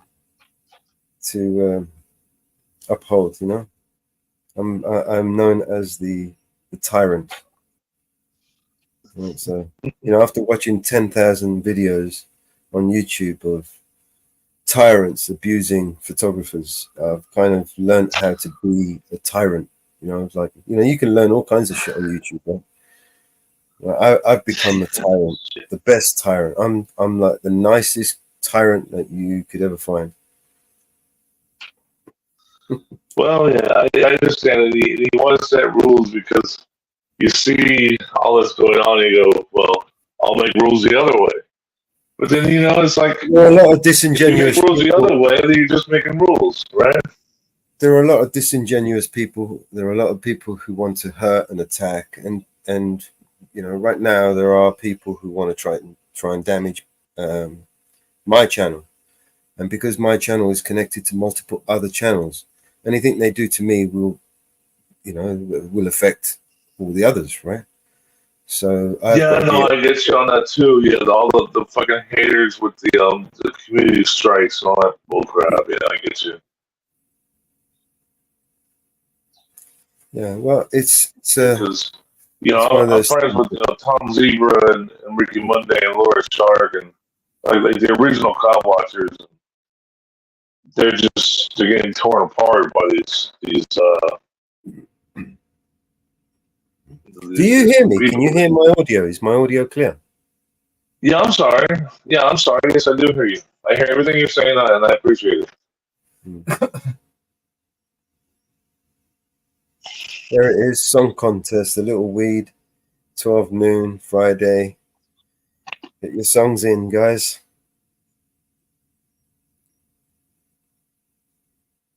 No, I know what you're talking about with the with all the strikes and the people that are after fighting it after you. I know what you're talking about. The biters. I call them biters, right? Well, this is it. You see, some of these people, they'll come up and they'll smile to your face, pretend to be your friend while they stab you in the back. At the same time, those who want to stab you in the back or want to take you down will use those people around you to get at you, right? So they will, like Brandon. Remember the Looney Tunes guy, the one that plays the cartoons? He's a little bit. Well, he's vulnerable. He's a vulnerable adult, right? He's very easily influenced. So because people will see him, that he comes onto my panel, they try to coerce him or influence him to share the panel link, right? So they could come directly onto the panel as if that would work. Oh, and do the porn bombs and stuff. Yeah. And porn bombs, yeah. I mean, anybody that comes up onto this panel, I'm expecting them. So anybody that came up that wasn't expected, I'm not going to fucking let them on, obviously. Do you know what I mean? So you've seen my face. You know who I am. And I double check. I always double check because I've got to. Do you know what I mean? I can't stand that stuff, man. I can't stand that stuff. If you're gonna be somebody's enemy, it's you a go war. full face. We are at war. It's an information war, and people want to either disrupt either the conversation that we're trying to have. They don't want us to have that conversation, so they'll join and change the conversation or hijack the conversation or something like that. So you've got to try and be on top of it. There's I don't want to. I want to stay away from a drama channel, right? I've been surrounded by these drama channels, and I stay away from them. I don't like them. I think they're toxic, and they don't do any good. They might be fun to get a little bit of steam off and whatever for 5 minutes. I've actually participated myself in berating somebody, and I don't enjoy it at all, even if they did deserve it, right? And you break them down and tear them a new arsehole online and so on. It might feel good for 5 minutes, but me personally, I did not enjoy it. I don't enjoy breaking somebody down. Well, I don't want to do something like that. I would do it in their chat. When I get somebody to pieces, right? And even if they deserve it, it's not something that I enjoy doing. Right? I would rather use that energy to do something more creative, more constructive, more productive than destroy somebody, verbally or whatever. I don't want to participate in that world. You know what I mean? Because I want to change the world, and I can't change the world if I'm still participating in the old one. Brother. Thank you.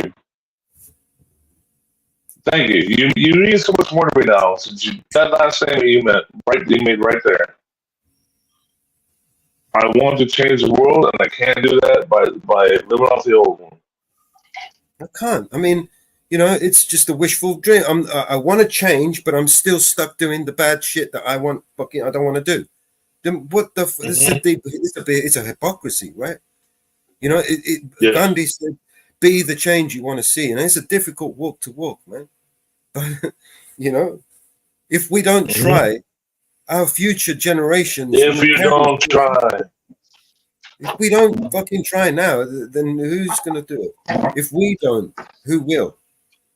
We're all waiting around for Batman to come along and save us. He ain't coming. There's no Batman going to come and save us. If you want a Batman, you're going to have to be that Batman yourself, right? Amen. No one's going to save If I us. don't win, if I'm Gonna either. stop this madness. No one's going to come and fucking aid us. No one. Right? We have a government that is we pay for, that is literally invested in controlling us, and they will continue to control us as much as they can, and until we don't. A government that is afraid of the people, right? That's what we have. When the people are afraid of the government, that's when we have tyranny. Correct? Boom. Right. So I ain't 100%. these motherfuckers shit scared of me. You know, I want them terrified of me, like Keir Starmer, my prime minister. He's blocked me from his Facebook. Fuck him. I trolled that motherfucker. Yeah, I did troll that fucker. He's the one that fucking decided that it wasn't in the best interest of the British public in order to try Jimmy Savile while he was alive. So fuck that motherfucker. I'm going to troll the shit out of him. Oh, yeah. And while I live in a free country, yeah, fucking sure. The minute they say to me it's illegal for me to troll Mr. fucking Prime Minister, then I don't live in a free country anymore. When my fucking grandfather died for no reason. So you might as well finish me as well. And you're in England, right? Yeah. So I mean, you're not supposed to be in the free American states, quote unquote, free Americans.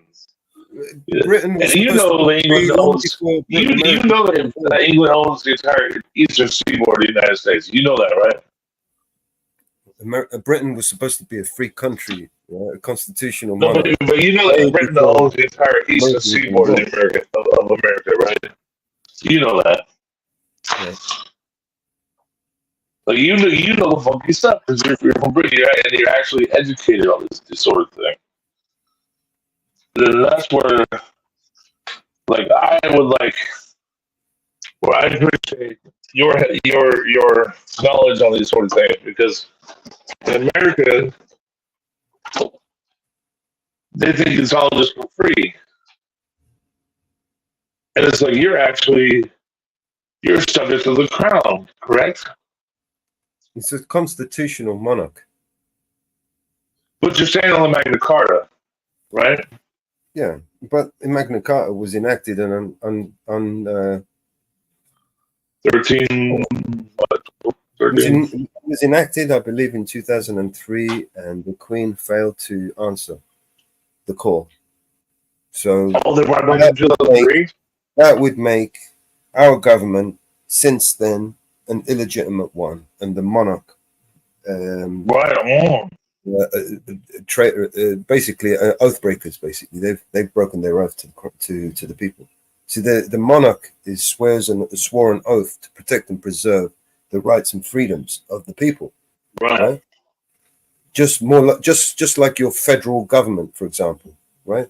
Yeah, Federal government. So they take the role, if you like, of the federal government, the crown, right? So the crown is the one that prosecutes people. It's the crown that but they tax you guys even more than they tax us. Yeah, like it represents the judicial and the executive side of the government, if you like. Well, your justice system is even harsher than ours is too. It's convoluted. It's designed to be convoluted and confusing in order for you to. I mean, it's basically the system is rigged, right? I mean, this is why the whole legalese language has been altered and changed in order for only the few who could actually understand the language, right? The meaning behind the words, the secret meanings behind the words. It's called code for a reason. Yeah, they literally wrote a book called the Black's Law Dictionary, you know, and in it, it explains the language and the definition behind the meaning of the words. So England uses Black's Law Dictionary too? As well? England is basically where the bar association lives. So all your barristers and judges and lawyers and so on. So basically, even in California, if you're a lawyer in California, It's just the head of the bar association is in London. I know that. Yeah. It's bullshit. Yeah. Why does the bar association have anything to do with who is It's because my lawyer of or a maritime judge law. in California? Yeah, it's because of that maritime admiralty law. You know, everything Yes, basically. you know the whole thing. I was a student of Jordan Maxwell. I've met Jordan Maxwell. And he is who? Probably one of the most renowned researchers in history, I suppose. Jordan Maxwell. It does sound familiar. Jordan Maxwell, yeah. He's OG, man. This guy is, put it this way, people like, you know, Alex Jones and David Icke and all these other people literally built their careers on the backs of the research of this one man. Oh, okay. Okay, gotcha. Jordan Maxwell. He's a true sayer. He was a truth seeker. He was an author, researcher. He studied and researched the origins and the etymology of pretty much anything, the law system, the religion, to the occultic. I mean, he was a student of Manly P. Hall, right? He still has works of Manly P. Hall, unwritten biographies of Manly P. Hall. Well, in modern day, how do you feel about Russell Brand in modern day? What are you asking me? Is he a shill? I don't know. I think anybody that large, right, is a shill. If you were that dangerous, man, there'd be a crater where you stand right now. These people are not fucking around. See what they've done to John McAfee. The guy was a billionaire. Do you know what I mean? And they still managed to murder the guy, right? Right.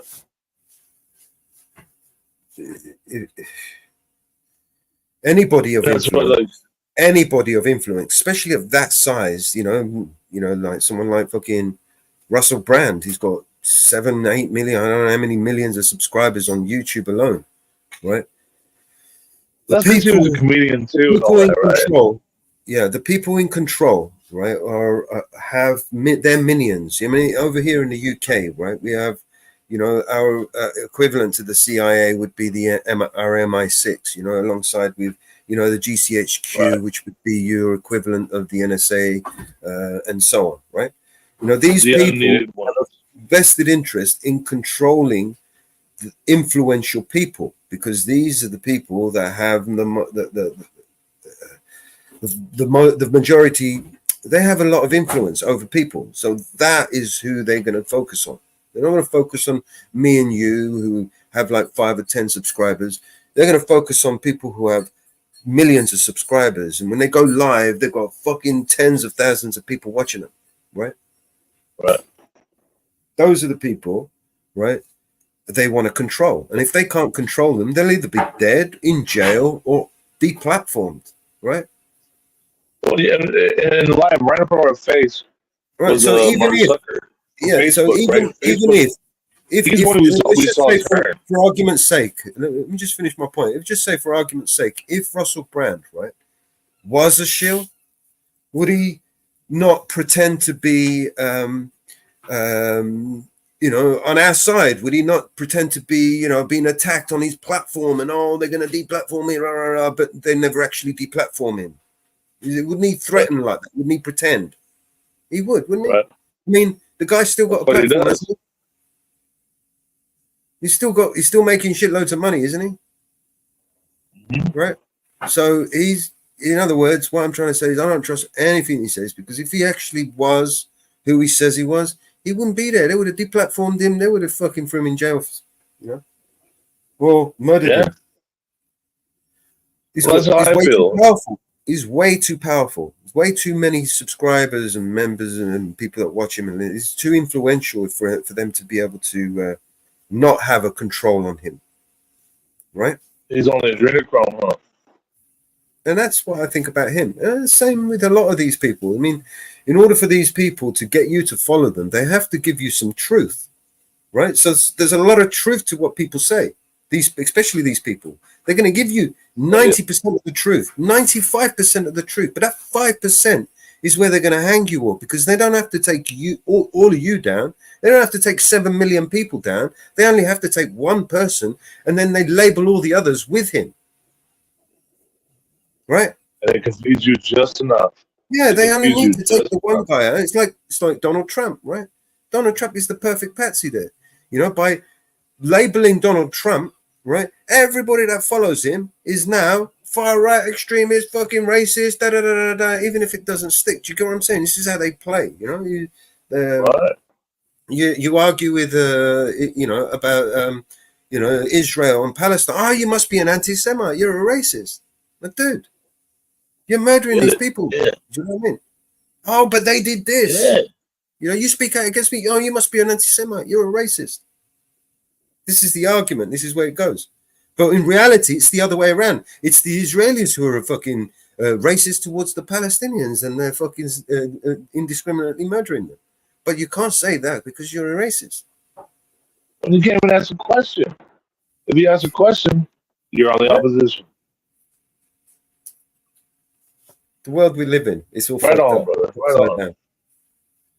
1,000,000%. Yeah. I love it, man. You're speaking the truth. Yeah, and you're right. In 95%. Because if they don't, if they need their people that stand up and say 95%, while everybody else gives you 70%, and then they have their ones that speak up 95%, and they're the true sayer. But then they call them false where does it go prophets. from there? They call them false prophets, right? These people, they're new prophets, right? These idols, you know, these superstars, these A-listers, the people with the largest influence, and they've come forward and want to speak and influence people. Oh, go and get the jab. Oh, Donald Trump, vote for Donald Trump. Oh, we'll vote for Biden. Oh, this one, oh, that one. These people are coming onto the playing field, entering themselves. Never mind the Harvard Medical School study. Arnold Schwarzenegger. You got Robert De Niro. You got all these big influential people coming onto the playing field, introducing themselves, coming onto the playing field, and choosing a side and influencing their audience, people that like them, influencing them to choose Kamala Harris, Donald Trump, whatever. Right? They've entered the playing field. They're literally a piece on the board now. They put themselves right. Who's the one that's instructing them to do that? You're telling me they did it on their own accord. They wouldn't do it on their own accord because it's going to cost them money, you know, in time. And I mean, they're the fucking actors, for fuck's sake. Do you know what I mean? Right. Well, why would they want to get involved in politics? Unless there was they stand up and pretend. Well, they stand up and pretend that they're involved. Actors only do shit. Ricky Gervais, right? Like Ricky Gervais stands up. They only do shit when they get paid, man. You know, that's what they do. They pay them because they're actors, and they pay them to do a job, and they act, and that's what they do. You know, they bring in all these influencers, and you know, it's because you know they're good actors, right? They're selling the story to their audience. Do you know what I mean? You think Joe that's Biden, what I would say is when you see an actor speaking out in your favor, well, aren't they an actor? They're an actor. Yeah, that's what they're getting paid to do, that, man. They're not doing it for nothing. You know, all these hundreds of millions of pounds they raise, you know, all these hundreds of millions of pounds they raise for funding, right, to get these people elected. Where do you think that money goes to? It goes to people like Robert De Niro, who's going to come up there and say some shit, right? They're paying that guy. Of course they're going to pay that guy. You know?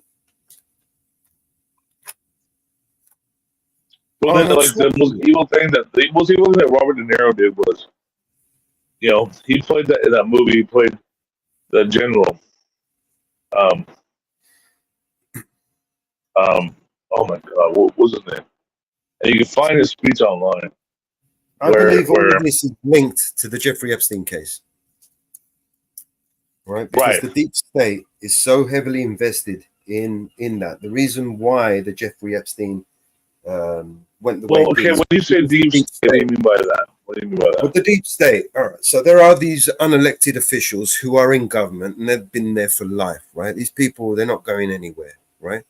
So the presidents and elected officials will come and go, but these people will be there forever. You know, the Henry Kissinger types, you know, the Colin Powell. Yeah, the ones that own. They're not going anywhere. Yeah, the Nancy Pelosi's, these people are there forever, right? Their life. They got the dirt, or they want to buy get them. shit done. When they want to get shit done, they want to pass a bill so they can get some money on their greedy, you know, and do some whatever it is, some bullshit they want to do. It's for them. It's all about coercion, intimidation, and blackmail, and you know, and quid pro quo. You know what I mean? So they'll get their way one way or another. You know, they'll get into bed with somebody they just politically assassinated on TV because it's good for the moment. It's good for PR. This is the kind of things they'll do, like Donald Trump, like Joe Biden and Kamala Harris. He literally ripped her to pieces, right, in the debate, in the Democratic debate. And then he gave her the ticket. I mean, that was the last person anybody expected him to share a ticket with, right? Mm-hmm. And they were totally opposed to each other. But it was in their best interest to join forces and go after Trump, right? Now you're telling me that isn't deep state? That says you two, stop your arguing. You're going to go and do this so we can get rid of this guy. Do you know what I mean? Because this guy, he's going to fuck shit up and he ain't going to we ain't going to have the control and the power we have if he gets in and he changes shit. Or whatever the case may be. You know, I don't even believe that Joe Biden and Donald Trump, I think to me, they're both on the same team. It's like a wrestling match, you know, those fake wrestling matches we watch.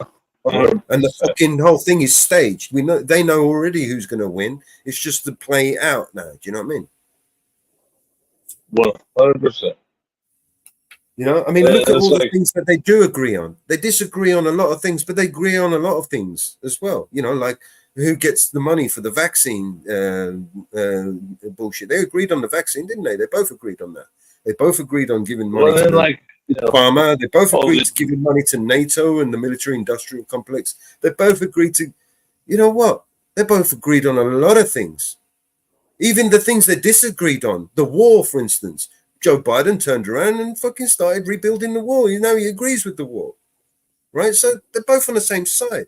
They're both literally just pretending to us, selling us this illusion of a democracy. There is no democracy.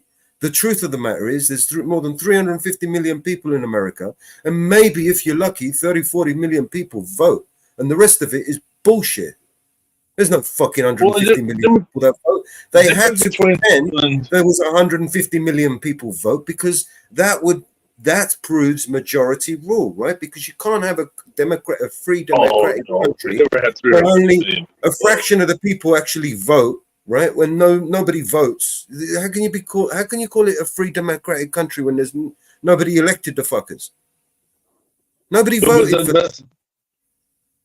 Between England and America is that they're trying to tell us on the last election, right, that Donald Trump had 76 million votes, and Joe Biden, right, while he was hiding in his basement, he got over 80 million votes, right? So in total, there's like 150 fucking million people in America voted. That to me is bullshit. I reckon it's about half that. Half that. The rest is bullshit. The rest is bullshit, mate. I reckon that in reality, it's only about half that, which literally means that there is no democracy in America. That literally means that only 70 million people actually voted, and versus 350 fucking million people that didn't vote. So there isn't majority rule. There's a majority unrule, right? This is a dictatorship, and you just dressed it up as a democracy. It's a lie. Well, the last estimate I heard was that actually only 40 million people voted. 40 million people, I reckon that's about it. Top whack. 40 million. The rest was fabricated. That's 10% of the country. I mean, as far as if you look at really our demographic with this, the last consensus showed us that we were 376 million You're no longer being plus ruled. illegals. You're no longer being governed by the consent of the. There is no consent of the governed because none of the governed consented. Well, yeah, but they get that at birth. They get the when you're born and you sign the birth certificate. That's supposedly consent. How does my consent come from my mother signing on my birth certificate? That's not consent. Your silence is consent, isn't it? Exactly. My silence is my consent. You got it right there. My silence is my consent. And when you do stand up, what do? They fucking lock you down, shut you down, label you, fucking discredit you, destroy you, pretty much all of that and more. They slap you down and they hold you to the laws like the 14th Amendment, where you're a citizen and we have jurisdiction over you. You know how many laws they create in this country? We're supposed to be a republic over here. We're not a democracy. We're actually a republic. We're supposed to be it's a republic, which means the people own everything. Democratic republic, you call it, and that basically means you're not governed by. Well, we own everything. What it's supposed to be. Sovereignty, yeah. But you have your sovereign. You have your sovereignty. You cede your sovereignty to the state, and the state cedes it to the federal government. But what do? They say that what they do is they create these laws. And the thing behind it, they create these laws that are against your natural rights, and they use the 14th Amendment. And they literally cite the 14th Amendment. They say, well, we have jurisdiction. We have jurisdiction to create these laws. And nobody pays attention to it. They go, because of the will of the consented, yeah. Yeah, we have jurisdiction. And nobody pays attention. And they go, well, the 14th Amendment just means that they protect my rights. No, you're looking at the third sentence of the amendment, and you're not looking at the first two sentences where it says you're a citizen, which means you're an employee of the government. And the second sentence says they have jurisdiction over you, which means they have power over you. And the third sentence says that they'll protect your rights. And then we look at it that way. And laws are written in a specific way for a specific reason. And an amendment is a law. I'm sorry, do you hear that? I'm sorry. I'm sorry, Rachel. And then we look at these things this way. They don't look at it objectively. They want to pretend as if the Bill of Rights still holds some sort of precedent when it's been preceded. So if it's been preceded, then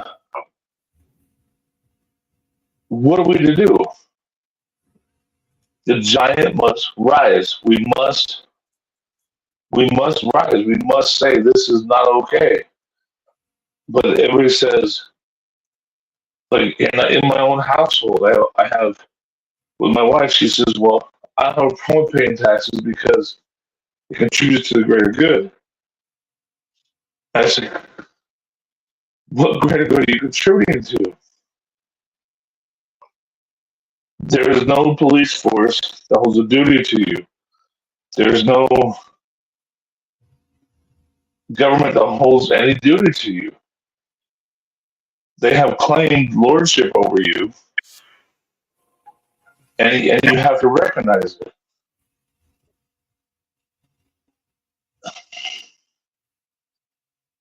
And so the best thing I can do is keep saying what we're saying right here, right now. And keep saying it to everybody that will listen. We do not own our own destiny. If we continue to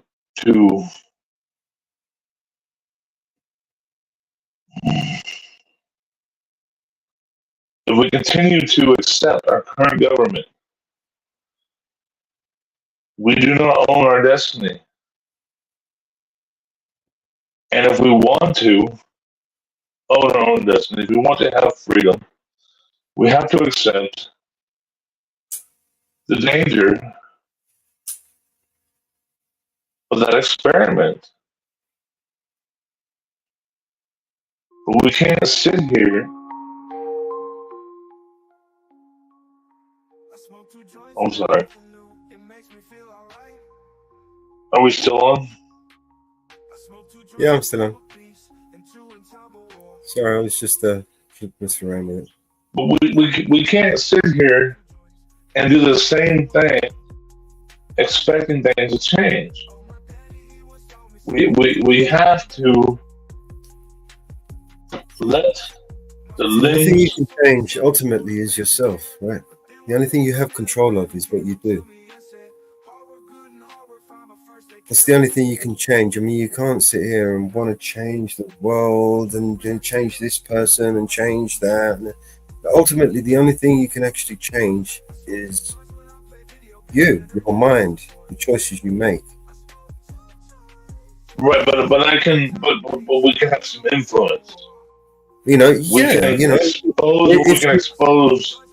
If you don't want to participate, if you know, for example, you know, there's a store that's selling some items or something, and you don't like the ethics, for example, of that store, where they get the stuff from. Maybe they, you know, you want to boycott it or something. So just by not buying your products from that store, you've made a conscious choice, right? It's just A conscious choice. There you go. Conscious choice. Yeah. There you go. Well, it's those are good words. Sometimes that choice may be inconvenient, right? Sometimes by going to these places, like they say, an inconvenient truth. Yeah, sometimes by going to these places, you might find it's cheaper, it's less expensive, it's convenient, and all the rest of it. But ultimately, you know that if you continue to allow them and you don't resist, right, then you will have just basically consented to. It's okay, you know. You can, you know, take away my cash basically and force me to pay with a plastic card, or you know, and then maybe later on down the road make me, you know, stick a microchip in my hand or something like that. So you know where I start with? Usually when I start talking to people about what government is and all that, I start by telling them that in the Revolutionary War, we didn't beat England. What we did was, you know, we won a few battles, we kicked their ass a little bit, and then we signed a treaty, the Treaty of Paris. The Treaty of Paris basically said that England get to keep ownership of the original 12 colonies. And if you look at it, that's true. England still owns the original 12 colonies, or 13 colonies. The America was called the Great Plan, right? It was called. Well, and we still pay rent to the English crown. You know that, right? You know that. It was an We still pay rent for the original 12 colonies. And most Americans think that you won your independence. It was the year. Yeah, and they think that we just stole the land. No, but we didn't. We said the Treaty of Paris says we will still pay you rent, and we still pay England rent to this day in gold. We pay them in gold. That's why Fort Knox still has gold in it, because that gets sent to the English crown. And people don't know that. This is why you have the pyramid and the all-seeing eye on your dollar bills, because it's 1776 isn't when the American independence. It was the year that the Illuminati was founded. Right. See, and I'm glad that you're familiar. You can verify this. That we didn't. We won the war. We stopped the aggression, is what we did. We stopped the aggression and said, well, we don't want to own it. We'll still pay you rent if that's what you want. Just stop attacking us and let us govern ourselves. People still And the still king got said, the tattoos, but if you're gonna make this big of a deal out of it, the king. then fine, go ahead and govern yourself. Right? You swapped the king from England to your local kings in the area. You know, basically that vacuum was taken up Well, by. and then when the Whiskey Rebellion came up, we really saw what George Washington was all about. You know, the Whiskey Rebellion was a bunch of bullshit. It was like, you can't tax this. If I have a whiskey still, you can't tax me. You can't tax me for what I would sell. You can't tax me for making whiskey. You can tax me for the whiskey I sell, right? Isn't that you understand the Whiskey Rebellion, right? And that's when George Washington was really exposed. And plus, I mean, not only that, what he did to France. I mean, France gave us all the money to win the war, and he just turned his back on them. I mean, that right there alone. But they say that George Washington greatly regretted his decision. They do say it was like that's what killed him, is that he turned his back on France and sided with England because England said, well, you're going to trade with us, not with France. And George Washington knew that England could destroy us if they really wanted to.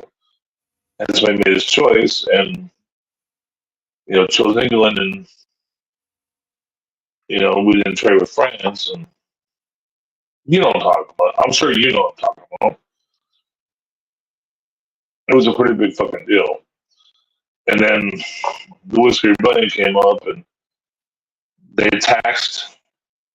If you had a liquor still, they taxed you for having a still.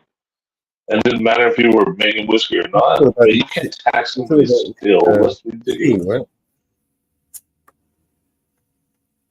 It's just ridiculous. I mean, how do you tax somebody for having a whiskey still? I mean, it's just. I think you're talking about the Boston Tea Party, right? It was over the tax on tea. No. I'm talking about after that when we were a sovereign nation, and in America they started taxing because people were trading whiskey as if it was currency. Because people in the Appalachian Mountains, which was the outer reaches of America at the time, in the Appalachian Mountains, they were taking jugs of whiskey and using them as currency.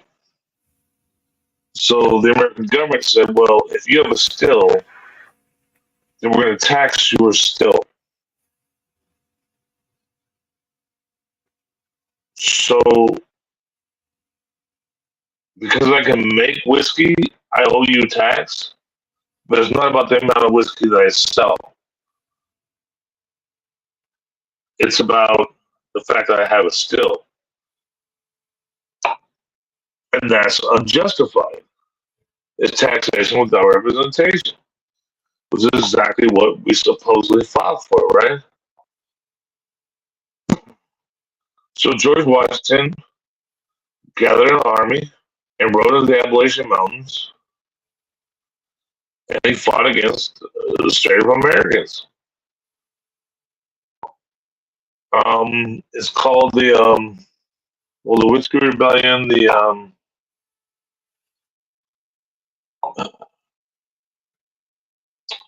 what's his name? There's a name on it. You don't know about this?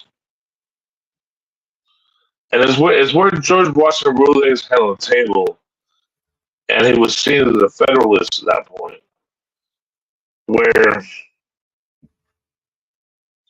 he would rather fight to tax his own people than stand for liberty. And that's when the federal government got exposed. Yeah.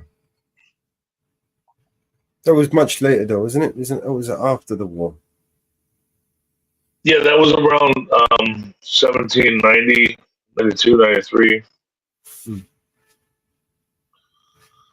But you can't say, as a president who fought for liberty and freedom, and liberty is a different word than freedom and people need to understand that too. Liberty is the state of being free, and freedom is a prescription from government. And people need to understand that.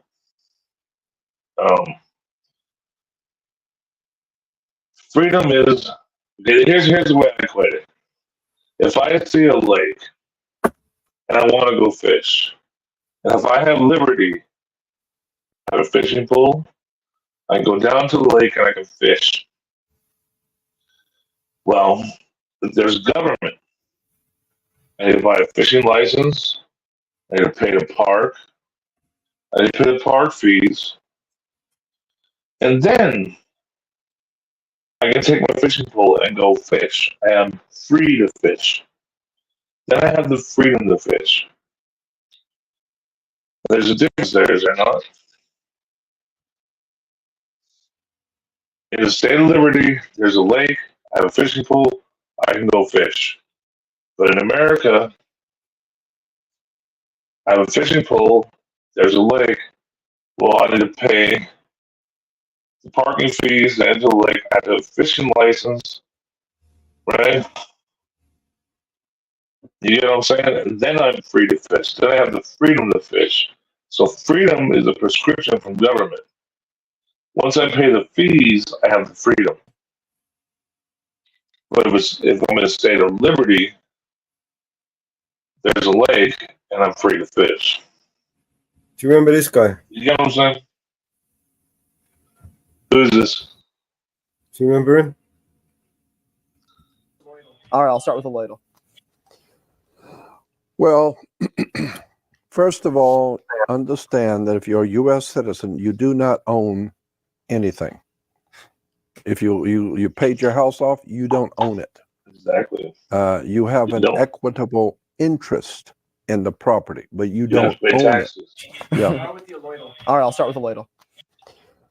You gotta Well, pay the rent here. Do you remember him now? That's Jordan Maxwell. Oh, okay. You remember him now? Yeah, that's the truth. What he said is truth, though. Do you remember him now, though? I can't say I remember seeing him before. No, I can't say that. He's proper OG, this guy. Let me give you a taster.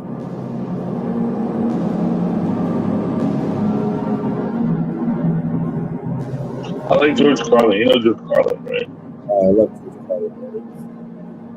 You only imagine what he would say today. First of all, I want to thank Wendy for inviting me to be here with you tonight. You know what? I've seen him before.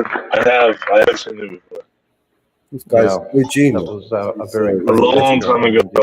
Yeah. I wanted to be here often in the past, but theorist from back in the it day. wasn't to be.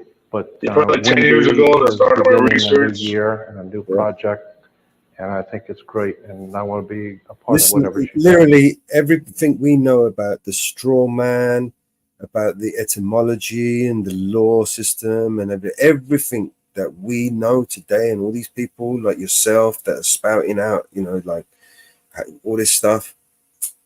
This is the guy we owe this knowledge to. He's the one who went and put the legwork, the heavy lifting into the research, and made it, and was talking about it fucking years before anybody else was even dreaming about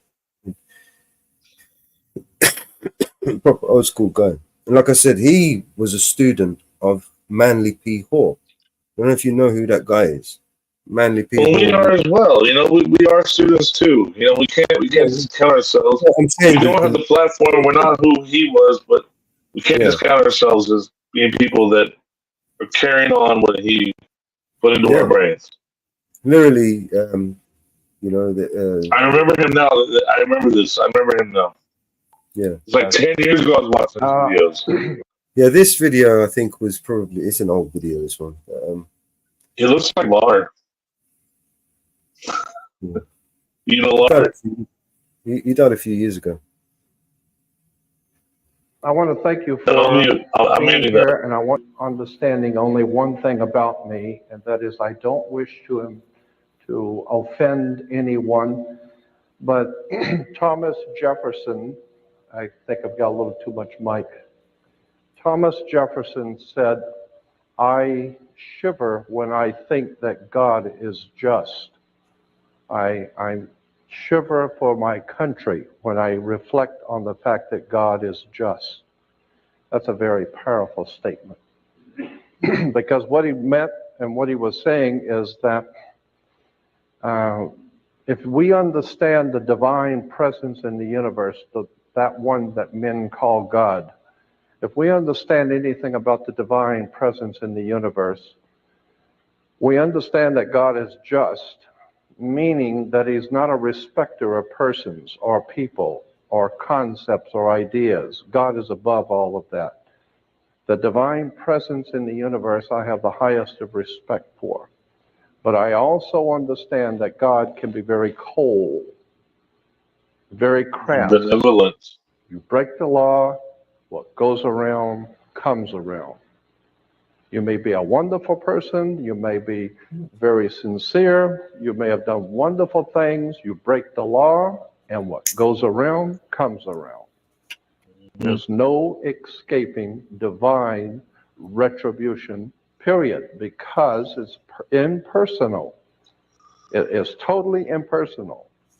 If you jump off a building, you're going to get your comeuppance quickly. If you do something against your friend, your family, your wife, your husband, or whatever, it may take a couple of weeks for it to come back to you. It may take a month or two. But whatever it is you put out there will come back. Bet on it. And that's why Thomas Jefferson said, "I fear more for my country when I realize that God is just."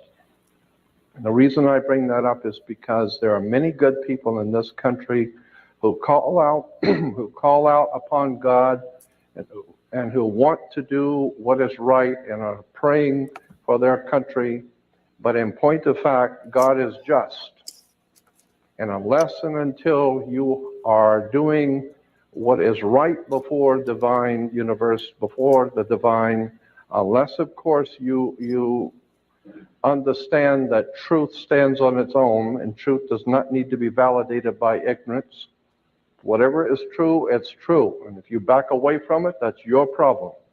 God doesn't, there's no playing sides. So consequently, I feel that So I never asked God for help. I'm looking for the real truth. I'm looking for the real truth that's out there, like X-File says. And I have come to discover that when it is that you think that you have a good understanding of something, you need to go back and do your homework because you probably don't have it yet. And every time I found that I thought I had it all nailed down, was his famous Anthony was line. right. I've been doing what I do almost my life. Do your homework. 42 years I have been involving myself in the research of the occult and the dark side of the world. Occult simply means hidden, those things which are hidden. And I've been involved in researching and studying and living with the occult world for some 42 years. And something I have learned is that when you think you know it all, you haven't got any of it. And when you think you've got it all figured out, no, there's one higher than the high one who looks on and you don't have it yet. And that's why humility is the first thing that we need to have when we're deciding and when we're thinking about godly or spiritual things, is humility. Because as one teacher of mine once said, and I've had some very, very brilliant people in my life to help me, and this one teacher said that if you can tell an audience something about God so that the whole audience can understand it, then that will prove conclusively that you don't know anything. Because any pea-sized, ignorant, ill-informed, unread brain like yours cannot represent the divine presence in the universe. We do not know the hand of God. All we do know is that whatever you do comes back to you. There are certain immutable laws in the universe. All I know is that I don't know. And until you are prepared to look at the whole truth, nothing but the truth, and wherever it may go, whoever it may lead to. If you want to look the other way, or if you want to play favorites, then somewhere along the line, you're going to find out you're messing with divine justice. So the point I want to make here is that too many times we have been led to understand and told things which are not true, but which are uncomfortable to confront. And consequently, we have been led into believing that the judicial system, we have educational system, judicial system. Incidentally, the word system comes from a Latin word. The Latins in Rome, the ancient Romans called their sewer the system. And this is where we get our word today, the system. Yeah. So we have an educational system and a judicial system, and consequently, that's where we are, is in the sewer. Now, if we understand that government is corrupt, and God knows now even the most ignorant among this nation or family waking up to the fact that the whole thing is corrupt. If we understand that government is corrupt, banks are corrupt, our law enforcement are corrupt, there's virtually no institution, our educational systems, no institutions in this country are above taking money under the table and looking the other way, and it's become a way of life, and soon it will be for America a way of death. Now, once you understand that the entire system we're living under is corrupt and filled with lies and deception, and now the best thing you could do if you're a politician is just kind of keep things going, just kind of keep paying people off and hoping everything will come out all right tomorrow. And little by little by little, what goes around comes around, and we are facing a terrible time of judgment, I believe, by the divine forces in the universe, which men have called God. I don't know what God is, but I know what he isn't. One of my teachers once said, you can't make God do anything he doesn't want to, and if he's going to do something, you can't stop him. So consequently, since you can't influence it one way or the other, you should get in tune with the divine force of the universe and go with the flow. And that's what I believe, and that's what I've been trying to do all of my life. Just go with the flow and find out where the facts lead you. Because the more you begin to investigate what we think we understand, where we came from, what we think we're doing, the more you begin to see we've been lied to. We've been lied to by every institution. What makes you think for 1 minute that the religious institution is the only one that's never been touched? You can bet your bottom dollar that the religious institutions of this world are at the bottom of the dirt. The religious institutions in this world are put there by the same people who gave you your government, your corrupt education. The Knights Templars who set up your international banking cartels in the 12th, 13th, and 14th century are the same people that gave you educational institutions, colleges. Where do we get the word college? College comes from the collegia, the Latin Roman college of cardinals. I could go on for hours just give you examples. I mean, when you graduate, you come out with a square mortarboard, a black square mortarboard. What's all that about? Black square mortarboards. It has to do with the planet Saturn. Saturn, we're told that in the Old Testament that the Hebrew people, the Jewish people, were worshipers of one God. That's never been true, not true now, and never will be true. That's just one more story that's been given to us. It's never been true. The Hebrew people were worshipers of many gods, many different divine beings. They were the most eclectic theology on the face of the earth.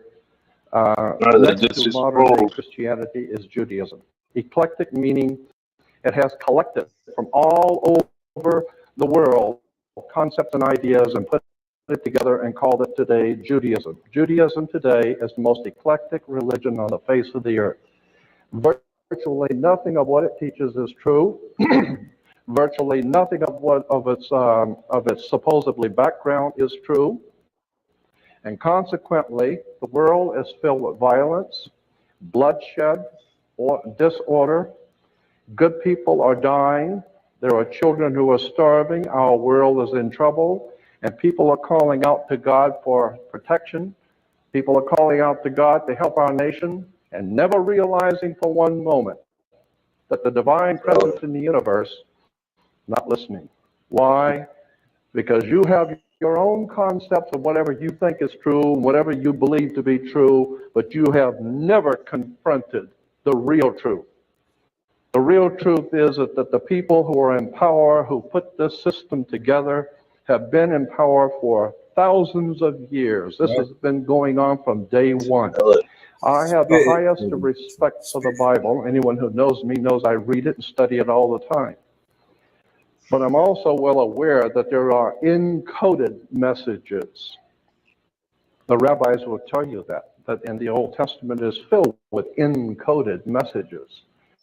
And I believe that Christianity is probably the most powerful encoded message the world's ever had. It's one of the oldest messages in the world, and I believe that the Christian teachings in the original scriptural understanding is the most important, volatile story the world's ever known. And it's sitting right in front of you, and most people don't even see it. It is an encoded story. And unfortunately, too many people who are ill-informed, unread, and who have not spent 42 years looking at theology accept what they read in the New Testament and in the Old Testament as actual history, when in point of fact, it is not actual history. There is a message behind the message. And consequently, if you're reading the Bible, and if you're looking at theological subjects from the Bible point of view, in a materialistic way, you're never going to see the obvious story sitting right in front of you. I believe that the story in the New Testament, and I'm concerned about this because I believe the world is now facing another dark age. I think that we are now preparing ourselves to go into a very dark time that's coming on the earth. And I believe that the message that's in the New Testament is a very powerful, symbolic, metaphysical story that is not very well understood today. I'm going to pause that there. We can come back to that after. It's a long video. I've got hundreds of hours of videos of this guy. He is... he speaks, he's speaking from a place of truth. Yeah. He's got so much information, so much knowledge, that guy, you know. Because even if you look at these Christian preachers, they even tell you can't understand the Bible. And they tell us, I've seen it right on my television. They go, you cannot decode what this Bible is speaking to you. You need me to decode it for you. That's what these preachers say. And then you go like, so I'm going to rely on you? Well, that's me. I go like, so I'm going to rely on you to tell me what the truth is? Well, other people go, so tell me what the truth is. And I'm like, so I'm going to rely on you to tell me what the truth is? Why would a God who loved me so much write in such a code? You know what I mean? Why would a God who loved me so much write in a code I couldn't understand myself?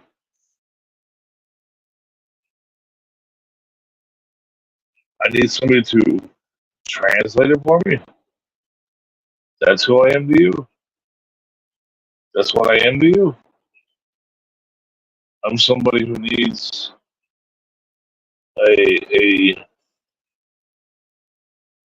somebody to decode what you have to say to me. And if that's the truth, then I don't need your code. I don't need it. And how does that make you feel, Will? How does it make you feel hearing that?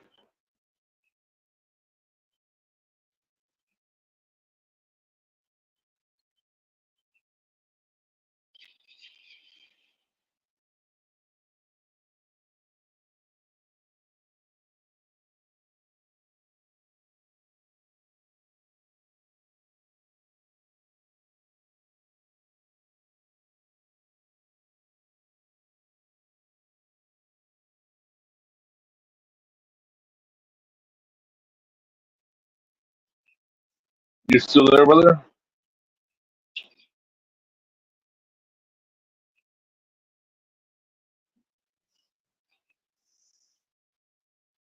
Hello.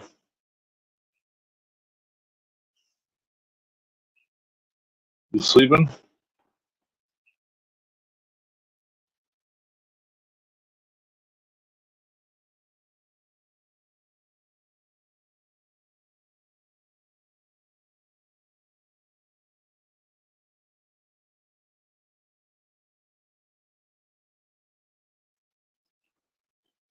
Do you feel I'm missing the point?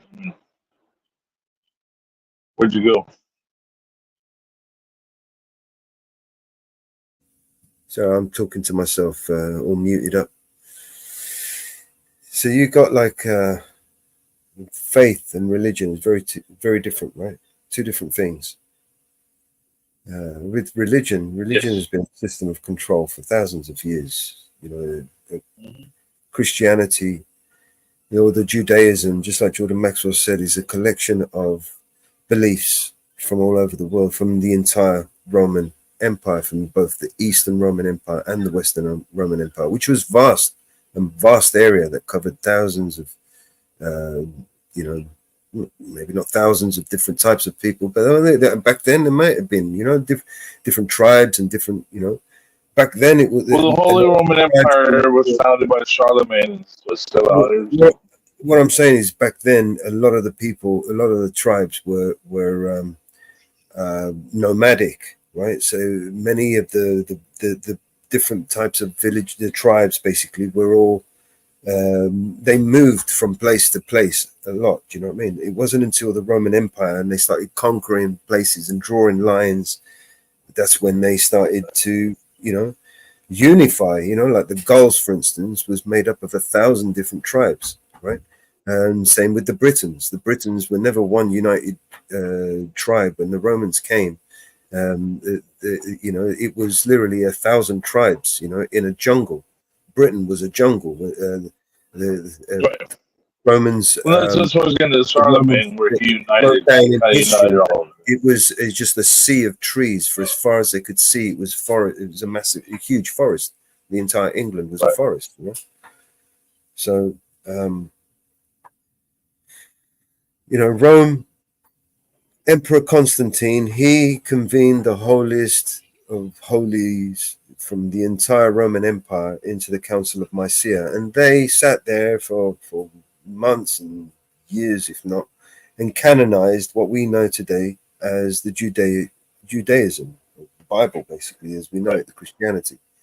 So it's just like we have been, reset. Those years, like the 200-300. That was the great reset of its day, right? I mean, you can imagine the Romans, they're going to war, right? And, a lot of these different tribes, they've got to have always bad omens from the gods. Oh, we got to do these rituals and so on, and they get these messages from the gods to do all these things, and we can't go to war today because the gods don't want us to go to war. All this shit, right? So it was really difficult to unify and get people to work together, and especially of different cultures, right? So they realized that there's only so far that you could push a slave, right, with the fear and of a whip or a sword, right? It was far easier, far better, and far more efficient if you could control what they believe, and then they would gladly take, the sword for you. They'll take a bullet for you if they believe, right? So they are the ones that first realized that religion should be the core function of the government. So that's where they introduced You know, the Christianity wasn't until Emperor Constantine died on his deathbed he was baptized as a Christian, right?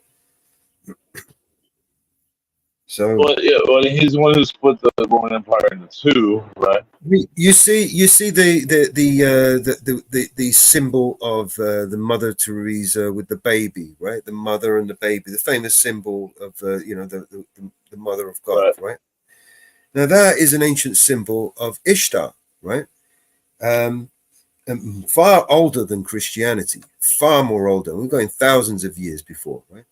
So this it goes back to the Eastern.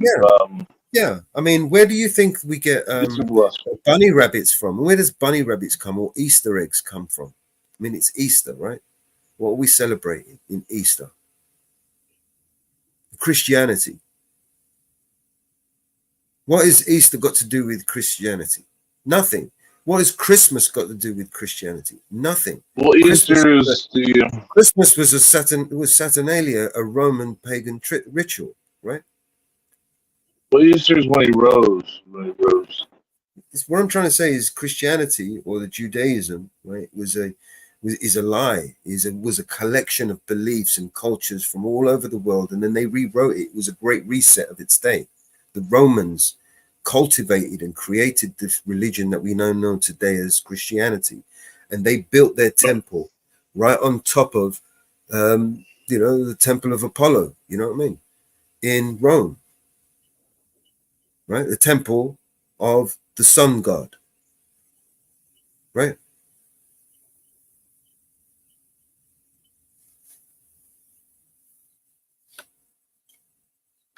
Temple of Mithra. Underneath Rome, there's a temple of Mithra.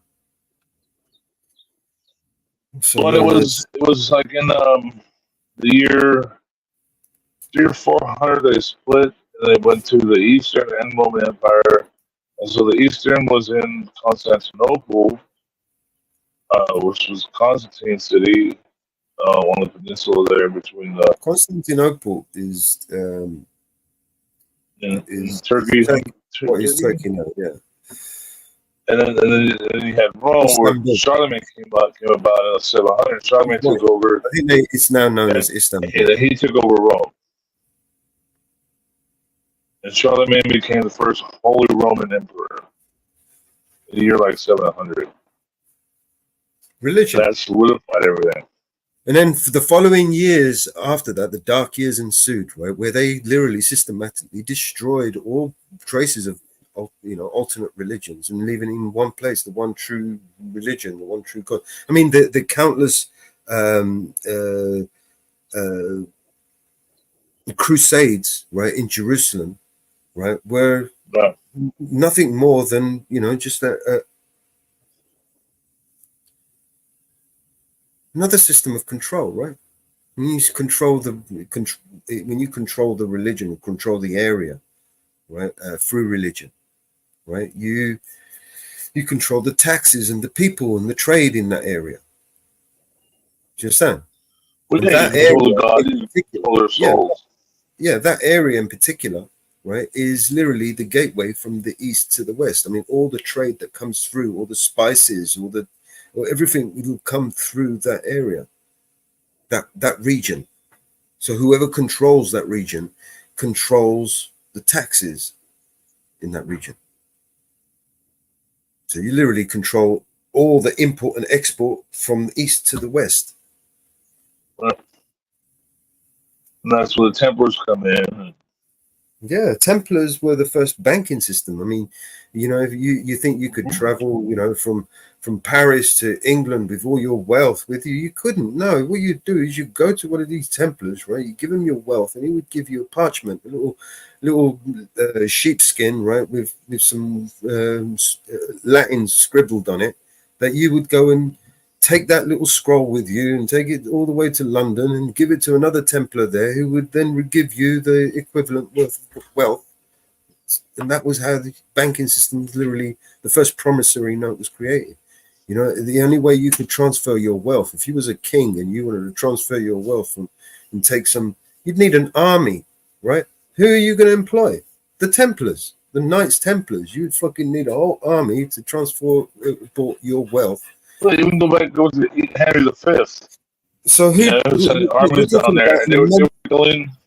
Yeah, we're talking about an immense trade route that needed protection, right? A massive trade route, right? That needed protection, that needed, taxation, that needed, needed. Do you see what I'm saying? The Silk Road, down to Italy. They're following the Silk Road, and that whole route. It all comes from the trade of the sea, right? The tradesmen, the sea traders, the merchants. Everywhere they went, they would take the law with them. Like when a merchant, when a ship, all the shipmates would jump on a ship. Each as if that law applied to someone else from some other land that had nothing to do with any of it, but now somehow it applies to them because it does. It applies to all of us because we all got the swords, we got the force. We all engage in commerce, right? You have currency in your pocket. That currency, when you use it, you're engaging in what? Maritime law activities, right? Every time you pull out, participating in the force that's behind it. Yeah, you're engaging in contractual law, right? You are exchanging your promissory notes for some product or services. This is a contractual law. This falls under their jurisdiction. Admiralty law. It covers all of trade and commerce and employment. All of those laws are all under. It's just like a U.S. dollar. It's just like a U.S. dollar. I'm gonna pay for the soda. Here's my dollar bill. The dollar bill. You don't want to take it? Well, there's a man with a gun standing behind me that says, "You're gonna take my dollar bill." Yeah. And then so that's what makes my dollar bill worth. When they switched the currency from the gold back to the fiat debt-based currency system, right? They gave them the ability to devalue the money, right? Now they have the ability to inflate or deflate the value of that money. So that money that represents your time and labor. So you got to work and you work, X amount of hours and you earn $100, right? That $100 for those hours that you worked has now been diminished by them printing more money. You now didn't earn, they've devalued that money. Now you can't go and buy the same things that you used to be able to buy. You have to go. But you also can't turn behind you and go, "Who are you? Who are you to print more money and to diminish my time and labor?" They look at you and laugh. They go, "I can diminish your time and labor all I want to. Go ahead and buy your soda." Right? Oh, that you cannot sit there, you cannot even turn back at them and say, who are you? Who are you to diminish my time and labor? Right? If you do that, they look at you and they go, "Just shut up." Yeah, I mean, pay your taxes.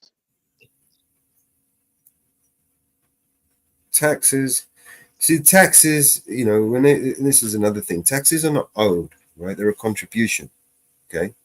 You can't owe something, right, that you don't know until it's been, basically you haven't spent it yet. Do you know what I mean? You haven't had that time. When you get a bill for your door, right, it's for a period of time to come. It hasn't even come about. So how could you owe something that hasn't happened yet? Does that make sense? Mm-hmm. Makes mega sense. Yeah, it's a ridiculous concept, but somehow we've accepted it. Do you know what I mean? That's exactly what I try to tell people is that if it's a contribution, what it is that they estimate that they're going to need X amount of money to run the government. Yeah, what I'm trying to say is they estimate because they estimate that they need X amount of money to run the government, right?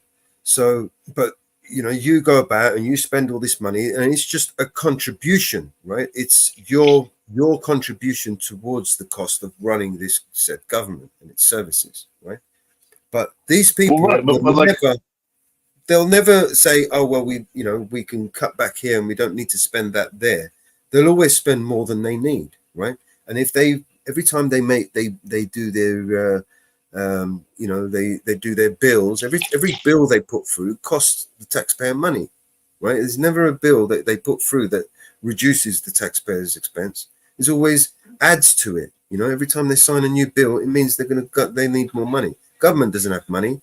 We have the money, so they make new bills that require us to print more money, right? And every time we print more money, the value of our labor is devalued until the point where I'm okay with a whole day. You want to charge me sales tax on something that I buy? I'm okay with that because you know why? I can go ahead and grow or make the things that I need instead of buying them. It's not easy, but I can avoid that sales tax. You want to charge me sales on a gallon of gas? Want to tax me on a gallon of gas? You know what? I can ride a bicycle, I can drive an electric car. I don't have to pay on the tax on a gallon of gas. I can avoid that, right? If it's something I can avoid, if it's something where I can opt out, then it's okay. That's a good tax. But if I go to work and you're going to tax me, well, if you're going to say I owe you money for every hour that I work, which in the American Constitution, you can't be taxed on your person. Okay? So if I go to work and I exchange my time and labor for compensation, which would be a wage, that's not earnings. Okay? So if I get $30 an hour for my time and labor, who are you to tell me you get a piece of that? That's my problem. You want sales tax? Fine. You know what? I can grow my own vegetables at home. I don't have to drink soda. I can dig a well on my property. I can get my own water. If I don't want to pay for a gallon of gas, I don't pay your tax on a gallon of gas. I can ride a bicycle. I can drive a electric car, whatever. I don't have to pay the taxes on a gallon of gas. If I have an opt out in some way, then I'm okay with the tax.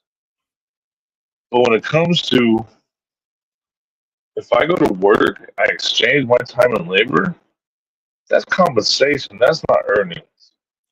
I'm sorry, that's not earnings. I'm getting a fair trade. And who is anybody to tell me that I have to pay? I have to pay because what I do, nobody else can do. So they're going to pay me a wage in exchange for my time and labor, and you get a piece of that. That's where I take umbrage. Right? You understand that, right? There is a very legitimate way of avoiding that, and that's by yes, they have what's called ancient bartering system, right? We have what's called 1099. Services. And you could be a contractor or a subcontractor. But then you're responsible. If you dug a hole for me, right, and then I fixed your roof, right, how can you be taxed on that scenario? Or I grew some potatoes and I exchanged them, some of my potatoes for your tomatoes, right? How can you be taxed? How can they tax you? But that's what they do. Come and take some of my cucumbers. What are they going to do? That's exactly what my exchanging my time and labor for dollars is. Well, no. You see, once you exchange it for dollars, then you enter that maritime contractual agreement. It is no longer common law. You're no longer under the jurisdiction of common law. Does that make sense? The minute you But no, if I exchange my potatoes for tomatoes, I sold those tomatoes. Currency is their domain. Do you remember in the Bible it says, you know, give to Caesar what is Caesar, right? Give to God what is God. You know, that's exactly what they're saying. The currency, that money note, that currency note. The minute you exchange and use services for that, that's when you. But currency is not money. That's when tax. That's when they lay claim to your tax, right? Because that's theirs. But currency is not money. The currency is not gain. Currency is not money. Yeah, you're correct. Currency is. So who would they tell me that they have claim over my time of living? And in fact, the U.S. Constitution says you cannot be taxed on your person. No, but that promissory note is theirs, right? It has the fucker's face on it. Do you know what I mean? It's not yours. It don't have your money. No, but it says in the U.S. Constitution you can't be taxed on your person. If you can't be taxed on your person, then where do they get off? When I exchange my time and labor.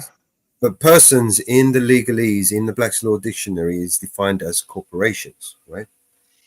All so they're using the 14th Amendment. Persons, yeah. Person. So they're using the 14th Amendment equals to. So boom. So now you see, and this is when they expose people with the 14th Amendment. They're using the 14th Amendment to tax my person. Well, they're not taxing my person. They are using that to tax my labor. And they don't have the right to do that unless I am under their jurisdiction. They can only tax your labor because you exchange your labor for currency, right? They tax the currency under maritime law, right? Under contractual law, that law that is given is consented by the government, right? You consent. But I didn't consent to it. Now you are under the jurisdiction of maritime law, right? You agree and you enter into a contract to work. You know, this maritime law, you know what you're talking about. You're getting this cyber citizen bull stuff. You know that, right? In order to avoid that legal pitfall, you must exchange your time and labor for something other than. If you go into a court of law in the United States and you spout this maritime law stuff, you know what they do to you, right? It's like you know, you build a house for me and I'll build you a car, sort of thing. How are they going to tax that? They can only tax you on the products that you buy to build the car or build the house. They Yeah, can't tax but on the well, exchange. exactly, and that's exactly what we're doing. But if you go to a court of law in the United States and you claim this, you claim what you're saying, you know what they do to you, right? You're a cuckoo. You're kooky. You're crazy. You're It's got nothing to do with them. I don't know why you were over there in the first place. When you go into a court of law, right? That court of law, citizen. It's nothing to do with them. You know, if I've got a deal with you, right, and I just say to you, right, I'm going to it's nothing to do with them. I'm going to plow your field, right, and you are going to come and you know, dig my well in my land, and I'm going to come and plow your field, right? They can't tax that exchange.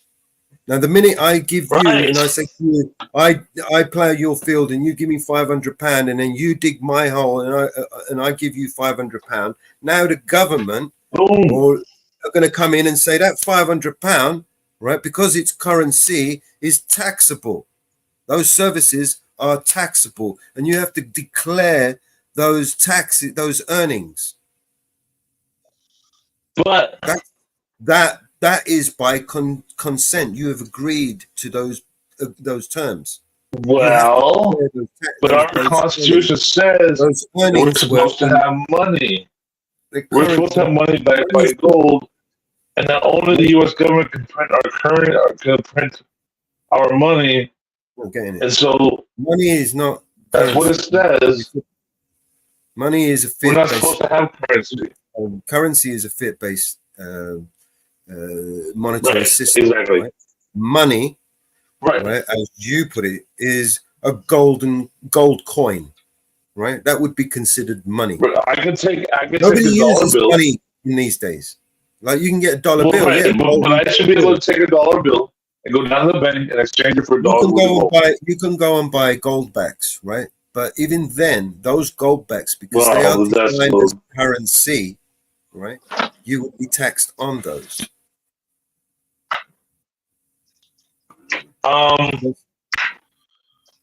Well, yes, it's yes and no. property. Any property is taxable.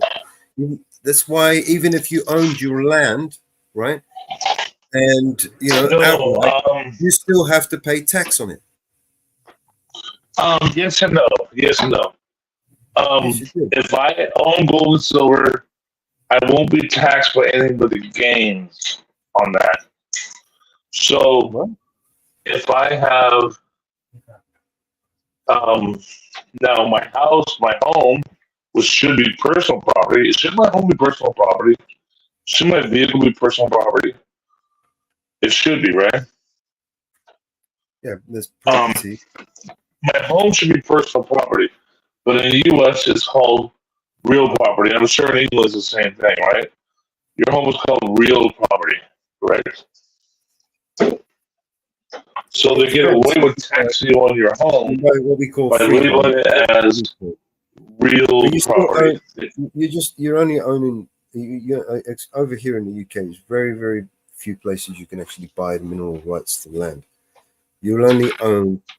I mean, if you buy a freehold property, you're literally owning the title deeds to that property, and you're responsible for maintaining the property on that land, right?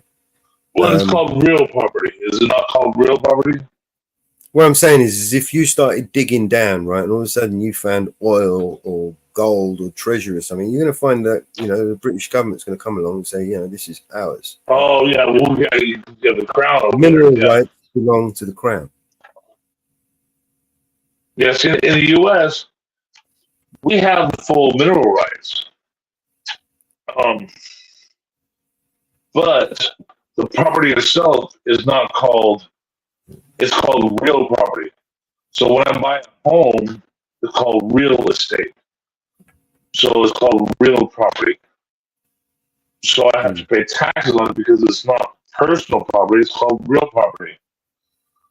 So that's how they classify it. So you have to keep paying taxes on it. So that's their justification for property taxes, because it's not personal property, it's real property. They do the same with water as well, right? It's your property, but you got to ask them for permission to drill a well, right? Because you are potentially tapping into the water supply that feeds the whole town, right? So then you've got to pay taxes and all this shit. Well, I can use all the water I want for my own house at that water point. meter on there so they can. But if I wanted to sell it to my neighbors, now then that opens up a whole nother taxation. Yeah, because now you're engaging in commerce, right? Right, and that, you know what? And that's I'm okay with that. That I'm actually okay with, because now if I'm going to sell something to somebody else, they should have some protection. This is what I'm saying.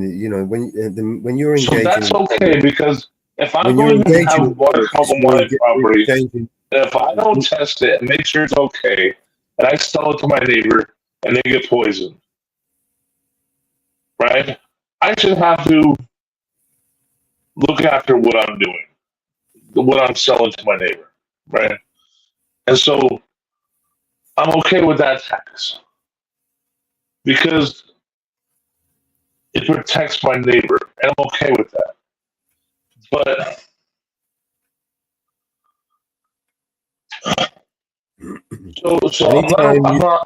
anytime you're engaging in commerce and you're exchanging goods or services for currency, you will be taxed. Right? Commerce is okay for government to be involved in. Commerce was under the jurisdiction of maritime contractual law. But for me to own my home should be personal property. It shouldn't be real property. My home should be my personal property. I shouldn't have to pay taxes on it year after year after year after year. The way it's right now, what was it, 6 years ago, we redid our home loan, and we knocked 4 or 5 years off our home loan, and I'll be done paying my home loan in about 6-7 years. And we'll own it outright. But when I do own it outright, I'm still gonna have to pay property tax. What do I owe them? Are they gonna come and do something to my property every year? Are they gonna come here and improve my property? What are they gonna do?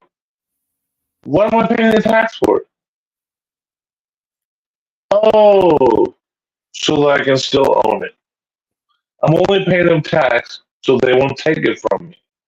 That's racketeering, man. You know, there's a way of avoiding. It's a straight up definition of fucking racketeering, is it not? There's a way of avoiding paying that property tax, and that is by owing. You have to get a land patent. You have to get a land patent. If you owe a debt, on the land, you only pay the interest on the debt. You don't pay the tax on the property, right? Because you owe a debt on it. So, well, I know you get a land patent, and my friend has done that actually. And he hasn't paid a cent in 7 years. And God bless him, but he's been to court, 3 or 4 times for that too. So any money he's paying on lawyers. They drag you into court, and you end up paying thousands of pounds to lawyers. So you end up paying the tax anyways to someone. Right, you end up paying it anyways. Someone's getting paid. You know what I mean? Whichever way you're gonna get fleeced. Right. Someone's getting paid, and it's part of the system, but not you, right? What's the guarantee? There's two things in life. Not you. You can guarantee. You can bank on, right? And there's a guarantee. That's death and tax. And it's not you. You're not the one getting the benefit from it. And the best thing is though, man, we've seen property values in my area go up. From when he first did this, and our properties were both worth like 250 grand, and now our properties are both like 600, and he can still fight it and everything, but at least. See, I find it called a land patent, and in England they don't have that. Certain England they don't have that. In America, you get what's called a land patent, and that's where the president actually has to sign off and grant you that piece of property, and you can stop paying taxes on it. But try that with the banks and what they do.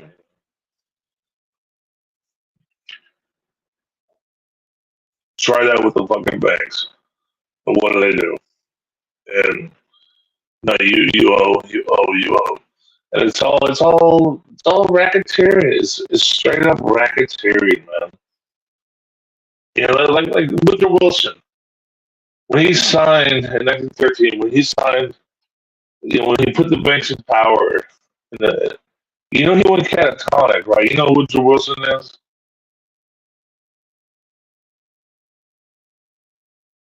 In 1913, the president, Woodrow Wilson, he was catatonic. Look at Woodrow Wilson. He was the president who put the banks, because he was actually elected by the banking powers. And he was catatonic in his whole second term. And he was ashamed of what he did. And he made many statements saying, there are men. I have been in rooms where powerful men speak in whispers of this great power. They speak in hushed tones. Look up Woodrow Wilson and what he said about the bankers. And then there was the general in 1933. Was his name General Butler? General Harvey. What was his name? And he said, I have been a shield for the bankers for my whole career. He said, I can show Al Capone. Al Capone operated in 2 districts, and I operated on 3 continents. I could show him a thing or two.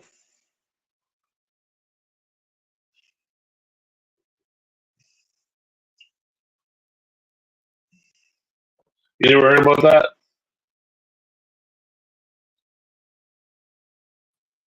No, I didn't really check it out. The general,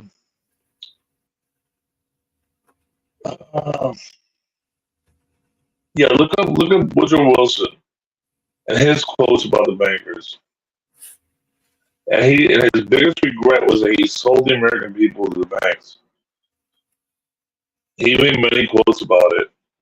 And he was actually catatonic to his second term because he was so distraught at what he did. Yeah, he was right after Teddy Roosevelt, right? Teddy Roosevelt's second term.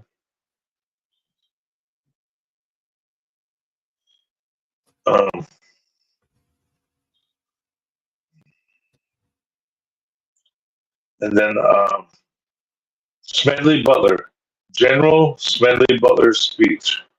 Google that, General Smedley Butler, and look at what he had to say. 1933, General Smedley Butler. He was a Marine general, and look at his speech. You never heard about this before, huh?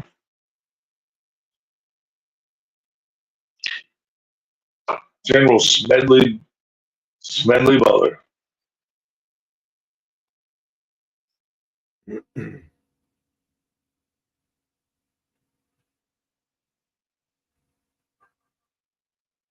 And he lays it all down and says, I was in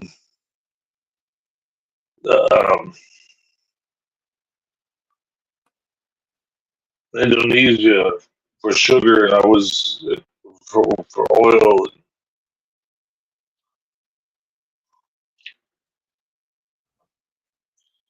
He says Al Capone thought he was tough because he operated in 2 districts.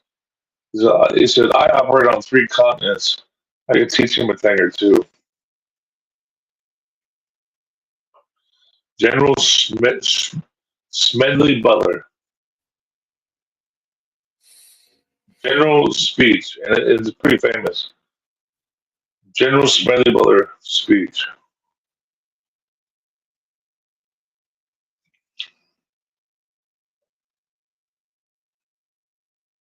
It's amazing. And it was 1933. He was a U.S. Marine general. And he just laid it all out in front of Congress on television. Not on television, but on radio. He laid it all out.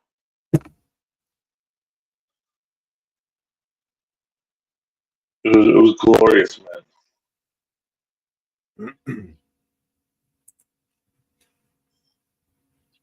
One of the great crusaders of the 19th century. General Smedley Butler.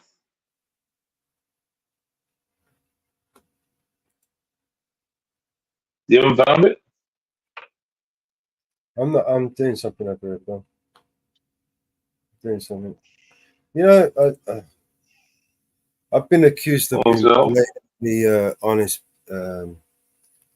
I'll find it. I've got to say, you're a difficult person to have a conversation with. You know that? Has anybody ever told you that?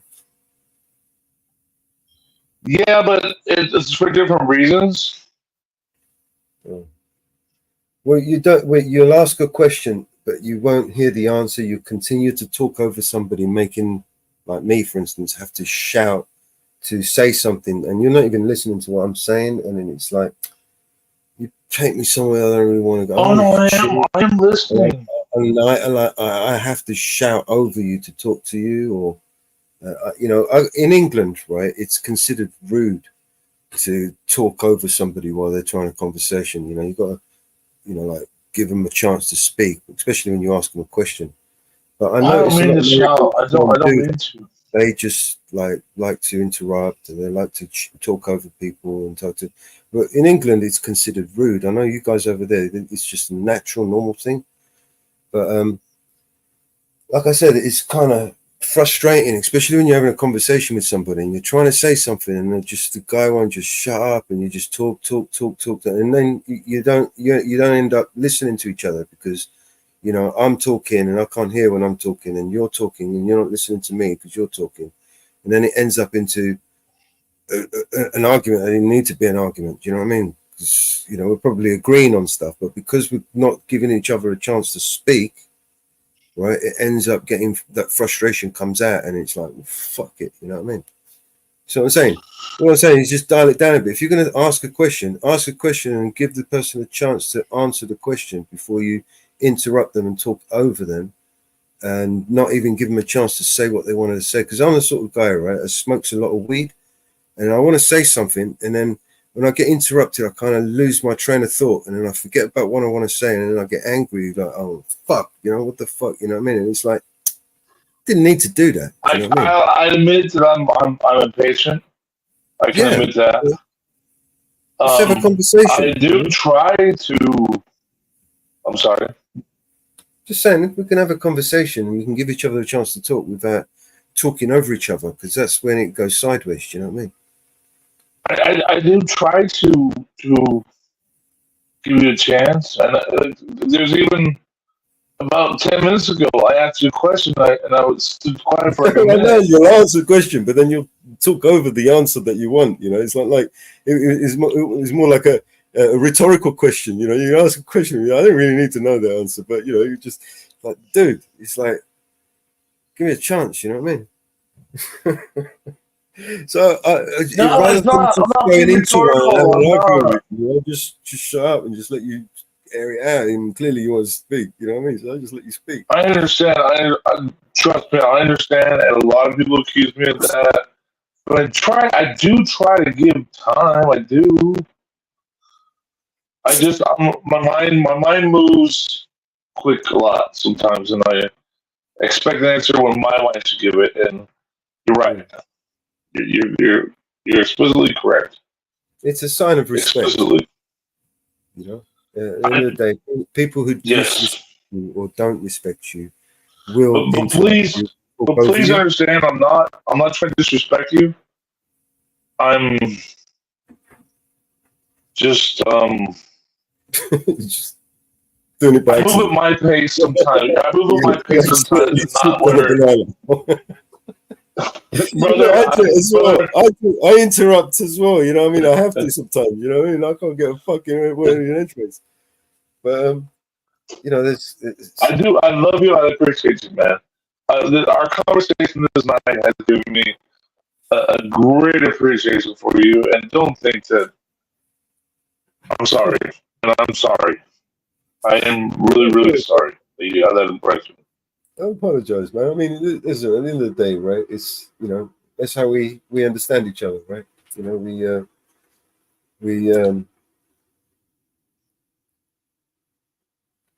We communicate with each other. We understand each other's boundaries and how far you can, take a conversation. You know what I mean? Some people, you can have a conversation about religion, for example, right? And it's not going to go sideways, right? But then there's some people that you start talking about religion, all of a sudden you don't want to talk about religion with this person, right? Have you ever had that? I've experienced that. Yeah. Yeah. And it's not because they don't agree with me or I don't agree with them. It's because most people who are wrapped up in religion have built up this wall, right? And unless you agree with them, you're a demon, you're a Satan, you're whatever, you're a bad guy. You know what I mean? They separate them. They all see themselves as the chosen ones, right? And you notice all of them. Right.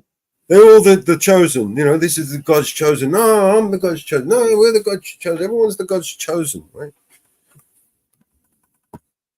I'm sorry, man. I don't. I just on some subjects I move too fast because I know the information. And you're right. You're 100% right, and I'm sorry. No, I the really, information. I apologize. You know, I'm not. my gran used to say to me, "You can lead a donkey to the water, but you can't force them to drink it." You know, and I used to teach in a IT college. I taught there for 4 years, and I learned more about myself You teaching learn patience. than I ever did. You know, studying. You know, teaching is one of those things where unless the person you're trying to teach has learned and succeeded, or had learned what you're trying to teach them, and maybe even surpassed your knowledge, then you've failed, right? So if you go to, you've got a classroom and 20 students, for instance, right, and you know they all fail, you're the failure, not them. You failed them. Does that make sense? Yes. I have a child, and my biggest problem is exactly what you just explained to me. So what I'm trying to say is, when you're I'm teaching somebody, you know, and yes. you know you fail to teach them, well, they fail to learn from you what you're trying to teach them. Yes. Then it's you that's failed. Well, if somebody learns to teach, if somebody fails to learn from you, it's mostly because you fail to teach. And I learned that with my child. I'm the biggest problem. That's why you when it notice comes you to. you ever done martial arts, karate or judo or something like that. Yes, I did. Yes, I did. All right, so you remember, you know, as you go through the ranks and you get up to your black belt. Once you get to your black belt, right, to do your second dan and your third dan and fourth dan involved you teaching others, right? Mm-hmm. You then become the master, and then you teach others, and the more you teach, and the better they become. That's how you know, escalate and become better. The more when you teach others your skill, you become better at it. Does that make sense? Of course, yes. You know, it teaches you more about, you know, because you're having to break it down and explain it and teach someone in layman's terms. You've had to get underneath the structure of it, the understanding of it, right, into detail. You get what I mean? And because you've that deep into it, you've become an expert at that, whatever it is you're teaching. You know? Yes. That expertise, unless you are confident, the person that you're trying to teach will not accept that teaching. He won't listen to you. He won't hear what you've got to say. You'll open and you'll say 100 words and you'll pick up 2. You know, Right. remember 2 words that you said. And that basically the art of teaching is how to make them see what you see, or make them understand what you understand. And some people have different levels of understanding, right? So, you know, if it's like teaching a child. Welcome back, Mama Bear. Everything go? Yep. Yeah, as I was saying, when you're teaching a child, for instance, it might be harder to teach a child a certain task than it would be an adult, or vice versa. It might be easier to teach a child a certain task than it would be to teach an adult, right? Just depending on exactly how and what it is you're trying to teach and how you come across. When you're trying to open people's eyes, or even better, when you're trying to ignite like that ember, or like plant a seed in someone's head, when you're trying to reach somebody and try to, you know, put that idea into their head, or at least the question, right? You can't just come out with blatant facts and say, oh, fucking Donald Trump, he did this, he did that, he did this, and he did that, right? and bring the, because those people who are for Donald Trump instinctively not going to want to listen to it, right? But when you ask the question and you have to put them in a position where they have to explain to you, then it's much easier for you to, lead them into the frame of thought that you're trying to teach them. Do you get what I'm saying? By asking the question. It's called the Socratic method. Have you ever heard of the Socratic method?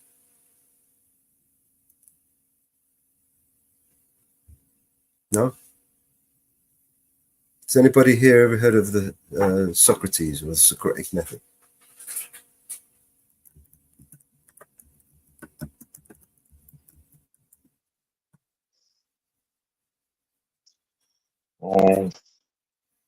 You still hear me? Yeah. Okay. Yeah, no, I have heard of the Socratic method. Do I know what it is? No, I don't. I can tell you that in my profession, I have trained 20, 30, 50 people.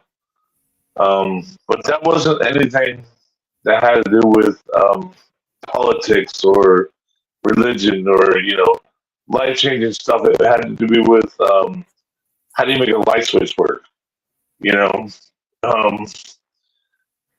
so it was a matter of understanding how they thought a light switch worked. And then I could, well, no, this is actually how you do it. I could do that, and that's the approach I'm taking with my own child. And do I have my perfect parent? Show me what that is. Because it's not me. I wish I was. In a nutshell, Jay, it's about asking the question, right? When you ask a question, you put the onus on the person to explain, right? So, but also it's on me to be able to using the explain. Socratic method, you can literally win any debate. If you was going to have a debate with somebody, just by simply using the Socratic method, you would defeat them in any debate, any argument. I wouldn't want to do that. No, I'm saying just by simply asking the question, asking questions like, what you're doing is you're automatically putting your opponent on the back foot, right? So now instead of him coming at you, right, and he's having to explain. I hope you wouldn't think that's what I was trying to do, because I'm never looking to win. I want to.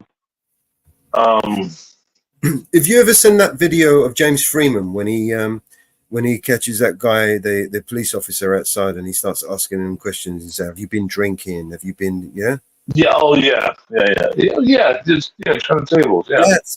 That's exactly my point, right? Just by simply asking him those questions, put him at he was normally used to the one being asking the question and being the authoritarian type, and now he's been asked questions, is not prepared for it. So he's put him on the back foot. He's having to answer his questions before he could answer his question, ask his question. So he's having to climb up a mountain, if that makes any sense. Just by asking. That's not what I'm trying to do, though. I'm not trying to do that. I only know that. Just by asking the question, you will take somebody off their pedestal, off their high horse. You know what I mean? So now they have to come down to your level to explain to you. That's what I'm saying. Oh, I hope you don't think that's what I'm trying to do. I hope you don't feel like I'm trying to be some sort of like, I'm up here, you're down there. When I ask the question, it's nothing. I'm like, this too, right? That's where I come from. It's like, well, you know this. I'm more excited about like, yeah, let's share this. That's like really where I come from. Like, oh, you know this. I'm more excited to. You have to paint the story in someone's mind, right? And it's going to be an interesting. I'm not quizzing you. I'm not trying to. But I'm not quizzing you. I'm trying to share. I'm trying to be like, yeah, you know this too, right? I'm like a child of like, be like, yeah, you get this, you know this. I'm not trying to quit. I'm trying to win anything. Yeah. I'm more like, yeah, you get it's all this, about you know. capturing people's attention, right? And you've got few minutes, like not even few minutes. You've got few But seconds. I'm not trying to win. I'm not trying to win anything. I don't try to win. It's not because what do I win? What No, am if what you do I want really somebody to fucking listen win? to you, if you want somebody to listen to you, you have to capture their attention, and you can't capture you can't make them listen to you. You can shout all you want, you can say whatever you want, but unless you've captured their attention, they're not going to listen to you. Okay. Do you know what I mean? You're right. And you've got those like first few seconds, right?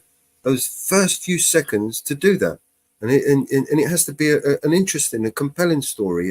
You've got to come from a place from the heart, right? Because people can tell. Yeah, I'm not trying to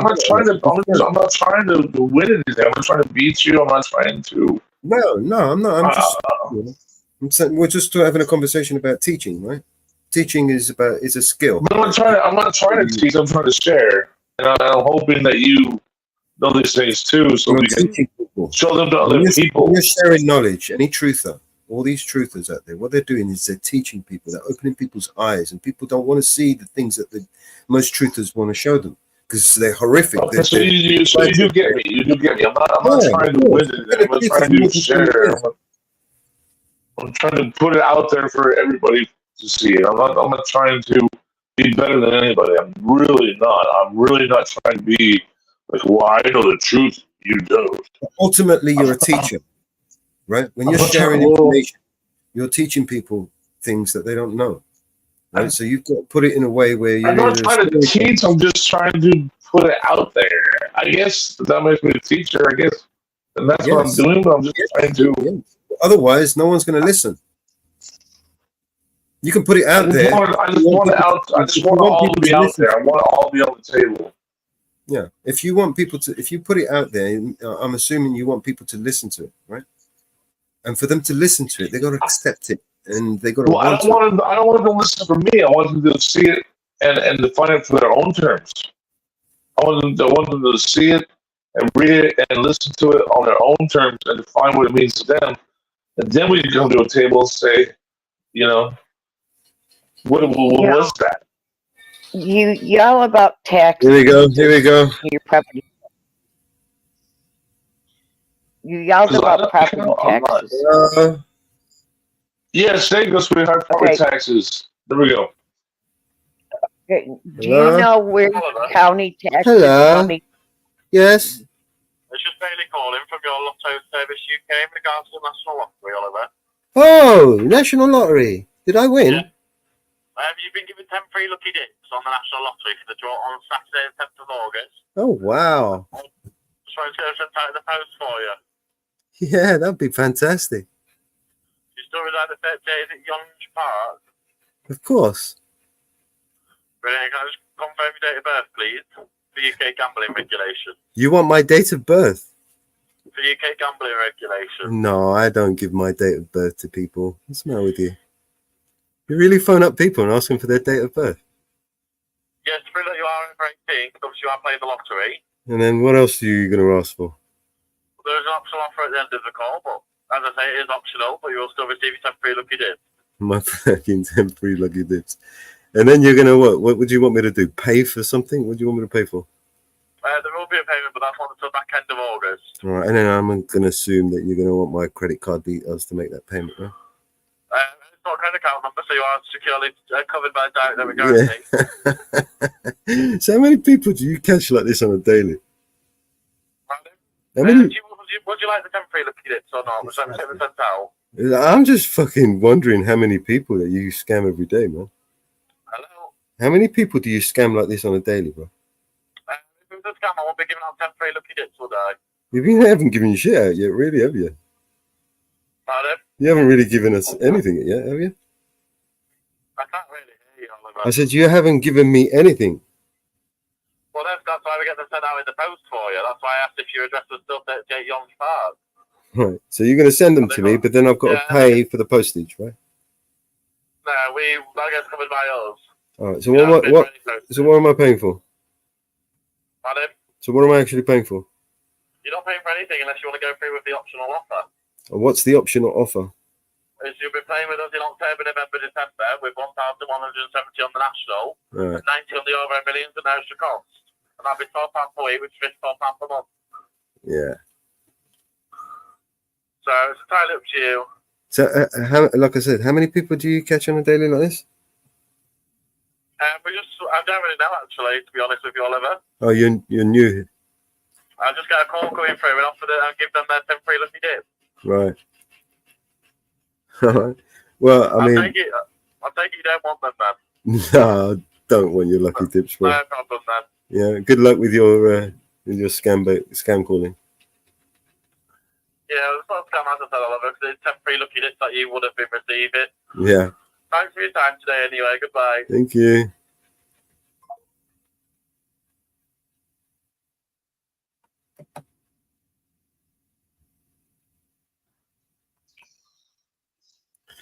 Well, was that for real or what?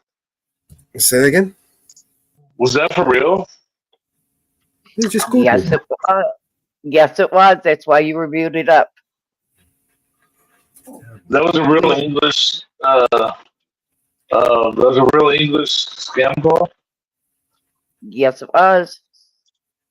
Because I didn't understand 2 words he fucking said.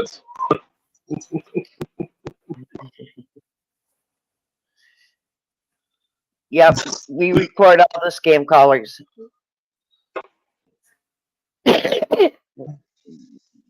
That's crazy. That's not even English.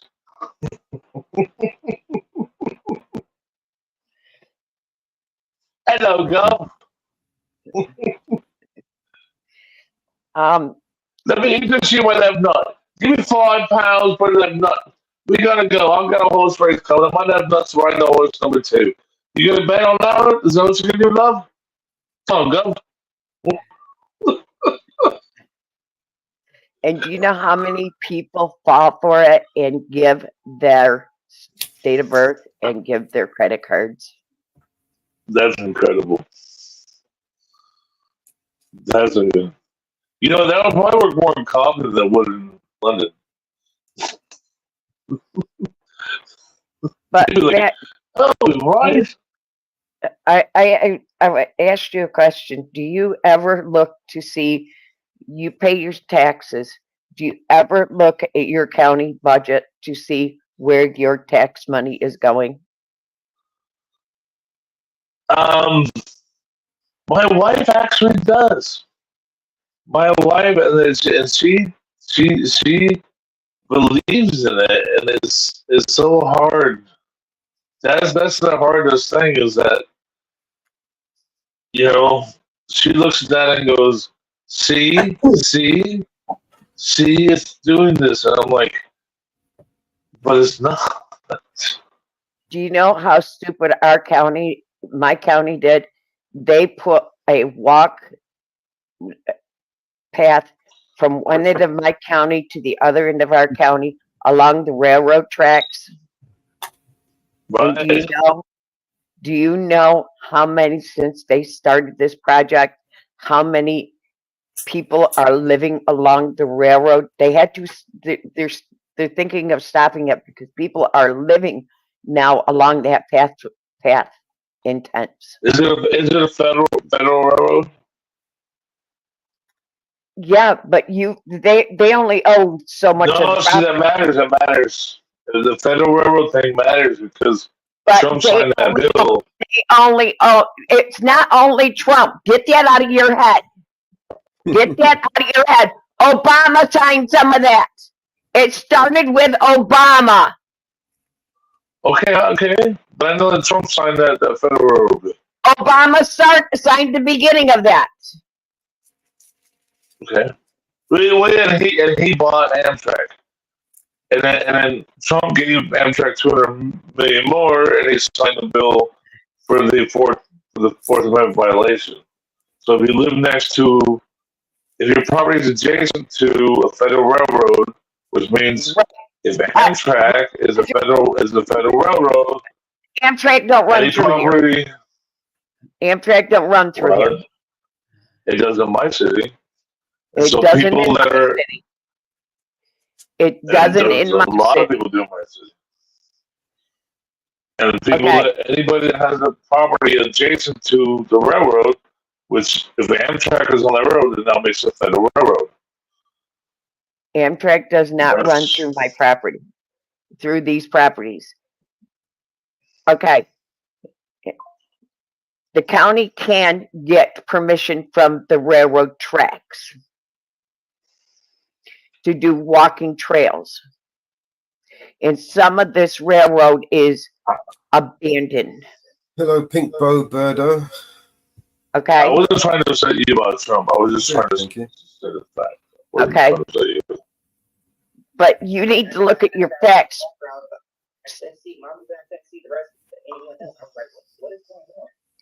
Some of this is abandoned railroad Yeah. tracks. What's your chat? What's your name on the in the chat?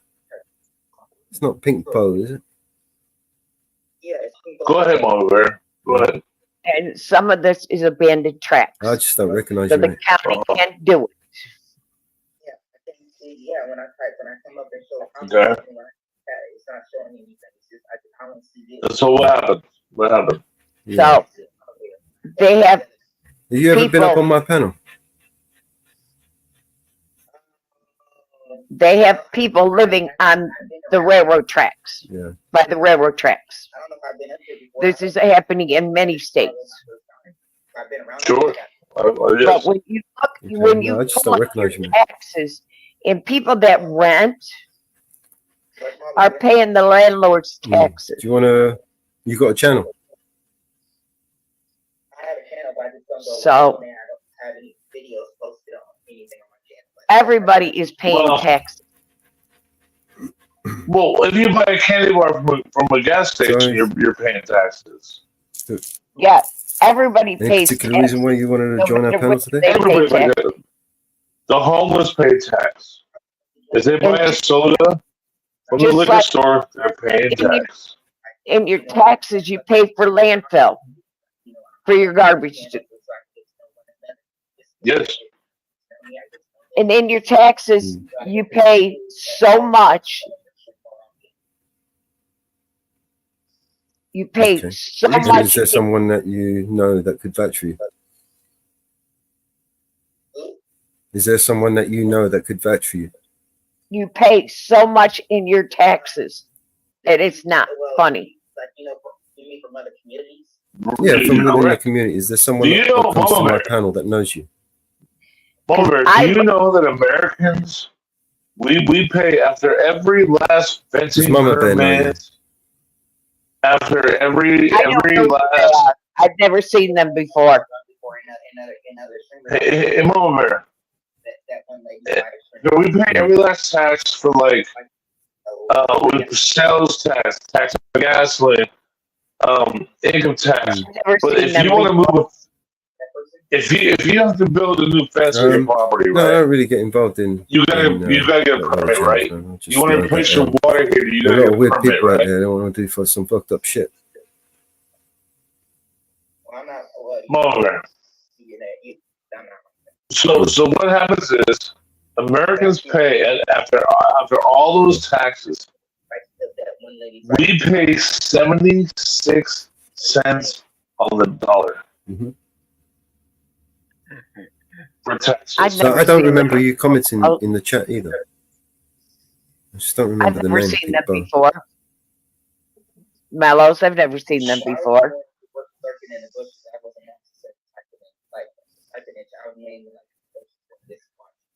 Hmm. No, I've never seen them So- before. so Mama Bear, Yeah. Americans pay Give me a second. 76 cents on the dollar in Mama taxes. Bear?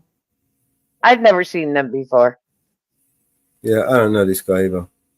I'm not going to trust him. Who is he? What's his name? Yeah, Pink Bow. Unfortunately, at this time, I'm not going to give you. Pink? I never heard of Pink. Pink Taco? I don't know who you are, mate, and I don't know anybody that can vouch for you. Pink Taco's okay, but he's contentious.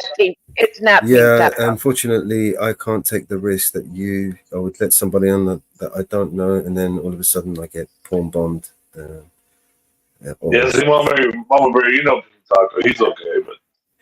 I mean, think about it. I mean, whoever not wants to him. porn bomb me is not exactly going to admit to being a porn bomber. Do you know what I mean? So I would suggest that you build a reputation within the community. You know, start chatting in the chat, make some friends, Pink Taco. and then when someone can vouch for you, or It's not Pink Taco. you know, we know who you are or whatever, then yeah. You know, what's his name there?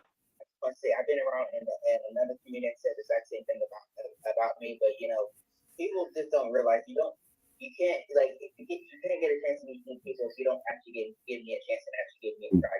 Because I've been around plenty of people's channels. Well, you're on the channel right now. The mic is open. People can hear you over there. You know, This sounds they're okay. just not able to see you. So, you know, if you wanted to flash something, your willy, or do some stupid shit, you know, it won't affect my channel.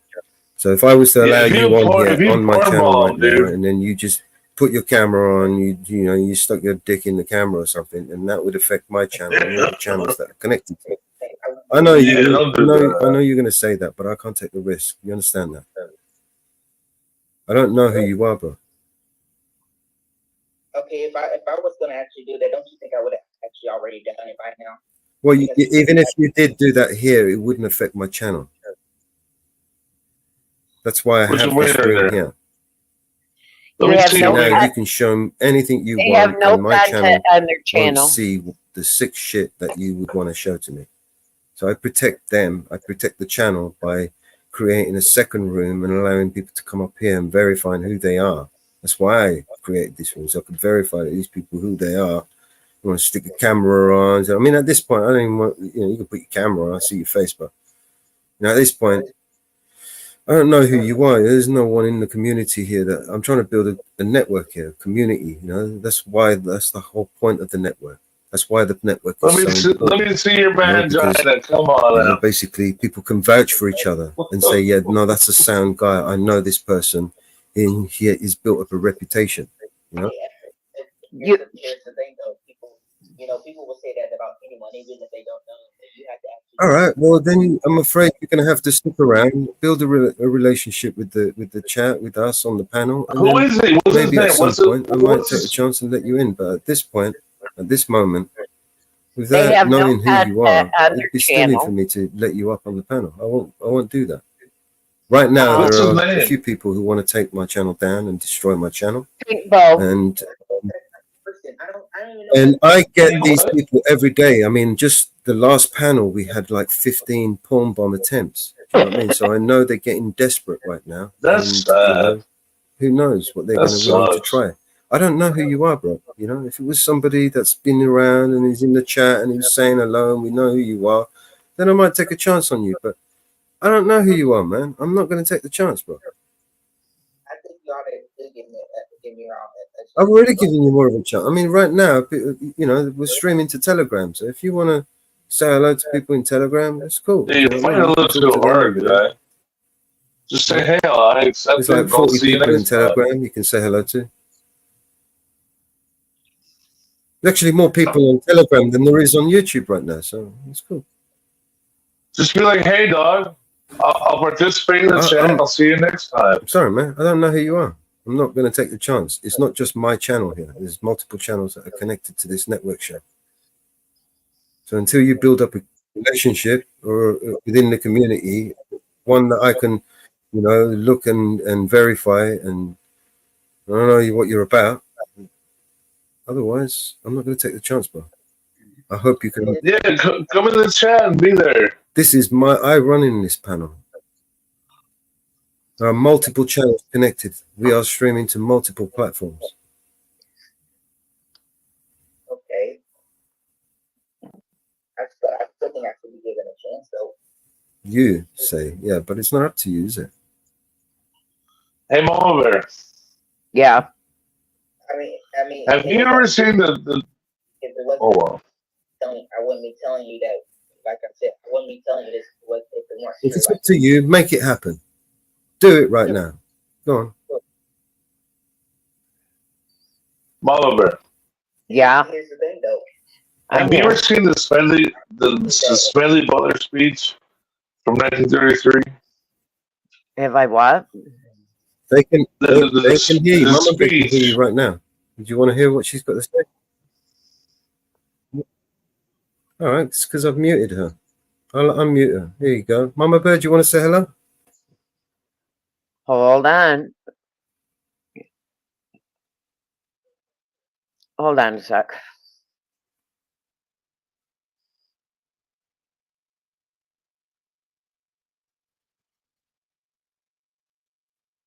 I'll be quiet. I'll mute out.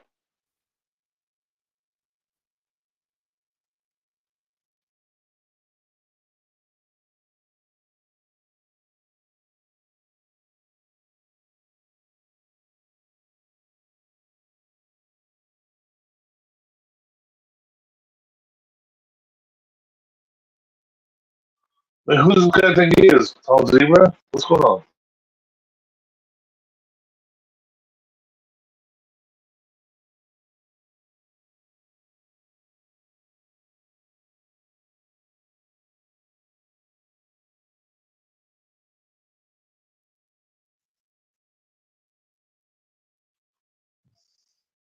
Hey, Miller, you know who Tom Zebra is, right?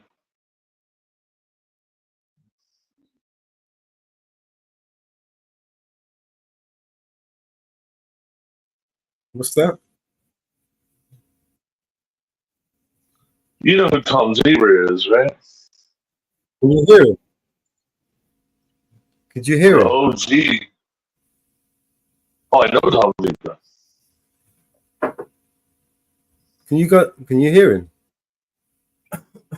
Yeah, no, that's not Tom Zebra.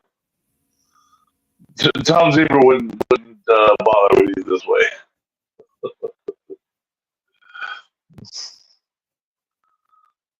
Tom Zebra is the OG cop watcher from LA. That's Tom Zebra started the whole thing.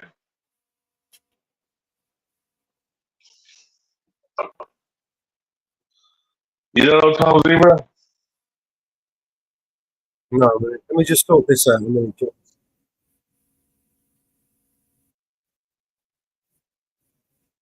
Yeah, I don't know. I'll mute up. I don't know this guy. I don't know this Yeah, I don't know guy. who he is either. I don't know who he is either. And He you know, ain't I coming out. understand your caution. I understand your caution, man. I really do. Yeah, I mean, you had a lot of caution with me, and I understand that too. Yeah. Well, at least you had somebody to vouch for you, right? Well, but it took me 6 months, right? He's gone. Did you ban him? Yep. What do you say? I'm muted for a He minute. said he 1 minute, Jay. he said he's seen me on another panel. This is the only panel I've been on for almost 45 days. 30 plus days. Mm. I caught him in a lie. He probably saw you like an inferno or something. I haven't a female's platform, a female's channel. Yeah, he's I caught him in a lie. I have not been on another female's. The only other female that's been on here is Debbie.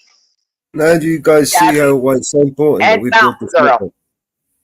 Debbie, Mountain Girl, and Anne Marie was up here once. But they didn't have they didn't have their channels connected. I 100% understand why you're vetting people this way. 100%. I do. So they're lying. I caught them in a lie. I think this is have the one that came in yesterday with the video. I think that's him. I got and that voice, the voice, I recognize that voice. Check Telegram.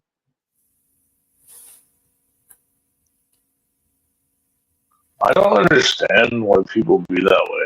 I really don't. I'm just not from that kind of. It's not my ilk, right?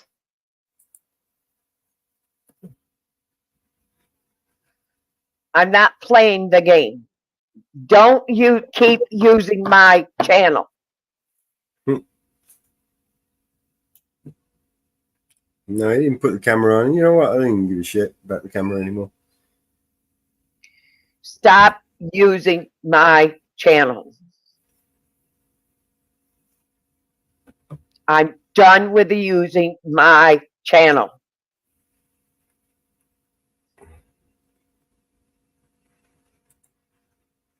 I know Mama Bear. I know Mama Bear. Mama Bear's got a soft heart, but I'll tell you right now, you're going to start seeing a very strong side of Mama Bear. Maybe he's talking about Marcy. And Mama Bear, that was just the name, really. He could have just used someone else's channel name, you know? No, I was not ever a mod for Marcy.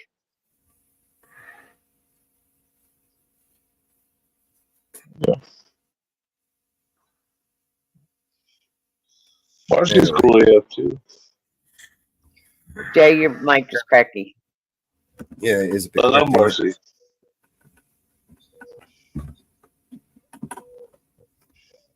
Right, yeah, he's not going to get a chance. I mean, he ain't got one person that could vouch for him. You know what? You're going to have to build a rapport, right? You're going to have to go into the community and, start talking a little bit more in the chat, and then maybe. Yeah, why try so hard? Why is he trying so hard? Yeah, he was trying too hard. But it was up to him. He said. It was up to him. I said, all right, if it's up to you, then make it happen. Go on. Yeah, well, that gets you. Demand order me to do something. You lost your say avatar. something relevant. Okay. We'll say something relevant to the conversation, you know, and like I want to come on and talk about this and like be relevant to the conversation, but like, why try so fucking hard otherwise? Yes, It's he was weird. too desperate. He was too desperate to come on. Yes, a while ago, I was hooked up with Summer. I had to come on Summer's platform, and I still am with Summer's team, but not as much as I used to be. But you're not going to use Summer because I have not been on Summer's panel in quite a while. So don't even go there. It's not going to work. Wasn't there like six? There's even like 6 summers, right? At this point, like I know when I was on Hot Mess Summer's team, and when I was on her panel, and I have not been on Hot Mess Summer's panel in a while. It's not going to work. Summer and I are still friends, but it's not going to work. And here we go again. yeah, just relax and enjoy it, man. What the hell?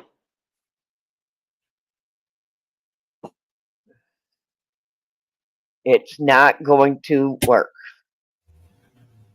Because I just said Summer's name. Participate, man. Participate in the conversation, and then you might get some credibility.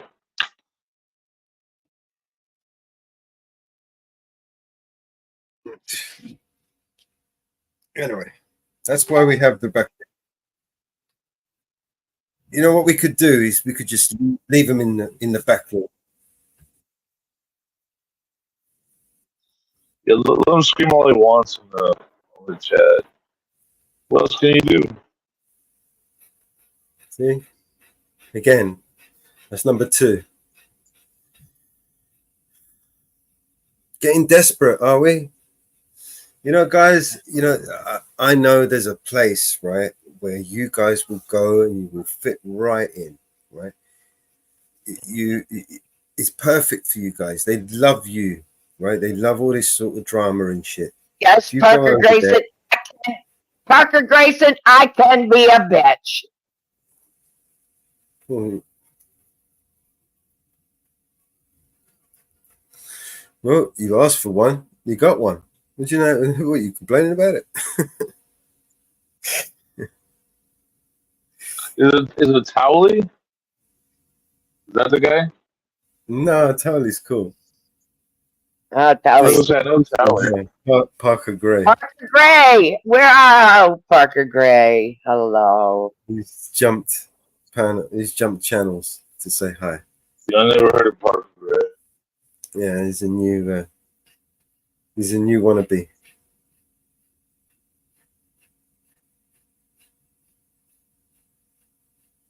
Towley. Are we upsetting you guys that much that you have to come over and start some shit? Is that what it is? You're getting desperate. Your attempts to porn bomb us not working, so you're just getting desperate. Or try something else. You know? Yeah, is it true too much? Too much truth?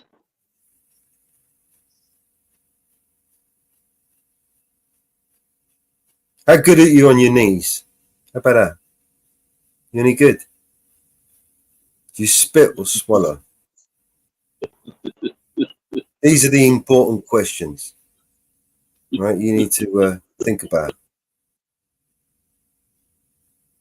We ain't gonna find out because he's gone.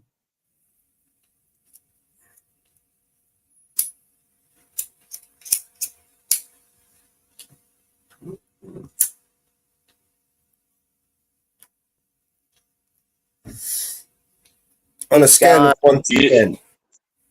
You know what? It was the Trump stuff. It always says to everybody else the Trump stuff. It says to everybody else. You bring up Trump and everybody they come out of the woodwork. No, it's not even that. We've picked up a particular crowd that wants to throw everything they got at us. You know what I mean? New channel. Not working. Not working. You know why it's not working, guys? I told you this before, but you clearly weren't listening, right? The reason why it's not working is because you don't fucking make the rules. I do. It's that simple, man. Right? Learn the fucking rules. And then you might have a chance.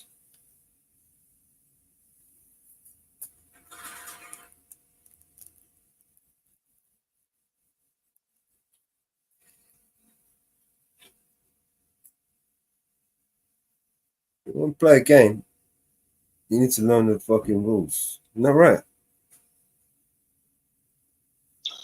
Yeah, I mean to a degree, you know, just There's no two ways about it, man. If you want to play a game, you need to know the rules, right? Otherwise, you're gonna lose. It's as simple as that. It's not rocket science. It's mathematics. I kicked myself out, kicking Parker out. That's why it's important that I maintain that control, right? Because that tyrant, that needs to be. Do you know what I mean? I don't want to be a tyrant, but I have to be. I get it, man. I get it. Do you know what I mean? Nobody's going to tell me what to do. I dictate. I don't have nobody tells me what to do. Do you know what I mean? If people tell me what to do, then I don't make the rules. I do understand. It's you got. This is the one space that I have total control of. Do you know what I mean? The one space that is mine, that I have control of, that I have the button, I have the say. I'm God on this panel right now.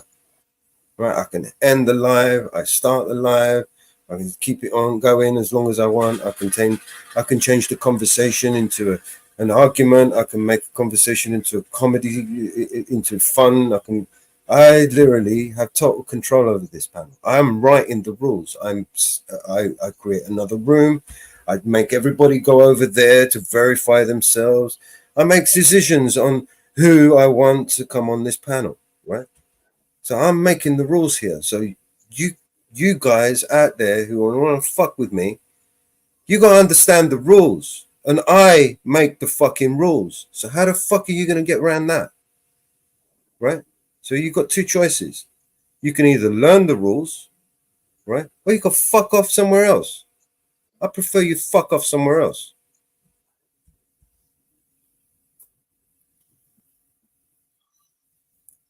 It's just, I mean, yeah. I mean, yeah.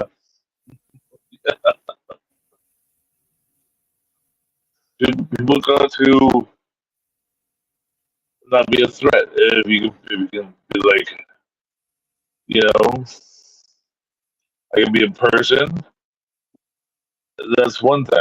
But if you're gonna present yourself as some sort of threat, Yeah, you man. can't. This is You my can't be home. here. This is my home here, right? I'm sitting here. Well, as I'm sitting here with you, I'm actually sitting in my living room. I'm sitting in my home. Now, who I invite into my home, exactly. So I want to make sure that I invite the person I invite into my home. I want him in my home, right? Otherwise, if he's not wanted there, I don't want him in my home, and I'm gonna fucking make sure he doesn't come into my home. You know what I mean? Right? I appreciate that. I do appreciate that. And I'm sitting in my dining room. You know, last thing we want while we're sitting at home, chilling out, is some unwanted intruder coming in doing shit, telling us what to do in our own fucking home. Oh, fuck. Oh, fuck. Come and shit all over my fucking living room. Hey, Omar, how are you? This is why the network is so important. This is why we need to come together as a community, right? Well, I've learned, you know, hey, Work for each other. the first time me and you talked about those, I told you to fuck off. And you dropped me down and you banned me. You know? Yeah, you have every right to do that. I mean, it's kind of stupid, isn't it? I mean, when you go onto someone's panel, you go into someone's home, right? You imagine I come into your home now, right? I'm in your house and I tell you to fuck off. What the fuck are you going to do? Like, kick me out of your house? Seriously. Right. I come into your house now. I'm in your house and I tell you, hey, Jay, motherfucker, fuck yourself. Go fuck yourself, you motherfucker. I'm in your house now. And you're going to tell me to get the fuck out. You probably pull out a gun or something. You're saying, get the fuck out of my house. Right? Wouldn't you do that? Most normal people would. Oh, yeah, most certainly. Yeah. Unless there's some simp, you know what I mean? No, man, someone comes into your house and they start telling you to fuck off and shit like that. You're going to tell them to leave, man. I mean, that's the common thing. That's the common sense thing to do. Do you know what I mean? You're not going to have somebody in your house abuse you or your guests. Because, you know, this is my panel here, right? I'm controlling this panel. Like I said, there's multiple channels streaming on this channel, right? Now, Well, although it's my the panel is in my control, I'm still responsible for what happens to all of these other channels, right? So if I allow some dickhead to come on and start waving his dick around, right? Then all these other channels are going to get punished for it.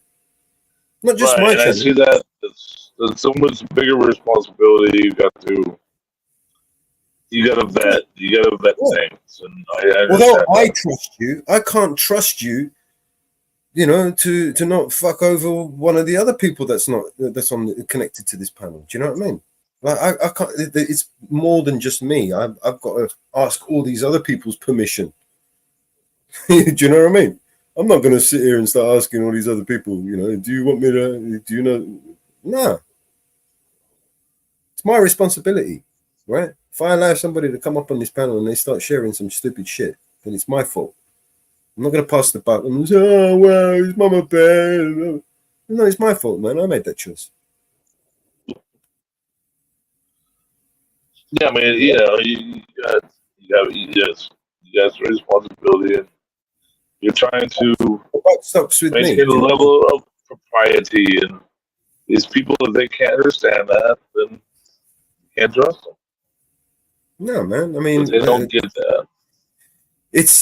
You know, the people that I invite to this panel, right? It's my hope that they have something to contribute, right, to a community. I'm trying to build a community, a network, right, where people can share vital information, knowledge, you know, ideas, right? Encourage people, you know, support one another, sponsor one another. You know, I can't do that if I'm going to allow people to come in to disrupt us and disrespect each other and abuse each other. And that is one thing that I need to eliminate from day one. You know, like you've got to Well, I do can it tell you, from day one. You can't do it later on, you know, or allow certain people to do certain things and others you're going to discriminate. No, you can't. You know, this has got to be a table where everybody can contribute and everybody can take out what they put in. Do you know what I mean? There's no freeloading. There's no, you know, do you see what I'm saying? You know, this only works if we all work together.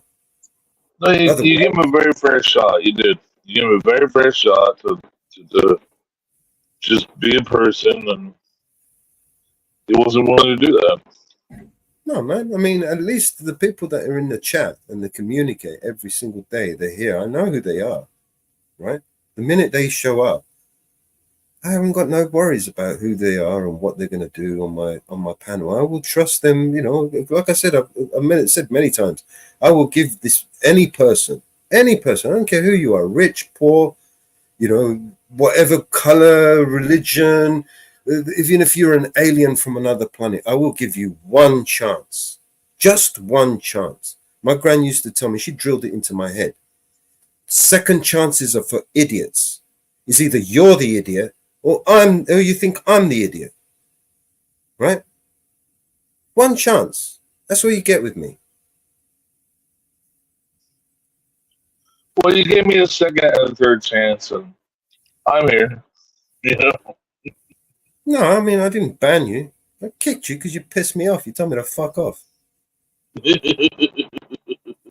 and to be fair, if you wasn't, if Northwood and Mountain Girl didn't vouch for you, I would have banned you for sure. The only reason why I didn't ban you is because they vouch for you, their friend, and I'm here streaming on their channel. Do you know what I mean? So when they come on and they do their show, you know, it's their show. Do you know what I mean? It's not just my show. This is a network show.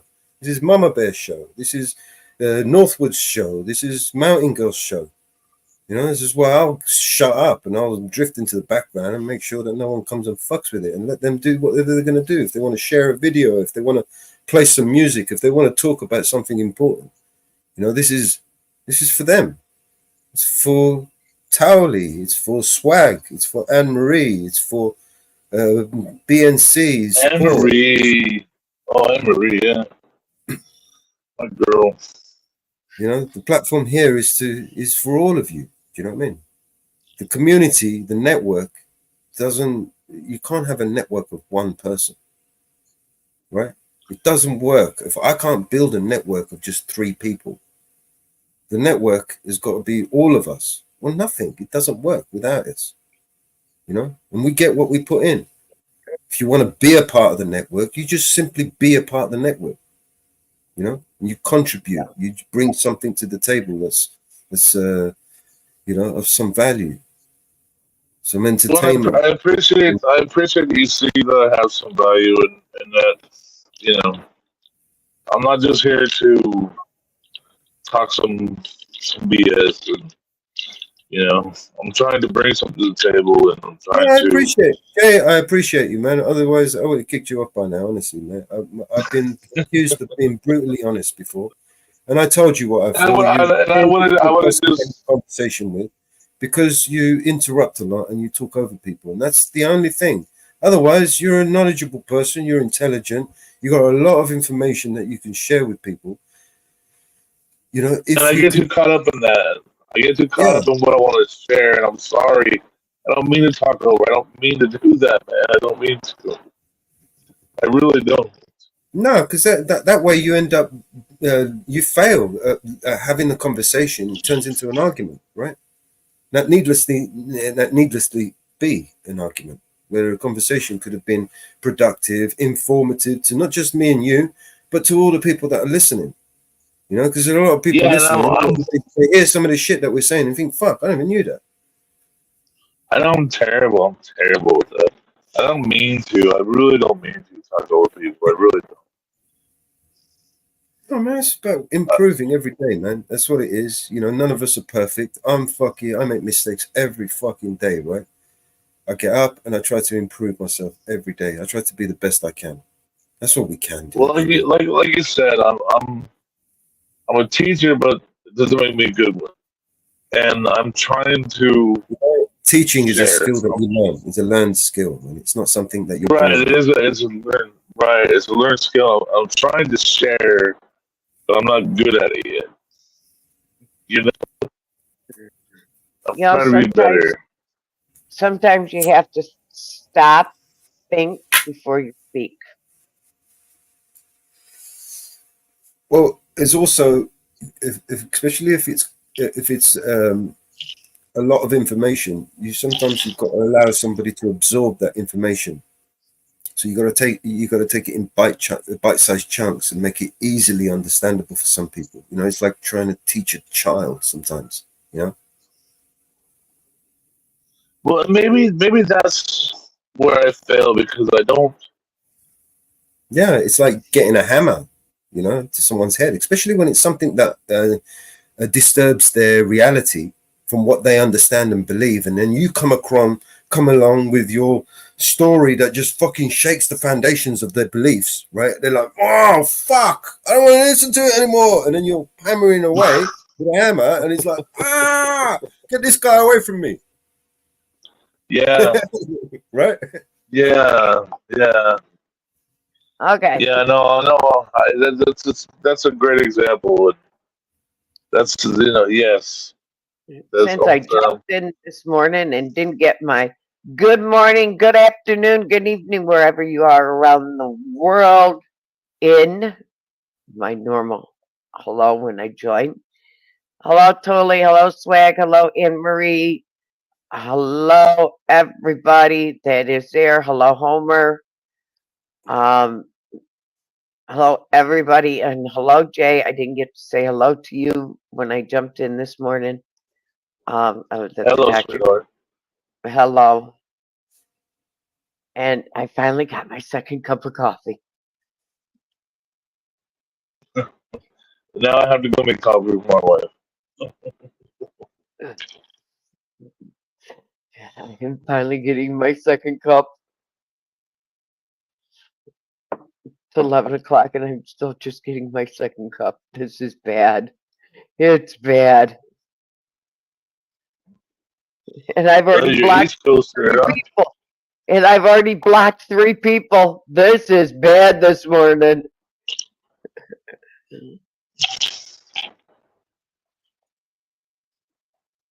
It's bad, Anne Marie, when I blocked 3 people already this morning. Anne Marie, I'll go to the chat. Anne Marie, you know me, Anne Marie.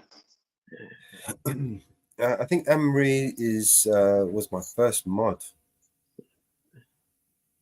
Anne Marie. She used to be a super mod back in the day. You know that mod there? Yeah, she's our super mod. She still got was that title. literally a moderator on something like 100 channels. I don't know how many channels. Like Tommy V, you know, like Tommy V he's everywhere. That was Anne Marie. I don't know. Honestly, I don't know how many channels I'm a mod on. I really don't. Every time I click on a channel, I'm a mod on. I don't know. And I don't know how many mod channels I'm a mod on. I really don't. Anne Marie knows me. Yeah, there's a John Mayer song, Sweet Marie. Remember that, Anne Marie? Well, she knows. She's known Cynthia and Preston. Anne Marie knows. We know each I other just for a while. got a thing emailed to me about WordPress.com, Mellows, to upgrade today, and I get 30% off. What was that? Sorry? For WordPress, I got a thing to upgrade it for 30% off today. What WordPress? For WordPress.com. You don't need that anymore. We've got our own servers. So I'm not taking it. I deleted it. Yeah. I deleted it. Yeah, you don't need them. I mean, do you have a website? Oh, okay. Yeah, you put me in it. We just haven't been offline long enough to do anything. What website did I? Remind me.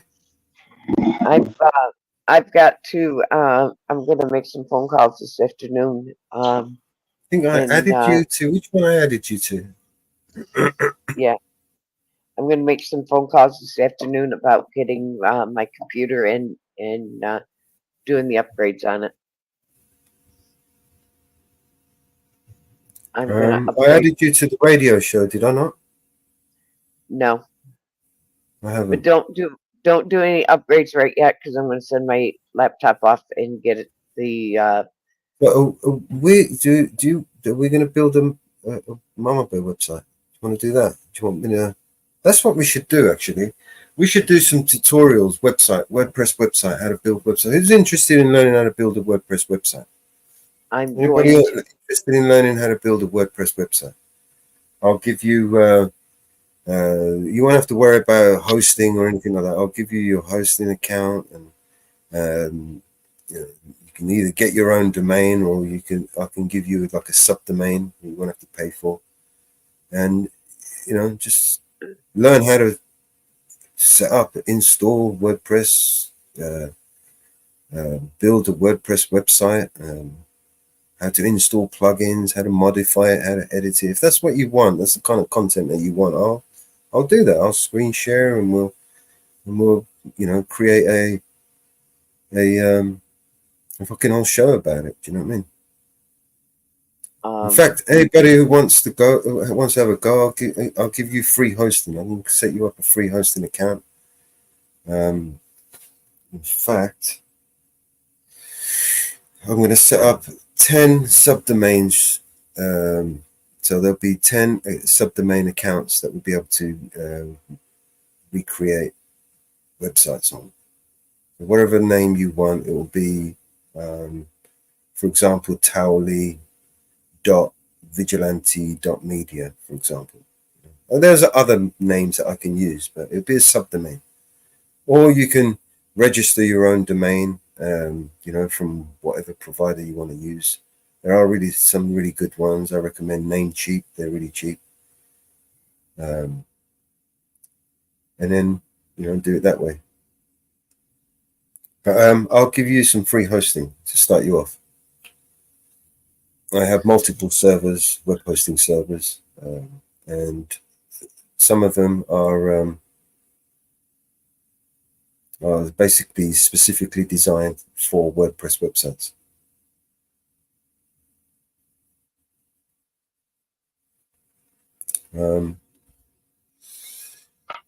It really isn't as difficult as you think it is. Sorry? And WordPress websites, they're really not as hard as people think it is. No, not at all. And when it comes to building your own computer too, it really is like it's nerd for Legos. It's Legos, it's not hard to build your own computer. If you have a laptop, but you don't need it to be mobile, then really what you need is a desktop. And it's really not very hard to build a desktop computer. It really isn't that hard.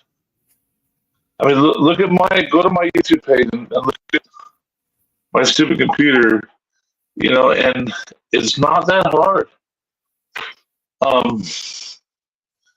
It's also just on my form factor, and I mean, I can walk you through how to build a computer. It really is super easy. And you can build a desktop computer that's 10 times more powerful than your laptop. It costs you half the price of a laptop. It really isn't that hard. They make it seem hard, but it really isn't that difficult. And you can have a machine, sitting on your desk that just can really do some processing power. And you have an Ethernet connection, and you have a monitor, and you can really do a lot more than you think you can.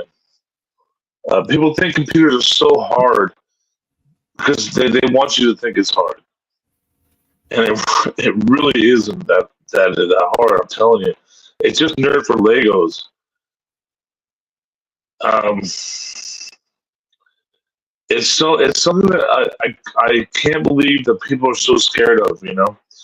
And so I'm telling my kid, we built 3 computers now, and like she knows, it's like when it comes time for her to go to college, it's like we're gonna build her a new computer, and she's not scared of it.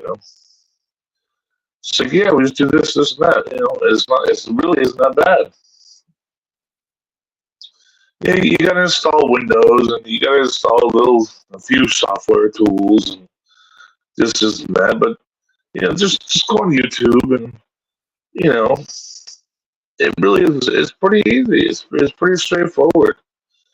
They try to scare you and think it's so, and everything is so hard. It's so it entails so much, but they have to justify the amount of money that they want to charge you, right? Right. And you'll pay double or triple for what you can build right now. Boy, oh boy. Well, it totally makes a good point. Why don't you do that? A show building so that we could do. We literally. Well, I can build a system right now. I can build a system. What I'm saying is we do a show, right, where you can get your camera angles, right? I should do that. I should do that. A bare bones system, put it all together on camera, record the whole thing, make some different takes on it, different camera angles, and then we'll stitch the video together and or do a live panel even. Do you know what I mean? I think a video. Yeah, I should do that. Live panel, you can, have people, asking questions, and then you can. Well, do you know who Linus is? Linus Tech Tips. Do you know who Linus is? No. Look at Linus Tech Tips. No, panel. He's built hundreds of computers online, and he's done it in real time. He'll build a computer in 2 hours. Yeah, that maybe what you're talking about, live or a video, like, because a lot of people just video it and then then edit the video together and upload it, right? Linus. You don't know Linus? Linus is he's a Canadian computer guy. He's been around since the beginning of YouTube and the beginning of when computer sales really became accessible, where you could actually build your own computer. Dude, I smoke a lot of weed, man. When it comes to names, forget it. Names. LINUS, Linus. Tech Tips. TECHTIPS. Linus Tech Tips. Google that, and you'll see there's tons of videos of him building computers. Yeah. But yeah, maybe I'll do it. Maybe me and my daughter, we're going to build a computer soon, and maybe I should film it and. You can see a 13-year-old. I used to run a workshop at the college when I was working at the college, right? And it was like basically for 2 hours, the college members, they could bring in their machines, they could come in and work on their machines, ask any questions and whatever. And some of them used to say to me they'd learn more in those 2 hours than they did in their, on their course. Do you know what I mean? So yeah, I think. If you you don't have to wait until you buy another, machine or whatever. You can literally use what you got. You could get a broken machine, for instance. Is you've got a broken machine, and then you just take it all apart. You start describing what all the bits are, and put it all back together and repair it, and just that's what I should have done, because the computer. If you go to my channel. Well, if you go to my channel, you can see I have a computer that's running, and it has all this RGB stuff on it. And I posted a short video, but then I had to rebuild that computer because the motherboard failed. And I should have posted a video where I had to rebuild it. I had to take the motherboard out and put the chip in and all that stuff. And then I had to replace all that stuff. If you do it live, then you'll be able to get in the audience interactions. They'll be able to ask you the You're question. right. I should have done it that way, you know. But I was doing it with my daughter, so that was my priority. Was that so my daughter would learn how to do it, and I should have recorded it.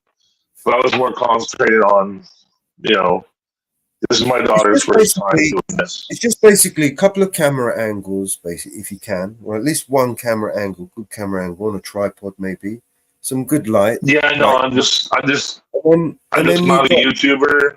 If you've got to do some retakes, you know, and do some camera angles for certain things, and then what you do is just get all that B-roll and stitch it all together in post editing.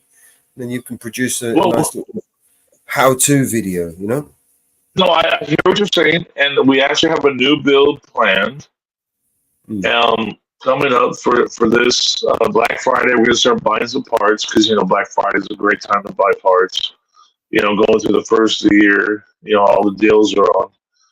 So we're gonna start buying a lot of parts. So you know what? So maybe come next February, we'll Well, if you're selling the machines, you can use it as a way of, you know, promoting the item. Do you know what I mean? So you make the video, and then at the end of the video, you put it up for sale. You know, you put it on an eBay. Well, I build machines for the people, but I don't necessarily sell them. You know, it's like it's just friends. You know what I mean? Yeah. It's for it's family and friends. I don't. No, I mean, if you're going to do it for a channel, you might have to, you know, because what are you going to do? Yeah, I know. She wants to make a channel because she's like Minecraft, and she wants to do a Minecraft channel and stuff. What I'm saying is, you're going to have to recycle the stuff, right? So maybe once you've built them, then selling them off to people might be a way of like continuing it. You know, so the next week, maybe. And a different, you know, and keep doing it every week, different machines, sell them off. And, do you know what I mean? No, yeah. You're going to end up with 100 machines in your house. You're not going to need 100 machines, but you're going to, if you sell them, then you'll have the money, be able to release the money to go and buy. Well, I want people to see how easy it really is to build a computer. It's really not as hard as people think it is. It's so stupid easy. You know, like a motherboard is held with 8 screws, you know, and the RAM, it just snaps and it's 4 sticks, you know, it goes snap. It's not so hard. And people are so intimidated, you know, they're so intimidated by all of it. And it's like, you don't understand, you can save yourself $1,000 and have twice the machine with what you can buy. Those how-to videos get a lot of traction. You know, they trend really well. You know, I just want people to understand that you can get so much more for your money if you just aren't afraid. If you're brave a little bit, you can actually get, by paying half the price, you can get twice the machine, and you can cut the legs out from Hewlett Packard and Dell. You can cut the legs off underneath them, and you can get twice what you're paying for, and have a good, powerful machine that will do exactly what you want, edit videos, and all this other stuff. If you want to be a YouTuber, I mean, you know, do the whole thing from start to finish, where you source the goods. And yeah, it's not so hard. It really isn't so hard. Unboxing it, all of that is all great for YouTube. Unboxing the shit, you know, when you receive it from. Yeah, they do. Yeah, the unboxing. Yeah, maybe I should do that. And I'll do it with my daughter. I think that's what I'll do is the next machine that we do. We'll order the parts and we'll say why we're ordering, what parts we're ordering, and then when we get them. You know, we'll get the case, and we'll get the power supply, we'll get the motherboard, you know, and we'll install everything. And we'll show you it's so stupid easy. Like, I mean, you have no idea. The power supply goes in the case, it's 4 screws, you know, and the motherboard goes in, it's 8 screws. Yeah, it's so easy. And it's just really super easy. It's more easy than people think it is. when you get your HP computer, when you go down to Best Buy and you buy your HP computer, and you think it's something special, it's like that computer is so much less than the computer you can build yourself. It really is.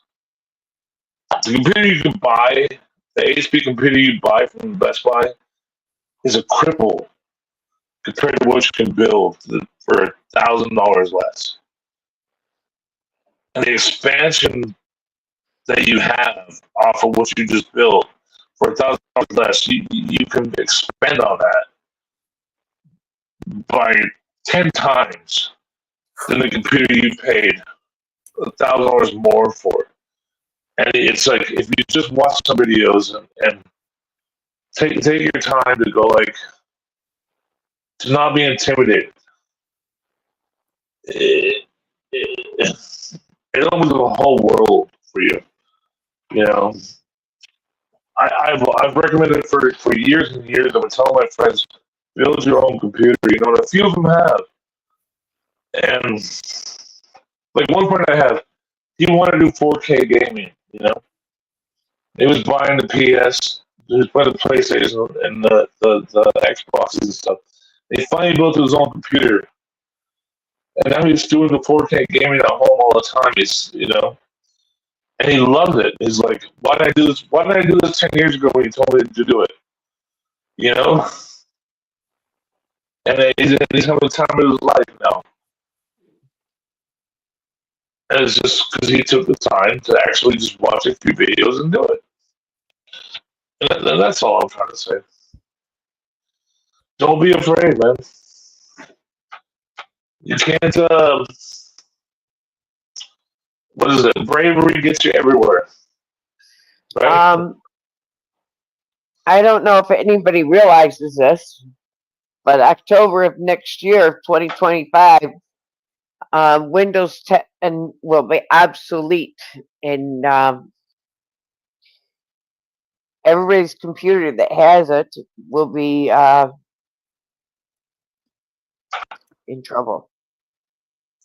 Well, Windows has revised that, and they're going to stop. They say they're going to stop support in 3 years.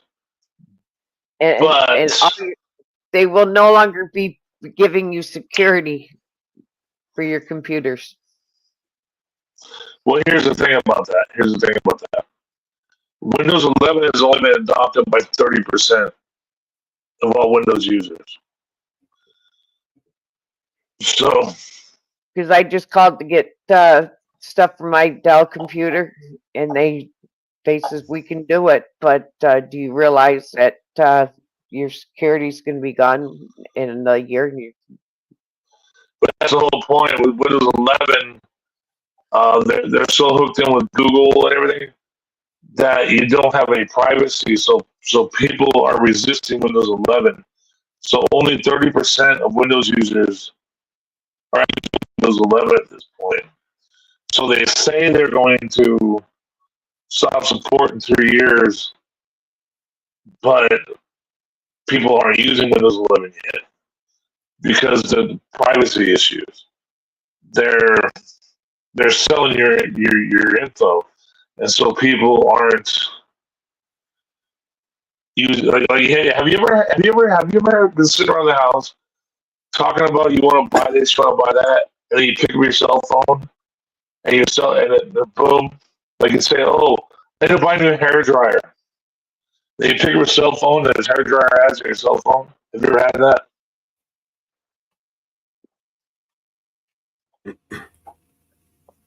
Like seriously, I'm over it. I have. You have, right? I have an alert on my phone. I don't get any spam calls. No, but have you sat around the house talking about, oh, I need to buy a new coffee maker, and then all of a sudden a coffee maker comes on your cell phone when you start surfing the web? You haven't had those ads pop up? No. See, we get it around my house. No, we'll be talking about like we need a waffle maker. No, because I have an Sorry. active armor on my phone. I get no spam calls on my phone. Oh, okay. So you got a security system. Correct. Yeah. I have everything turned up, but my wife doesn't. So we'll be sitting around the house going like, we need a blender, and all of a sudden we go on the computer and we're getting ads on Amazon for blenders. We're like, what the what? And we realize, oh, it's coming to the cell phone. You know what I mean? Yes. New panel starting soon. Yes. New panel.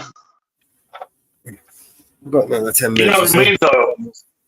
Mulberry, you know what I mean, though, right? Yes. So, yeah, we get that too. Because my wife doesn't have her child or stuff turned on. I'm always like, turn it on. She's like, yeah, whatever. And I'm like, then we're talking about blenders, and boom. She's like, why do I have 121 ads for blenders? Because you don't turn your shit off, you know? And then, you know, it's like, we didn't really need a blender. We were just talking about it. And all of a sudden, we have 125 ads for freaking blenders on eBay and Amazon, all this stuff. No. And like, your phone is listening to you. You know what I mean? I don't have eBay. I unsubscribe to all of them. Yeah, right. Me too. But you know, she has Facebook and she Facebooks with her family and all this stuff. And so that's the only phone in my house that has it. But it's like, you know, she doesn't do anything else, so it's like whatever. But yeah, we have that problem. You know, all of a sudden we're getting ads for blenders because we were talking about blenders. Nope. Yeah, I'm sure you've seen it in other people, though. No, you never seen it in other people. But it's pretty incredible how it happens.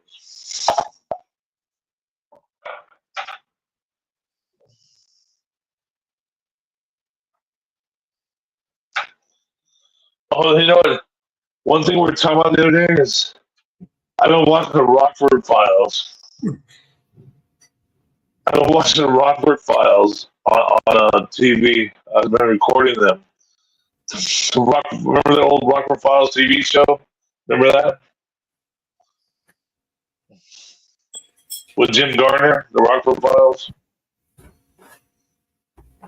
So I've been watching this old TV show on cable, and we were talking about it one day. And she started getting ads on Amazon and stuff to buy the Rockford Files box set and stuff. It's pretty funny.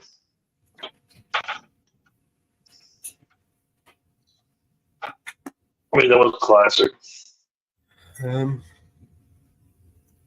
All right, new stream has started, all but Rumble. You guys over at Rumble are going to have to wait until I end this one before I can start that one, because setting up a Rumble stream is a pain in the ass. Thank you all for tuning in. That's a wrap for episode 32. Thank you, Jay. We appreciate you. Mama Bear. Everybody in the chat.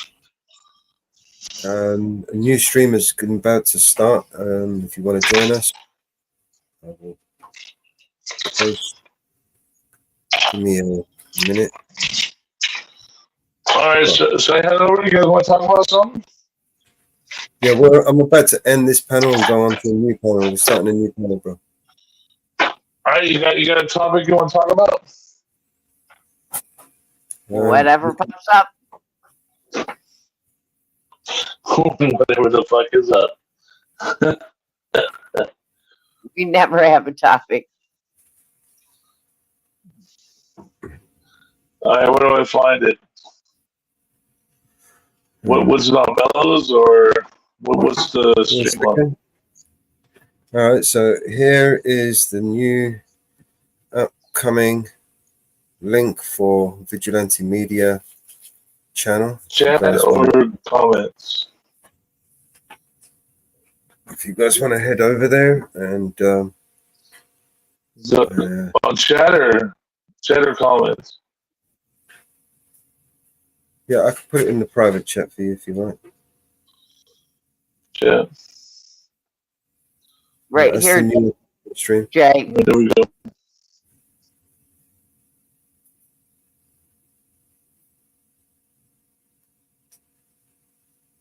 And Vigilante. We're vigilantes. And yeah, we will see you over there in a few minutes. I'll wind this one down, play the outro, and then start up the next stream. And then we can start again, another 10 hours. Ooh. All right, I'll give it a shot. What the hell? You know, Mellows, I'd love to continue our conversation with the. Sure, you can join us on the next panel. Sure, the elites and all that stuff, you know? I'm sure we'll get a few George more. Carlin and all that stuff. All right. You remember George Carlin, right? George Carlin, yeah, he's my favorite comedian.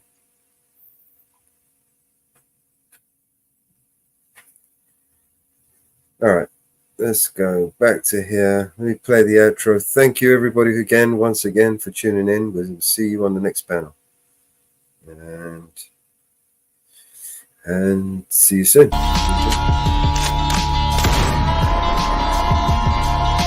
This is your emergency broadcast system. All civil unrest has gone global. All capital buildings and cities are under siege by the United States government to quell the domestic terrorist threat.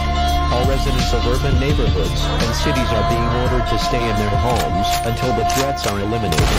If you disobey orders, you could be shot on sight by rogue agents, federal forces, and domestic terrorist militias. This is your emergency broadcast system. This is a national alert. Imminent threat is nationwide. You must stay in sight of your homes or risk being shot on sight. The conspiracy is upon you. Your conspiracy friends were right all along. Now you must learn to survive. If you hear this, you are the resistance. This is your emergency broadcast system. End of broadcast.